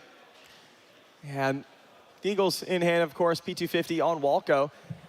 But those A1Ss will be absolutely brutal for these long-range fights, but Slight has decided to go a different angle.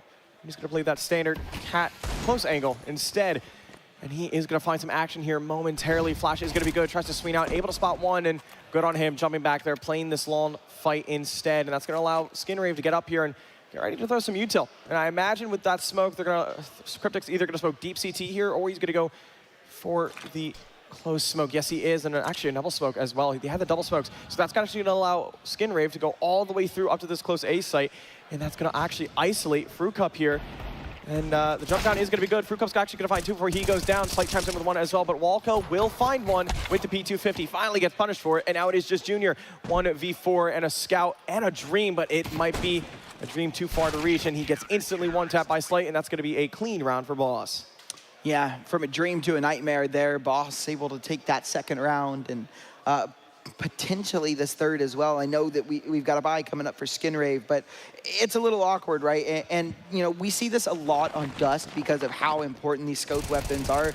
Junior force fought that scout despite his team being able to buy into this next round. He has still opted to go with the scout. That's how important these scoped weapons are on this map. That's why I say that it's more crucial here than it is on Mirage, because there are so many times where your op can change, or you know, scout, depending on what he's got in his hands at the time, can really change the course of a round. And so that's why he's elected to go with that double scout force buy, while the rest of his team has bought up rifles. So the first real chance Skinrave have had it around since that pistol, although only 1 round has passed since then. It's a pretty even round besides that scout. Yeah, Bentley put into a difficult situation. He has to play around this smoke in pit. He does try to get some support from his teammates over in CT, but it's not going to be good enough, as the flash from Junior will help Walco get that frag, and that's the opener, swinging in the favor of Skinrave. And look at that. We see another kill from Fruit Cup. He's going to be isolated from Card. He gets taken out by Markey. He's going to find 2 as well. Willis chimes in with 1, takes him down finally, and we're now into a 2-on-3 situation. Boss trying to keep the dream alive here, try and hit 3 rounds first, but it might not be the case, as they are down 1 man. A Cryptic at the elbow position on Catwalk will be clearing out elevator and just missing the headshot. Oh, he spotted him. He spotted Darty there in CT, and Bomb able to go down. Nades We trying to do some damage, attacks down Walko down a little bit, but actually, hold on just a moment. Cryptic's gone down, is back into a 2-on-2. That smoke still isolating the CT angle, and oh my goodness, a whiff from Walko might just give Boss a chance to go 3-0 here, but Laxi in a 1-on-2, it's with it all to do. Gonna be able to not find anyone, unfortunately, and that's gonna be a huge round win for Boss. Yeah, and that is great for them, right? We talked about, you know, one of the ways that the Boss would be able to win this round is with that backing behind them, right? They know that if they lose this map, they are out of this event. They go home, right? And so this is gonna kind of be a little bit of wind in their sails, right? They're fighting against elimination, fighting against all odds for survival here in Fragadelphia, and they've started off electric. This is a perfect start for them on this map. The eco for Skinrave is not gonna be the best. We've got a MAC-10, a couple Galils on the board. They are gonna buy fully up into this, lots of utility. They buy all the way down, but a really good start for Boss, and that AWP makes an appearance. Yeah, I was about to say as well, even if Boss did end up losing that round, Slight still had over $3,000 in cash to, you know, spoil himself a little bit, pick up that big green. And, well, he's just done it anyway here with the win from Boss, and everything started to slow down a bit, but maybe not actually. Looks like it's going to be the B-pop here from Skinrave, MAC-10 on Cryptic for the entry. Flashes are going to be thrown out. Darty, you're going to be playing close up here, and they're going to walk right on past him. But Slight's there in the door, and hold on just a moment. Darty able to maybe find one, gets taken out immediately after one though. But Slight chimes in with that AWP, chimes in with another one as well. Tries to get that flick, but he's not able to connect. Brings out the USP, but it's not going to matter. Hold on just a moment. Cryptic's able to find two, instead picks up that A1S. But oh my goodness, call him an astronaut. He shot up right up to space, and Boss find a fourth. Taking flight, party astronauts. What a callback to that one. But yeah, no, it's a fourth one for Boss on the board. Absolutely lovely ragdoll. Love that. I've actually seen, that's like the fourth ragdoll I've seen in like maybe the past 5 weeks, I think, from that position alone. It is literally that spot right there. It is so funny. Just to see them just boop right up in the air, man. It's not random too. You never know when it's gonna happen. It's funny. It's great. And what's not great though is Junior's been forced back onto the scout. It's a little half investment into this round for Skinrave. A hero Galil on Laxi and some upgraded pistols to support. But Boss, this is the dream start. Absolutely, but take a moment there. Okay, for a second I thought they were running out of util completely, but it looks like Slight picked up some drop util instead. So again, a 4-0 lead for Boss. We'll give them a little bit of maneuvering room here, but okay. Slight doesn't have armor, by the way. He has no armor, nothing. Okay. And it was the same last round. He has bought no armor. No head armor, no Kevlar at all. Does he just kind of kit. I don't know. I mean, surely 2 rounds in a row he realizes. I guess it won't matter. A Deagle headshot would have been a kill with Kevlar or not, but that's crazy. Yeah, that's a bit of a bold play to do here. When it's even a bold play here is to peek B Willis with that A1S, and slowly but surely they're going to start finding out as he finds 2, whips out the USP, not able to find it though. The Deagle of Marky will make connection first. Down to a 2-on-3, Marky down to 17 HP, but Junior chimes in with this scout, trying to do some damage here. Not able to find it. Darty takes down Marky, and now Junior in a 1-on-3 with the scout, and this might be a lot to ask of him as the double swing will be here on ramp. And Boss with a flawless start to Dust 2. Yeah, I mean, this is absolutely perfect. Skinrave are having trouble getting into this one. It's been 5 in a row from Boss. The economy for Skinrave has been in shambles the past couple of rounds, but this is the big round. This is their chance. They've got the AWP on Junior. We said that he should be winning this op head-to-head. He's got it in his hands now. He doesn't have a kill in this game, but this is his chance to prove that he is the better opper than Slight, who, by the way, is 7-2 right now. We said he needed to come alive this map, and so far, he's done just that. Yeah, him and B Wills and Darty, they've all had a very strong start. 7-2 for the first 2, Darty on 6-1, and a 5-0 lead for Boss. Well, you gotta admire the dedication, in all honesty. I mean, the resilience to come back and start a 5-0 lead onto the map too, but that's not the way you want to start that, at least, as Ben Lee will be going down. Fruitcup fully blind, able to actually find 2 here. He's holding his own on long all by himself. Team is trying to support him, but he finds the hat trick as well. How is Fruitcup still alive? One by one, they peek him, but every single time the result's the same. And now Junior has elected to go actually back towards long with the AWP. Skinrave picked into this map, and it looks like Boss were expecting this. And that'll be interesting to know. I wonder if we get an interview, if that's like something that we can ask, because it feels like they've done preparation for this map. It feels like they were expecting this pick out of Skinrave. Like they've read completely into this, and you can tell they've done their research because they are dominant right now and will most likely pick up the 6th. And I think with that kill, it's confirmed now. Junior in a 1-on-4 with just above 40 seconds left to go. Does he even try to go for this? I don't think you should. I mean, you're all broke. You need to have some sort of momentum on this T side, and you're about to go down 0-6. I mean, this is a very tough situation to be in if you're Skinrave. Sure, you've won map 1, so you've got a little bit of breathing room to go to, but you want to close it out as soon as possible, and this isn't the way they want to start it. So Junior takes a little bit of a shot here to try to take down Fruit Cup, but it's not going to be the case. And if you're Skinrave, you're trying to hope and pray that Fruit Cup doesn't get activated, but this round he certainly was. And now Junior, 10 seconds left on the clock. If they kill him after time, that could be very deadly, but it's not going to matter. Taken down by Slight, the opper of Boss. At least they kill him before time, right? You know, if he had tried to get away with that op and they killed him after time, that would have been absolutely brutal. Because of that, right, Skinrave are going to be able to buy into this round. It won't be fantastic. I don't think Junior will be able to buy his AWP.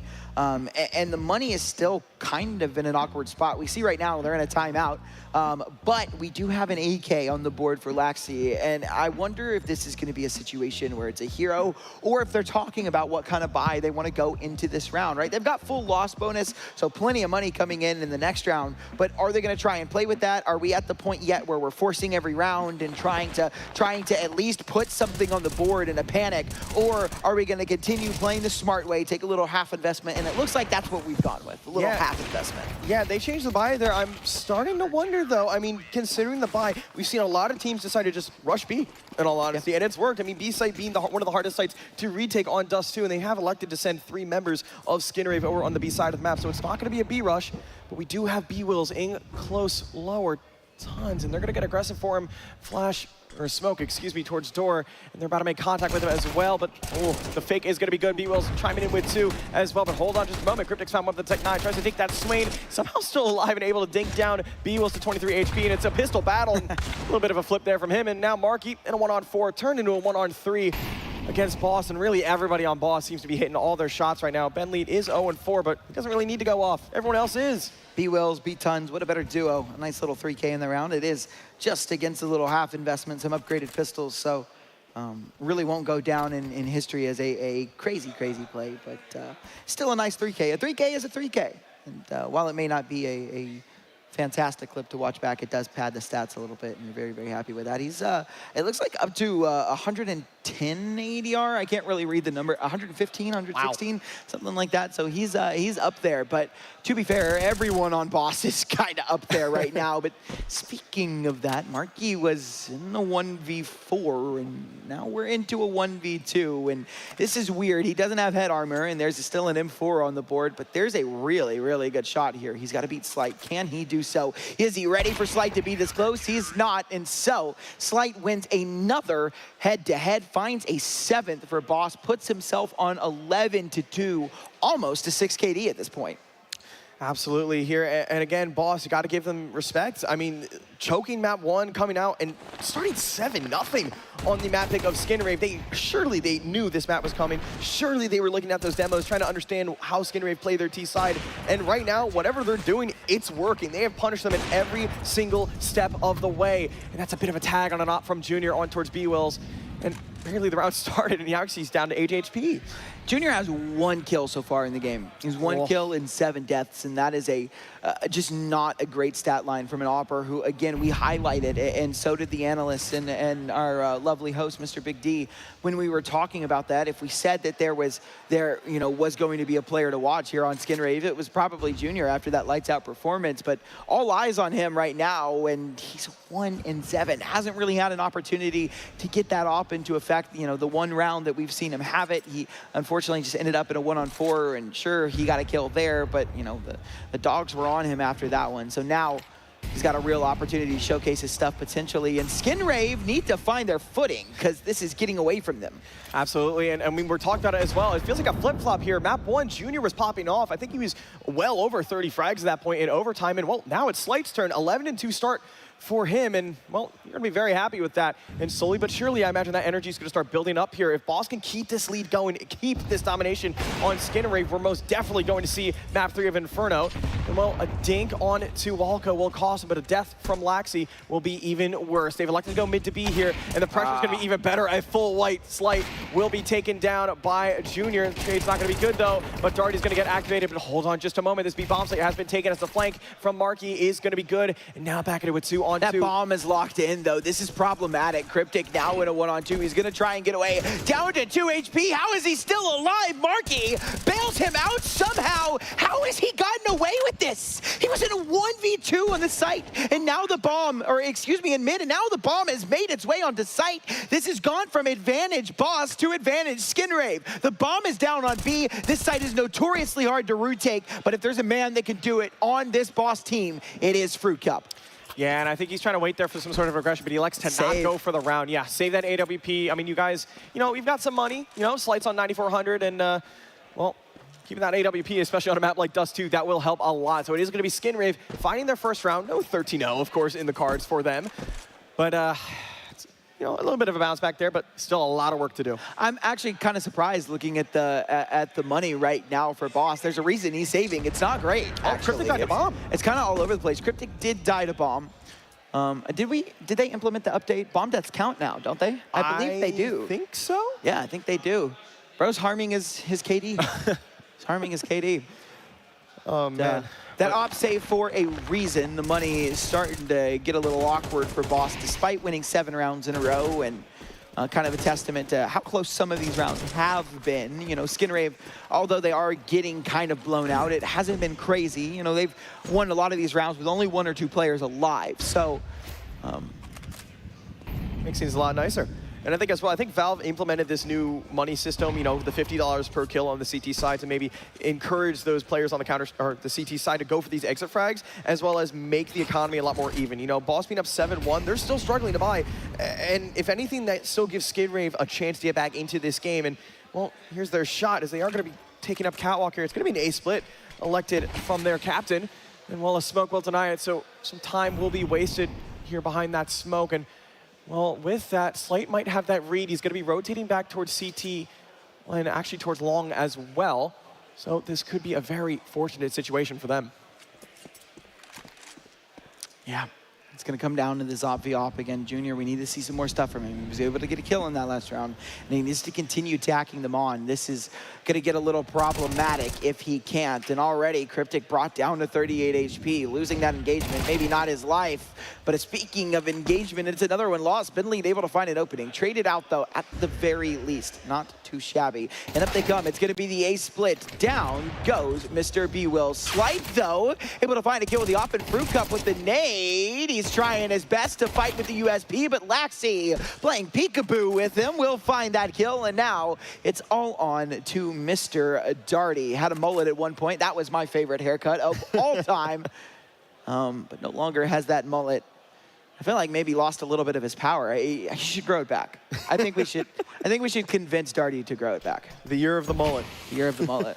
But now he's in a 1-on-2. His teammate was in a 1-on-2 in the previous round, but he elected to save it. Oh my goodness, Junior on the other side of the smoke, or Laxi, excuse me. And Darty's gonna go right on through. Actually, whip round as well. Almost the spray transfer, but not able to connect. It's gonna be Junior finding Skin Rave, their second.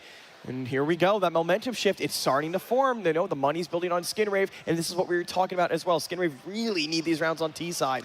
They do. There's 3 rounds left in the half, and in order for Skin Rave to make this plausible, it feels like they need all 3, right? They need to come away with this. And Dust is one of the more even maps, and that's kind of why we say that, right?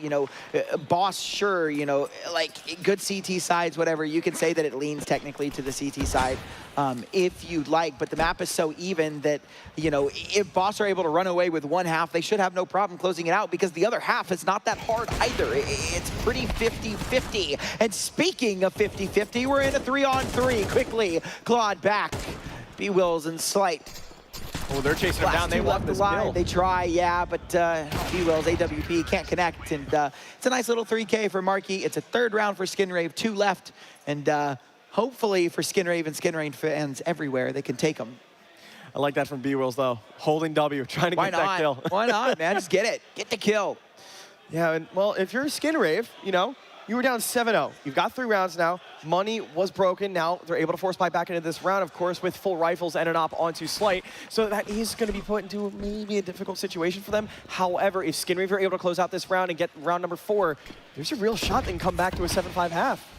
Yeah, that's a very good point. The money is not great for Boss right now. So that is an absolutely lovely point because, and it might actually play a factor into this round as well. Maybe not just the next Boss may elect to go for a save early here if Skinrave can take too much control across the map. It's going to be tricky. It's going to be interesting to see how Boss respond to the space taken by Skinrave. And it's over towards this B site. That's where the majority of these players are positioned. That's where the bomb is. And we haven't seen a lot of a rush B strats, but now we will see when out they come. It's Darty to take the first contact and the first kill. Out they try and come through the Molotov and the smoke, and they're able to find one back. It's down through mid. It's overwhelming there. Walco and Cryptic fall. It's Junior and Marky. A 2v4. Ben Leet in through lower tunnels. He does go down. Marky's found a double. Junior found one as well. And no way! They had the man advantage. There is no way Skinray found that 4th, but despite the odds, they have a 4th. 1 round left. As we mentioned, Boss are broke. They didn't get a chance to save. This is Skinray's chance back into this game. And now that PTSD effect is going to start coming in for Boss. They choked away map 1, and right now they're starting to choke away map 2 a little bit. That was a 7-0 start for them, and now we're looking at a 7-5 half potentially. That low buy will cost them. Boss had no utility going into that round as well, and just when you thought they were getting going, it was ripped right from their clutches, and now Skinrave in that prime position to get things going. Yeah, and it's not just the fact, right, you know, Boss are going to have the lead no matter what going into the next half, but you know what's scary about that? It was 7-0. It's Skinrave with 4 rounds. If they take this last one, it's 5 in a row going into the next half. Momentum firmly in their hands. They take that pistol round and they're able to spiral off of that. This game very quickly gets scary for Boss. Yeah, it's spiraling really, really fast, but there is still 1 more round to go in this half. Don't want to get too ahead of ourselves just yet, though. And, ooh, I thought for a second there, Slight hit that shot onto Laxi, who jumped off of Catwalk. And once again, they've elected to hit this B bomb site, all 5 of them here in tunnels. So it's going to be up to Slight, and he's in a good repositioned spot here with that scout going to the back of site. And with the reload as well, but they're going to go right on through. The timing might not be in his favor. Famas is going to have to do some work here under the gun, and the gun indeed will be doing all the killing. That's going to be 3 frags, all swinging in the favor of Skinrave, and this just might be a 7-5 half. I think it's going to be. Again, we mentioned, I think, only once this game because of how infrequently Boss have, Skinrave have gone into this site. This is the hardest site in the game to retake. I mean, literally in the game. You count out all the maps. This site is impossible at a man disadvantage, it feels like. And Ben Leet and Frucup have to do just that.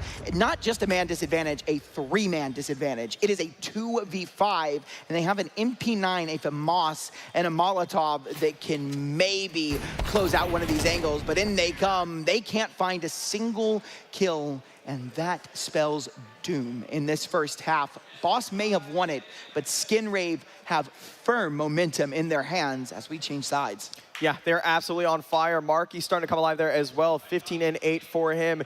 Starting to come alive, honestly. You know, didn't really get to see him too much on map 1, and he's turning on at the absolute perfect time as well. If they win this pistol, oh my goodness, we could have a game on our hands. I think we could. Not even just think, I know we will. If they take this pistol, right, that's potential to tie things up. It kind of depends on Boss if they're able to get that bomb plan or if they decide to force buy anyways. You know, there's a lot of opportunities here, but yeah, things going a little quietly here. Ben Leet only on 2 kills, but new half. New day for you, good sir, and a start from Junior with a 1-tap onto Slight. Finds another and a third. Oh my goodness, Junior is dominating Boss right now. Oh, this might be curtains for them in this round, but hold on just a moment. Not connecting that shot. If he hits that, I would have lost my mind, but it's not gonna matter. B-Wills chimes in with 1 as well, clearing out Catwalk. 2 1v1 duels going in his favor, and now B-Wills and Ben Leet trying to recover this round for Boss to keep the dream alive for them, to keep Dust 2 in their favor. Bomb going towards that A bomb site, and it should get the plant here. So even if they do lose this round, they will be able to force buy. But Marky close up on Catwalk with Cryptic could make things a bit difficult. his name might be Junior, but he was a major part of that right there. That, I mean, I say major part, the only part so far. Marky will chime in with a kill and a 1v2 for B-Wills. He had 3 kills to his name as well, but 2 left to find. It's too much to ask, and it is a 6th for Skin Rave. 6-7 on the board. I knew that was coming. What are you talking about? I didn't do anything. That's at the scoreline, 6-7.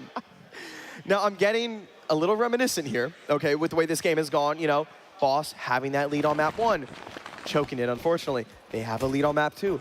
Now they're choking that too. I'm kind of getting a little 2016 Liquid vibes in this. It's a little scary as well. Boss were that favorite coming into this. They are very high up on the VRS standings, a lot higher than Skinrave at the moment, I believe, as well. And right now, that's slowly being chipped away one by one. So that mantle of Boss could be a little cooked there, but Slight is going to try and keep that energy up and going. And the aggression from Cryptic in lower might be punished, and it will be. Slight able to find one before B-Wills goes down as well. And actually, they're going to be crunched in tunnels here. Lots of damage being done towards Boss. 2 kills in the favor of Skinrave. And they're trying to get more than that. They're trying to end this round as fast as it began. And now you see Junior, okay, good kill on Catwalk, able to take down Darty on that lurk. And now Bentley and Fruit Cup, 2 pistols to their name, might be out of the game here shortly. That was a force buy as well. That was all of their money going into that round. And so it will be a 7th for Skinrave and probably an 8th as well, as Boss are going to be kind of in another little half buy situation. And we were kind of picking on Junior, how he just didn't have a lot of impact right now. And we've got to be fair. We've got to be equal. Ben Lead is 2-11.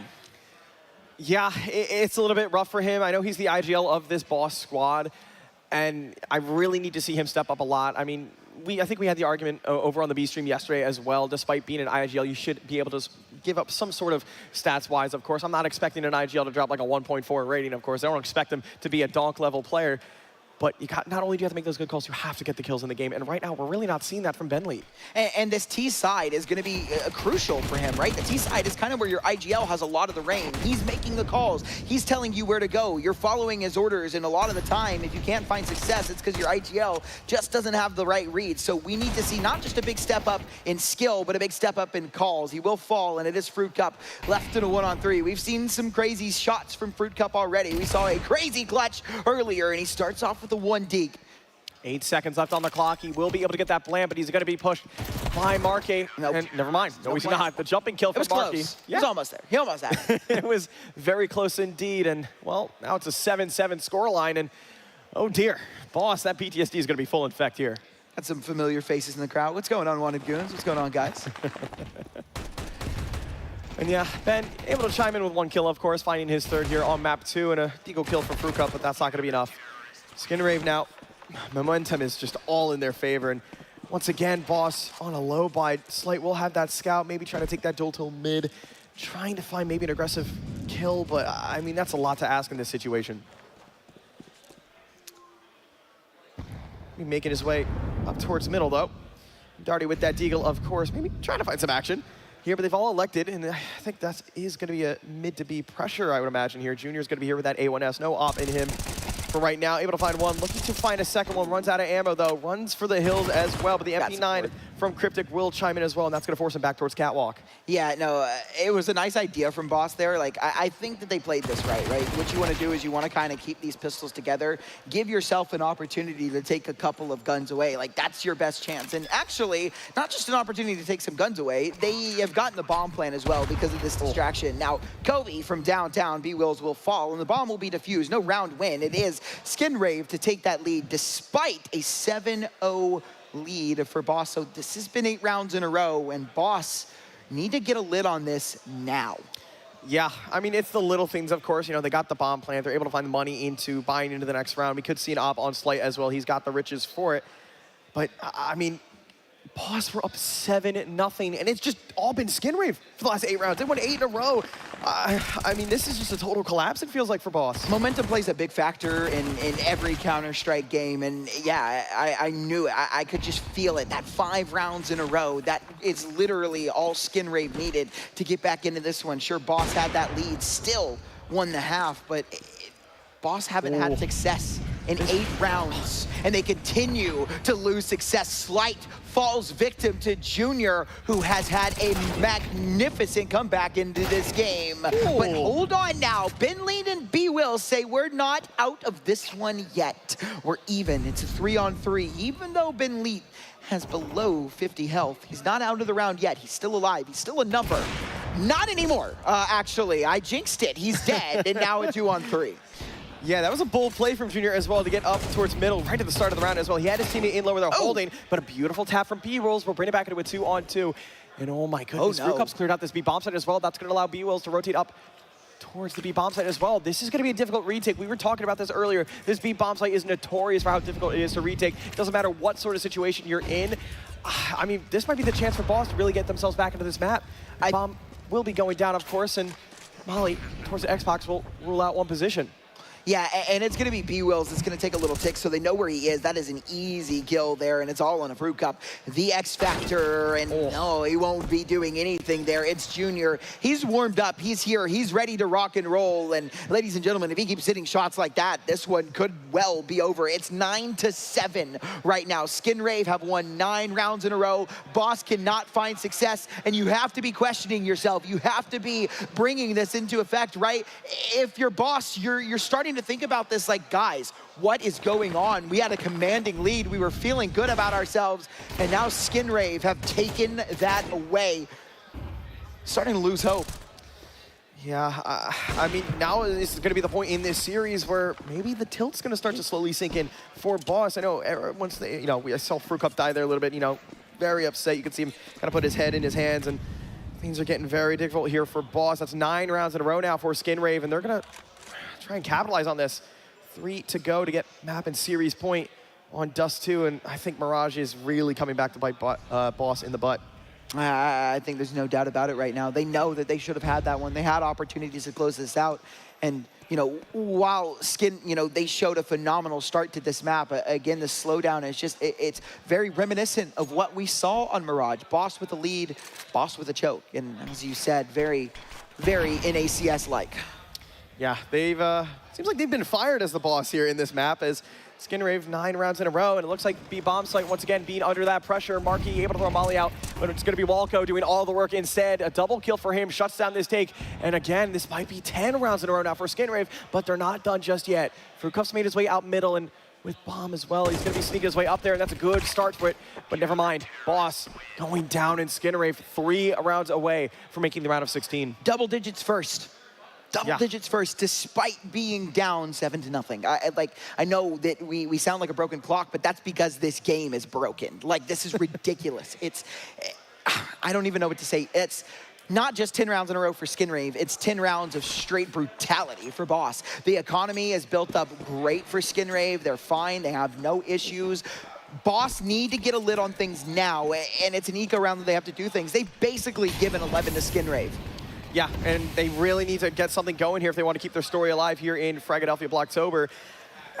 And now it's getting to this point. The low buy is going to cost them. The flash will be good, though, as they will get taken down by Laxley. And, well, 10-7. I mean, this is really starting to get away from them, and now that nervousness starts to set in. This could be an early elimination for Boss. It could be, and it's starting to look more and more like it as the time ticks down. More kills going the way of Skinrave. They can't find their way out. Cat, this is a round that we don't expect them to win. But all the marbles come down to this next round. It is a buy for Boss. They have the rifles. They have the utility. I was going to say no more excuses, but there really hasn't been an excuse for the past 6 rounds that they've lost. You have to stop it here. There is no opportunity. There is no chance outside of this. Stop it here or you're gone. You're going home. Yeah, this is really upsetting to see if you're a big fan of the Boss squad. I mean, not a single round on T-side so far. And this is the same situation we saw on map 1, but the opposite way around. Skinrave were down 7-11 against Boss and then choked that lead. But I don't think they're going to choke this instead. Boss going to go down and lose 2 players of Darty and Slight. And Junior in middle with that AWP, 15-13 for him. But the unsung hero of Skinrave right now is going to be Markey, 19-9 for him, and absolutely he's a dominant shower for this map, but it's been a little bit quiet from him, only finding the kills when he really needs to. And now, oh dear, what do you think their Ben Lead is going to be thinking here? I don't know. I have no idea what would be going through, because I don't know what would be going through my mind in this situation. You had such a good lead. You had your opportunity. You were like, okay, we're going to win this dust. We're going to take it to a map 3, and we're going to show, yeah, Skinrave might be the favorites, but we're here ready to rock and roll too. But they were not. They came into this dust looking good, and immediately after Skinrave found their footing, it's just been brutality over and over and over again. It's a 3v5, 50 seconds left on the clock, and they're going to try and end it B. Yeah, and you mentioned Inferno as well as map number 3. I actually favor Boss on Inferno as well. Skinrave haven't won it. They haven't won it at all. And Boss, they have a 60% win rate on it, and right now, it might not even need to see it here. Final 3 players on Boss are going to be pushed onto this bomb site. Oh my goodness, from Walco, the spray is going to be good, but hold on just a moment. Fruit Cup in a 1-on-4, turned into a 1-on-3. 1 kill to his name, full HP, but it's now down to 0. That's going to be Skinrave finding the map and series point here on Dust 2. A little Stewie 2K-esque as we just walk out of that smoke while Mr. Fruit Cup had a little bit of utility in his hand. NA classic right there. Smile on the face of Junior, and why not? You're up 12-7. They need 5 rounds in a row to bring this OT, and in the past 12 rounds, they haven't been able to put 1 on the board. So yeah, they have all the time in the world. They have no pressure on their shoulders now. Not only are they up 12-7, they have a map behind them as well. And I mean, Boss, we keep talking about this enough, this psychological effect of choking map 1 and now choking map 2. In an even more incredible fashion. Now it's been 12 rounds in a row now for Skinrave. This has been an absolute show and an absolute masterclass from this roster. And now they've elected to go through on towards Long, but it's not going to matter as Laxey's going to find 2, and that just might be the nail in the coffin. Ladies and gentlemen, it is just Fruit Cup and a 1v5, but it might be a lot to ask here. 4 members remaining on Skinrave, and he's trying to tap out 1 towards ramp, but it might be a little too much to ask as the walls are slowly and quickly, actually now, starting to close onto Fruit Cup. Only a smoke in hand, AK, and a dream. And now, Boss, what do you have to say for yourselves? Minute left on the clock. This is do or die. Are we going to see Skinrave move on to the top 16 here in Fragadelphia Blocktober? Well, now only Fruit Cup stands in between this and their dream. 55 seconds left on the clock and a smoke. Well, Fruit Cup, I believe in you, good sir. I think if there's anyone that could do it, it would be you. And slowly but surely, he's clearing out these angles 1 by 1 and able to eliminate where these players might be, but they're going to be tucked as well. They're not going to take this fight, not try and give anything towards Fruit Cup here, as he's going to advance slowly but surely up towards this A site, where Cryptic is going to be looking towards ramp, and the headshot should be good here any single moment. And ladies and gentlemen, that's going to be it. That's going to be Skinrave taking down Boss 2-0 and moving to the top 16. Hostile takeover in the workplace. The Boss is dethroned. There's a new CEO in town, and it is Skinrave, 13-7. After 7-0 for Boss, and there is nothing else to say about that but an embarrassing loss. You had everything you needed. It is so unfortunate to go down, but again, as we said, it's single elimination at this point. They are gone, baby. Bye, bye, bye. Ladies and gentlemen, that's going to do it for this series, but we have 1 more coming at you, but we're not done yet. We've got an interview coming at you very, very quick. It's going to be Big D and Mr. All In, and I don't know who we've got on the interview yet, but it's guaranteed to be exciting. So we are going to go ahead and toss it to Mr. Big D.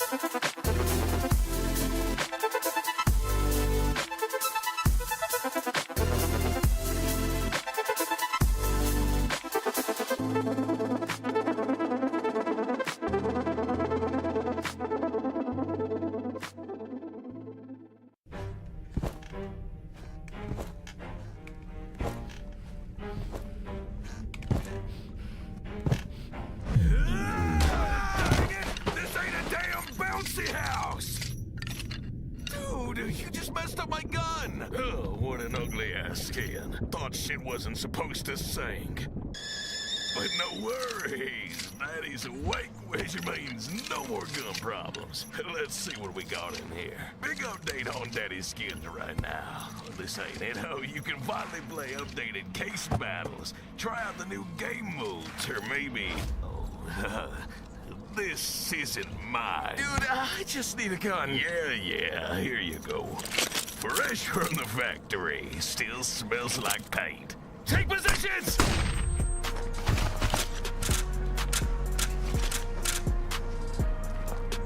Well, you never asked for ammo. Go jump on your own heads. I'm getting some sleep. Daddy Skins, we've woken up. Bomb has been planted! Oh, come on!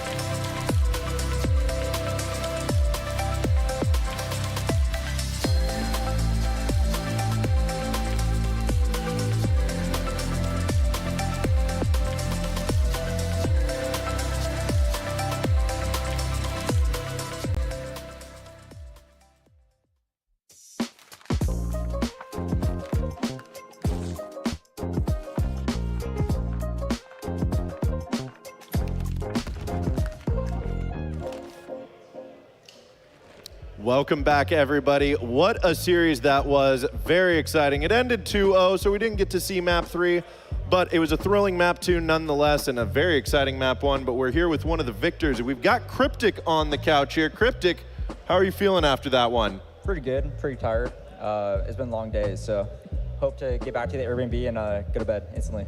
Yeah, I can imagine. You didn't have to travel too far like some of these EU teams, but I mean, you've had to play a lot of Counter-Strike in the last couple of days. Yeah, it's still a good 4-hour travel day. It's not the easiest still. Marky probably had the worst coming from Mexico. His travel day was, I think, 8-9 hours. Same with Walco from Canada. So we had pretty long travel days for our team. So. Well, this is the other question I've asked everybody up here today, and maybe I'm just collecting data out here to find out which place I'll land on, but have you had any cheesesteaks yet since you've been here? I have not had any cheesesteaks. None? Are you going to? Probably not. I like Jersey Mike's cheesesteaks way more, so. Okay. You know, I actually thought that in New Jersey they might call it just Mike's, but turns out they also call it Jersey Mike's there. The best Philly cheesesteak is from Jersey Mike's, so I always go there instead. It's also cheaper. Okay, Cryptic is out here causing controversial statements. Let's talk about this game, Anthony, before he sets the world on fire with these statements. I mean, he wants to make outlandish claims, that's fine. I'll just have to ask the hard questions. How'd you guys manage to lose so many clutch scenarios when you guys had the man advantage multiple times, whether it's Albert or not?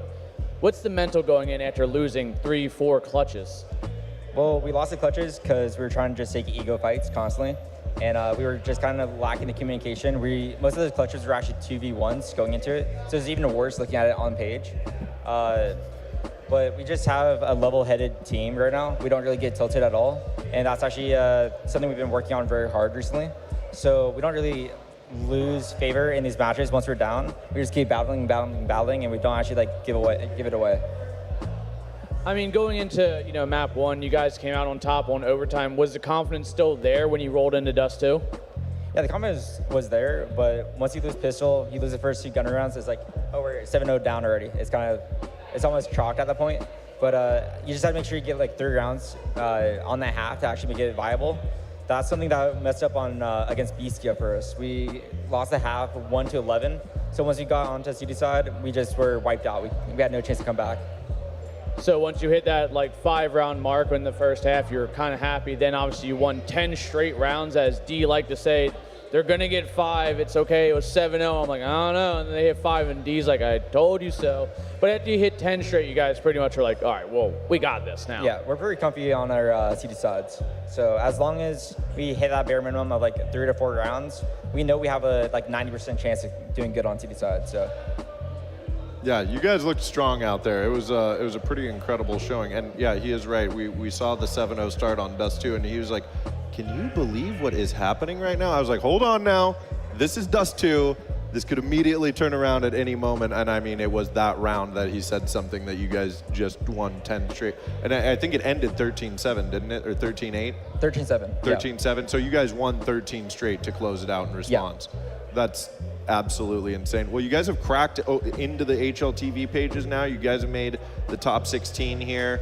I think you said you even know who you play next, correct? Yeah, we play OG next. It's going to be a pretty hard game. But at the same time, if we win that game, we get a lot of ERS points. So if we win that game and win one more, we pretty much could guarantee the major at that point. So we just have to keep looking forward, not overthink about the next opponent, just focus on who's ahead of us.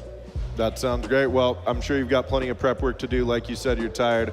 We'll let you get back to your team. We appreciate you joining us on the couch post-interview, of course. Well, folks, we are going to go to a quick break, so stay tuned. And we'll be back with one last best of 3 here on the stream.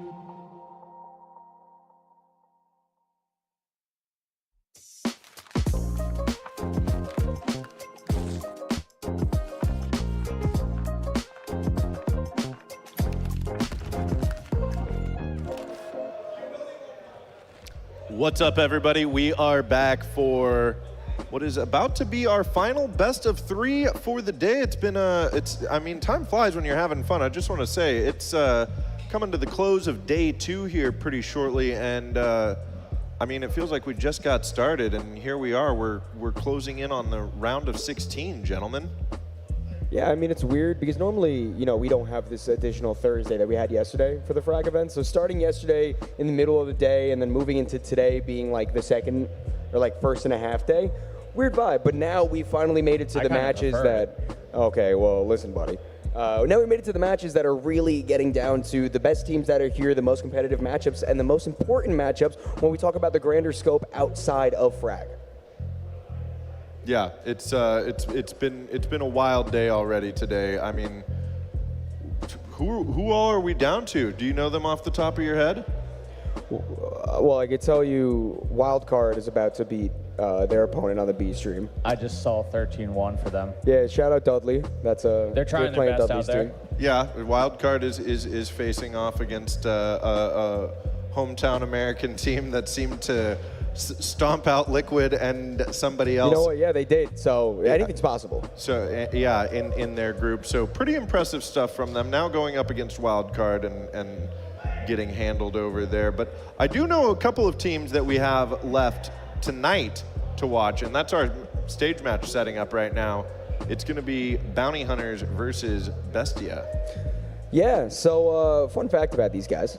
They actually just played recently. They played at the Fergie Cup that was down in South America, and it was quite the 2-0. It was, the 3 maps were Mirage, Ancient, Dust 2, didn't go to map 3, 13-5 victory map 1 for Bestia, 13-4 victory map 2 for Bestia. Okay, so Bounty Hunters coming in with a chip on their shoulder, aren't they? I mean, I think they have a lot to prove. They've already did pretty good with the matchups they've already been given. Granted, I think Bestia is definitely a step above what they've really had to already go up against. And I still think it's going to be a better scoreline than what the prior matches were. You know, 13-4, 13-5, that's like winning the pistol and then the next, and that's really it. That's all you're bringing to. And I feel like the firepower that they have right now, it's starting to look a little bit better. And, you know, on land, things tend to work out a little bit different. But I have faith that it's going to be a little more competitive. I'm not saying they're going to win. I'm not saying there's definitely going to be a map 3. I'm saying it's going to be a reasonable scoreline. Well, I like where your head's at. Let's take a look at what those map vetoes are going to be. We've got Inferno and Train coming through immediately. And, I mean, you said it was Mirage, Ancient, Dust 2. Well, yes, sir. Here we go. I don't know. Something's telling me. I'm looking in my crystal ball, and I'm predicting the future a lot better than last time. Our resident fortune teller. I think there's going to be an Ancient pick. Oh! Wow, so this is really crazy, guys. If I had to assume what's going to get banned next, it would probably be Overpass by Bounty Hunters, Nuke by Bestia, and then Dust 2 is the third map. No! Oh, I was so close to the clean They sweep. one time I don't say it nuke. up on you. The one time you don't say nuke. I've been saying nuke to every game all morning, dude. So, I mean, that was Bestia's choice to ban Dust 2 there. I do really think Bestia's coming in with the mindset that they are going to 2-0. But it is important, the conversation that we had yesterday a little bit about these teams, that they're not here because they think they can make the major. They know they can. They're here to make sure other teams don't. And that's what Bounty Hunters has going on right now. They are in a South American derby, and they're trying to make sure that they sour someone else's chances. Yeah, we're getting the real South American brouhaha here. I was gonna call it the Brazilian brouhaha, but Bestia is not from Brazil, so There is a Brazilian. Okay, well then let's go. We'll call it. And there's Argentinian on Bounty Hunters. So. Okay, well let's call it the. I don't know. South American brouhaha is probably the best. Well, that's a little more. Worldwide. It is the South American brouhaha. It's the South American saddle up and ride elimination game. We'll work on the alliteration later on. Don't worry about that so much. We're almost there. Yeah, we'll get there. But I mean, this is I like what we're seeing here. I think you guys are right. This is probably still. It sounds like Bestia are very much favored for this match. I think there's a small delay of game here for just a moment here. So we wanna see what we can Yeah, I know you've got more thoughts about this, Donnie. I do. I really want to touch on Bounty Hunters yesterday. Like, they really impressed me against Fnatic. They did such a good job at controlling the pace and controlling the map presence that Fnatic was allowed to take on both their T and CT side. They were just really good at overall controlling the flow of the game. Now, to counter that, I mean, that's kind of like a South American specialty, is controlling the pace of a game. So when you have two of them going head-to-head, it's a bit less of a deciding factor. But I do have my hopes up for Bounty Hunters to put up a better performance than they did the previous time. Let's not forget they buy the R8, too. Cypher died to an R8 on land. I do think that Bounty Hunters will put up a better performance than they did in the previous time that they two played. But realistically, I think we have to be honest with ourselves. Bestia is the better team here. Bestia should 2-0. Okay. I mean, to interject that off that point, I think, knowing that this is pretty much outside of Nuke, granted, there wasn't a map 3 the last matchup, but this time, there could potentially be. They have 2 maps off of where they can VOD review the hell out of it because they've already been up in this very situation a week ago. They knew this was probably going to be one of the outcomes they'd have to probably contest with. Looking at the bracket pretty quickly would kind of lead you to believe this matchup was almost inevitable. I mean, unless they beat Fnatic, which that would have been kind of a huge upset. Granted, they almost happened. It almost happened. So, I mean, I have my faith in the fact that Bounty Hunters are going to do substantially better. Yeah, well, I hope that we get an exciting game. I do want to touch on, we've got the macro picture here for the best of 3, but I really want to focus on this first map, Mirage. Bounty Hunters pick, Bestia is going to start CT side. Is there a chance for Bounty Hunters to get any kind of early momentum in this one here? I think it's really going to come down to, like I said before, who's able to really control the flow of the game. So if you have, like, Pyria yesterday, just absolutely dominating the competition throughout the entire series. Like, even when he wasn't the top frag on the server or his team, he was still the most impactful player in the server yesterday. So if you can have him popping off again, maybe if you can quell down Thomason a little bit, make sure he's not able to really just pop off like he's known for doing, then Bounty Hunters can have a good first half, leading to the CT side, maybe feel a little bit more comfortable on the defense. We'll have to see. I don't really think Bounty Hunters is going to do too much. Anthony's determined to defend their honor here. No, because me and Donnie discussed this yesterday when we were doing the match. And honestly, map 1 went to OT, ended up being like 16-13, nothing 16-14. 16-14. But the only reason it got there was because Blame F dropped 42 kills. That was it. Nobody else did anything. Peria, outstanding performance. One of the big reasons they got to overtime. And honestly, it would have been a 2-0 Bounty Hunters if Blame F didn't drop 42 kills in just one round of overtime. That's kind of insane still. So realistically, that could have been a huge upset. Counterpoint. Thomason drops 42. Last quick counterpoint here, Thomason drops 42. Say it again. Thomason dropping 42? Yeah. Okay, well, you heard it here first, folks. We are going to go to a quick commercial break before we send this over to the game. So stay tuned. We will be right back with our final best of 3 here.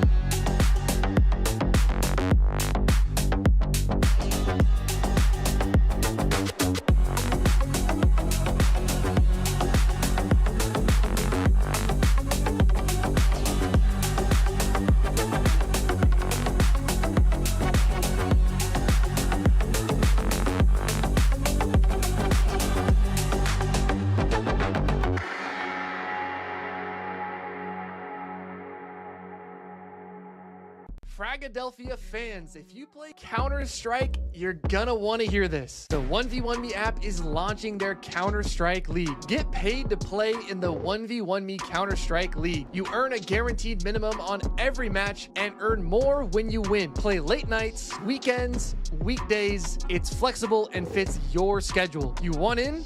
Drop a follow and a DM to apply. Counter-Strike hits 1v1me Season 3.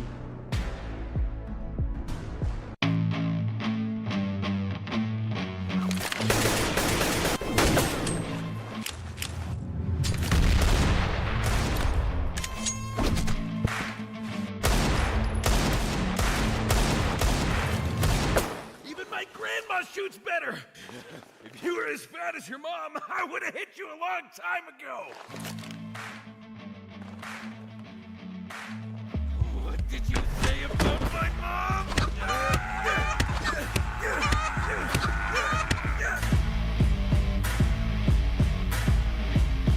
Daddy's skin's gunfights. Fight with weapons, not words.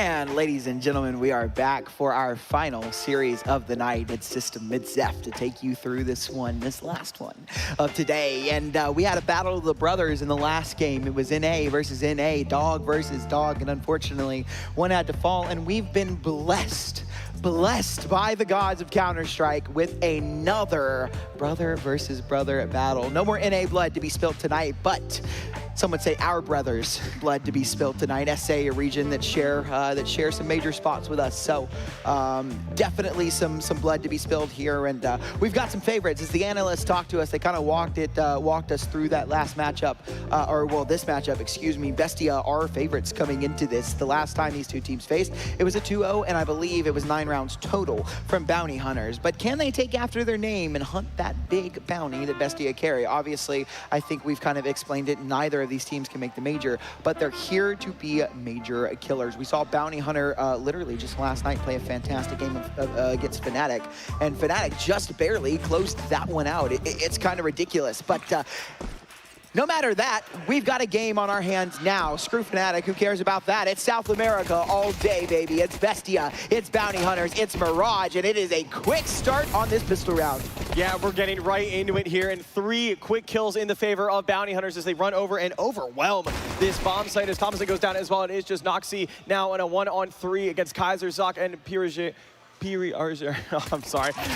We're going to say Perrier. We're going to say Perrier. Apologies there. That's going to be Bounty Hunters finding their first as well. And really, you're right. It is another South American derby here. You know, we've got representation from Brazil, Uruguay, and Argentina in the server tonight. So nice to see here. Yeah, it is really nice to say a little, you know, a mix, right? You know, it's not just Brazilians, it's not just Argentinians, it's a little bit of everything, right? We've got some nice little representation, every flag having their say in this one. So lovely stuff to see. And speaking of lovely, we've got Bounty Hunters winning that pistol round, and that's going to kind of be their key to success in this tournament. Again, they didn't take a lot of rounds the last time these two teams played together, so these pistol rounds are going to be crucial. It's free rounds, right? All you have to do is win these conversion, and it seems like they're doing just that. Perrier, a very nice opening against a force buy for Bestia. Bounty Hunters should be okay to go ahead and close this one out. As we said, it's a force buy from Bestia, and if Bounty Hunters can convert this one, it should be 3-0, but a kill back and an even 4-on-4. Yeah, Perrier, 3K in the pistol round and a 4th one as well for him to start the round. But hold on just a moment. We got 2 kills with those pistols on Bestia over towards Bounty Hunters. Now Bounty Hunters actually on the back foot, despite winning that pistol and despite having the upgraded weapons here.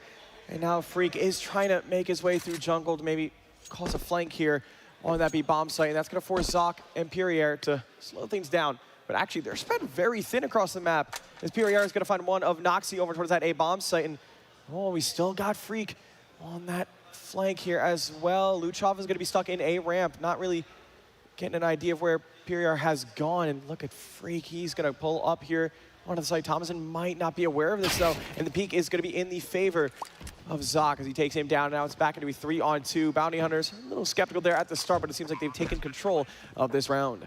Yeah, good movement from Cassian to put himself in Cat, maybe in a position to get a kill and potentially look at this round, but with another Galil being picked up and a save round incoming from Bestia, the round focus has gone from, you know, hey, take as many as we can with us and try and do as much damage to, hey, we've got 2 rifles now. Let's save these. Let's make next round a little scary for Bounty Hunters. And if they can get out of this round with these 2 Galils, that's exactly what it is, a little scary. Yeah, absolutely. And taking these Galils will help a lot to their economy. Bestia, well, not the greatest start you'd hope for if you're a fan of them, but they'll take it. Now it's going to be a confirmed 2-0 for Bounty Hunters, and Mirage is, I like this pick, actually, from Bestia. It's nice to see. You know, we saw Mirage a couple times today already, and once again, seeing it here tonight. Yeah, obviously, you know, I think if there's going to be a way for Bounty Hunters to get into this one, it has to be this one, right? This is their map pick. It's going to be a slaughter on Ancient. I believe Bestia a really, really good Ancient team in general, and especially against a team like Bounty Hunters, who are coming in as the underdogs. But we've kind of built a narrative since, you know, we've been on the analyst desk since we were on the B stream yesterday, that when you get a matchup like this, you have two teams that play each other a lot. They probably scrim together all the time. When they have South American lands, they match up together. So these two teams have reps on reps on reps, and while Bestia might be able to make a 2-0 with only 9 rounds in between for Bounty Hunters, we have no idea what the second matchup is going to be like, because Bounty Hunters will always be ready for the style of Counter-Strike that Bestia play, because it's probably very similar. Absolutely, and you mentioned it as well. I mean, I feel like it's the South American scene as well as the CIS scene. They're playing so much in the Tier 2 level. Usually, I mean, in the past 3 months, I feel like you've seen at least these two teams maybe face off 3 or 4 times. Not only that, play at least 20 times each map. So, you know, they have the experience going up against one another, but it feels like Bestia has always been 1 step ahead of Bounty Hunters, but now they're actually 2 steps ahead of Bestia, up 2-0 here on Mirage. Zoc getting a little aggressive here in B apps, and a first buy round for Bestia, of course. A little bit of util as well, forcing this rotation to come into play, but hold on just a moment. It looks like Bounty Hunters have actually stalled things out. And yeah, slowly but surely, look like they're actually going to leave bomb. Oh, they're actually going to reanalyze everything what's going on with this map and what this round entails. Slowing things down a bit, of course, and Bestia moving over Thomason and Cassine back towards middle. Smoke in window will deny any sort of information whatsoever, and that will allow Zoc to come out of underpass. And yeah, so it's kind of interesting to me that Bestia's plan was most likely going to be to save in this round, but because they were able to get away with 2 Galils, they've decided a force buy is worth it. Why not go for this? You kind of got their economy on the ropes, and you start off with an opening pick. That's nice. Kaiser gone and out of the round. A good opening pick for Lukov. And now Bestia find themselves in a man advantage situation, make it a double as the MP9 finds another kill, and suddenly Bounty Hunters back against the wall. Down goes another one, but finally something comes through for Bounty Hunters. It's Zoc and Perrier, but it's actually just Zoc, a 1v2. Scout and MP9 left to close it out. 20 seconds left, and he's gonna go ahead and book it towards the B-bomb site. He's gonna be allowed to get this bomb plant down. No one can stop him. He's all the way up, and as this bomb goes down, it's a 1v2 clutch. A rifle in the hands of Noxie takes down Casson, and this is a big nade. Should do a little bit of damage. It will take him down to 56, and Zoc has got the read, got the key. Is he ready for him to be out window already? I don't know, but the timing is perfect. They both don't know where each other are, not quite yet. Noxie doesn't have the read, Zoc doesn't have the read, so it's all about timing, and it works out for Noxie, but Zoc finds the kill. Absolutely beautiful crosshair placement there. Lovely kill, lovely 3rd round for Bounty Hunters, and Bestia, man, they're gonna force buy into this again. Yeah, absolutely. Zoc making a mock of Bestia there. A very clean 1v2 for him, and extend this lead for Bounty Hunters as well. And I don't think we actually touched on this as well. If I'm not mistaken, Ninja's the IGL of Bounty Hunters. I think this is his debut event with the roster. So far so good for them. They pushed Fnatic earlier. I believe yesterday it was in the first round of the group stage. And well, so far so good for them against Bestia here. 3-0 start, and now down to 3-0. Of course, Bestia, they're gonna force buy back into this, and AWP on Cassine will maybe bring some life onto this round, but anything could happen. Anything could happen. It's Counter-Strike. It's not just a game of skill, a game of chance, and a lot of these rounds and things come down to timings, whether it be luck or game sense. You know, there's a little mix of both in there. But ooh, a missed window smoke. Maybe somebody should be catching up on some Austin CS videos. Wouldn't be missing that in NA if we were watching those. But will be that missed window smoke, which will actually Timo a chance to see over, and that actually leads to a kill. Freak is gone because of that missed window smoke. So yeah, a little bit of frustration there, most likely from Freak, but maybe not, actually, as Zoc will get that nade kill onto Timo. Look at how low Zoc and Ninjas are, though. Like, this is problematic. This is essentially a 2v3 here, because one bullet to Ninjas or Zoc, I mean, it's just done and over with. I mean, Ninjas and Zoc, they're going to really have to rely on hitting their first shots and maybe one tap the remaining members of Bestia. The AWP of Cassine is still alive, of course, and it looks like B site will be their choice here. 30 seconds left on the clock. Zoc is going to be here in the window, but he's going to be removed from the server, as Thompson will take him down instead. B-site will be right for the taking there, but not if Thompson has something to say about that. That's the 2nd kill in the round for him with this from Moss, and another tap, actually, from Lukov as well. And it goes Perrier, and no, it's not. It's going to be Bestia finding their first, and they're going to be yelling with excitement. Yeah, they are, and that's one thing I'm super excited about for both of these matches. These two teams are going to be vocal. They like to scream. They like to get loud. That's kind of the South American Counter-Strike culture, right? They like to be in your face. We see it time and time again with almost every South American team, and Bounty Hunters seem to be a little, a little less so, but Bestia, we know they like screaming, as we just heard. Yeah, absolutely. I mean, we were talking about it earlier today, too. 9Z were loud, right? Loud. Bestia, loud. I mean, that is South American culture right there, and I love it. I love that they're so loud. I love that they're trying to get into the other team's face. It's absolutely beautiful to see. And right now, well, despite losing that round, Bounty Hunters will actually get the entry in the round. Pyrie will find that entry onto Noxie. And hold on just a moment, though. He's made his way all the way through. Well, it's actually Timo, excuse me, into window, jumping down, and actually goes back into the ladder instead. Well, Tech9 still in play, though, but a man advantage for Bounty Hunters. I mean, what are you feeling here? You think this round might be starting to get a little bit out of reach for Bestia? No, not quite yet, right? You know, we need to see at least one more kill. Like you said, it's man advantage Bounty Hunters, but firepower firmly in the hands of Bestia. They've got that AWP, and that is a spot, like you said. So Zox got the timing on this and almost whiffs it, but almost only counts in horseshoes and hand grenades. And it would take a hand grenade to take down Mr. Zoc, but a double man advantage now, and Kassin is kind of in a lot of trouble. Oh, no. Not just kind of now. That deagle from Kaiser hits, and it's this lower buy that seems to be working out for Bounty Hunters. It's kind of crazy how much this one has slipped, but Thomason looks to hold on, only able to find the one, immediately traded, and Timo 1v4 spotted out. They know where he is. That bomb will go down on A, and I believe that's going to be a 4th round for the Bounty Hunters. Yeah, not the best round if you're a big fan of Bestia there. You know, they had the upper advantage with that play, and all of them are going to be removed as well. We saw this in the previous series as well. These pistols have been absolutely deadly, and I think you made the comment as well. With these pistols in CS2, you're never really out of the round anymore. In Go, it felt like a completely different story. You had the lower buy, you're done, right? But now with CS2 being updated and whatnot, it really feels like even with the pistols, it's really still a toss-up. Yeah, I think teams are placing a lot more importance. I think, it used to be you didn't really work on eco rounds, you didn't really practice it, but I think there's been a lot more importance placed on it because of how little rounds there are now in Counter-Strike to work with. We've got a lot less to work with, and I do miss MR15 in its own respect, but I think MR12 is also special in its own rights. I think we see a lot more overtime, and it's a lot nicer, right? Sometimes it makes things run a little bit smoother, run a little bit quicker in the server. I definitely like it when it comes to playing the game. Yeah, absolute massacre about to happen here on this B bomb site as the 2 entries for Bounty Hunters will be good. All 7 remaining players, there are 8, excuse me, left in the server, but they're not going to expect Kassin up on the ninja spot, but 2 pistol kills quickly in fashion for Bestia. Coming back into a 3-on-2. Kobe's not going to be good enough, though. Noxie still alive here in the back of sight. Going to find one, though. Thompson now in 1-on-3, and it's not going to matter too much as Bounty Hunters will close out the round. It is 5-1, and this is big for Bounty Hunters because as we talked about, or not we, but the analysts talked about before this one, right? Mr.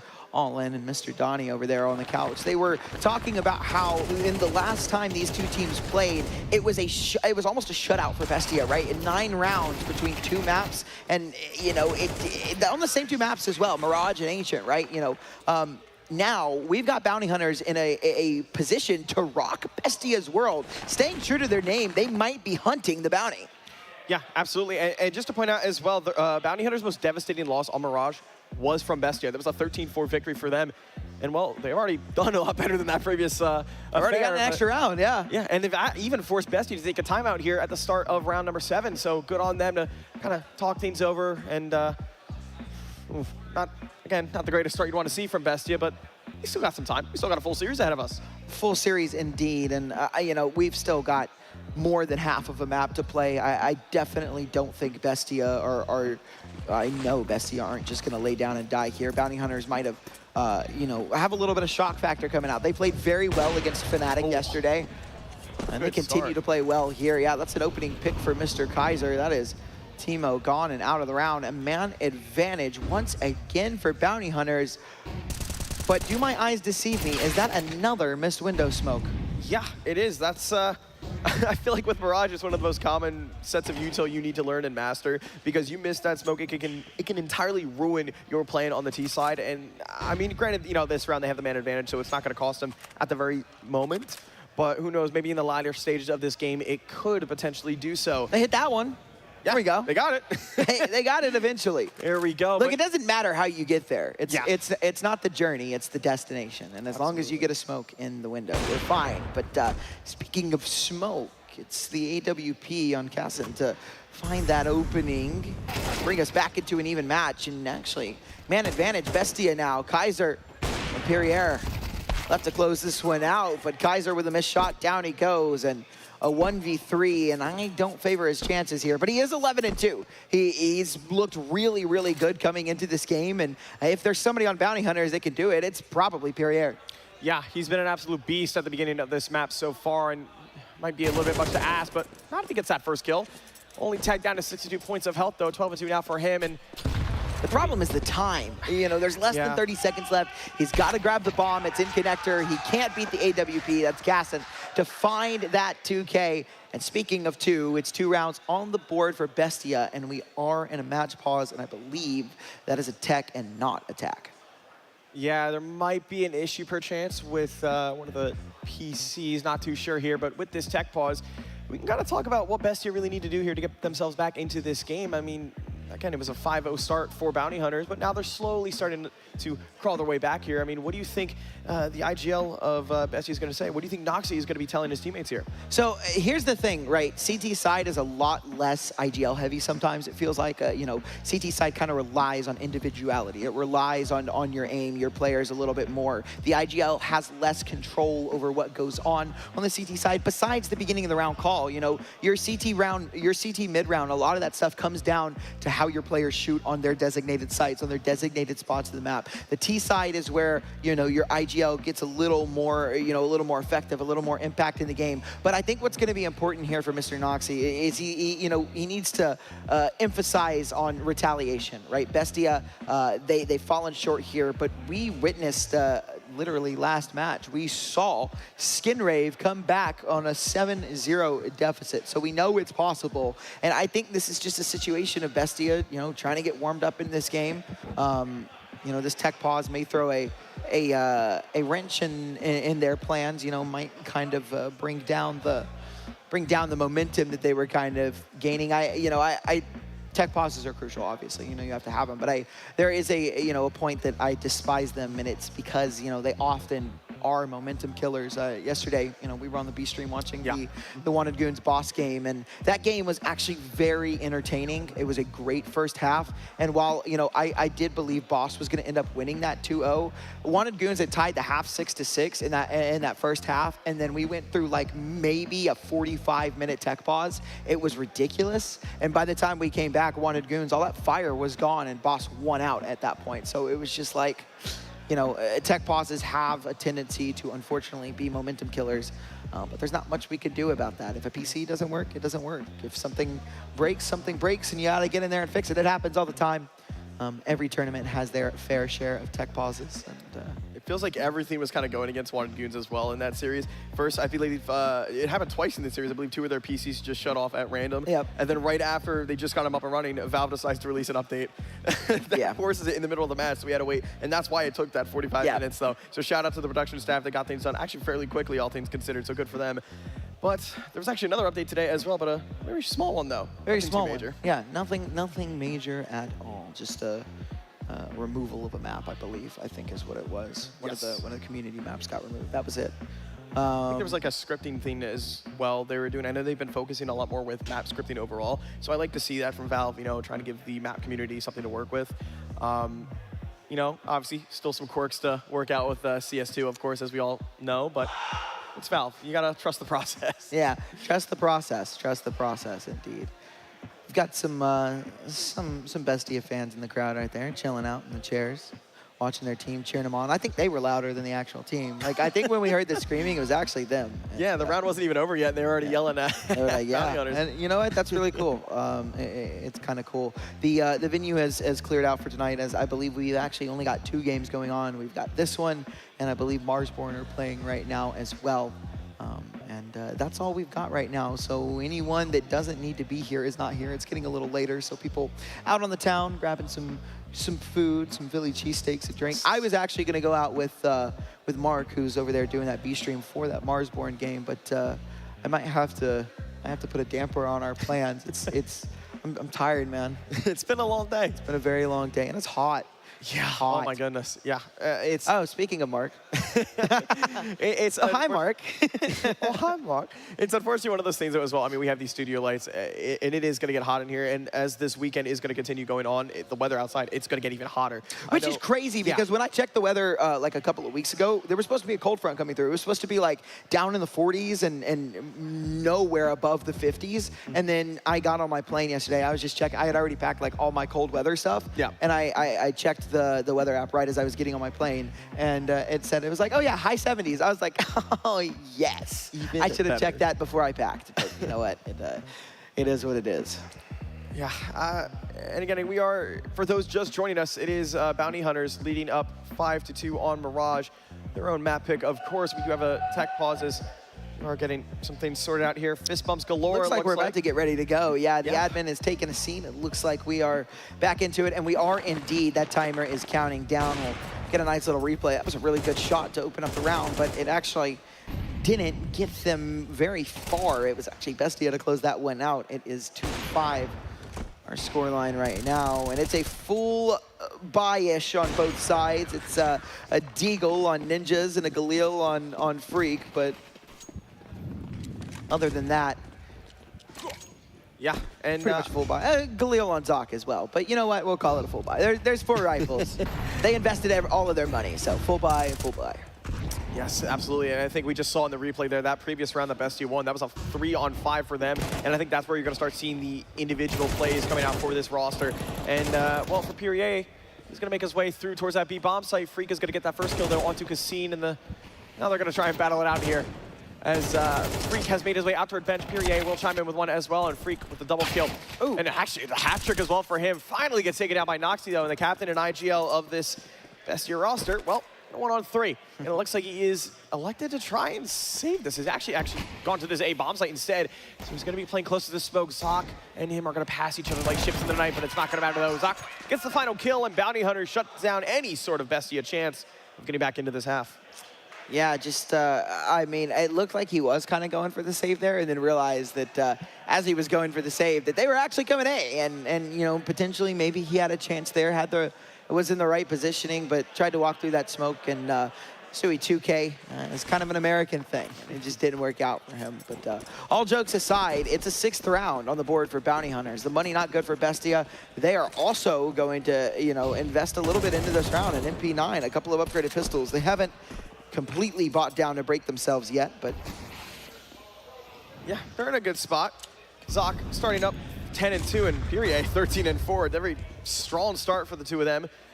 And Thomason, you know, doing the casual B jump, of course, you know, against the wall. Yeah, I like the innovation we felt throughout this game as times progressed. You know what I mean? So before, you know, playing B anchor on Mirage, you know, you jump across, back up, jump across, back up.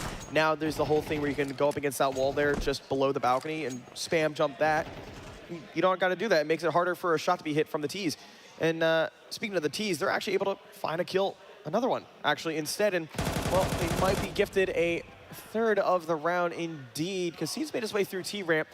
And Timo almost going a little too aggro there in CT, and everyone from Bestia has rotated over. I think they believe this is going to be the A-bomb site, but they are just dead wrong, and that kill will certify it as well. Ninja's going down the fake, unintentional fake, I would imagine.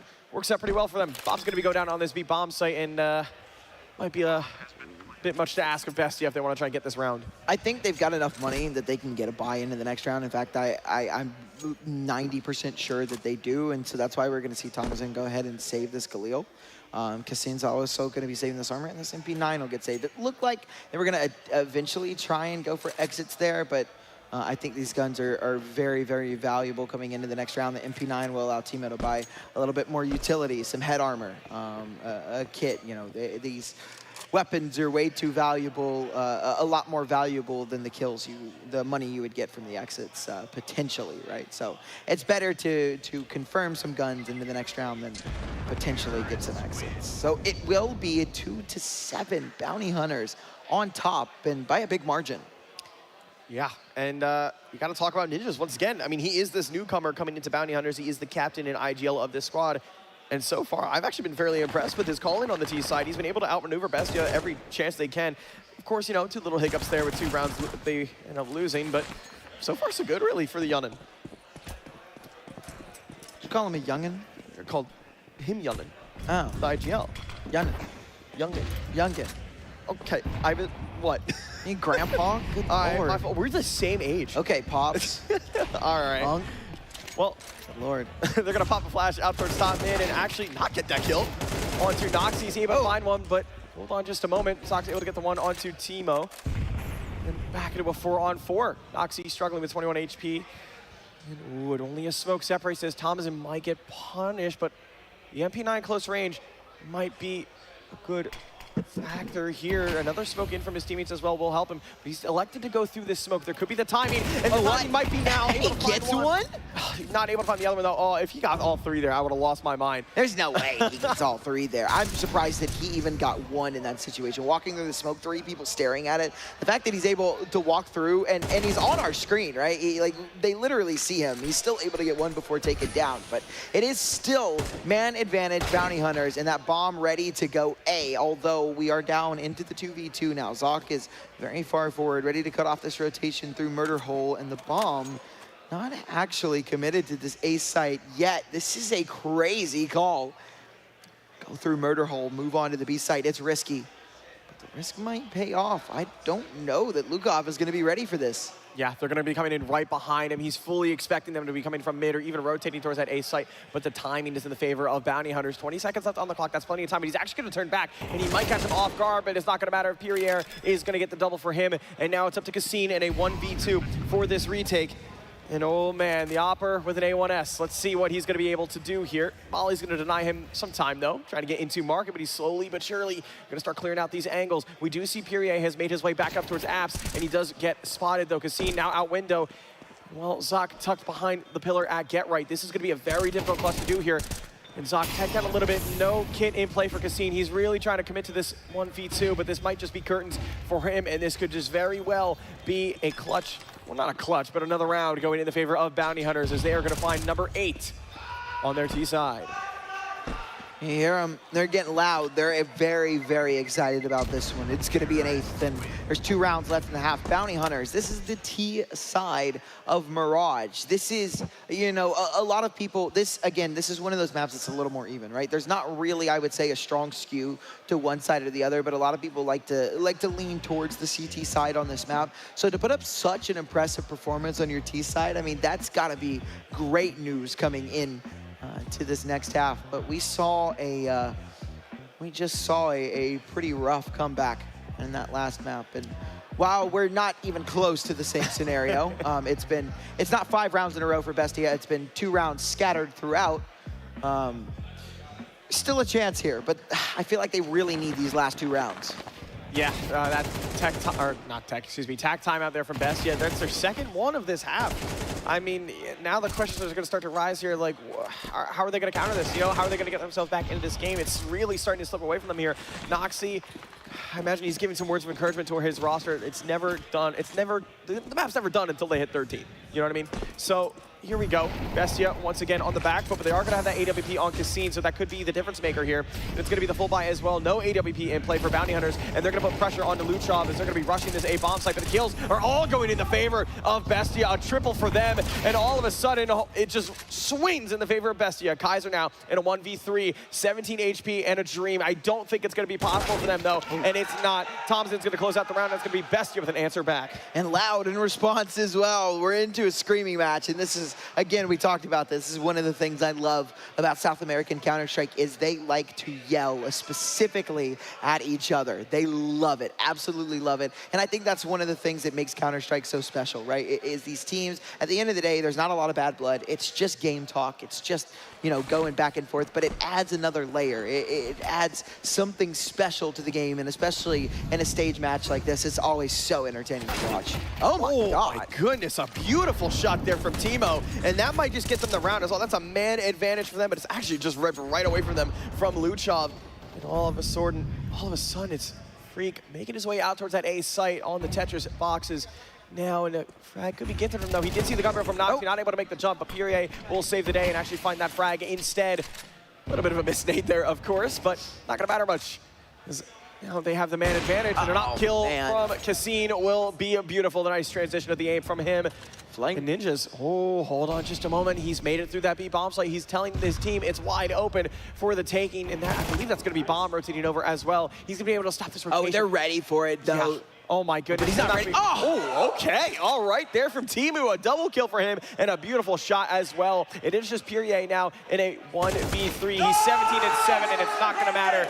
That's going to be the round for Bestia, and good comeback for them a little bit on the CT side. It's crazy that Ninjas is able to find that flank, but then they get that kill and they realize it's way too slow for a 3v3 right now. They know something is up, they know something is wrong, and so they start to look at the flank. There's that internal clock, right, that you get from playing as much Counter-Strike as these two teams have. They realize, hey, man, something doesn't feel right. Let's turn around, let's look back, and yeah, that is what gives Bestia fourth and final round of the half. We switch sides, and yeah, this is it's getting interesting now. If Bestia are able to find this round, they can really start getting the ball rolling here and make it a very close game and possibly even take the lead. I mean, we saw that a couple times now, of course, throughout the tournament, most notably, of course, the previous series with Boss and Skin. Rave Boss going up, I believe it was 11-7 on map 1, but it's not going to matter, though. Because we're on map 1 of Bounty Hunters and Bestia.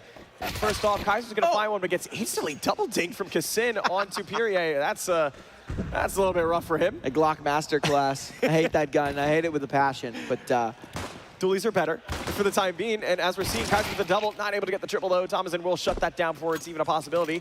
Able to pick up the dualies as well. Molly in hand and recovers the bomb, but hold on just a moment. Ninjas, the newbie on this Bounty Hunters roster, will be making this play over towards that B site area and able to clear our apps and call for Zoc to rotate back over towards that A site, but instead, Bounty or Bestia have elected to go towards Catwalk to switch themselves over towards this B bomb site. I don't know if they're going to be aware that Ninjas is here in apps. This could get dicey. Glocks out. There are two Molotovs on the board right now. Thomason and Cassine have both of them, and so they can isolate some of these angles. And with nobody being on the B bomb site, this bomb will go down. There is a kit on Zoc, though. So, you know, time is going to be of the essence, right? They are going to need to start to move in here. Time is working against them, but it won't be as bad as if they didn't have a kit. When the dualies find another kill, that's nice, but the Glock with one right back. Onto the 2-on-2. The Glocks win the long-range fight against the dualies, and it's all down to Freak. He falls as well. Nice shots from Timo there to end that off. It's a 5th round for Bestia. And again, now we can start to kind of build that narrative for the comeback. They only need 3 more rounds to tie it up. They found that one. Bounty Hunters are going to force buy into this one. If Bestia can win this, they find a 6th and a 7th. My favorite combination of numbers. Yeah, and a little bit of life there out of the crowd as well. They're happy. Bestia slowly but surely making their way back into this map. That was not a great start for them, but no, now they're starting to come alive. That was just a warm-up. Not a big deal. And well, 3 rounds away from tying things up, but still a couple rounds to go, of course. And Bestia with that pistol win, able to force up onto these MAC-10s and rifles, but Bounty Hunters have actually elected to force up as well. So you see that from us on Kaiser, a couple pistols and a scout actually on Pyrie, of course. So MP9 close range for Ninjas. He's going to be playing this B-Apps position, but they're going to rush him down and put him under pressure. The Molly's going to start taking him away one by one. But it's not going to matter. Unfortunately, the Molly's going to force him out, but it's going to be all Bestia. 3 kills in their favor. Now 4, and it is just Zoc in a 1v4. Oh dear, Zoc, what do you ought to do here? Nothing he can do but save. I mean, this one's done. It's dusted. There's no chance for Zoc to get back into this. You know, he can maybe try and take 1 or 2 with him, but this is going to be a 6 for Bestia. And as we mentioned before this, it'll most likely be a 7th as well. Bestia, you know, kind of break the economy of the Bounty Hunters here, right? This was a force buy. They bought everything they can. That's, you know, what you have to do. Oh, well, not what you have to do, right? But what a lot of teams elect to do. That's kind of what the meta has built up, right? You know, there's really two options when you lose the pistol round on the CT side. You could go for a force buy, take a save in the third, and get a decent, healthy buy up in the fourth, or you can try and save in that second round and buy in the third round. But a lot of teams elect to just force into the second because the buy that you would get in the third would be rifles low utility or MP9s, FAMASas, and better utility. Why not just force buy in the second, save in the third, and get the way better full rifle round coming out in that fourth? Yeah, and that loss bonus is going to give Bounty Hunters the ability to buy up some pistols here and a smoke onto Kaiser, but again, outclassed really by these rifles here on Bestia. 2 AKs, excuse me, and a Galil, of course, in play. And actually, I respect this, Noxy. You're going to stick with that FAMAS, save up that money, and be able to buy up into the next round. In the worst case scenario, of course, if he perishes. But again, a couple deagles there, and Kaiser is going to be the first blood in the round. Thomason able to take him out really quickly. And again, this B bomb site has been the favorite of Bestia on this T side so far. And now it's going to be Pierre under that pressure. His team is going to be able to find one over there as well and take down Ninjas. But shot before he goes down. And now Zoc once again into a 1-on-4. I feel like we're repeating ourselves with this. We are repeating ourselves. A nice shot there from Pierre at the end to try and give his team a little something to work with, but at the end of the day, it is going to be that 7th for Bestia. Zoc can't win this round. He's got no kit, he's got no gun, he's got no armor. He has nothing but a deagle to his name, and this is smelling like exit frags, right? That's kind of what you want in this scenario. You know that you're gonna be able to buy in that next round, so you're not really too interested in saving this deagle. You don't care. I think at this point, the name of the game is going to be damage. Try and take something else away from them, make Bestia hurt. You definitely don't want to let their economy get too out of hands, because that's how you get a comeback. Absolutely, and I just want to take a note there. I mean, if you look at Cassine and Zoc, they're really in their monitors there. Gotta remind you of Kendar style, yeah, little Yeki style. That can't be good for their eyes. That really. Well, it's not. It's like we were, you know, when I do some of like the European stuff, they have like the face cams on for the tournaments, and a lot of these guys just play in the darkest room in the entire world, bro. And I'm just like, and their monitor settings are like bright, so they just sit there like. Dude, you should see it when they get flashbang. It's so bad. It's just yeah. Boom. And it's like, man, like, how do you do that? How are you not blind? Absolutely. I mean, we saw that during the COVID area as well. I think one of the most famous ones was Twists getting full blind and Elysia as well back on Liquid, of course, in the dark days of COVID. Of course, online CS. I don't think anyone's really a fan of that. It's all about LAN, and here we are on LAN in Philadelphia. And well, what a way to start the round from Noxy, but hold on just a moment. The trades are going to be in the favor of Bestia still, though, in a 4-on-3 situation. Mid has been cleared out, though, but the A site has been taken by Bestia. Bomb getting down here, and here is the chance for Bestia to really get themselves going. They're potentially tying the game back up. And now back into a 3-on-3. Pierre, 19 and 10 for him. He's having a game for himself. And all of a sudden, round is still doable. Ooh, does a little bit of damage, though, onto Timo through that wall. And this might actually just be the save call for Bounty Hunters. Yeah, I think it's going to be. It's getting to that situation, right, where Bounty Hunters their economy is slipping away from them. Bestia have plenty to work with, and Bounty Hunters need this gun more than they need the potential for this round, right? This is kind of the last opportunity, though. I won't say the last opportunity. This is going to be one of the last opportunities we see where Bounty Hunters are going to willingly go for a save, I believe, because now Bestia have caught up. We're tied up. So despite that big win coming in from Bounty Hunters, Bestia have made things even. And as we saw with Skinrave Boss earlier, when Skinrave made that comeback happen, they just took it all the way. And Bounty Hunters, they don't want that to happen to them. So they're going to try and play this smart. They're going to try and get as many buy rounds as they can get out of this. They don't want to go down to pistols. They don't want to give Bestia any more free rounds. So economy management late game is going to be the key for Bounty Hunters to keep this one out of Bestia's hands. And I can't lie, if Bestia complete this comeback and end up winning this map, I think we're done. I just think Ancient is going to go the way of Bestia, and we've still got a lot of Counter-Strike to play, so I don't want to try and try and jinx anything. Yeah, try and jinx anything or whatnot. But well, we are kind of seeing a little bit of a reminiscent scenario here. I mean, Bounty Hunters finished the half 8-4.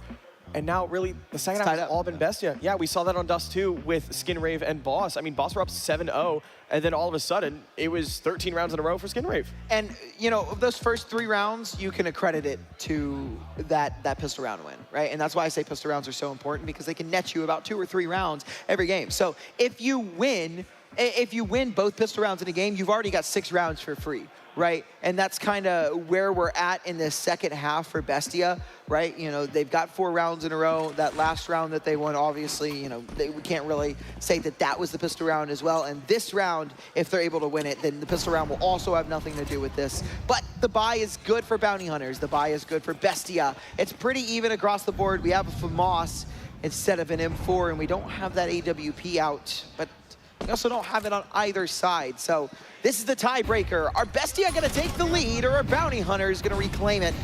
Well, we're about to find out right now as Bestia. They're going to charge onto this A-bomb site, and Freak does able to stop Thompson before he gets a Dupree-esque moment there with the spray transfer towards There's actually everyone on Bounty Hunters has started to wake up as well. That tag timeout, really helped them here. And Noxie in a 1v4. It's the captain versus pretty much the entirety of Bounty Hunters minus Purier. And well, now it comes that point where maybe Noxie will be talking to his teammates here with the last minute remaining in this round, trying to help figure out maybe not to do that again. Yeah, I kind of like that, right? You know, I like IGLs that do that. Take the opportunity when you're in a situation like this that, you know, you don't really feel as winnable, like those eco rounds, right? You know, the classic French timeout that Apex popularized. You know, just taking this time to talk to your team, use it as a timeout, get the boys together like, hey, we're probably going to lose this round, but let's make something happen. But we can't count Noxie out. He's already gotten 1 kill, spots another, but down he goes. That's his head collected. Bounty Hunters on their way to the finish line, 8-9. They take the lead once again, but not out of the woodwork yet. Bestia hot on their heels and plenty of money to buy in this next round. Yeah, Cassine has 11K, and of course a majority of that I imagine is going to be going towards an AWP to use in this next round. And he's having a game for himself as well. 13-7 for him, and yep, there we go. That AWP will be in play, and now the round has begun, and no AWP in play for Bounty Hunters. So very curious to see how they're going to kind of maneuver around on this round. And going to have the standard 2-1-2 setup here, of course. And wow, Teemo's actually going to go very aggressive up towards Connector, but a missed smoke on Connector might cost his life.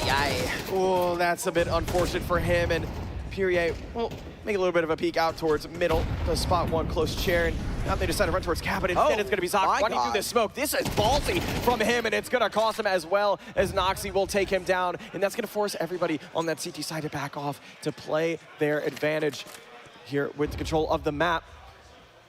That was unnecessary. Yeah, completely unnecessary from Zoc. I understand the want to go for that, but you've got a man advantage now. You've secured at least a decent, you know, moderate amount of mid control. You can shell back, right? That's the point of getting that man advantage for the CT side. You can shell back. You don't have to worry about it. You can play your defense now. Let them come to you. Let them make the mistakes. But the way that you give the round back to the T's is by making your own mistakes, getting a little over-aggressive. I like the idea there, and it still might end up being closed out here. And they come onto the site, and Kaiser's gotten a double. It's all on the Thomason. A 1v3, and down he goes as well. Bounty Hunters very happy about reaching double digits, and the mistake from Zoc will be cleaned up by his team. Yeah, I'm really curious there what Ninja said in that timeout, because since then, it's really been Bounty Hunters the entire time. That's 2 rounds in a row for them now. Their first 2 in this half, and now only 3 rounds away from taking their map pick of Mirage. Yeah. And yeah, it's been a very entertaining game, actually. It's been back and forth. These 2 teams are really electric. I've seen some great rounds from both of them so far. And speaking of rounds, it's Bestia on a weird buy here. This is their full investment as well, right? You know, they bought everything. We've got 3 AKs, but we've also got a MAC-10 and a Tech 9. There are weaker guns on the board, but, you know, time and time and time again, we have seen rounds like this go the other way. Yeah, I can't tell you how many times we've seen it today where the lower buy will win the round. It's I feel like there should be a stat out there somewhere with how many times this has happened in this tournament, but it looks like they are going to be going up for the standard A-site execute here. Noxie only on that Tech 9, and we've seen some pretty crazy rounds here. So, I mean, this is a bold play and a bold decision as well to force up into this round. They lose this, they could have Bounty Hunters on 11, and then now you got to give them 12 at that point, you know? But it's A-okay. minute left on the clock and plenty of time to work with here for Bestia, as they are slowly but surely really trying to debate here what the plan is going to be. I think they're just trying to let Bounty Hunters make a mistake, try and see if they go aggressive towards A ramp, but that's not going to be the play. Util being thrown out all at the same time, and that's going to activate this A site exec. They're all going to be pushing out through T ramp, and they're going to run right towards Kaiser, who's playing behind this toll booth, and I imagine he gets cleared here, and he is actually going to be able to find one though, but gets that headshot by Luchov instead. Down to a 3-on-4 and a 4-on-3 retake. Oh, Fury ain't gonna be in CT. Able to find something about another. You better believe he can. That's a double kill for him, and now it is just the captain of Bestia, Noxie, trying to do something, but it's gonna be Pierre with the 3K, and that's Bounty Hunters on 11. I did not see that coming. It's an 11th for Bounty Hunters, and most likely a 12th as well. The bomb plant's going to give them a little bit of extra cash to work with, but we still shouldn't see an investment. As you said, actually, I'm a little curious to see if they're going to do, you know, what I've seen. Yeah, I think they are. I think they're going for the win here. They're going for make or break here. You know, I kind of like this call, right?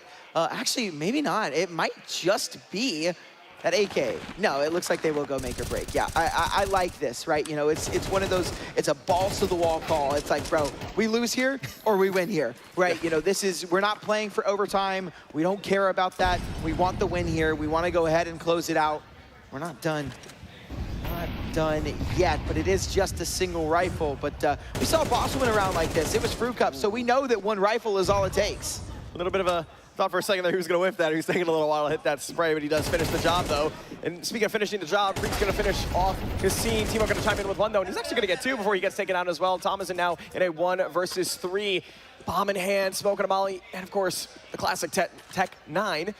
The aggression on A ramp from Pierre will be present. Deep smoke as well to force him to run from the hills here. He's got plenty of time to try and make something of this round to give Bestia any sort of chance coming into the following round, but I don't know, it's a lot to ask of him.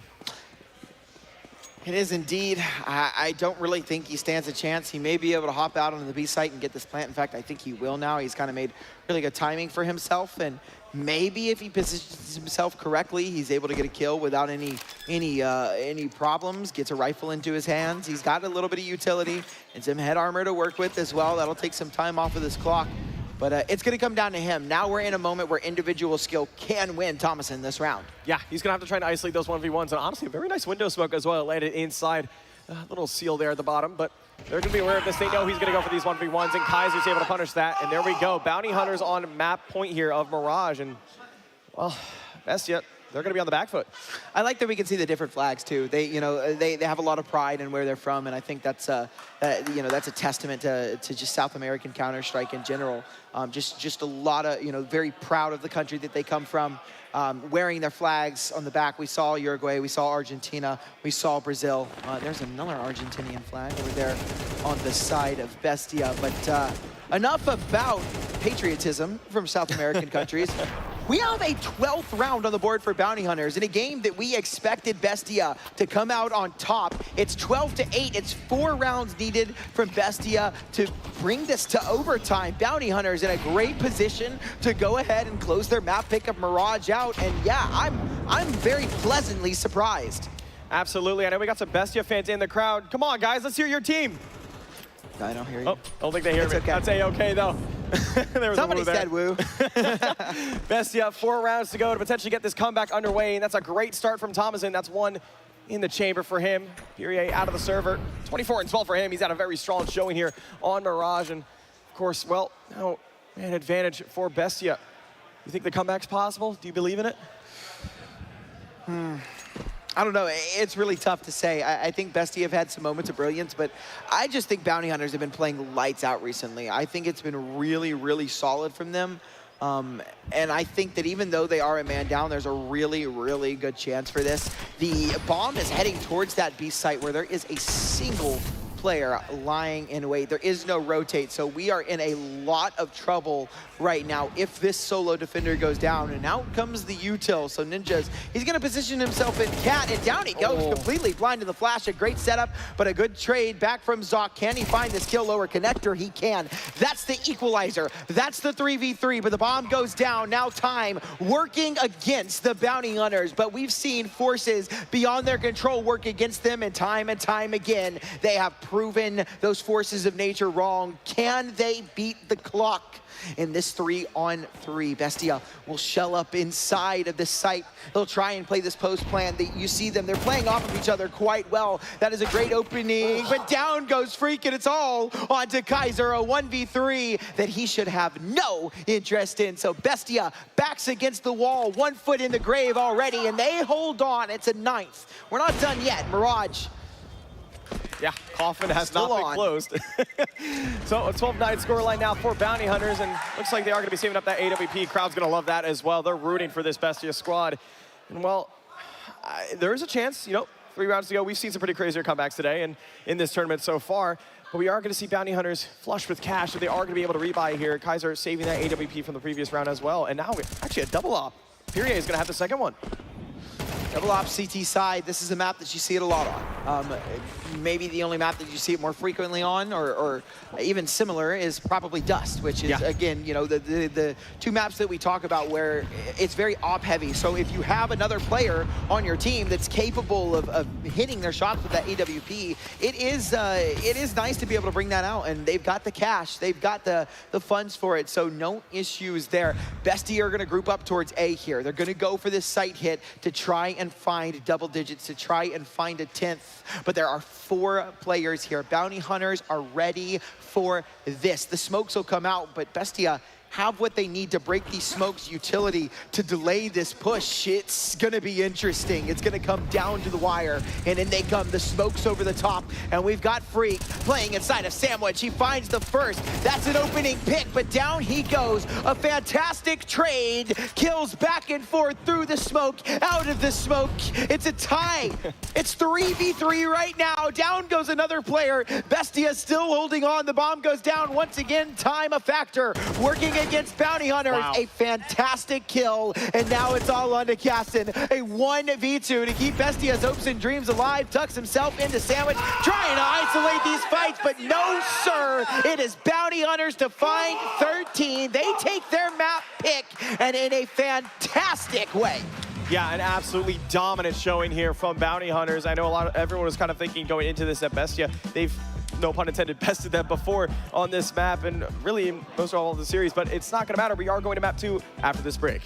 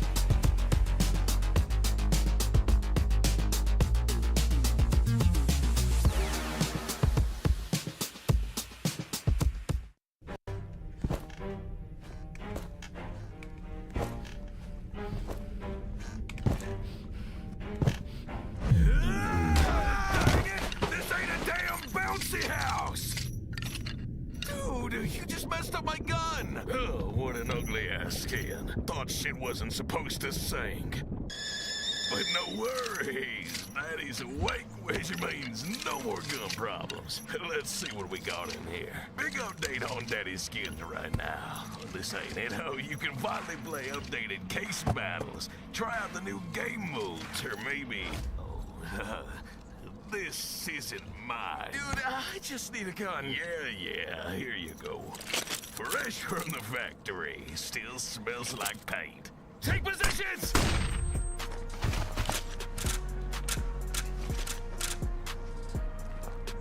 Well, you never asked for ammo. Go jump on your own heads. I'm getting some sleep. Daddy Skins, we've woken up. Bomb has been planted! Oh, come on!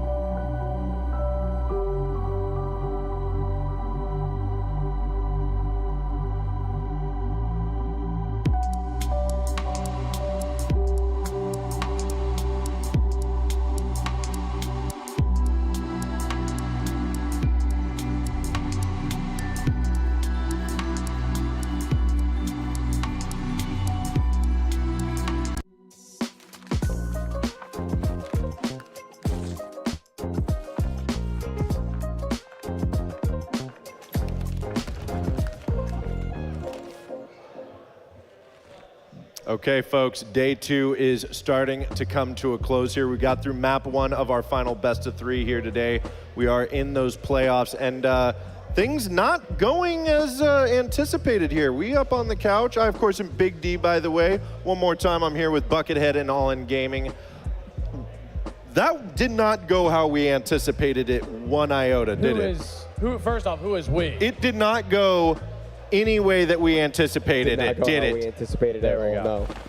Okay, but All In Gaming might have been absolutely correct on that. Anthony.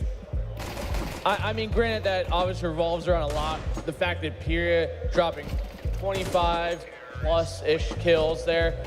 I mean, he had a lot to do with it. He had the performance, he had the defensive hold, the entries, the kind of everything you needed from a player like that to beat a team that, as of recently, they just last week lost against Bestia, 13-5 on this very map. And like I kind of said before, they have a lot to review. The fact that these are the same maps gives them a lot to work with. Granted, Pyria having such an outstanding performance leaves a lot to be desired from like Ninja, who, granted, B anchor, you don't get a lot of action as a B anchor, dropping 4 kills. No, I mean, it was absolutely incredible to see that even with a hamstrung player on their roster, essentially, all 4 of these players on Bestia stepped up and did some, on Bounty Hunters did the work necessary and really elevated the team to where they needed to be. What could Bestia have done better there?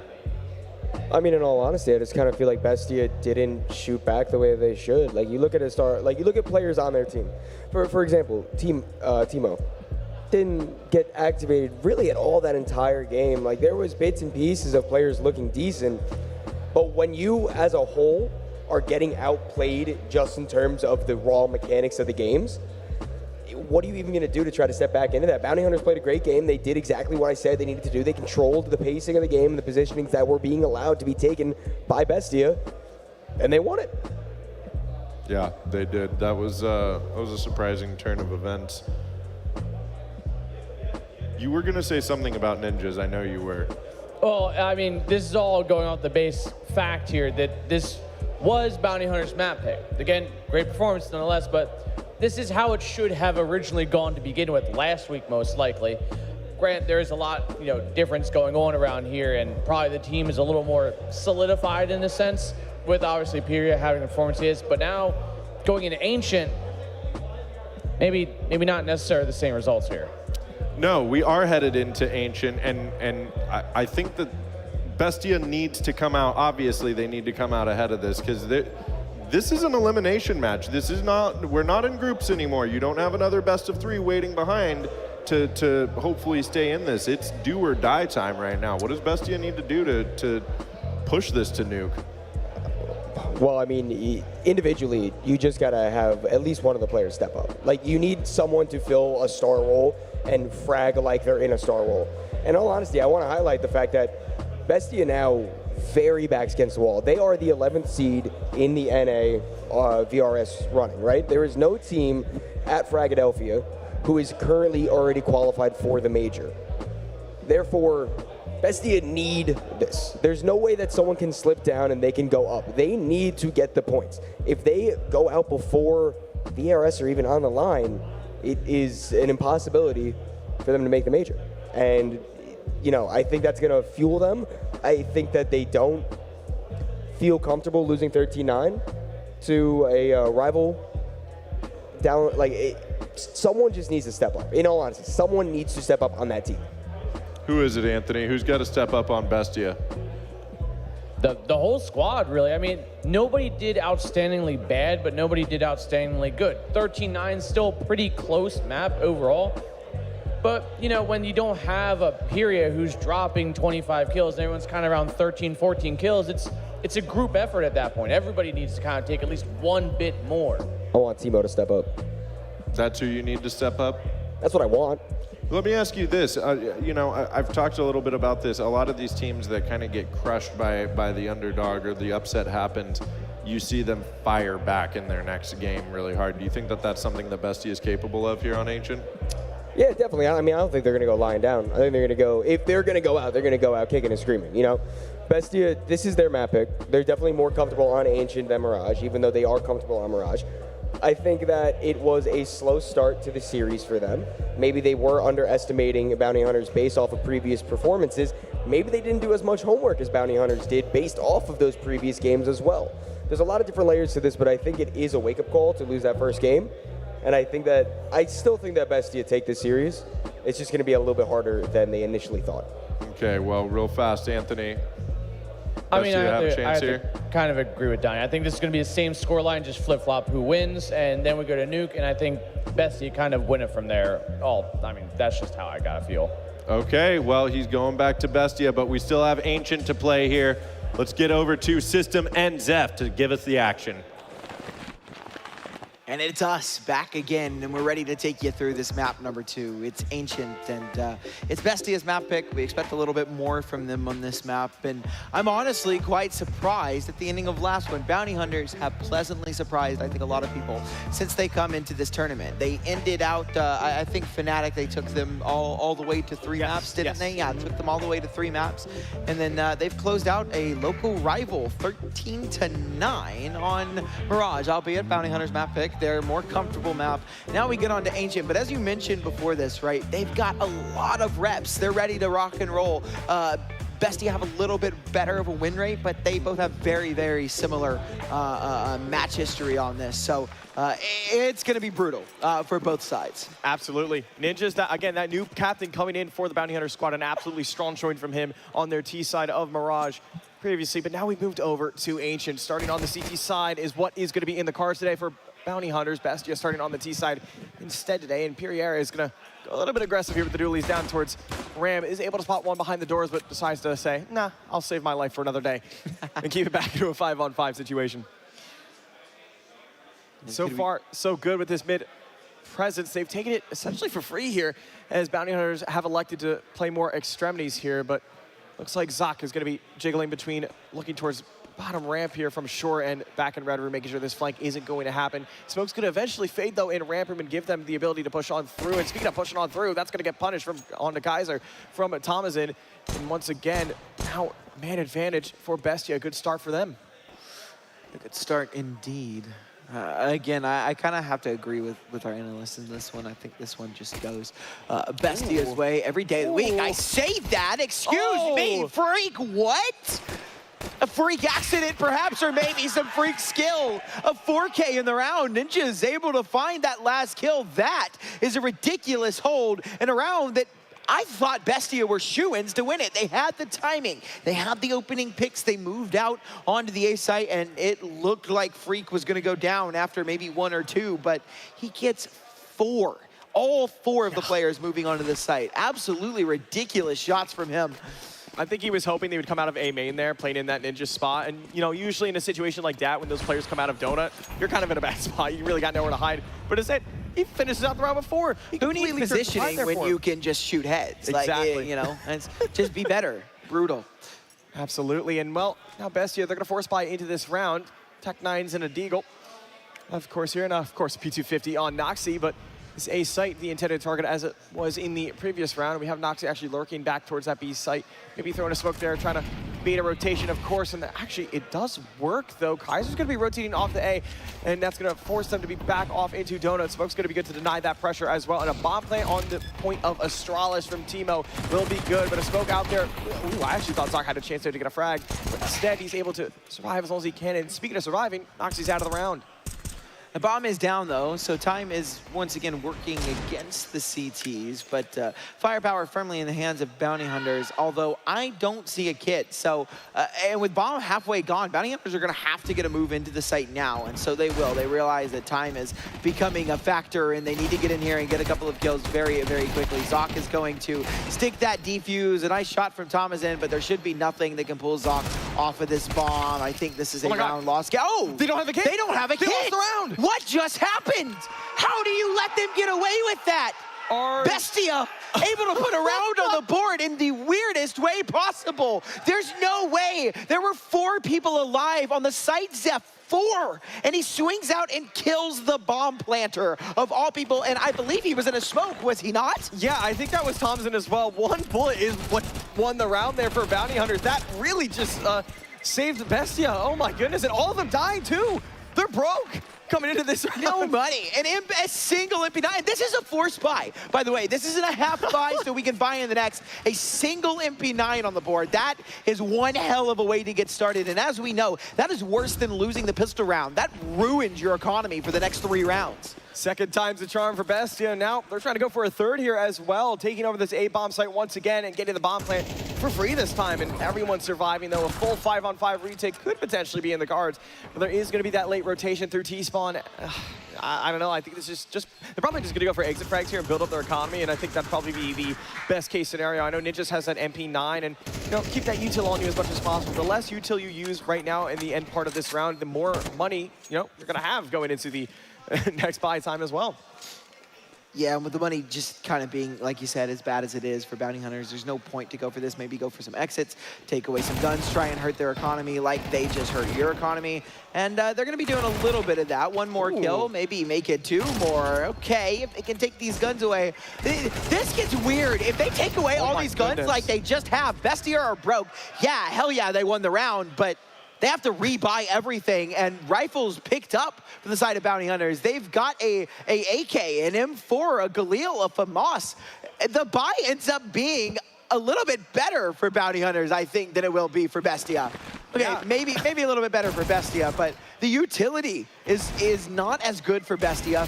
This is one of the weirdest starts to a game I think I've ever seen. I was about to say, yeah, I think this is the weirdest start to a game in the tournament, and I think even probably I've ever seen as well. Yeah, you're absolutely right. I mean, I'm still getting over the fact Bestia won that second round. That was absolutely insane. And what's even more insane is that Zoc is not going to be ready for that mid-aggression, but never mind. They're going to be going towards that B-bomb site instead, and that's going to get punished here. Fury able to find one though before he gets taken down. Kaiser times it with one and a second one as well. Brings it back, claws it back, I'd say, into a 2-on-2. The Molly towards default will force Noxie out into the open. Nobody's there on long to take that fight, but Kaiser will be going down to Thomason though, and now it's up to Freak into a 1v2. 5-1 for him, and just a smoke grenade. So no kit in play and no smoke on short. So this could be beneficial, and that's a good way to start. Noxie going down. Pre-aim is going to be good, but now he's going to pick up that Galil. Thomason in cave, and he has a good damn idea where Freak is going to be, and he's going to be moving slowly but surely up towards short. I think he's expected one to be moved over towards. He's got a kit as well. Ooh. Like, this is actually really problematic for Thomason. If he's able to get on this bomb and just stick it, and Thomason can't find the spam, oh my goodness. Oh my God, just keep spamming. No way, no way. Freak is a freak of nature, and he's going to steal the round away from Bestia and tying things up back in 2-2. That's 3 rounds in a row now. Something bizarre has happened. I cannot believe what I'm watching, actually. I've got a headache. I mean, like, this is just ridiculous. This is, like, as crazy as it gets for Counter-Strike. I mean, just force buy after force buy after force buy, and bounty hunters are looking a little bit better for wear now. So we move into this 5th round of play. There is a timeout, a little tack. Bounty hunters realize what they've just done. So I'll take a moment to talk things over. I think after a round like that as well, with that the last couple rounds have been, you know, take that timeout, you know, take a breather. You don't want to get too chaotic in those comms. Of course, you know, they're not FaZe Clan. Those things happen, FaZe being, of course, especially in Chaos as well. But a 2-2 scoreline, and a bit of time to talk things over, of course. And we're getting back into this round now. That win from Bounty Hunters will force Bestia onto pistols. But we are going to see the hero AK onto Thomason. Yeah, this is something we see a lot of, actually, hero AKs. I think it's kind of important how, I say kind of important. It is kind of crazy how important one rifle can be, as we saw with that Fruit that play, with that ace. Oh my God, it's not going to matter. It's not going to be the rifle. It's literally just going to be the pistols that get it done. Now, we do get a trade back, and Cassine very low as well. Zoc will very smartly back away from that as Lukov, who's already got 2 kills in the round, moves up towards cave. Now there's a rotate in. They're ready to defend the B-bomb site. And I like that they've kind of gambled this one here. Why are we not clearing close? My goodness. We don't even think about it. That's crazy. And completely blind out long. He's going to go down without another kill. It's Lukov with 3, Thomason with 1 on the board. Kaiser, go save. You don't have a shot at this one. There's no point. And he goes down anyways. Back and forth and back and forth and back and forth. We cannot stop What is going on? My mouth is agape right now. I can't believe they actually won that round. You know, they had that hero AK on Thomason, but you don't even need it. It was all Luchov there, getting those 3 kills early on in the round, the double with the tech, or the triple, the Tech 9, excuse me, and I'm just in shock and awe. What a great round from Bestia, and they're gonna be damn well happy with that, of course, Ancient being that T-side map. And well, round number 6 here, and now it's the reverse. Now it's gonna be Bounty Hunters on pistols. Got that force buy though with the FAMAS, the hero FAMAS. Don't get to say that too often, of course. And I love a hero FAMAS. Yeah, and A site is going to be right for the taking though. Donut is going to be here, but Thompson with that AK brought over from the previous round is going to spot one through the smoke, able to connect though. And ooh, yeah, he's going to run for the hills though. Not willing to take that fight. I think Pierre. Save. Yeah, save that. You're 6-3. Got that FAMAS in the smoke. Save it for the next round. Give yourself a better chance there. 4th for Bestia, and most likely going to end up being a 5th as well. So it looks like they have potentially won themselves out on the force buy war. Very back and forth. It is, yeah. I mean, it's crazy. The Counter-Strike that we're watching right now. It's just a testament to how close these two teams are. You know, like obviously, you know, Bestia are definitely the favorites coming into this. But again, like these two teams are local opponents. They play each other all the damn time. And I'm not just talking about tournaments, probably scrims, practice all the time. They're very familiar with each other and their play styles. They've probably reviewed countless hours of demos on each other. And so both very familiar with the game plan of the other. And that makes for some spicy Counter-Strike. Absolutely. We saw the yelling back and forth between these two teams early on in map 1, and it continued to do so as it progressed. And things have started to quiet down a little bit here. I know the hours are getting later and later here in Philadelphia, but I think it's because it's been so back and forth. Nobody really wants to be the first one to yell. And well, smoke towards red. We'll deny that information in middle, but I don't think it'll matter much though. Bounty Hunters forced back onto just regular pistols, of course. For a couple rifles as well for Bestia. And once again, the FAMAS on Luchov. I don't think he's bought an AK yet, has he? I don't think he has. No reason to. Why not? Just keep using the FAMAS. He can do it all. He can do it with the FAMAS and the Tech 9. If it ain't broke, don't fix it. Exactly. Exactly. Minute 12 left on the clock, and it looks like Bestia have decided to lean it once again towards this B bomb site, and it is going to be Freak here alone. Close in the cave. The double nade will hit him, but not for much though. Swing to the 5-7, not able to find the kill though, but the rotations coming in from Bounty Hunters are very, very quick. There we go. We have Ninjas and Kaiser over towards short and long. They're actually gonna face this smoke. Ninjas. This is a bold play to make, and I guess this is the round to do it. But wow, okay, he has not died yet. Oh, he's made his way. He's found the timing, might find the kill, and he's gonna find the first one onto Thompson, able to pick up that rifle as well, but it's still gonna put pressure though. Noxie is behind though, and able to take down the flank of Ninjas, and that's gonna be it. That's gonna be Bestia finding number 5. Very loud about it as well. Love the what, 5 people we have in the crowd right now screaming for him. It's good to see. You know, hey, 5 fans is better than no fans. So. That's true. That's true. Absolutely. And, well, I feel like this is the reverse of what we were seeing on Mirage. Now it's Bestia instead having that 5 to start. Yeah, you know, as you mentioned, it is getting a little bit later here. That's why the venue is kind of emptied out. Thinned out. Yeah, it's thinned out quite a bit. In fact, actually, I think this is the only game going on right now. I think the Marsborn game is finished. Yes. And the rest of the people here are us, the producers, the casters, the analysts, and some more frag staff. So shout out to everyone who's staying up to make this one happen. Early day tomorrow as well. Not too early, you know, 9 a.m. start time for us, but not too shabby. Bounty Hunters, man advantage. Ooh, and a good spam. Casino go down, and Noxie and Thomasin left in a 2-on-4. Oh, nice shot from Thomasin. Well. Yeah, that was very nice. Oh, they got stuck on each other. Noxie should know that. Yeah, he knows that for sure. He's got a kill and knows that there's another in the smoke. He got stuck on him, so he's ready for that, and they claw it back, but it's down to a 1v2, where Pierre, he was crazy in the last map, and he looks to be crazy in this one, too. Noxie gonna slow things down. Pierre almost finds it, but almost only counts in horseshoes and hand grenades, and this was neither. It's a 6th round for Bestia on the board.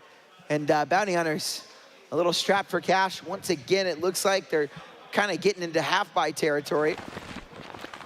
lot better of a start here on map number 2 for Bestia. Very slow start on map 1, but I feel like that, we were talking about it quite a bit actually.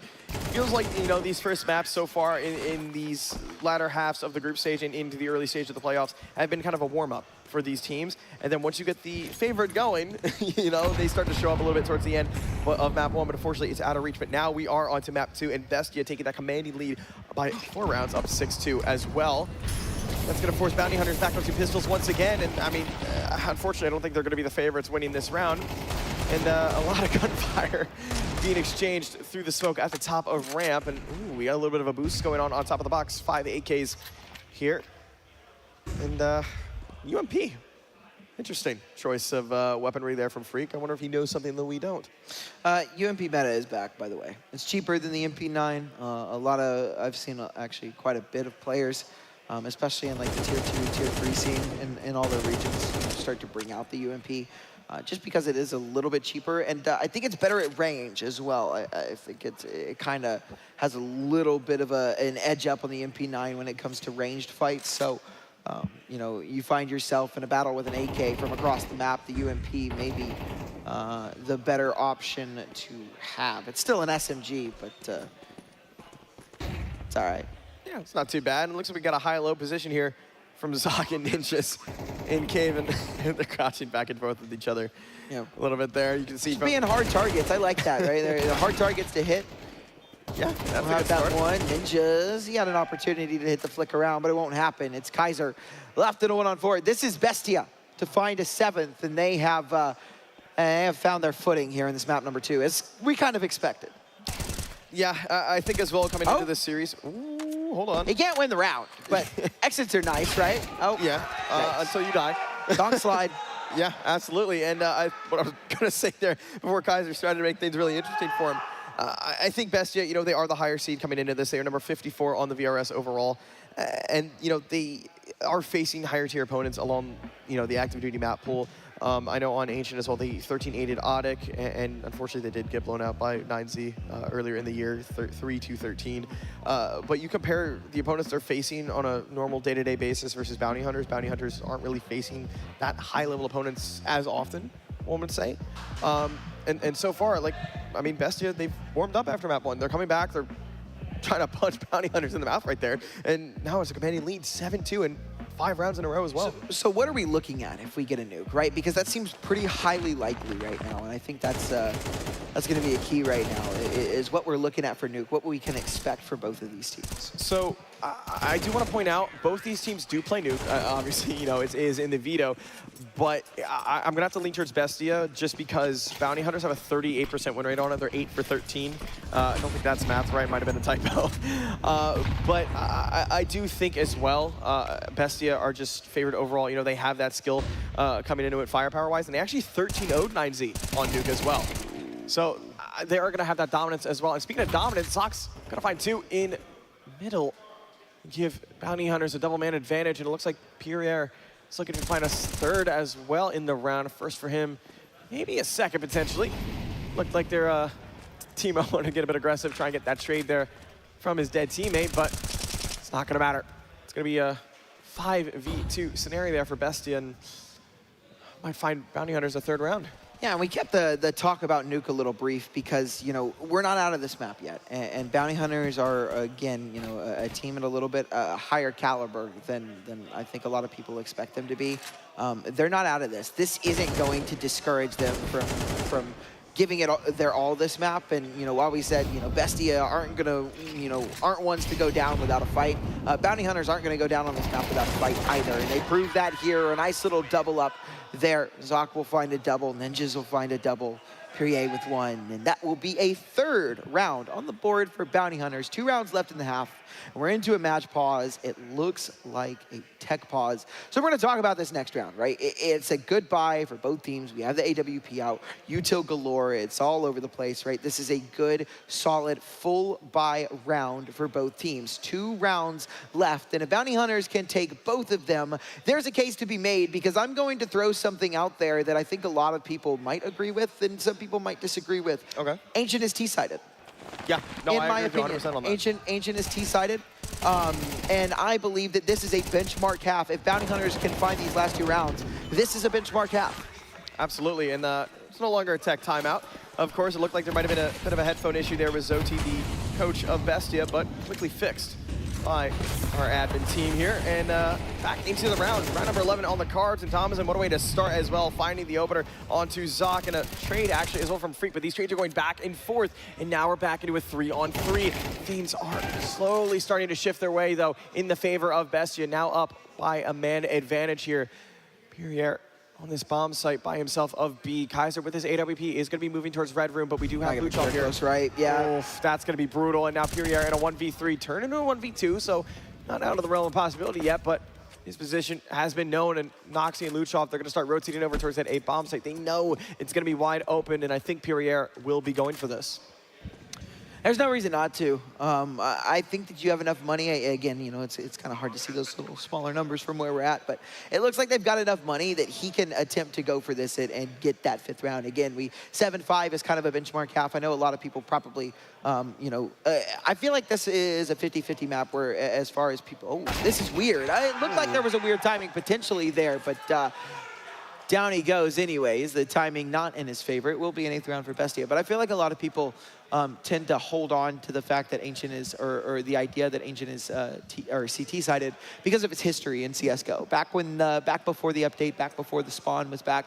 But as this map has developed, we've seen teams pull out stronger and stronger T-sides. And I think one of the reasons this map is T-sided is because the rotate time is actually kind of long. It's one of the longer rotates in the game. Dust 2's a little bit longer. Mirage is kind of on the same par, right? But it's not on the level of Nuke where it's up down, right? Or overpass or train where it's literally a hop, skip, and a jump away. It's all the way, you know, on the other side of the map, and that gives the T's so much time to work with before they're even able to. Ooh, hold on, that smoke was blown. I don't think Ninjas saw him there, so they're gonna pass each other there. Ooh, oh, they did. Yeah, they definitely did. Has smelt a trainer, and it's actually gonna find Noxy through the smoke as well. The spray will connect, and now Cassine and Thomason in a 2-on-3. But they are up 5 rounds, so if they're able to get the cherry on top of 9, that's gonna be even better, and I like this a lot. Bogdan's Law coming into play. Ninjas, captain of this roster, are gonna be taking control of it, and Thomason gonna find that kill onto Freak, bringing it back into a 2-on-2. But they still think it's going to be this A-bomb. Oh, the whip around from Kaiser is going to be an absolute dominant. They're so low. Oh, it doesn't matter. Kaiser, once again, the double kill is going to be clean for them, and that's going to be Bounty Hunters finding their 4th. Yeah, and that's not too bad of a half. Obviously, it's not great. But this is kind of one of those situations. We saw Bestia had a very similar, actually, the exact same scoreline, except it was flipped, right? And Bestia were able to bring it back to kind of, you know, they brought it close, they tied it up, and then Bounty Hunters did end up edging it out over them, right? But as we know, all it takes is a pistol round to change the game. If Bounty Hunters come out this half, they can win this pistol round and win the conversion as well. They'll only be a couple of rounds away from tying this one up, and so I'm not completely sold on a 1-1 yet. Not completely there yet. I mean, you're absolutely right. This map is still not over with, and we're only at the halfway mark, really. Potentially, if we do get the full 24, of course. But T-side now for Bounty Hunters, going to be starting with this pistol. Flashbang only needed for the start. Very interesting. I like that a lot. They're actually going to go right out mid as well. And punishes 2 kills, 3 kills in quick succession for the Bounty Hunter squad. And they're going to be hunting down Bestia and taking this round potentially for them. And that just might be the nail in the coffin, though. But don't forget about Timo. Now into a 1v3 as Freak finds the triple in the round for him. And these dualies are deadly, but it's not going to matter. Ninjas, the captain, will close it. And that's going to be Bounty Hunters finding number 5 and a good answer back after that first half. It is, and again, that pistol round absolutely necessary for them to be able to keep this one alive. And I just think it's so, there's so much room for error here for Bestia. I mean, again, that's why I'm not sold on this. I'm not completely sold that Bestia have this map under lock and key, because they do not. Now, this is going to be an interesting round. It's a force buy coming out from Bestia. Bounty Hunters win this. They win 6 and 7 as well. And down we go, just trying to, you know, make a little bit of quick work with that 5-7. Here we go. Finally, a kill comes through, but a trade back, and ooh, another one through the smoke leaves us in a 3-on-3. 1 HP on ninjas as well. These pistols are doing a lot of work here for Bestia. So now they actually have the man advantage as well. Zoc might find this flank though, as it is going to be a low HP of Teemo. That Galil kill is going to be aggressive. Kaiser needs to find one, and he's going to do better than that. He's going to find both. And Bounty Hunters are a little sketchy there, but are able to clutch out the round and get their number 6. And that is 6th, and as we said, like, there's not really going to be much to offer here from Bestia. They might try, and it looks like we've got a hero rifle. Are we?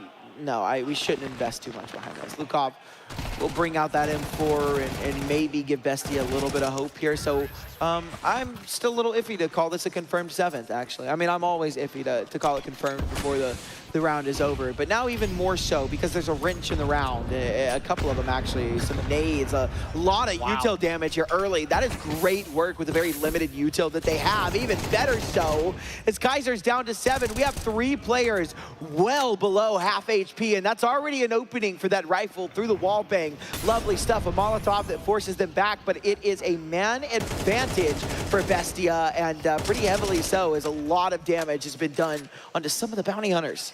Yeah, absolutely there. I mean, Kaiser, you saw him die very low. I think he was down to 7 HP after he ran through that molly, and I think right before the camera faded away, he was hitting his head a little bit there. A little bit of frustration showing on the Bounty Hunters squad. That was a chance here for them to really get things going on against Bestia. But Zoc and Pyria are going to be very low, and might only really need to get USB kills, and there we go. That's what we're seeing right now. These pistols are singing loud and proud, and now it's going to be Bounty Hunters on the back foot into a 2-on-4.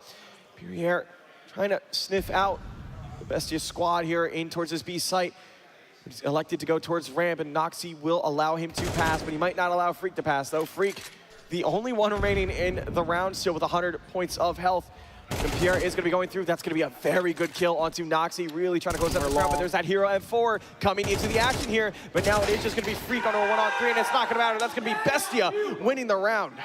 It's a 9th as well, right? That's back on top. Bounty Hunters really needed that one over the line. And again, it's that hero rifle that we see just come big for Bestia for these teams. That's why these teams elect to do it, because all it takes is one rifle in the hands of a fantastic player to turn around in your favor. Bestia calling a timeout, a chance to breathe, a chance to talk about things. They realize that now Bounty Hunters on an awkward buy, a forced buy as well. This could be double digits and an 11th as well. They could very well end up with the game in their hands as long as they can avoid being ecoed.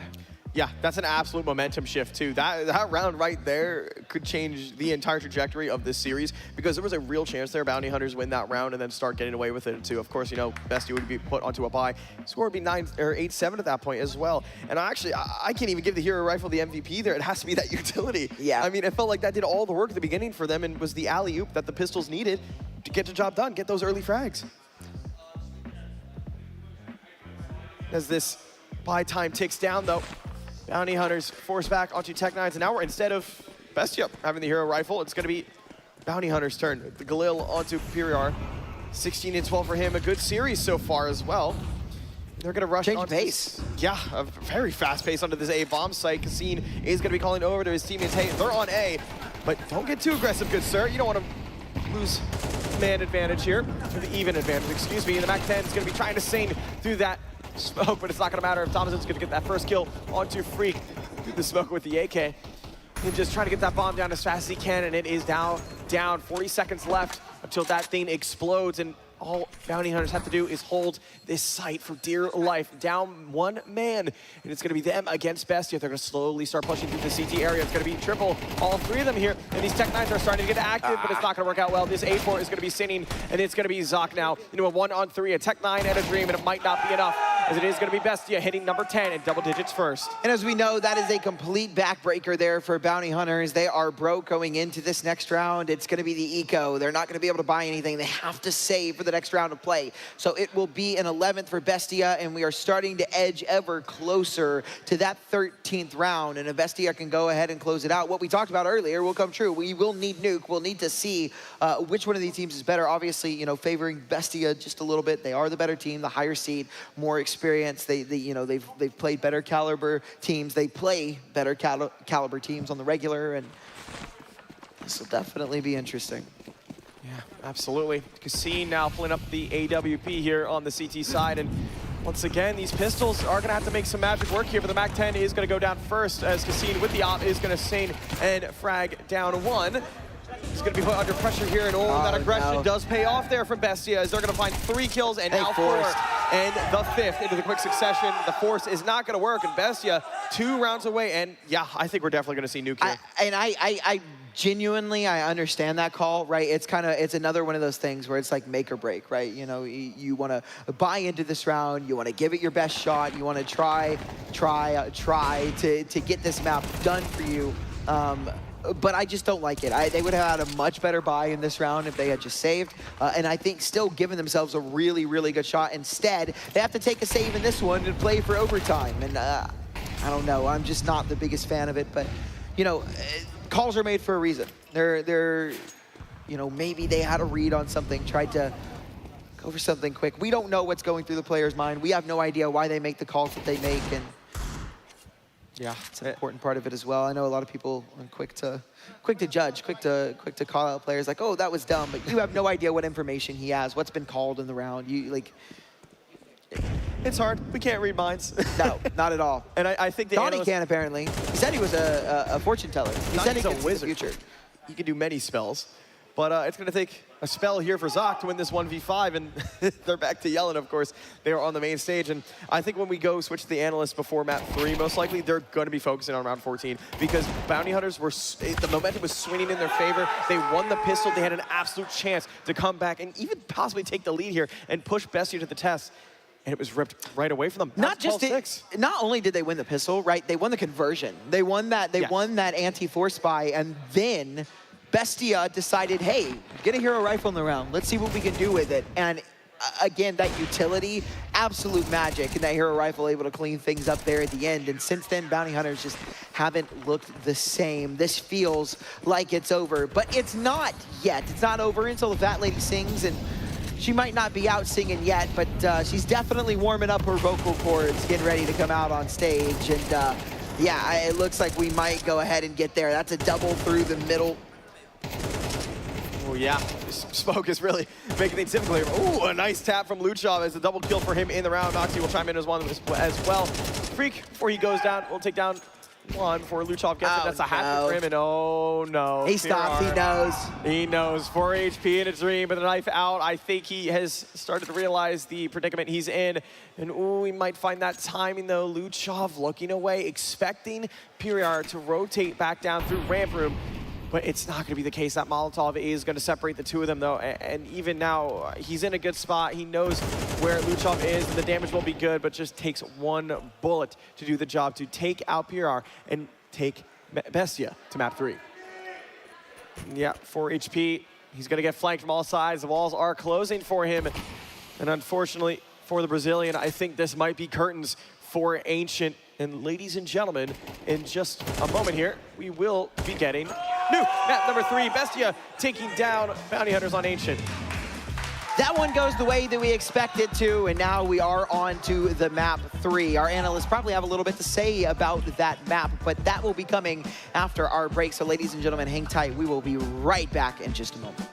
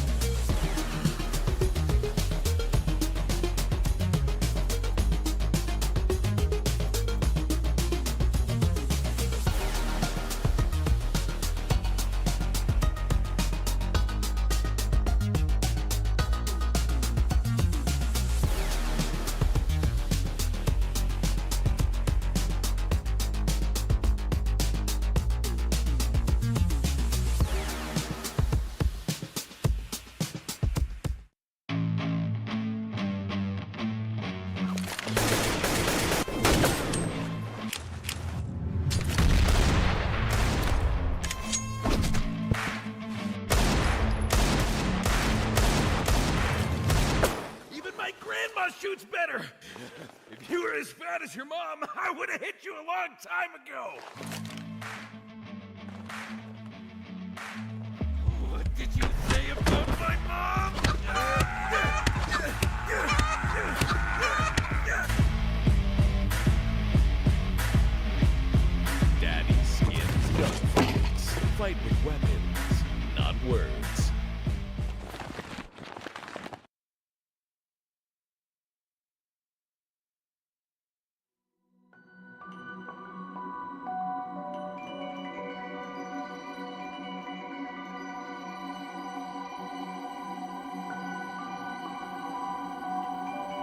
you.